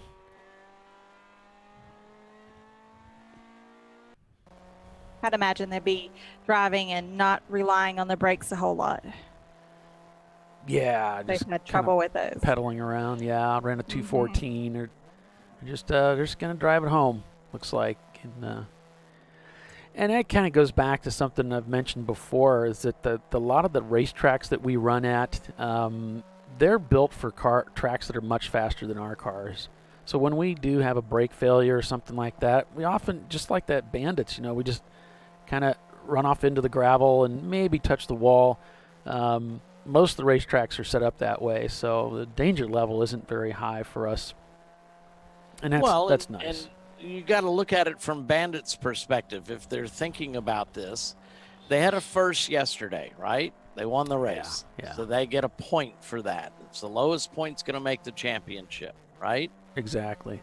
So today they're looking at 10. That's 11 points. Mm-hmm. Well, the cutoff line for the championship race is generally about 12 points. So right now they're in. Right. If history teaches anything. Right. Good point. So you don't want to park it. Let's just nurse it to the end. Yeah. If you're thinking about he's the on end lap game, 181. Yeah. Mr. Miata, who's fallen out of the race a good hour and a half ago, is on lap 132. So he ain't gonna catch him. Exactly. Yeah, and these guys know how to play the game. They've been doing this enough, and they know how it works, and they really want to go to the champ.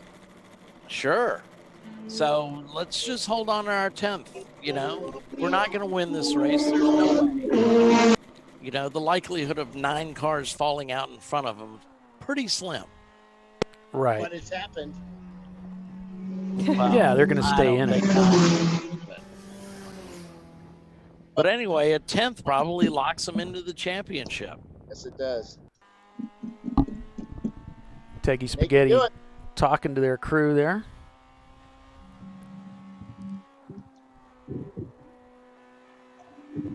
Love the steering input these guys have to put into front-wheel drive cars. Yeah, a lot of patience is involved in front-wheel drive racing. It's kind of frustrating, actually. I don't really like it. I like watching it. I don't think I'd like to do it. Yeah. It's not that bad. He's No. the driver of a car that's constantly trying to kill him. Yeah, that's a different kind of kill, it's though. a different kind of thing, yeah. Bill, dead is dead. Yeah. There's no degrees of dead. But when you know it's going to kill you someday, so you just drive it as hard as you can and just know that it's going to happen. That's kind of what we do. But just try not to push it over that limit. Right. Which is why we're so slow.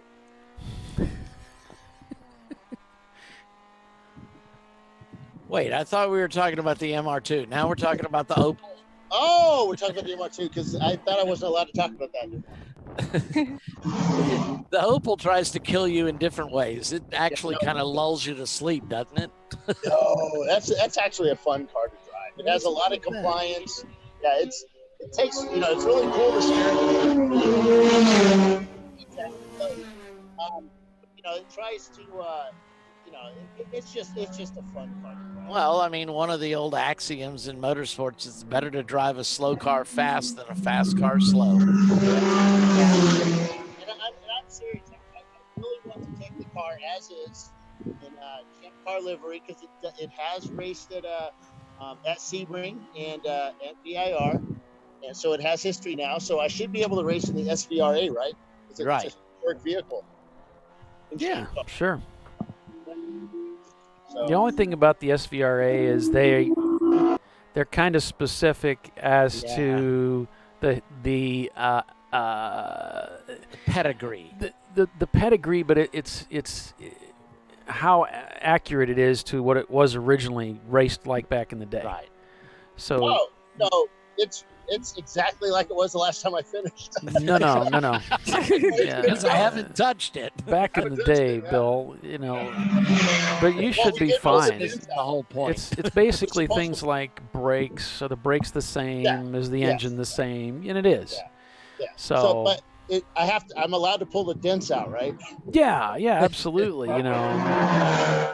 Polish that turd, I mean. Oh wait, now we're going too far. If the barn needs painted, paint it. If you polish the spray paint, it comes off. Oh, then we don't do that. Yeah. Yeah, we rattle canned it. Although that rattle can job is to be commended. It turned out. It is. Well. That would be my son's side was really good. It was his first rattle can job ever. Mine had all the drips and the blobs. But I am old, and I did have the dark side of the car. Oh, wait a second. No, he had the dark side of the car. I had the light. But at least we're reassured because you welded the cage, right? Yes, I did.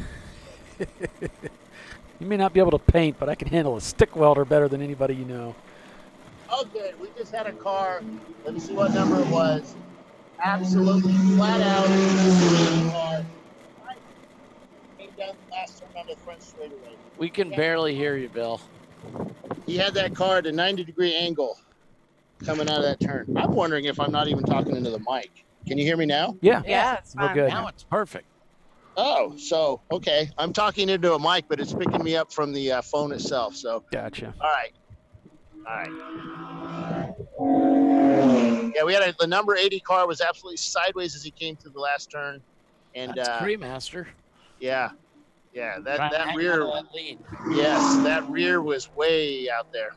Well, he just turned his fastest lap of the race. He's Yep, really that would be it. hustling. Yep. A 154th. Yeah, he's probably been told that Utah Valley's on the hunt, and he's going to need to go at 100%, and that's what he's doing. Utah Valley falling behind further. Has Cremaster pitted yet? Well, they pitted quite some time ago, Bill. Let me look at it. Maybe that's the problem. 215. They last pitted on lap 176. Wow. And now we're at 215. Yeah, so it's like, 35, 40 laps ago.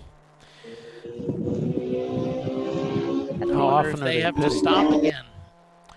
Well, let's see how often they're pitting. There's no time stamp on, unfortunately. Well, the Zoom guys told me that they will have to stop one more time, from what I understood. Yeah, that Cremaster would have to stop one more time. That was, how many laps did I say? That 35? should be about 250 they stopped. Man, they are going to have to stop again. That's why they're doing this. They're pushing for everything they have because they're going to have to stop. Well, Utah Valley seems to be able to match them more or less time-wise. Their Cremaster's last lap was a 158.8. Utah Valley's was a 156.4. Well, the Firebird just went by me at about a freeway speed down the front straightaway here. He's going really slow, but he's staying out there.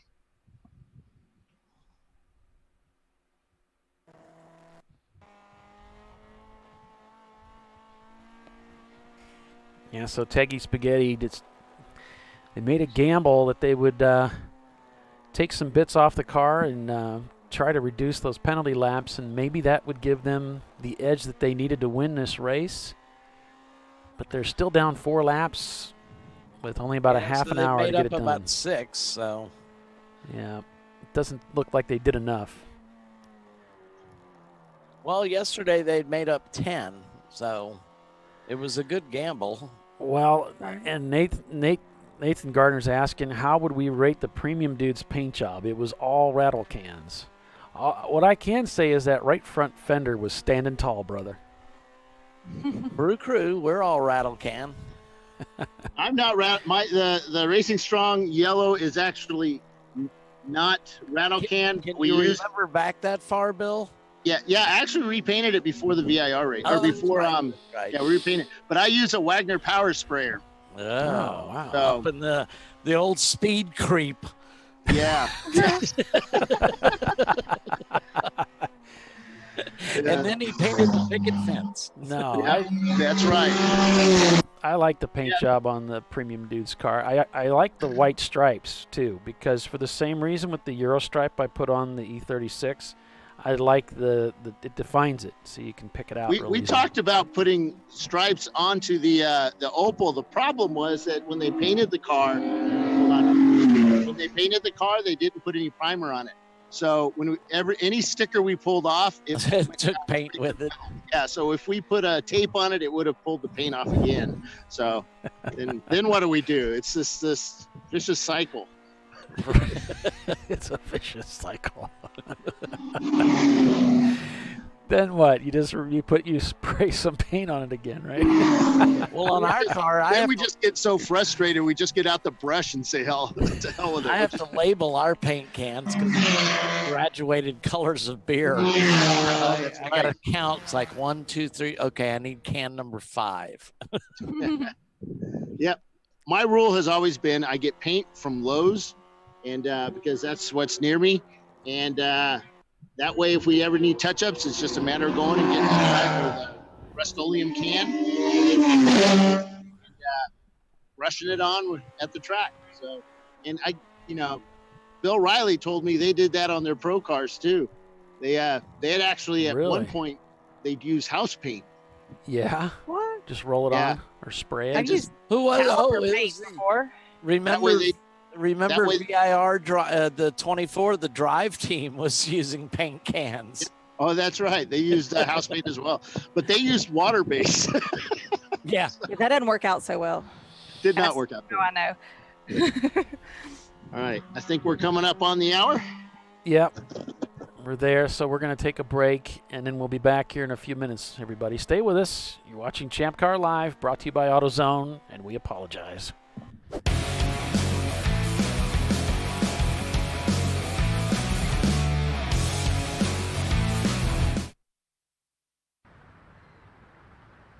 I probably need new tires. You do. What if they sold tires online? We do. We're TireRack.com. They could offer lots of tires We have so many tires. and help you find the right tire. It's called the Tire Decision Guide. Oh, and they could ship them to a nearby mechanic. We shipped over 7,000 independent recommended installers. This is an amazing idea. Sorry. TireRack.com, the way tire buying should be.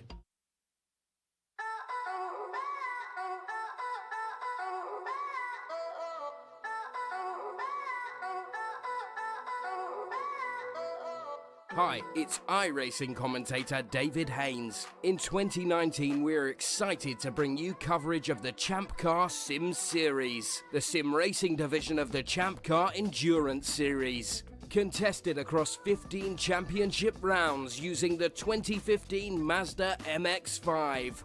The winners will receive a free entry into a real Champ Car Endurance Series race in the 2020 season. Each points round will be broadcast live by HJBC. Head to forum.champcar.org for full information and schedule. Sign-ups are open, so get registered now. Best of luck, and I'll see you at the track. She's got a brake job. She needs the right parts. With free next-day delivery from AutoZone, she orders the parts online as late as 10 p.m., and we deliver them the next day, so she can get back on the road. Getting the job done just got easier.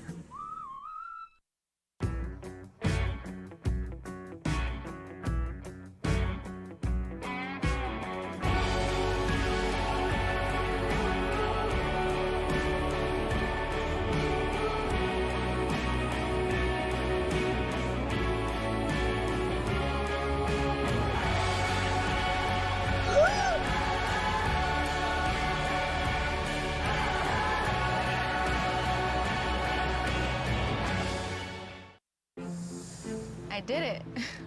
Do you see how it's... That's it. We did it. You did it. You can do it. The path to I Did It starts at AutoZone. Get in the zone.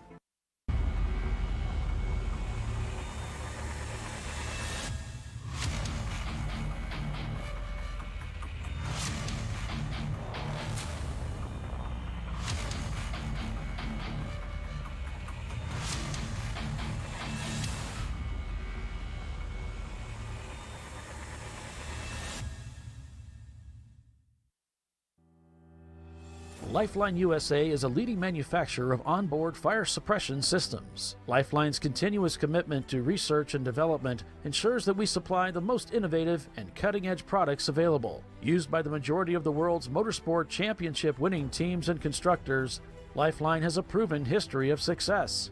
Lifeline offers a complete range of fire suppression systems for all budgets and needs, and we continue to push development and limits on both extinguishant materials and our patented delivery systems to make the race car environment almost as safe as sitting on your sofa at home. Every kit has been designed for a professional and simple installation. For more information and to purchase your Champ Car fire suppression system, go to www.lifeline-fire.com.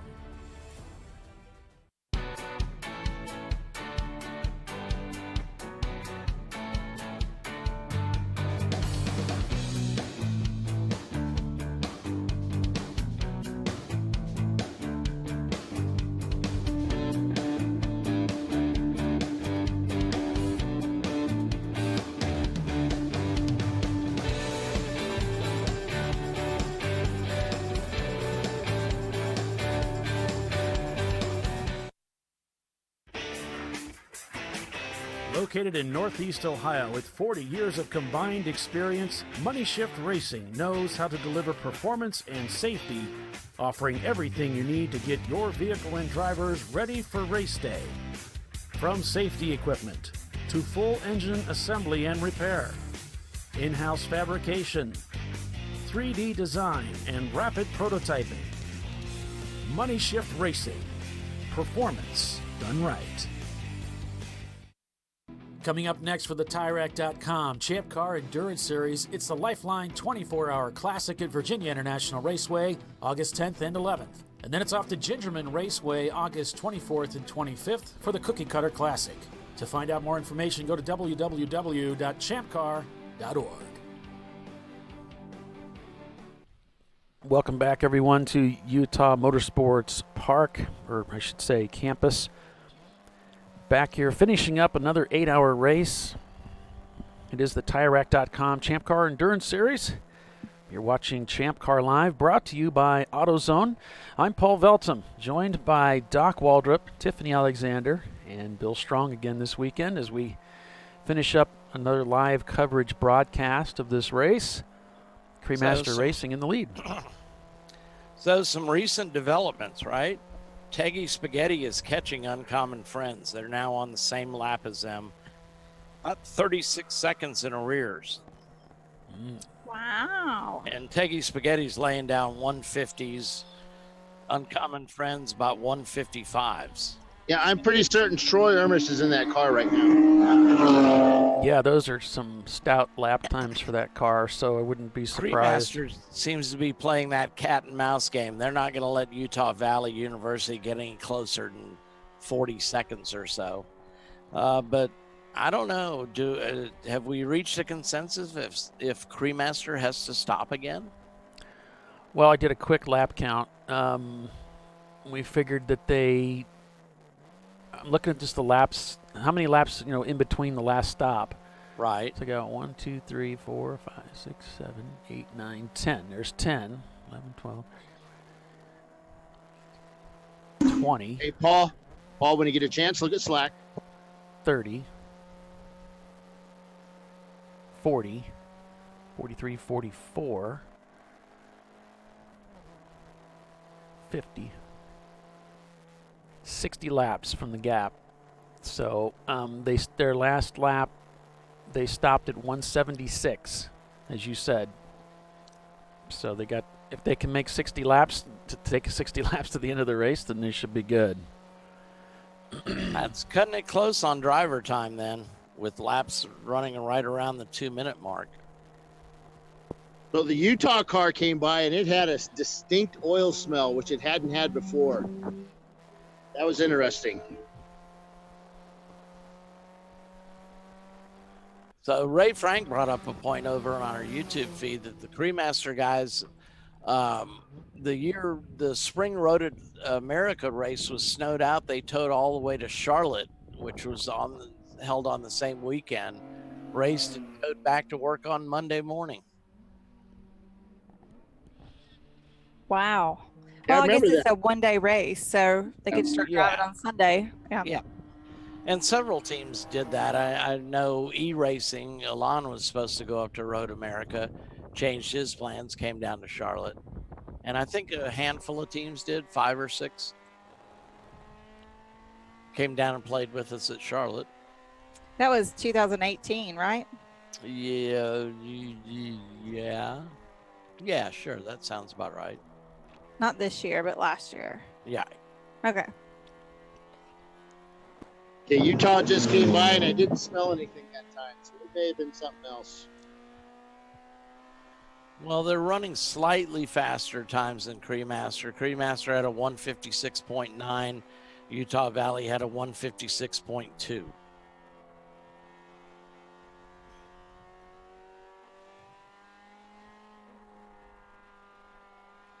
Uncommon Friends just stepped up their time a little bit, trying to hold off Teggy Spaghetti. That gap is down to 26.8 seconds now. That's for 4th place.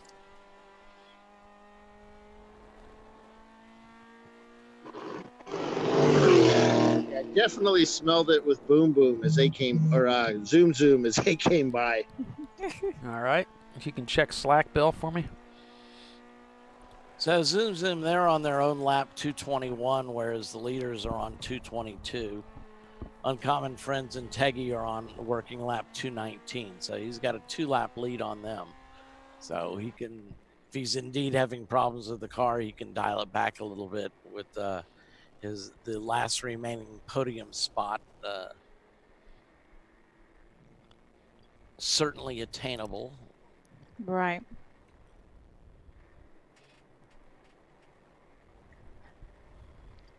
Teggy's definitely gaining on Uncommon Friends. Shouldn't take, about five more laps? Yeah, and I'm thinking Then they can Cremaster's figure going to out- have to pit. They're just not going to make it. If they're 50 laps was the gap, they were in at 175. They're at 222. So I'm thinking they're about, it's about a 50-lap spread. We'll see. See what they can do. Well, they certainly can't afford to back off on their lap times. No. And they can't seem to gain anything like what a pit stop would cost them. Right. Utah Valley looks to be looking good here. Cremaster Racing doing the most they can with what they have, but still leading this race. The Pontiac team, they're just going to bring that car home as best they can.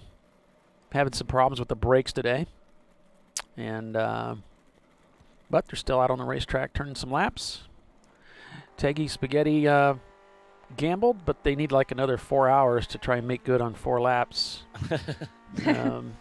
They just couldn't quite make up the deficit of that 10-lap penalties that were put against it. So they've made a very strong effort to, though. They have, yeah. All in all, they've had a good race. They just couldn't quite get it done. They're talking to their pits, you know, working every strategy and every angle they can work with it, and they're certainly driving the car really strong. Yeah, every driver that's gone into that car has really been wheeling it.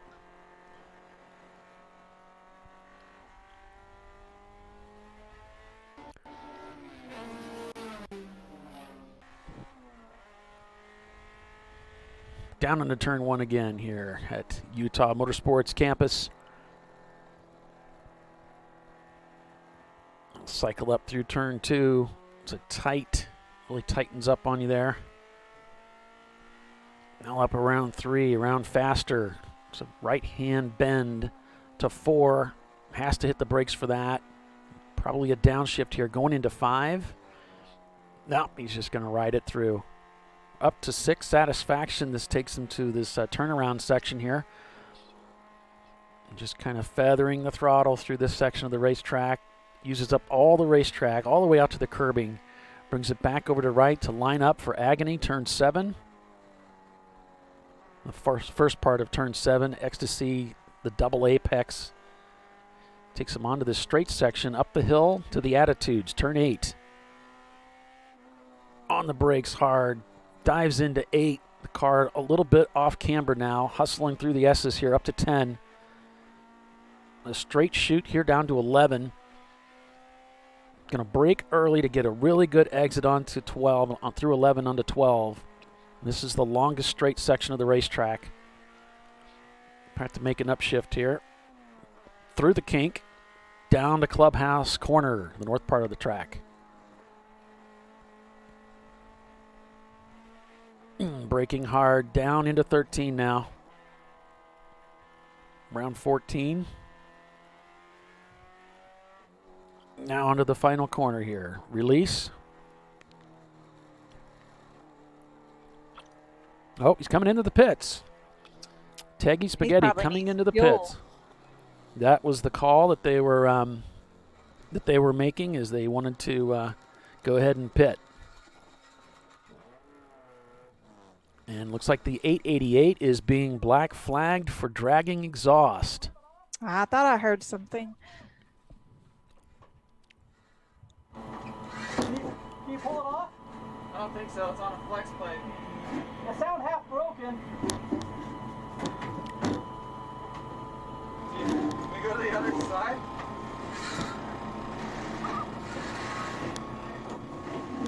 So the Teggy Spaghetti, almost to the end of this race, they've been black flagged for exhaust dragging.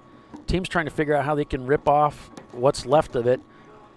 Talked about this before. If you chain that exhaust up, it's not going to drag. It can break, but you're not going to get meatballed because it won't be dragging. This may cost them a spot. Open Source Autosport and that Porsche Boxster 986, they're on the same lap. Whoop, and they just went into 5th place. And there's a look at the timing and scoring according to Race Hero, but we know there's some issues there. So, but that's what we have to work with right now. Speaking of issues, yeah, how are you doing, Paulie? I'm doing well, better than I've been doing in several weeks. Good. So That's good to I'm hear. just about 100%. Thank you. How's your dad doing?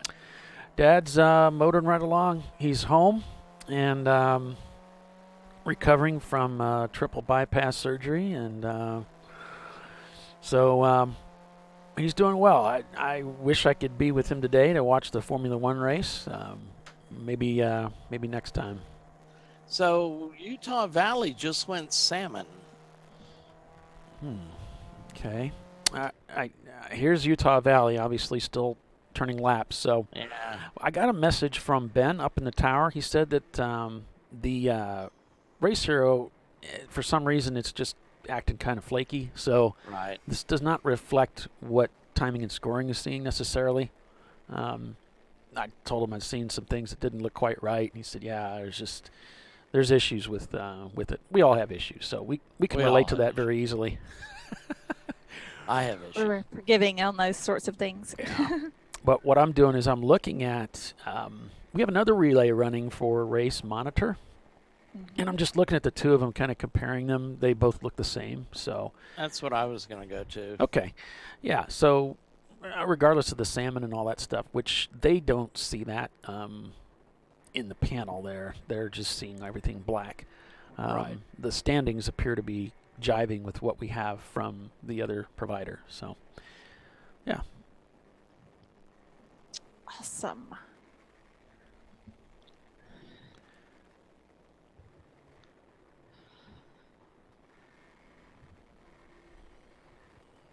Not long to go now. Yeah, we're getting it down there.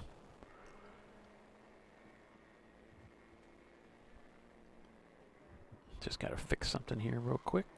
Oh, getting a little crossed up there.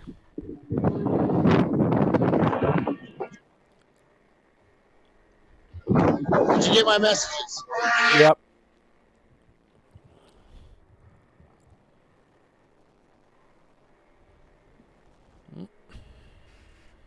It's not working. Looks like Utah Valley's last lap was 3.5, they're almost 4 minutes though. So they may have cruised through or had an off or something. We didn't see them go off. We've been with them the last couple of laps. Yeah. Well, I know one time at Road Atlanta, our car we noticed our lap times were exactly double what they should have been. And sure enough, we found out later, talking to Mike, that the pit road loop was interfering with the track loop. So that happens sometimes. Looks like they've corrected it. That now it's 157. Okay. Yeah. They probably just doubled them, right? Back on board with the Cremaster team. These timing and scoring systems are very finicky, and again, what we're looking at are third-party apps.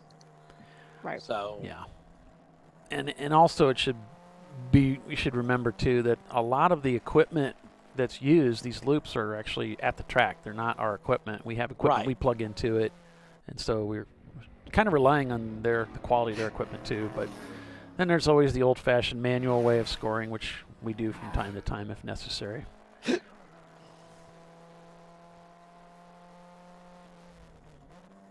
So thanks for joining us here as we wrap up another 8 hours of racing today. Just less than 15 minutes remain here at this 8-hour race at Utah Motorsports Campus, the Salt Lake Eights, as we called it, in Tooele, Utah. Been a great race weekend. Lots of action, especially today. Lots of lead changes. Right now, some Cremaster. planned, some not so planned. Right, and Cremaster's leading right now. Utah Valley maybe in the catbird seat here. We'll see how these pit stops play out, but this race isn't over by far. We got Zoom Kaboom in third. Uncommon Friends is back up to fourth place, and Open Source trying to chase them down.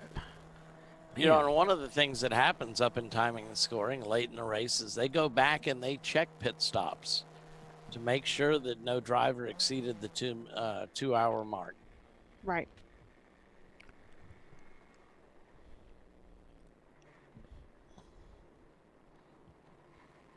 Yeah, just to let you know, our superhero Ben up in timing and scoring has developed an app that actually checks all that automatically. It's pretty freaking cool. Awesome. Yeah, Ben's a smart guy. Yeah. Wonder what That that's is like, cool. being smart. Wow. You're not asking me, right? Right. I mean, that's strictly a rhetorical question, I assume. No further comment.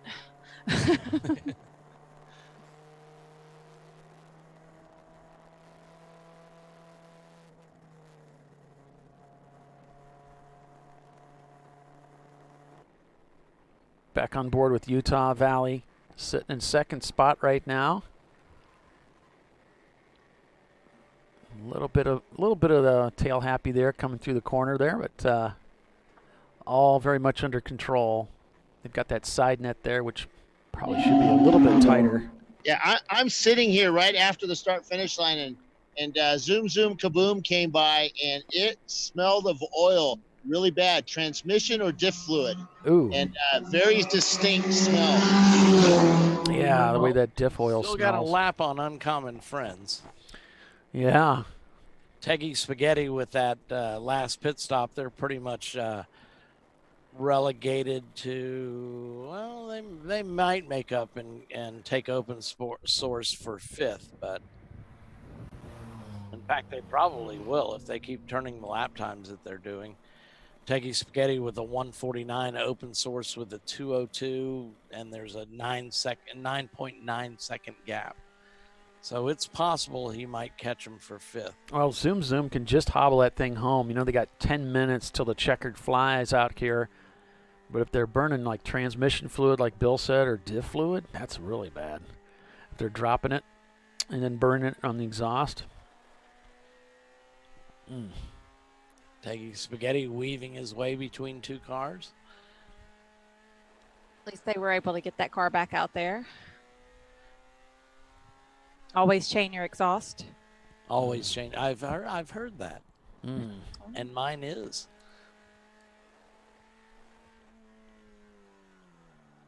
Ooh, I was checked up driving a big time. 944 at Sebring one time and had the same issue. Really? Yeah, I lost the whole exhaust. Yeah, we lost one at Daytona. Brand new resonator on there. We donated it to the track somewhere around the kink. Somebody kind of gave us a nice little love tap in the rear, and then That's all it takes. Yeah, yeah. Uncommon Friend Z car going by the start-finish line. Yeah, Zoom just came by again, and it's definitely from that car. Just need to hold out another 8 minutes or so. Yeah, some dust getting kicked up in the background there as they're coming through that fast bend there. But the differential in the Miata is a pig. It's an independent rear suspension. So if you've got an axle seal leaking there on the inboard, you'll leak differential fluid. And of course, once it gets to the axle, it's going to be slung all over the place underneath the car, and it's going to get on the exhaust, and it's going to burn off. So it's only a matter of time before you run out of oil. We've had that happen. I had that happen at Gingerman in a Miata.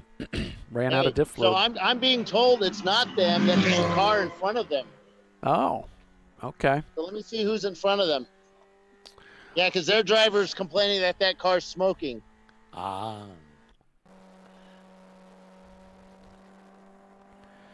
Let's see when they come around here again, and we'll take a look. Well, I hope it's not Creammaster. For their sake, yeah. Yeah. Utah Valley. Just can't quite match their lap times. Mm. Creammaster turned a 158.9. Utah Valley a 159.0. So not much difference at all. 1/10 of a second.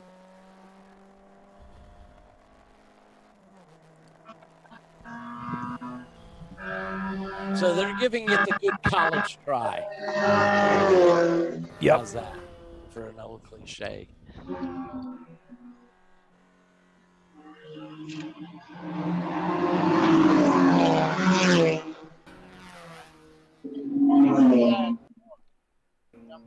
Uncommon Friends taking another lap there, just counting down the clock. Is that Cremaster? 6 minutes remain here unofficially. That's the Colorado University car that's smoking. You can see it as they go by. He means Utah. Utah. Yeah. No, the Colorado. I didn't know we had one. Yeah, it's Buffs Racing. They're pitted here right in front of us. That's Buffs. Okay. Gotcha. Thanks, Doc. 2 laps to go. 2 laps to go. All right. Thanks for that, Bill. Well, looks like Cremaster is going to make it. Certainly appears to be so. They've managed to work this strategy. Give me, since I can't get a race hero. Cremaster, what car number are they? 80. 80, that's right. Okay, thank you. Uh-huh. He just waved a car past him.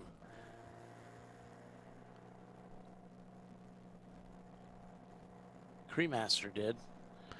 Yeah. Sounds like he's off the pace, like he's just kind of cruising around. That's what I thought. I wasn't going to use the L word, but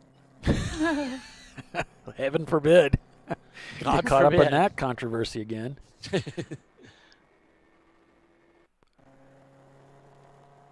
He's looking very intently at the dashboard of that car. Low on fuel, who knows? Could be. I mean, he definitely picked up the pace in the last hour or so, because he could have used more fuel. I mean, if he's doing a 2-hour, stint, then he'd definitely be pushing the limits of that, right? Yeah, definitely backed off on that last lap, turning in a 2-minute flat. He was turning. The 720 car is the one that's smoking. That's Buffs, yeah. Okay. So we're watching Cremaster here.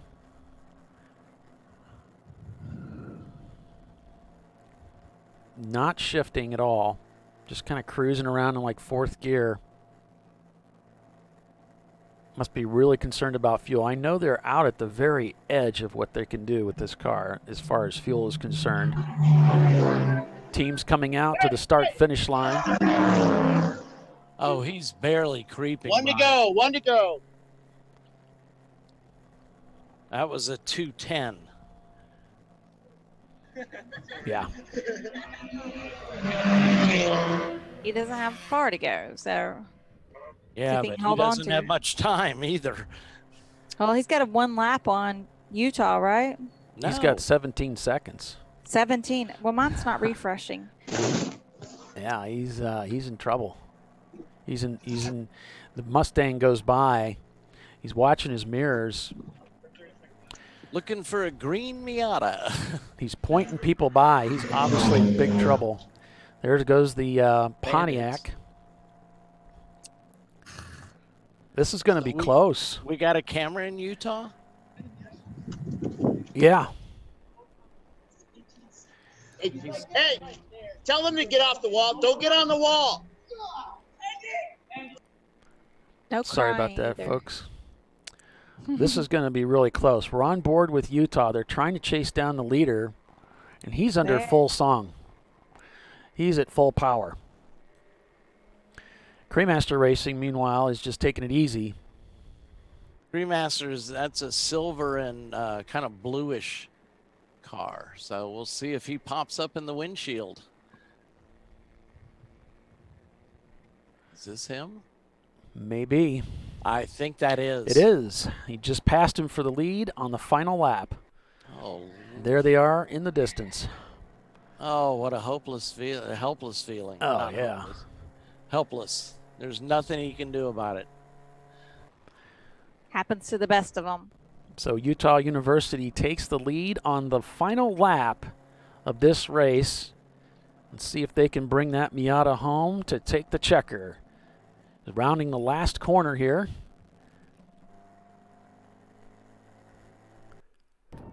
Here they come to the start-finish line to take the checkered flag, and there it is. In the air, the checkered flag flies for Utah Valley University in their 1990 Mazda Miata. They take the win on day 2 here at Utah Motorsports Campus for the Salt Lake Eights in the Champ Car Endurance Series. How about that? congratulations to them. That's incredible. Crewmaster 1 lap short. That is incredible. And Crewmaster has actually stopped on the racetrack. They've run out of gas, I bet you. Yep. Well, he doesn't have to cross the finish line for his result. Your car doesn't have to be running. Looks like he's backing it up into the gravel there. He's backing up. Just doesn't have anything left to make it around the racetrack. He's going to hold on to second place. Zoom Kaboom was 2 laps down to them. Teggy Spaghetti's going to take their checkered flag. And the crowd goes wild. How about that? You've got the crews coming out there to congratulate their drivers as they come across and cheer for their teams. Oh, Racer Pink says, biggest motor wins Saturday, smallest motor wins on Sunday. Yeah. Well, it was a Miata battle here today. That's the first student team we've ever had win. Oh, that's so awesome. Nuts. Wow, they just ran a masterful race there. On the last lap. To pick it up in the last lap, and it's in the final corners of the race, you know, they just outdid them on fuel, you know, played their strategy, and it worked.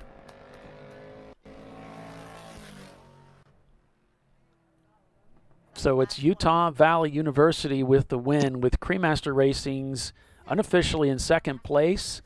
Then it's Zoom Kaboom making it home in third, with Uncommon Friends in fourth. Open Source Autosport, fifth place, with Teggy Spaghetti getting sixth. Buffs Racing takes seventh. Willie's Bar and Grill in eighth. Freight Dogs is ninth. And Bandits and the Pontiac Trans Am that won the race yesterday finishes today in 10th place. So congratulations and thank you to all of the competitors that came out to join us for the race weekend here at the Salt Lake 8s at Utah Motorsports Campus in Tooele, Utah.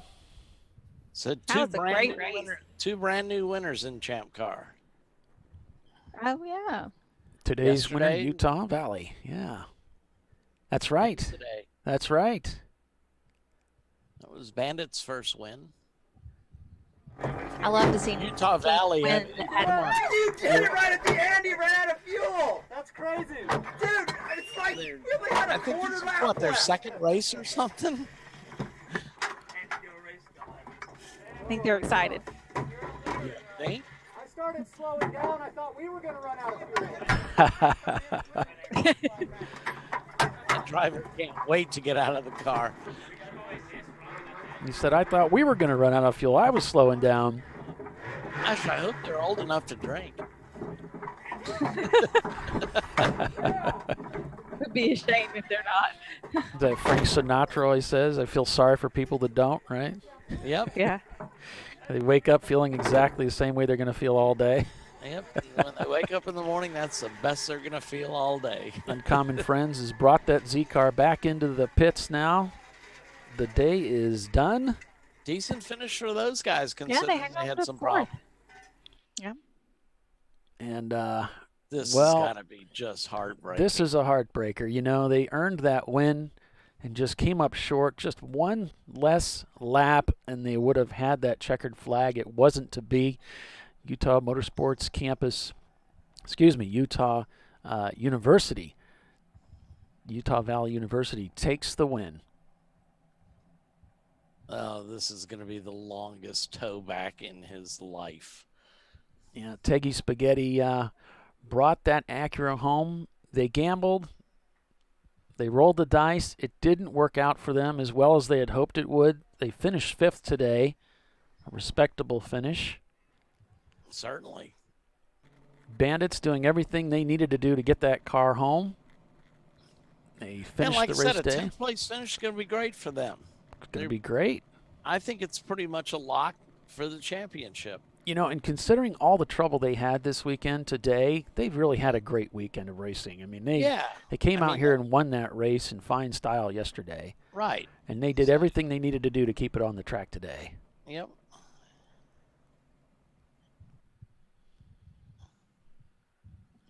top 10 finishes are hard to come by. So, Yeah.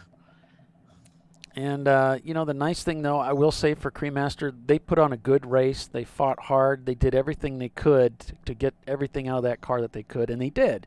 And the car lives to race another day. Yep. That's a tough team right there. Ray Frank had commented that the Cremaster guys are some real racers. They're based out of Minnesota. Based out of Minnesota. See, they went to the Spring Road America race. Yeah, we have to say it that way, don't we, Tiffany? Minnesota. Yeah, they went to the Road America race and towed out to Charlotte and raced and towed back to work for Monday morning. These are some tough guys. Some real endurance right there. Yeah. So the hood goes up, the cars go up, the tires come off. And Utah Valley University walks away with the hardware. Congratulations to those guys for a well-fought win. Well, of course, this is all unofficial right now until the impound is over. Not to rain on anybody's parade, but... Right. The top 5 will go to impound, take the wheels off, put the hood up, and everybody will get a chance to inspect them.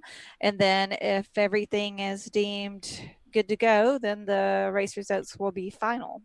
Yeah, and that generally happens in about 30 minutes. Right. So I guess that's going to do it for our broadcast, folks. Now the race interviews will be recorded and uploaded to our channel, so you can check those out. Please do. That's always entertaining, as only Bill Strong can do. So make sure you check that out. So our next race, we're going to be at the Virginia International Raceway in just 2 weekends, 24 hours of racing, 24 hours of broadcasting. And insanity. That's going to be entertaining as well. It's always entertaining. These races are always exciting, and we sure appreciate you folks joining us along with the show and your comments over on the YouTube channel. It's great to hear from all of you. Yeah, those comments really help because, strangely enough, we often run out of things to say. Occasionally. That's right. And you don't want us making up stuff. Not that we ever would do such a thing. No. We reserve the right to, though, if they don't comment. Exactly. That's going to wrap up another weekend of endurance road racing here for the TireRack.com Champ Car Endurance Series, brought to you by AutoZone here on ChampCar.Live. The Salt Lake 8s at Utah Motorsports Campus is a wrap, and so is this broadcast, folks. We will see you in 2 weeks at Virginia International Raceway. So for Bill Strong, Tiffany Alexander, and Doc Waldrop, I'm Paul Veltum, signing off for now. We'll see you in 2 weeks, folks. Bye. Bye.